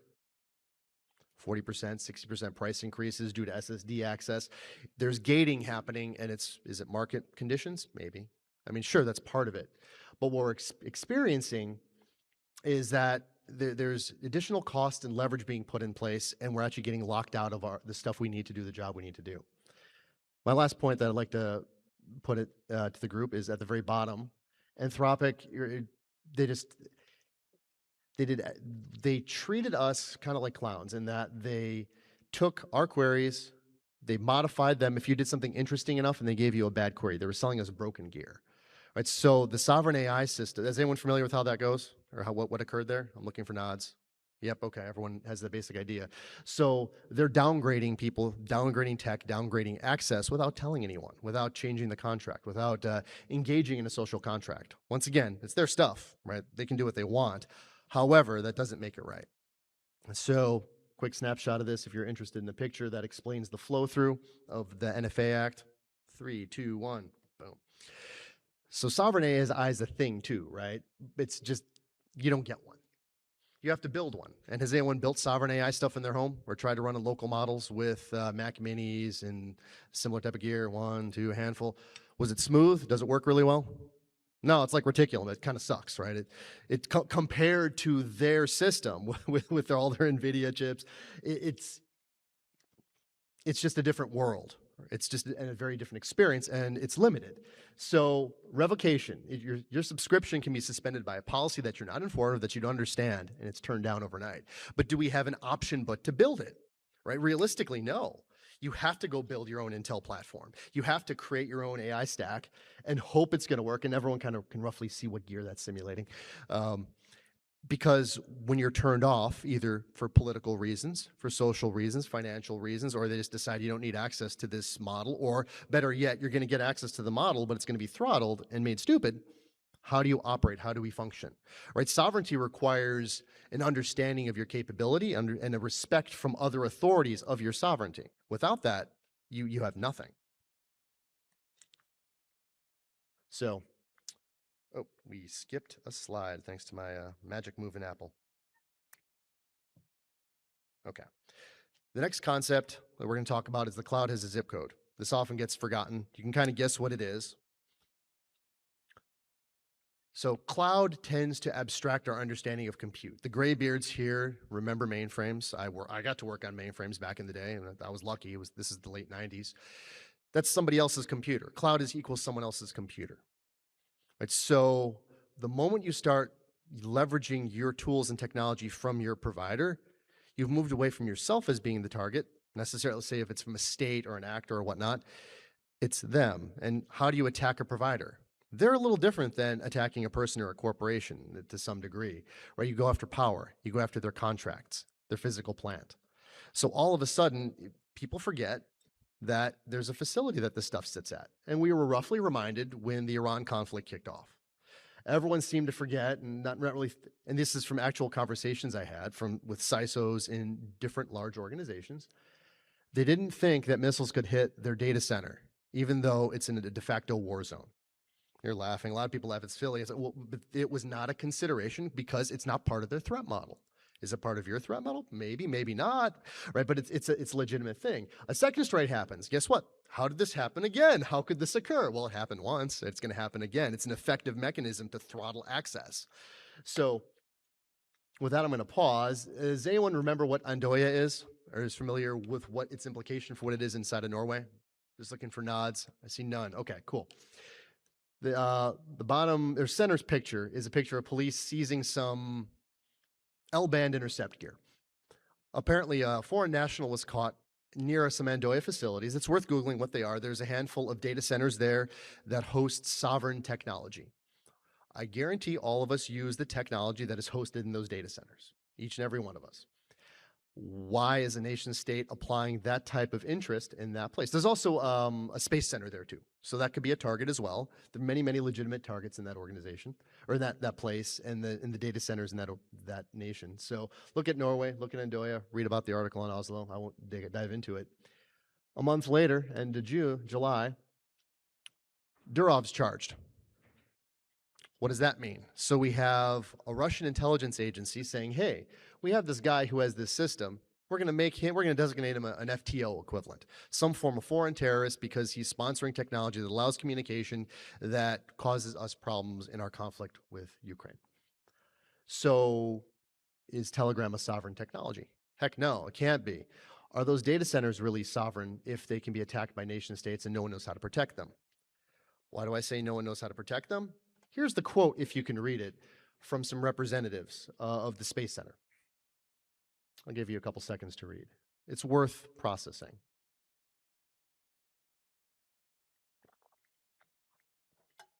It's government speak. Well, we remain vigilant, we're ready, we are strong, we will recover.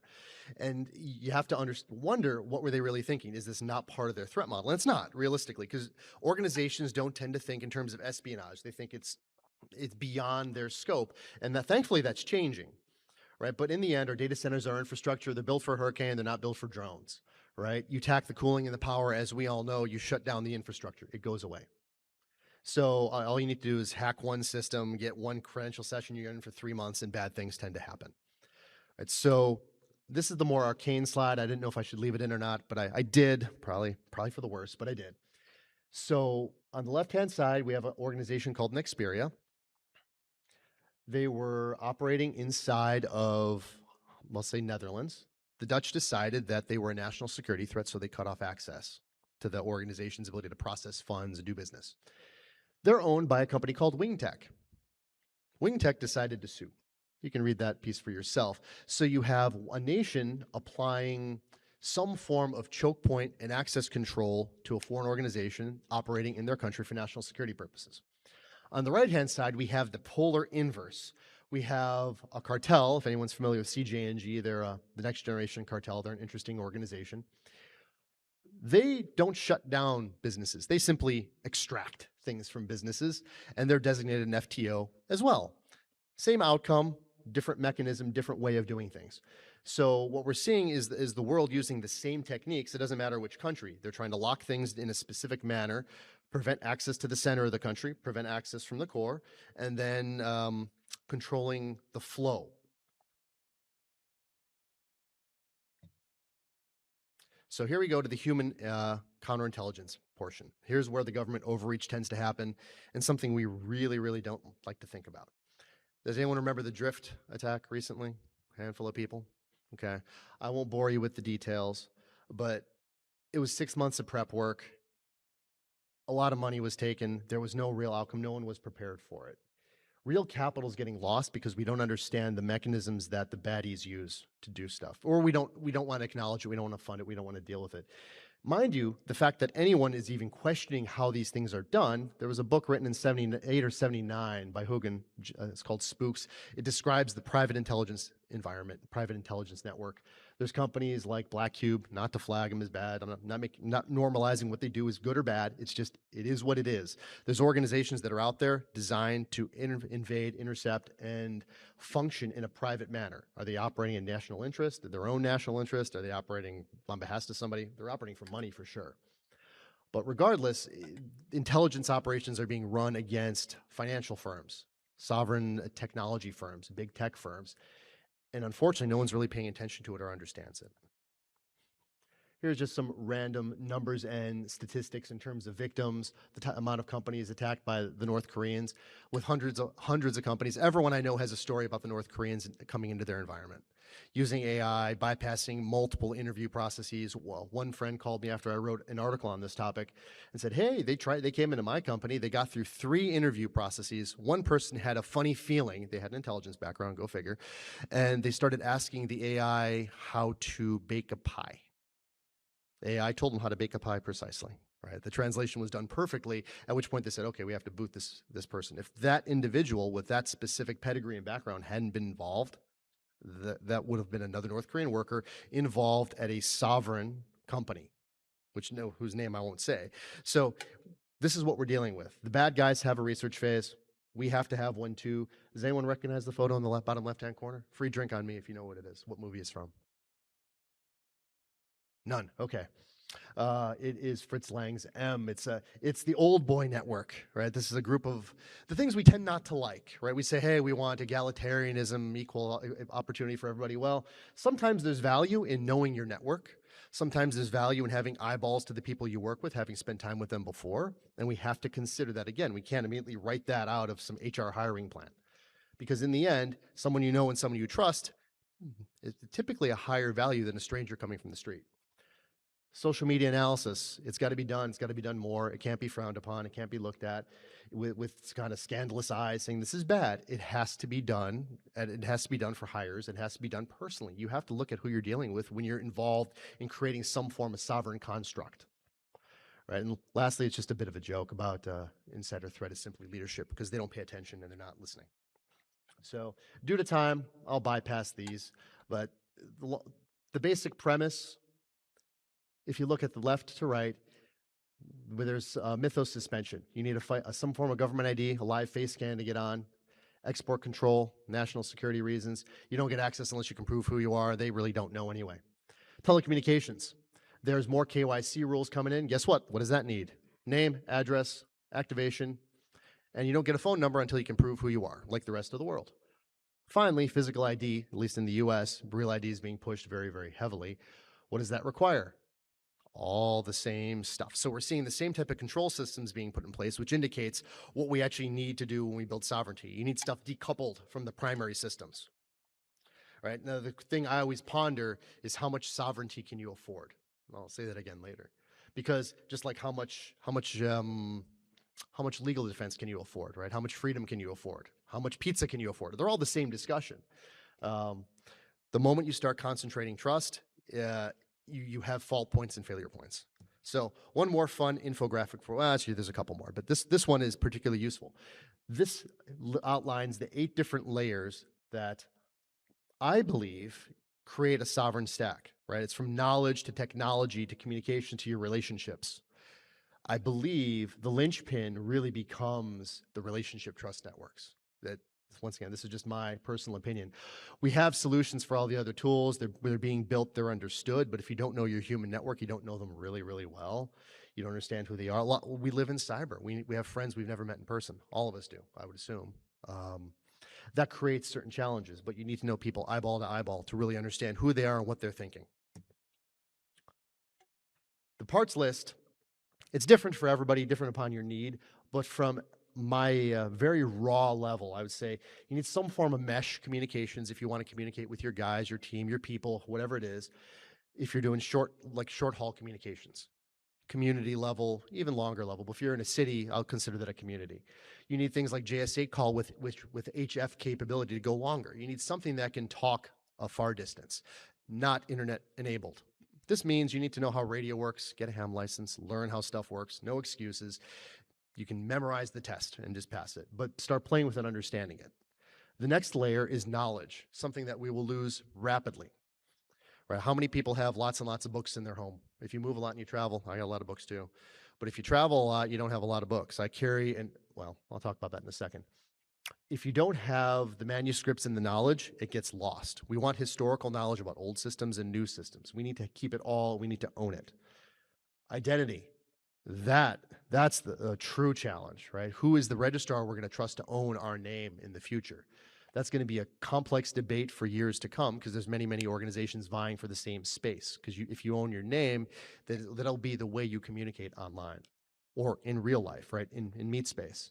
And then open source is cool. I mean, do everything as open source as you realistically can, but that has its own limitations. So here's a concept I threw in. This is something I've personally been working on for maybe 7 or 8 months. It's just a sovereign library, pulling down texts, old texts, new texts, converting them into something readable, converting them into something parsable, moving them into MD files, sanitizing, clearing, saving.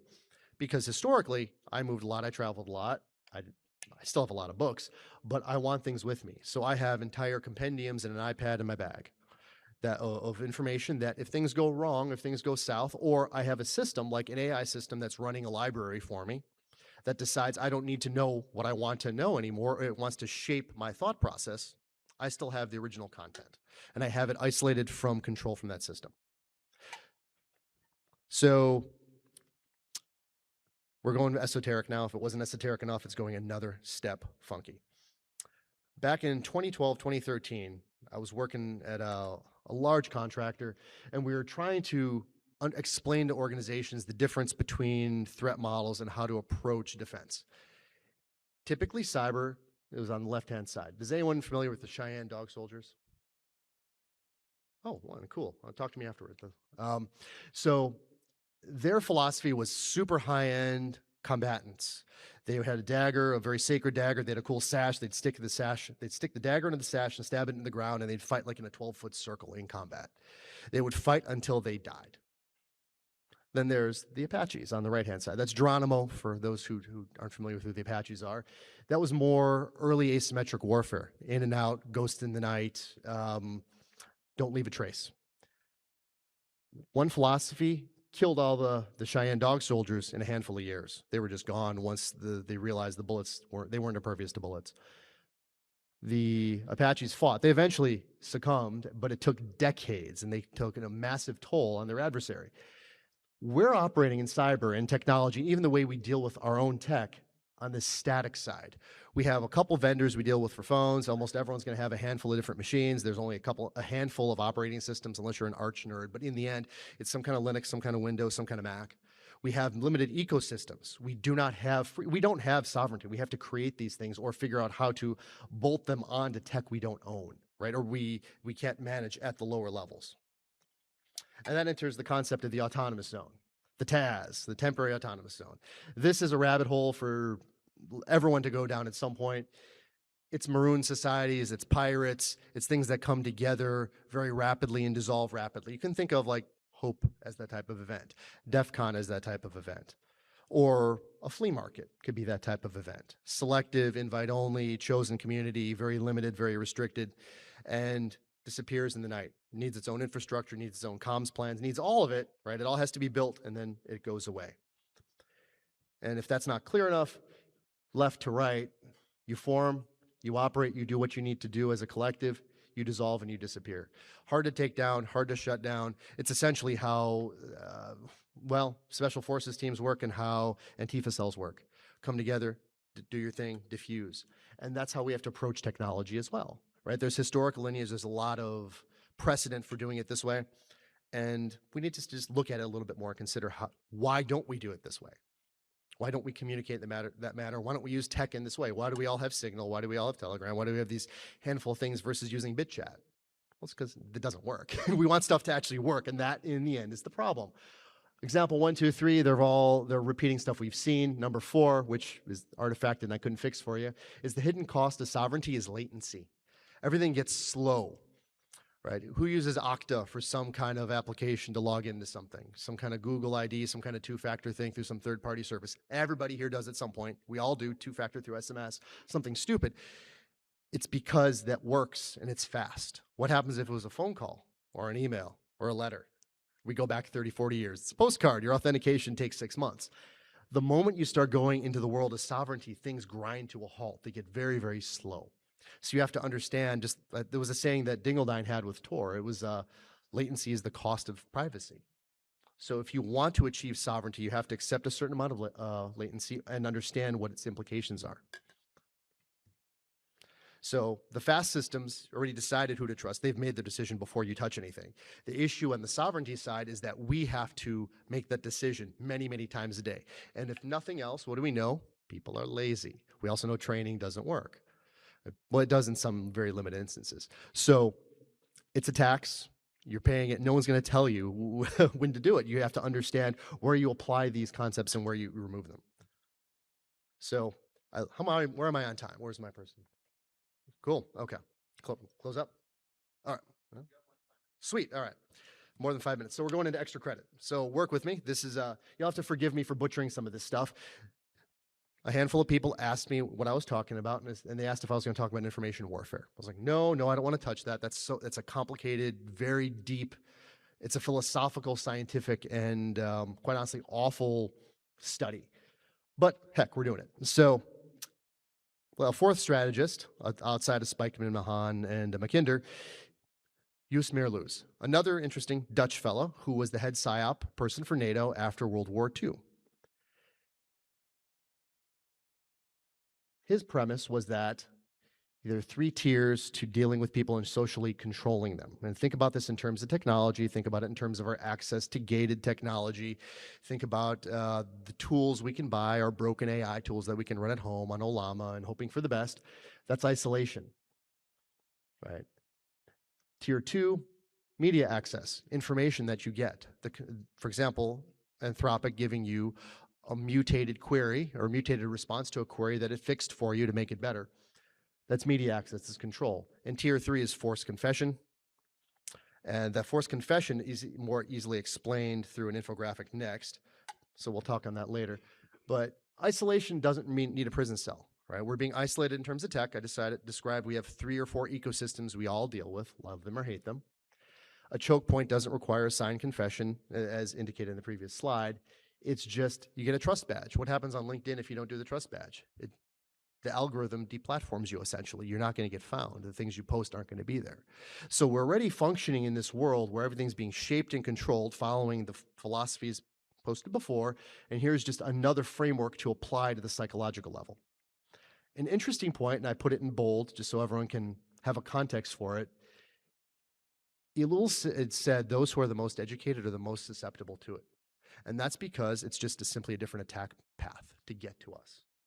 So we need to be aware, we need to understand how these platforms are all being leveraged to control our dopamine levels. There's a deeper conversation there, and perhaps we can chat about that later. So here's a quick picture of what it looks like from a flow, and it applied to each one of the philosophers. Worth a screenshot. I also mentioned, Lowell is an interesting character. He wrote a book called Propaganda, and it doesn't need a director, right? We have many, many directors vying for attention, controlling our minds from advertising, entertainment, and down to the tools we use, controlling how we interface and interact with them. I mean, who's excited about having an MCP server? It's old technology, but we're told it's cool, right? There's nothing that interesting. So just remember, your technical literacy does not make you immune to what's coming. And a reflection back in time, and this is going to be really the closing thought. There's an article called "The Mind Has No Firewall" from Parameters Magazine. Bullet points are here. You want a screenshot? Here's the actual picture that shows a flow, what it means. We are information processing machines. We're essentially compute devices. We're much more than that, in my opinion, but at a bare bones level, we're compute devices. We can be impacted through the visual level, through the acoustic and electromagnetic spectrum. All things that are being manipulated by the sovereign systems I outlined before, from the telecom to the information streams we see to how we operate in the world. So understanding this, how do you have to change? Your mind does not have a firewall. You can't process it. Dig up the parameters article, read the full thing. This is a nice synopsis for a bite-sized chunk, but understand that these technologies have been worked on for generations. The article that I'm referencing was written in 1998. There were Soviet articles that unearthed when the KGB archive was open, going back to the 50s, on the exact same technology. So this is just something sovereigns, states, tend to do. So in closing, sovereignty has a shelf life. The moment you stop defending it, working on it, processing it, thinking about it, it's gone, right? Because it's ephemeral. It's just like that temporary autonomous zone. The tech's constantly changing, your access to the tech is changing, and no one's going to tell you when the time's out. You need to be aware at all times, which means we're on a 365, 24/7 watch of all our technology, right? Who's getting hacked? Who's failing? Which data center is getting blown up? The last couple of years have shown us everything's brittle, nothing's resilient, so we have to start building our own resilient systems using the technologies identified before. That's me. Hit me up, read my stuff, message me, chat. I'm at the conference for 2 or 3 days. Let's chat. And that is it.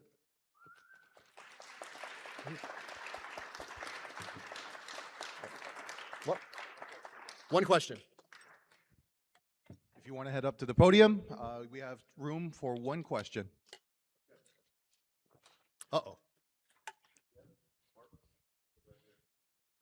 What was the 1997 Japanese cartoon incident that was referenced in there? Let's discuss that offline. Oh, really? Okay, yeah. Is it one of these seizure type things? Yeah. Yes. Okay, Yeah. interesting. Crazy. All right, that was my question. Yeah, it's once again back to, it's about choke points and access. It's silence. Cool. Thank you, everybody. Thanks for humoring me. Bye.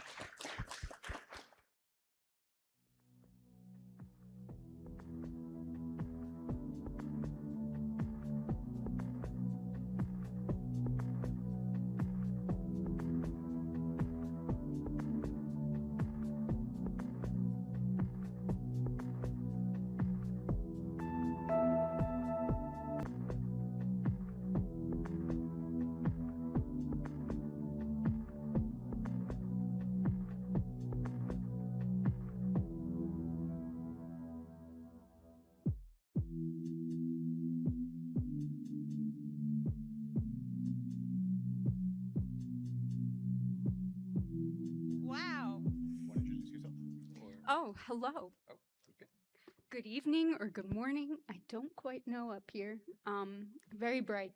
Why, hello. I am Ashley Rose. I am here to talk about all things Iran. Iran, Iran, Iran. This is the nation state machinery inside the persona production line behind the Stryker strike. Now, let me introduce myself a little bit more properly. I just say Ashley Rose. I'm Ashley Rose. I am a threat intelligence operative at After Dark. I'm not going to make this a sales pitch. After Dark is a threat intelligence service provider. We work in the threat actor attribution space and ransomware. It's really cool, really dark, really scary. No. I hunt cyber criminals and patterns. Patterns are everything to me. And I'm going to talk about some of those patterns, especially with Iranian threat actors. We have a lot to go over at 9 o'clock at night. We got a lot of slides, got a lot of pictures.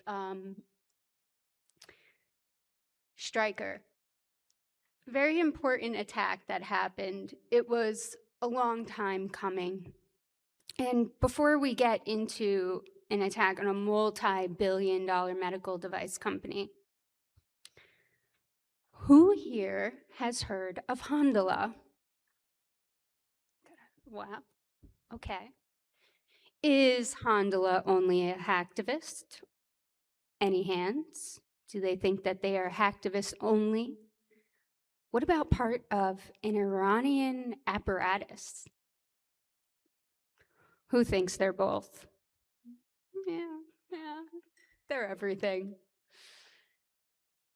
Okay, we're going to get into Handala a little bit more, but let's first talk about Stryker, medical device company.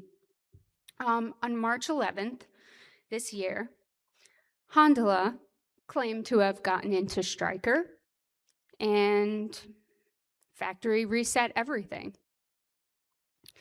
On March 12th, the employees came to work or were at home and logged into their devices or attempted to log into their devices, and they couldn't get in.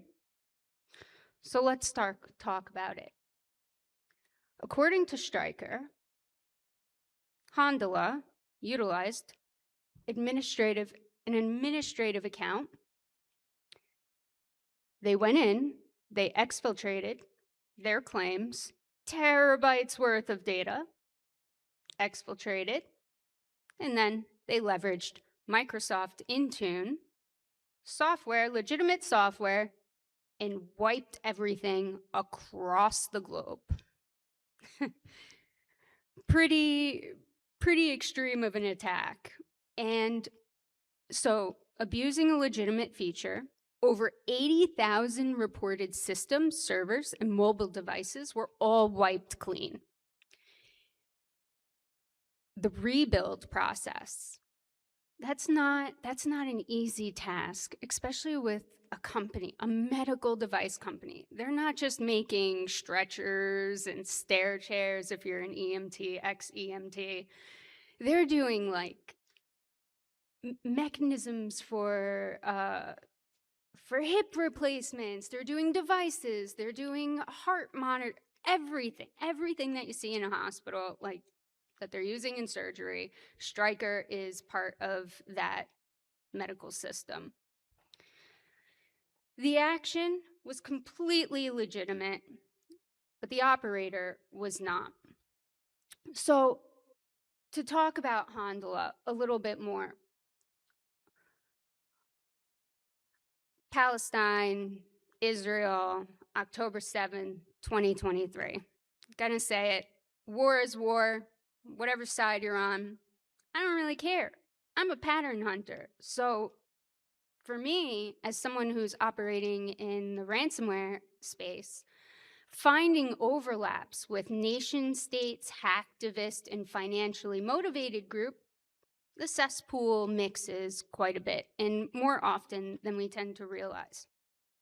So Hondola, very active in targeting companies and defense contractors, everything in Israel, Israeli-made technology, creating a spectacle. They have a leak site, they're posting everything, they're mixing it with their religious ideology, and they're going to go after and they're going to take down the Israeli machine and just expose all of the corruption and everything else. It's a spectacle. It's a show. What you're looking at is a mask. Hondola is a mask, an interchangeable mask. And there's many groups like Hondola. They just swap faces, swap names. It's part of a psychological operation. You focus on the name, you focus on the mask, but there's always something else to miss. And if you read in the center, this was a message from an employee. It ended up on LinkedIn about the devastating attack and how it completely wiped and locked up Stryker. So Hondola was a regional operation in Israel targeting. Stryker happened. It gave it a massive platform, a massive voice. It went mainstream overnight. So, being that war is ugly and Hondola is a mask, many masks, it is part of a state-aligned operational structure. And the pattern replicates across all of the different branding. Every group has an algorithm. Every person has an algorithm. Yeah, you can change tactics. Yeah, you can change weapons. Yeah, you can change different locations and everything, but there is something that can string them all together. And if you look closely, you'll be able to find the repetitive model. So I brought up, this is from Hondola's leak site, some attacks that they claimed happened on US soil. And I want, if I have enough time, I want everybody to remember St. Joseph County. This is an important one. Yes, hacking water supplies. That is a common tactic. They've done it before. Hondola is connected to some other groups that has certainly targeted a municipality in Pennsylvania. Homeland Justice, this is another group, another mask. Homeland Justice they target Albania. And it's like, well, what's going on in Albania for them to target it? So, like, what? Albania actually houses a lot of opposition groups to the Iranian regime.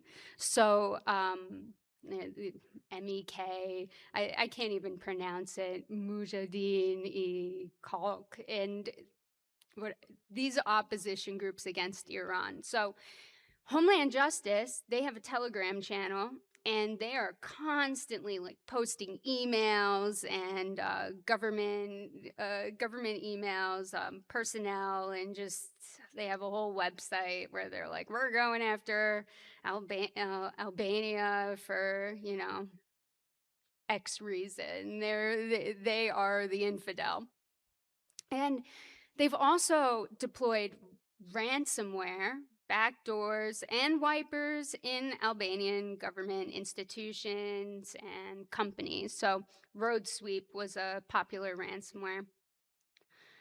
Karma Below, or Karma, they're famous for the BB wiper, named after Prime Minister Netanyahu.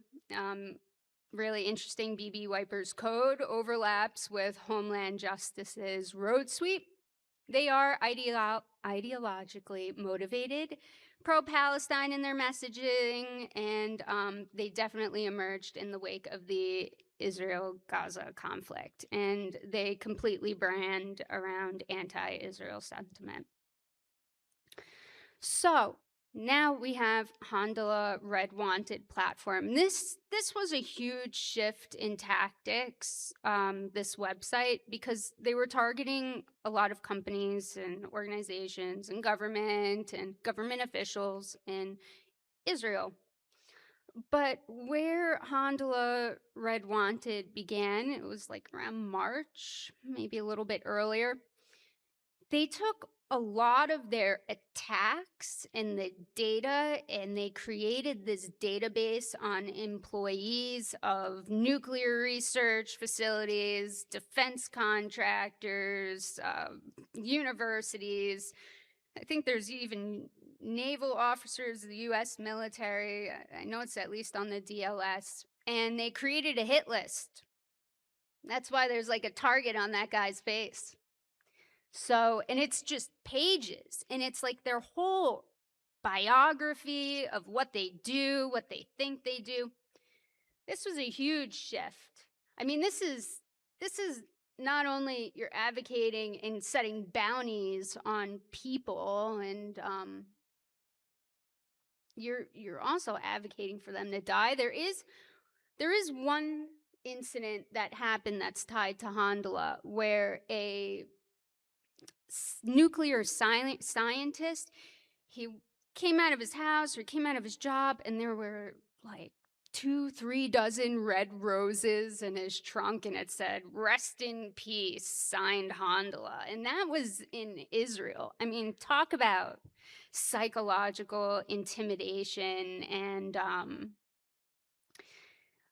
it's just, rather than functioning as a traditional data leak site, you're now advocating for like offing people and creating intimidation and psychological warfare and just threat escalation.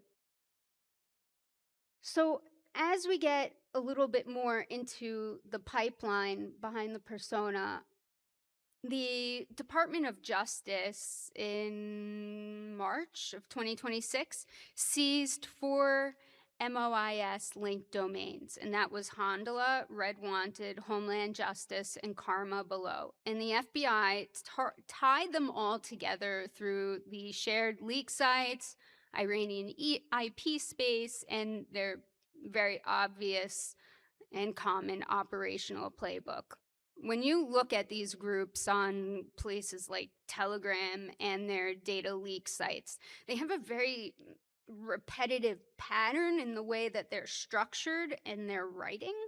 And when you see it enough, you're able to identify it in groups that are not named by Department of Justice or not named by FBI. Really, no one is saying like, hey, this is IRGC or MOIS, but the pattern of it just keeps replicating. So you have hundreds of different personas, you have different audiences, right? You got Albania, you got Israel, you got United States, but they share the same infrastructure and the same shared like targeting logic, and it's just part of some sort of, it feels like an operational playbook.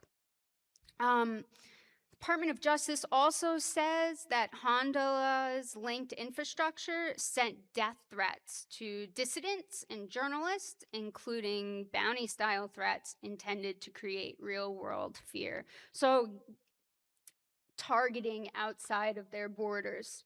And they have the people to do it, right? Like, just because they're saying on the internet, hey, we need to go after this journalist, or hey, we need to go after their organization. They have people that are, I mean, financially motivated, but they have this pure love of like their ideology, their country, their government is correct and we're all wrong. So we need to go out and we need to execute everybody or target people or scare them into submission. And they're in every country. There are sleeper cells in every country. So as I start with Iranian APTs, or advanced persistent threats, I mean, Iranian, Chinese, Russian APTs, there's hundreds of names, it feels like, for every country. You got the kittens in Iran, or the manticores, you got the typhoons and the storms, you got the bears in Russia. I mean, there's UNC this, and there's just so many names, and it's hard to really keep up with them. But for this presentation, I felt like Manicore is the perfect description of Iranian APTs, because you see one group, but they're like a Frankenstein. They are a true Manicore. They got a face of a human or a monster, the body of a lion, the wings of a demon bat, and the scorpion tail. They are literally mixed of different groups, different companies, IRGC, MOIS. I mean, they are many different parts to make one apparatus. So we're going to get into the first Manicore, Scarred Manicore. They're affiliated with the MOIS. They target government, military, telecommunications, IT, finance, NGOs, Middle East, and USA. They're everywhere. And what their main focus is stealthy, long-term access, persistence. And they're not here to do the immediate destruction. Another group that is really interesting that no one talks about is Prince of Persia. I guess that would fall under the Scarred Manicore ecosystem. He, or that group, he's been around for a while, and he does high-profile attacks and then goes dormant underground, and you don't hear anything about him. So, like, this is the skilled operators. They're like the first slice into all of our systems. So what Scarred Manicore is doing, right? They're mapping everything. They're identifying the critical management infrastructure. They're harvesting the privileged credentials. They're establishing the door, and they're protecting it for a later time, right? It's going to be passed off, like pass the baton. And really the value of this phase is the environmental knowledge that'll later support the other operation. And Scarred Manicore overlaps to like groups tied with APT 34 and Oil Rig. Oil Rig is an important one to remember. Like Muddy Water is a very common Iranian APT, and UNC 1860. We're going to get a little bit more into Oil Rig next, because I wouldn't say this is like the scorpion tail of the manicore. I would say this is more of a critical organ, right? It is the recruitment apparatus. And one of those recruitment apparatuses is Raven Academy. They are sanctioned. Some of the board members that sit on Raven Academy are actually Oil Rig and Darkbit, or I believe it was Darkbit, which is connected to Muddy Water. So here we have known Iranian APTs that are sitting on the board of a legitimate cybersecurity school, which serves as a recruitment apparatus to the IRGC and to the MOIS.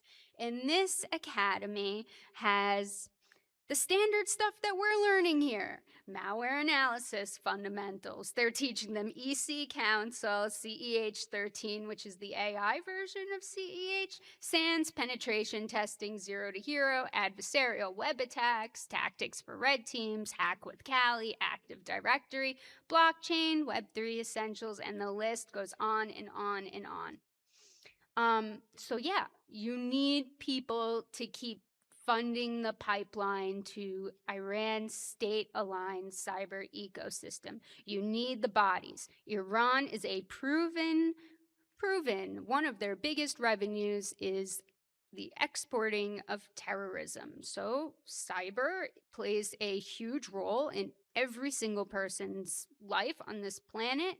We need cyber, and they want to exploit it and capitalize off of it. Now, I am not taking credit for these guys' faces. Iran International, I'm going to get into that in a moment. Nariman Garib, he is a guerrilla, like, human rights activist.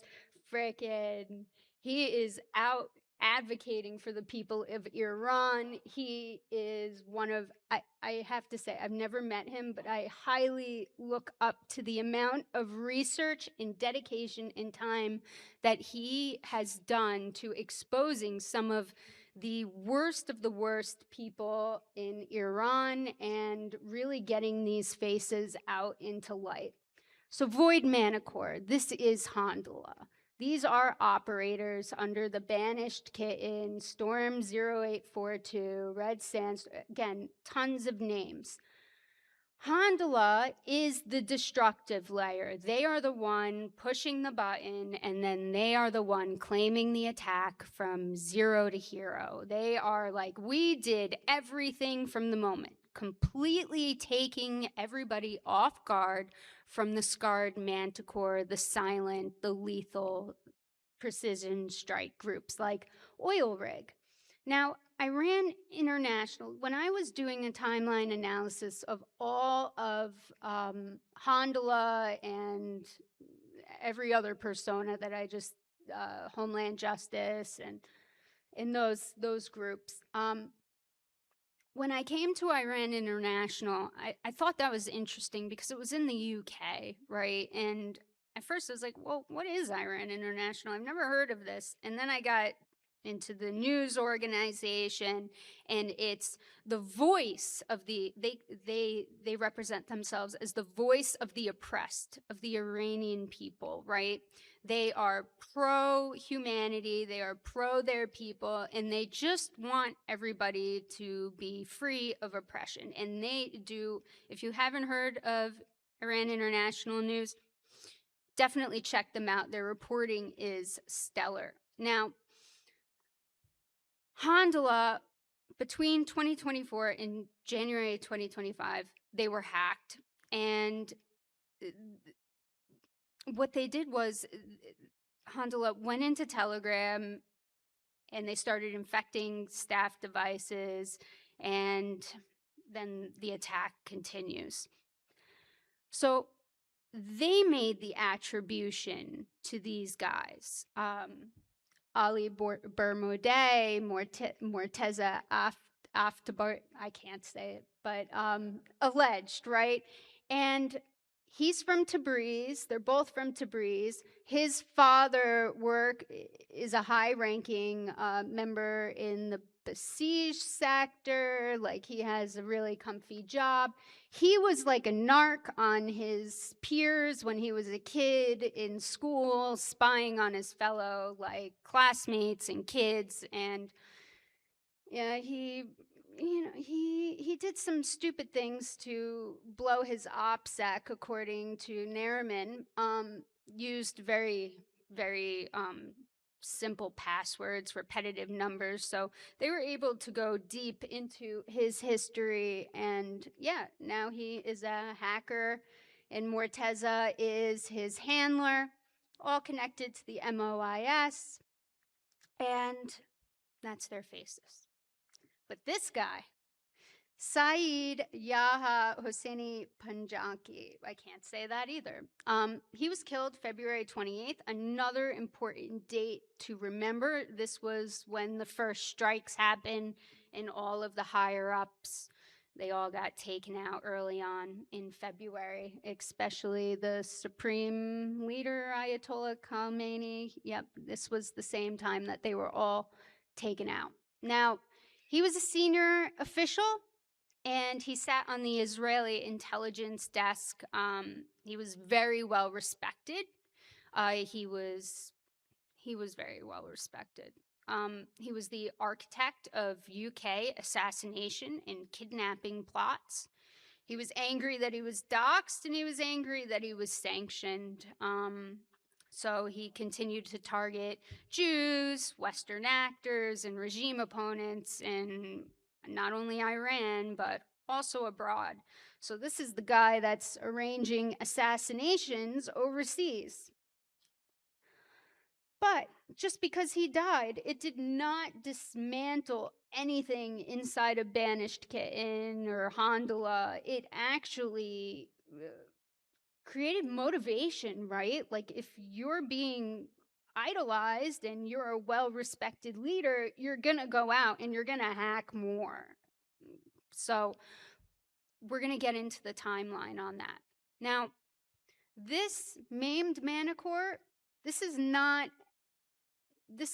part of anything like you'll read in Google or Mandiant. This was something that I had to come up with when I was researching all of these Iranian groups, because there is a huge, you need the maimed Manticore. The maimed Manticore is the news, it is the telegram, it is the propaganda, it is the TikTok videos, it is the bots, it is everything to push out the agenda, to push out the narrative, right?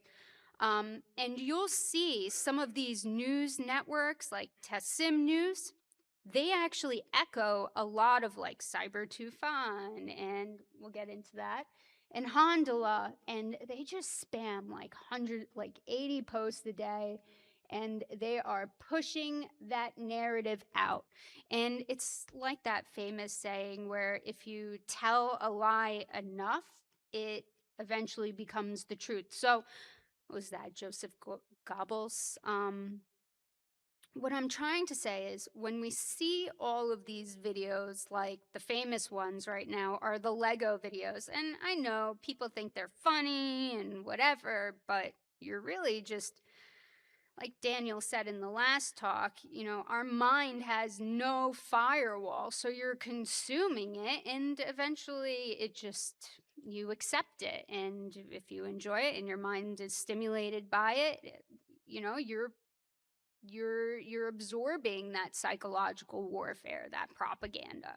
So its focus and function is to shape what the technical operation after the impact occurs, right? Like, this is why we're doing it. This is what is happening. The persona production line. Some other groups that are known, but that I've also found to have this similar repetitive pattern, right? They hack, they leak, the structure of the writing is same. They're targeting defense contractors, they're making threats. Cyber Avengers, they're sanctioned. That's part of a legitimate company in Iran. Eminent Pazargard, they are famous for targeting the critical infrastructure and water desalination plants, electric grid. I mean, they were in all kinds of things in Israel. Holy souls, not to be confused with the, once you start saying Charlie Hebdo, people think of the public executions that happened of the journalist from the Draw Prophet Muhammad cartoons. But Holy Souls was after that, right? They had a Draw Supreme Leader Khomeini picture contest, and that set them over the edge for whatever reason. They're like, don't disrespect our supreme leader. So what they did was they hacked Charlie Hebdo and released all of this information on their subscribers. Cyber is not front. They're interesting. Data exposure and high-level military leaks. I mean, these defense contractors that they went after in Israel, they have partnerships with our defense contractors like Raytheon, Cyber Tufan, Al-Aqsa. Cyber Tufan was the Raytheon attacks. Cyber is not front. They're also doing military leaks in terms of it seems like both of those groups cross wires because I've seen them post the same victims. APT Iran, they claim to have done a Northrop Grumman hack, and then 313 team. Not much information has come out about them. They're definitely pro-Iranian, and they say they're from Iraq, but I think with high confidence that it is a proxy group. So, where's my mouse? Oh, big screen. Okay. So Cyber Avengers, I'm going to show you this video. This was early on. This was before they got sanctioned, before they got doxxed. They put out a video, and this video lives in my head rent-free. And I'll show you why, because they're basically admitting to weaving propaganda into their attacks. Hopefully this isn't too loud for my audio-sensitive people, because there's sirens. أنا ما بحكي شيء مش موجود. أنا حتى بالحرب النفسية أنتمي إلى مدرسة تقول إنه الكذب ما بيخدم بالحرب النفسية. الصح والصدق هو اللي بيخدم بالحرب النفسية.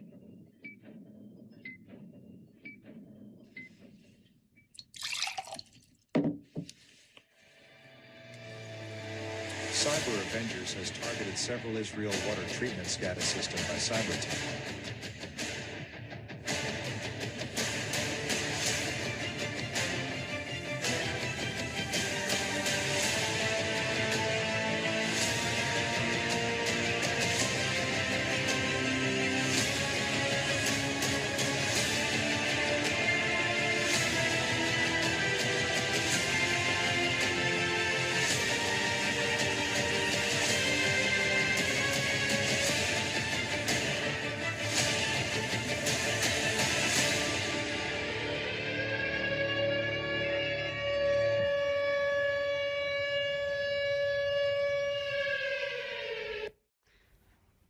The first time I watched this, it definitely took me back, right? Like, because it was the first time I've ever seen a group targeting water facilities. And as a young researcher in the cybersecurity, I've only been at this for a few years now. I'm nowhere near some of everyone here's experience. But the first time I saw it, it was so shocking because I knew in that moment, I knew that Israel was, for the last 3 years, well, definitely for the first 2, was a training battleground. And it wasn't just this.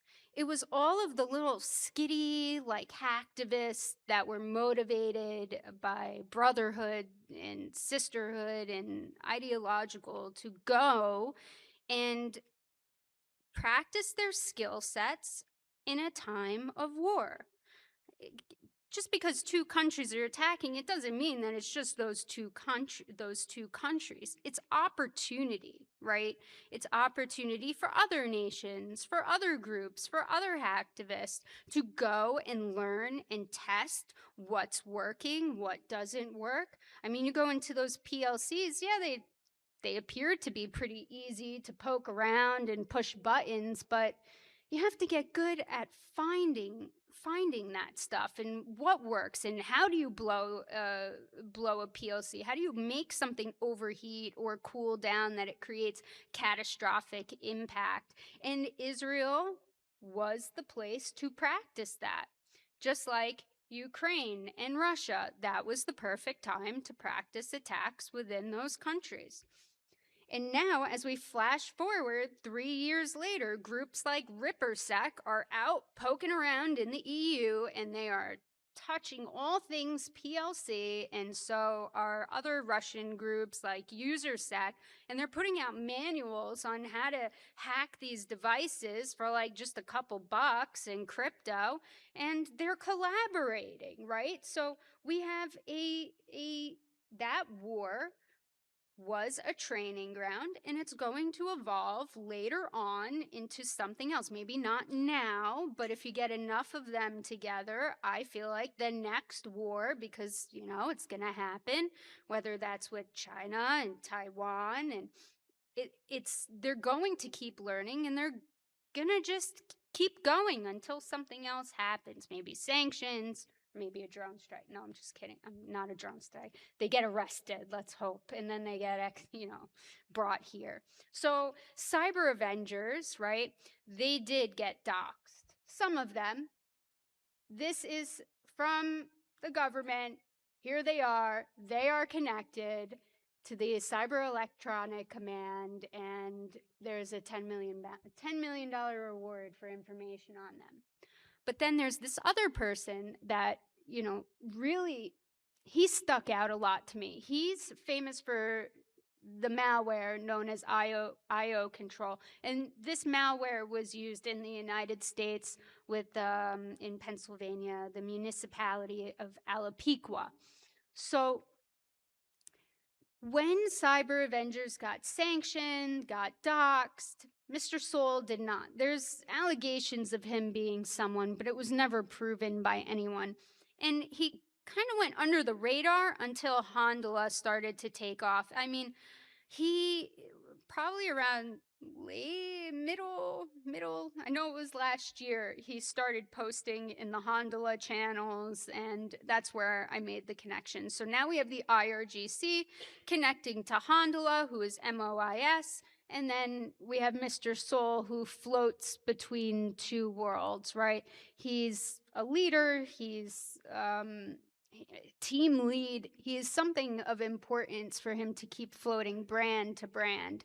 And that's the same thing with Panjaki, and who was killed in February 28th, right? He's MOIS, but there is a constant linkage between the government and different places. And Mr. Soul was that connection, MOIS, IRGC.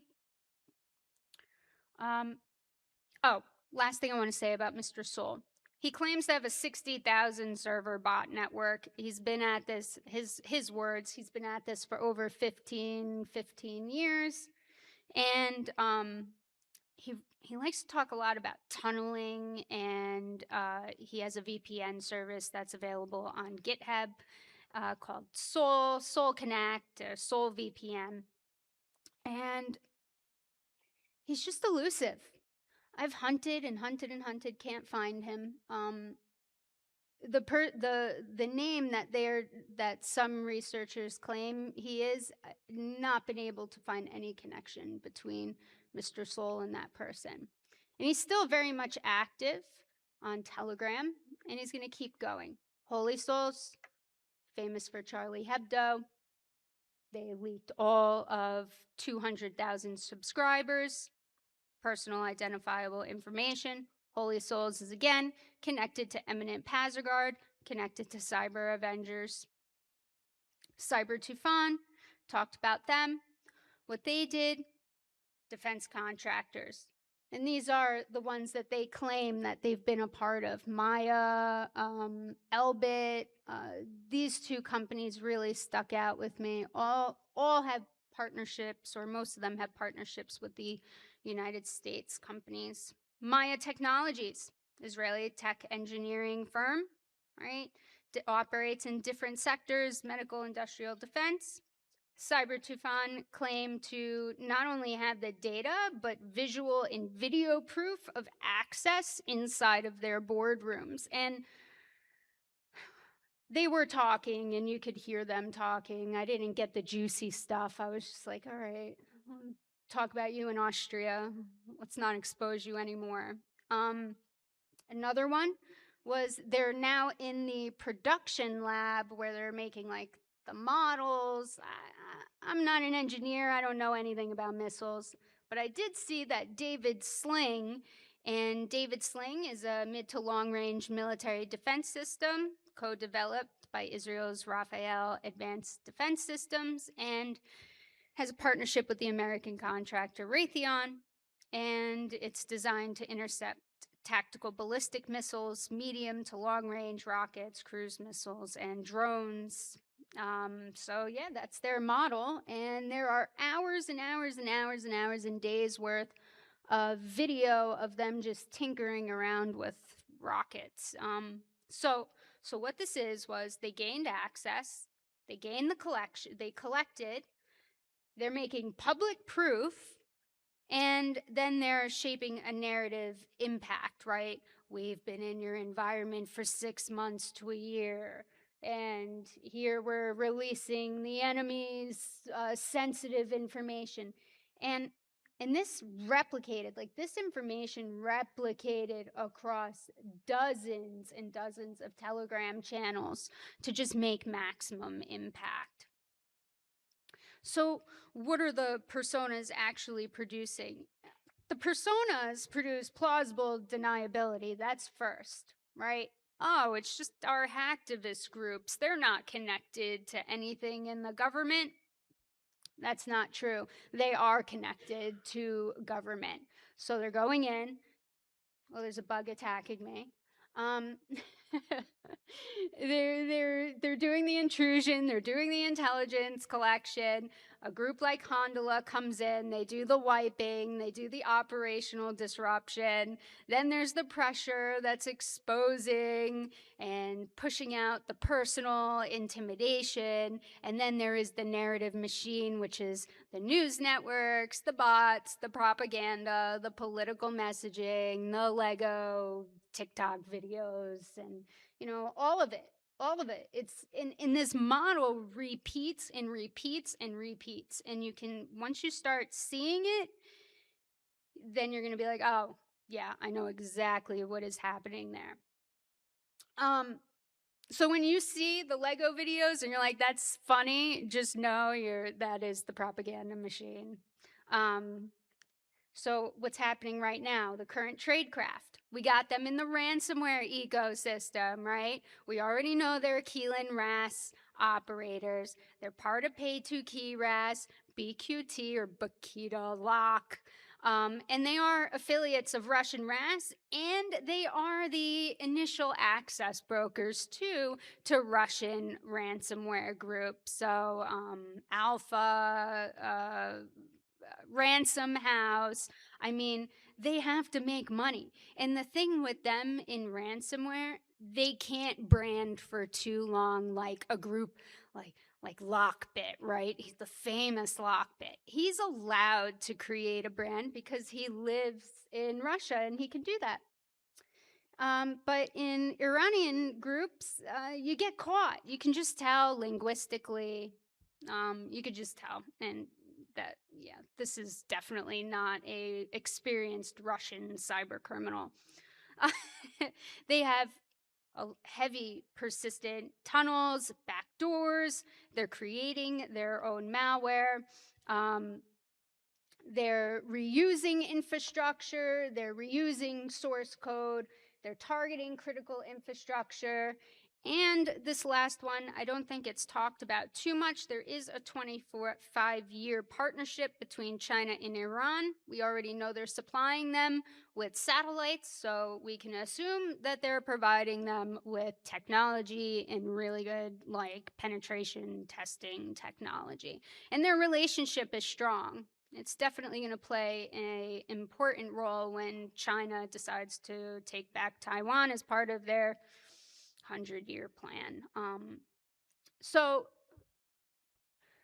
right now, we know because Department of Justice and CISA and FBI, everybody is talking about the PLCs and the programmable logic controllers. That's happening. Rockwell, Schneider, Siemens.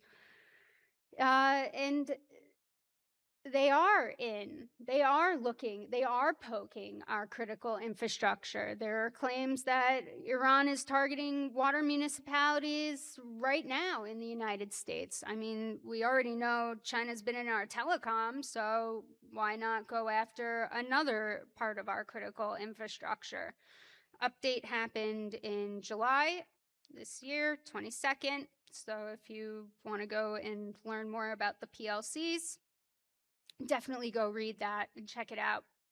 So what can we do, right? We got to remove the single point of destruction, require multiple approvals for destructive commands, isolate privileged and emergency accounts, separate your backups and your recovery credentials from the platforms, like separate, isolate, treat everything as, its potential to really devastate your operation, your company.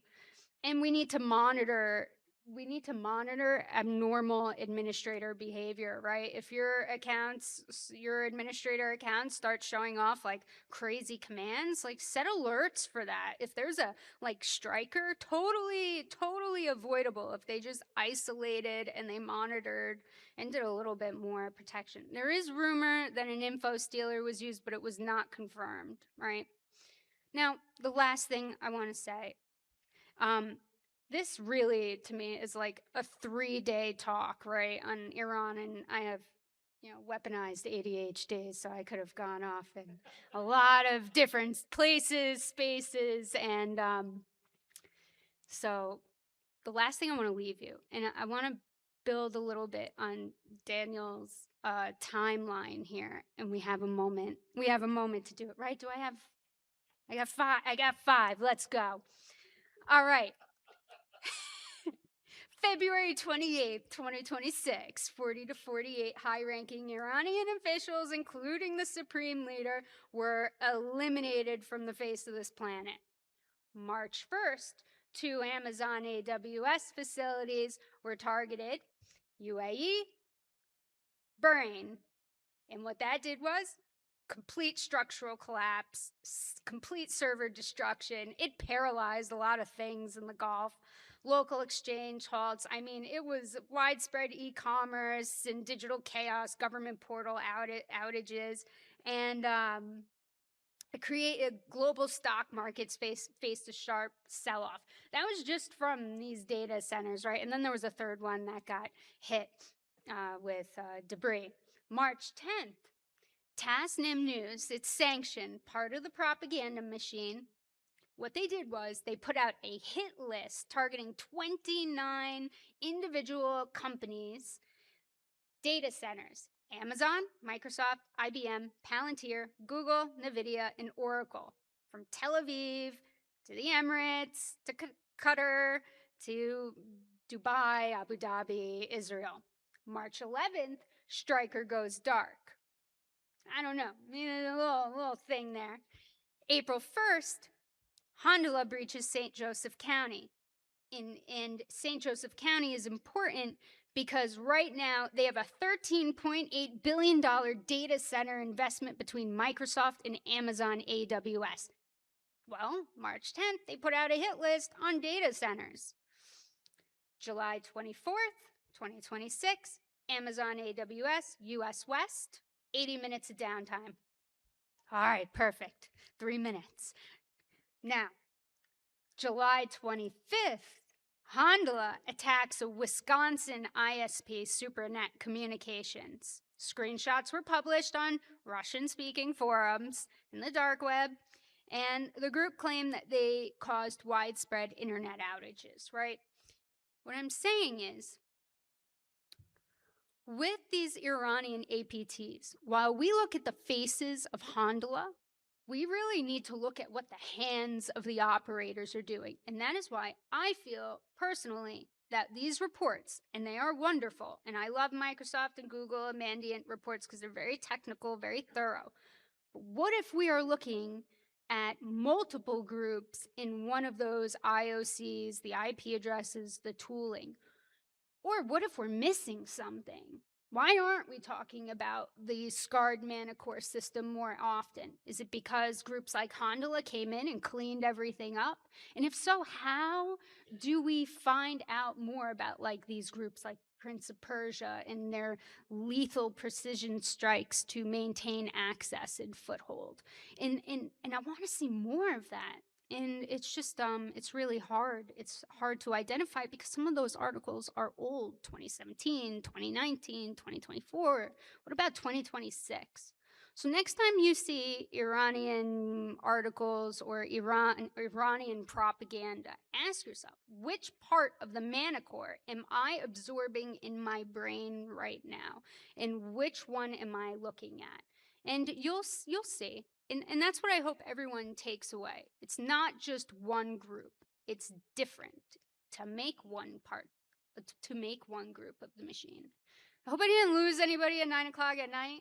I really want to thank you for like jiving with me. And I really want to thank Hope for allowing me to come up here and talk to everyone and be here in the heart of the world, New York City. So thank you, everybody. Thank you. All right. finally. If anybody has any questions, we have time enough for one question. If you head up to the mic right now. Gosh, come on up. I know, The mic right behind you. Find me at a bar.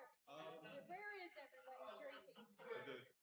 Just real quick, so on the persona aspect of it, right? This is less a question, I guess. Maybe something you'd find interesting.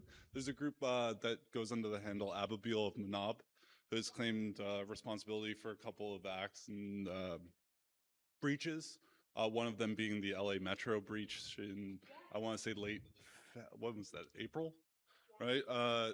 Some of the stuff kind of overlaps with this, and some of the kitten busters, just intel, I guess, out there. Just generally, like across these, are you seeing a lot of that same stuff, or is there more that aren't being reported? I haven't seen a lot of reported coverage of that, but There are a lot of claims, but like we don't know. We are not getting information right from the companies, from the they can say whatever they want. There was a hack, there was no hack, right? Because they want to not also create panic amongst all of us. So we will, unless we're in their servers and we're like seeing everything. But yeah, they are poking us, and they want to test how we all react as a people, right? Like that data center that got bombed by the missiles in Bahrain, right? It created total panic. What if that's just a test? What if that's a test? All right, we saw what that did here, but let's see what it does in America. Let's hit an airport. Let's hit trains. Let's hit transportation. Let's just poke them and see what they do. It's happening, and it's gonna get worse. And we don't have enough people in tech to see it coming. Everyone's got an opinion, right? But the facts are on the wall. I did the research. They are testing. They are poking us. It's gonna get worse with the next war that we step into. And it's going to be China and Taiwan. It's a matter of time. And if that happens, you are going to see some complete devastation here. And I feel like the reason why Iran, this is just my own opinion, this is nobody else. Please do not let this be a reflection on After Dark either. My own personal opinion is that when the Taiwan crisis happens, the reason I feel like because Iran is not turning our power grid off or really because that is a complete act of war, and we'll go in and we'll level the place if they cripple the East Coast or something, or affect our critical infrastructure. I feel like they're going to partner with China. And then that's when we'll start seeing some more ripple effects. But they are going to poke our data centers. Data centers are everything now, like it or not. They're coming and they're here to stay, and there's going to grow and they're going to boom and they're going to build and they're going to be, that's part of our critical infrastructure technology. They're coming for it. It's just when. And do we have enough people to protect it? And do we have enough people to get out of their own bias and see what's coming down what is going to happen in 3, 5, 10, 20, 50 years from now? We need to go beyond what's happening today and look at the pattern. I'm so sorry. I could go off on like forever about this, okay? Did I at least answer? Severe ADHD. Did I? Okay.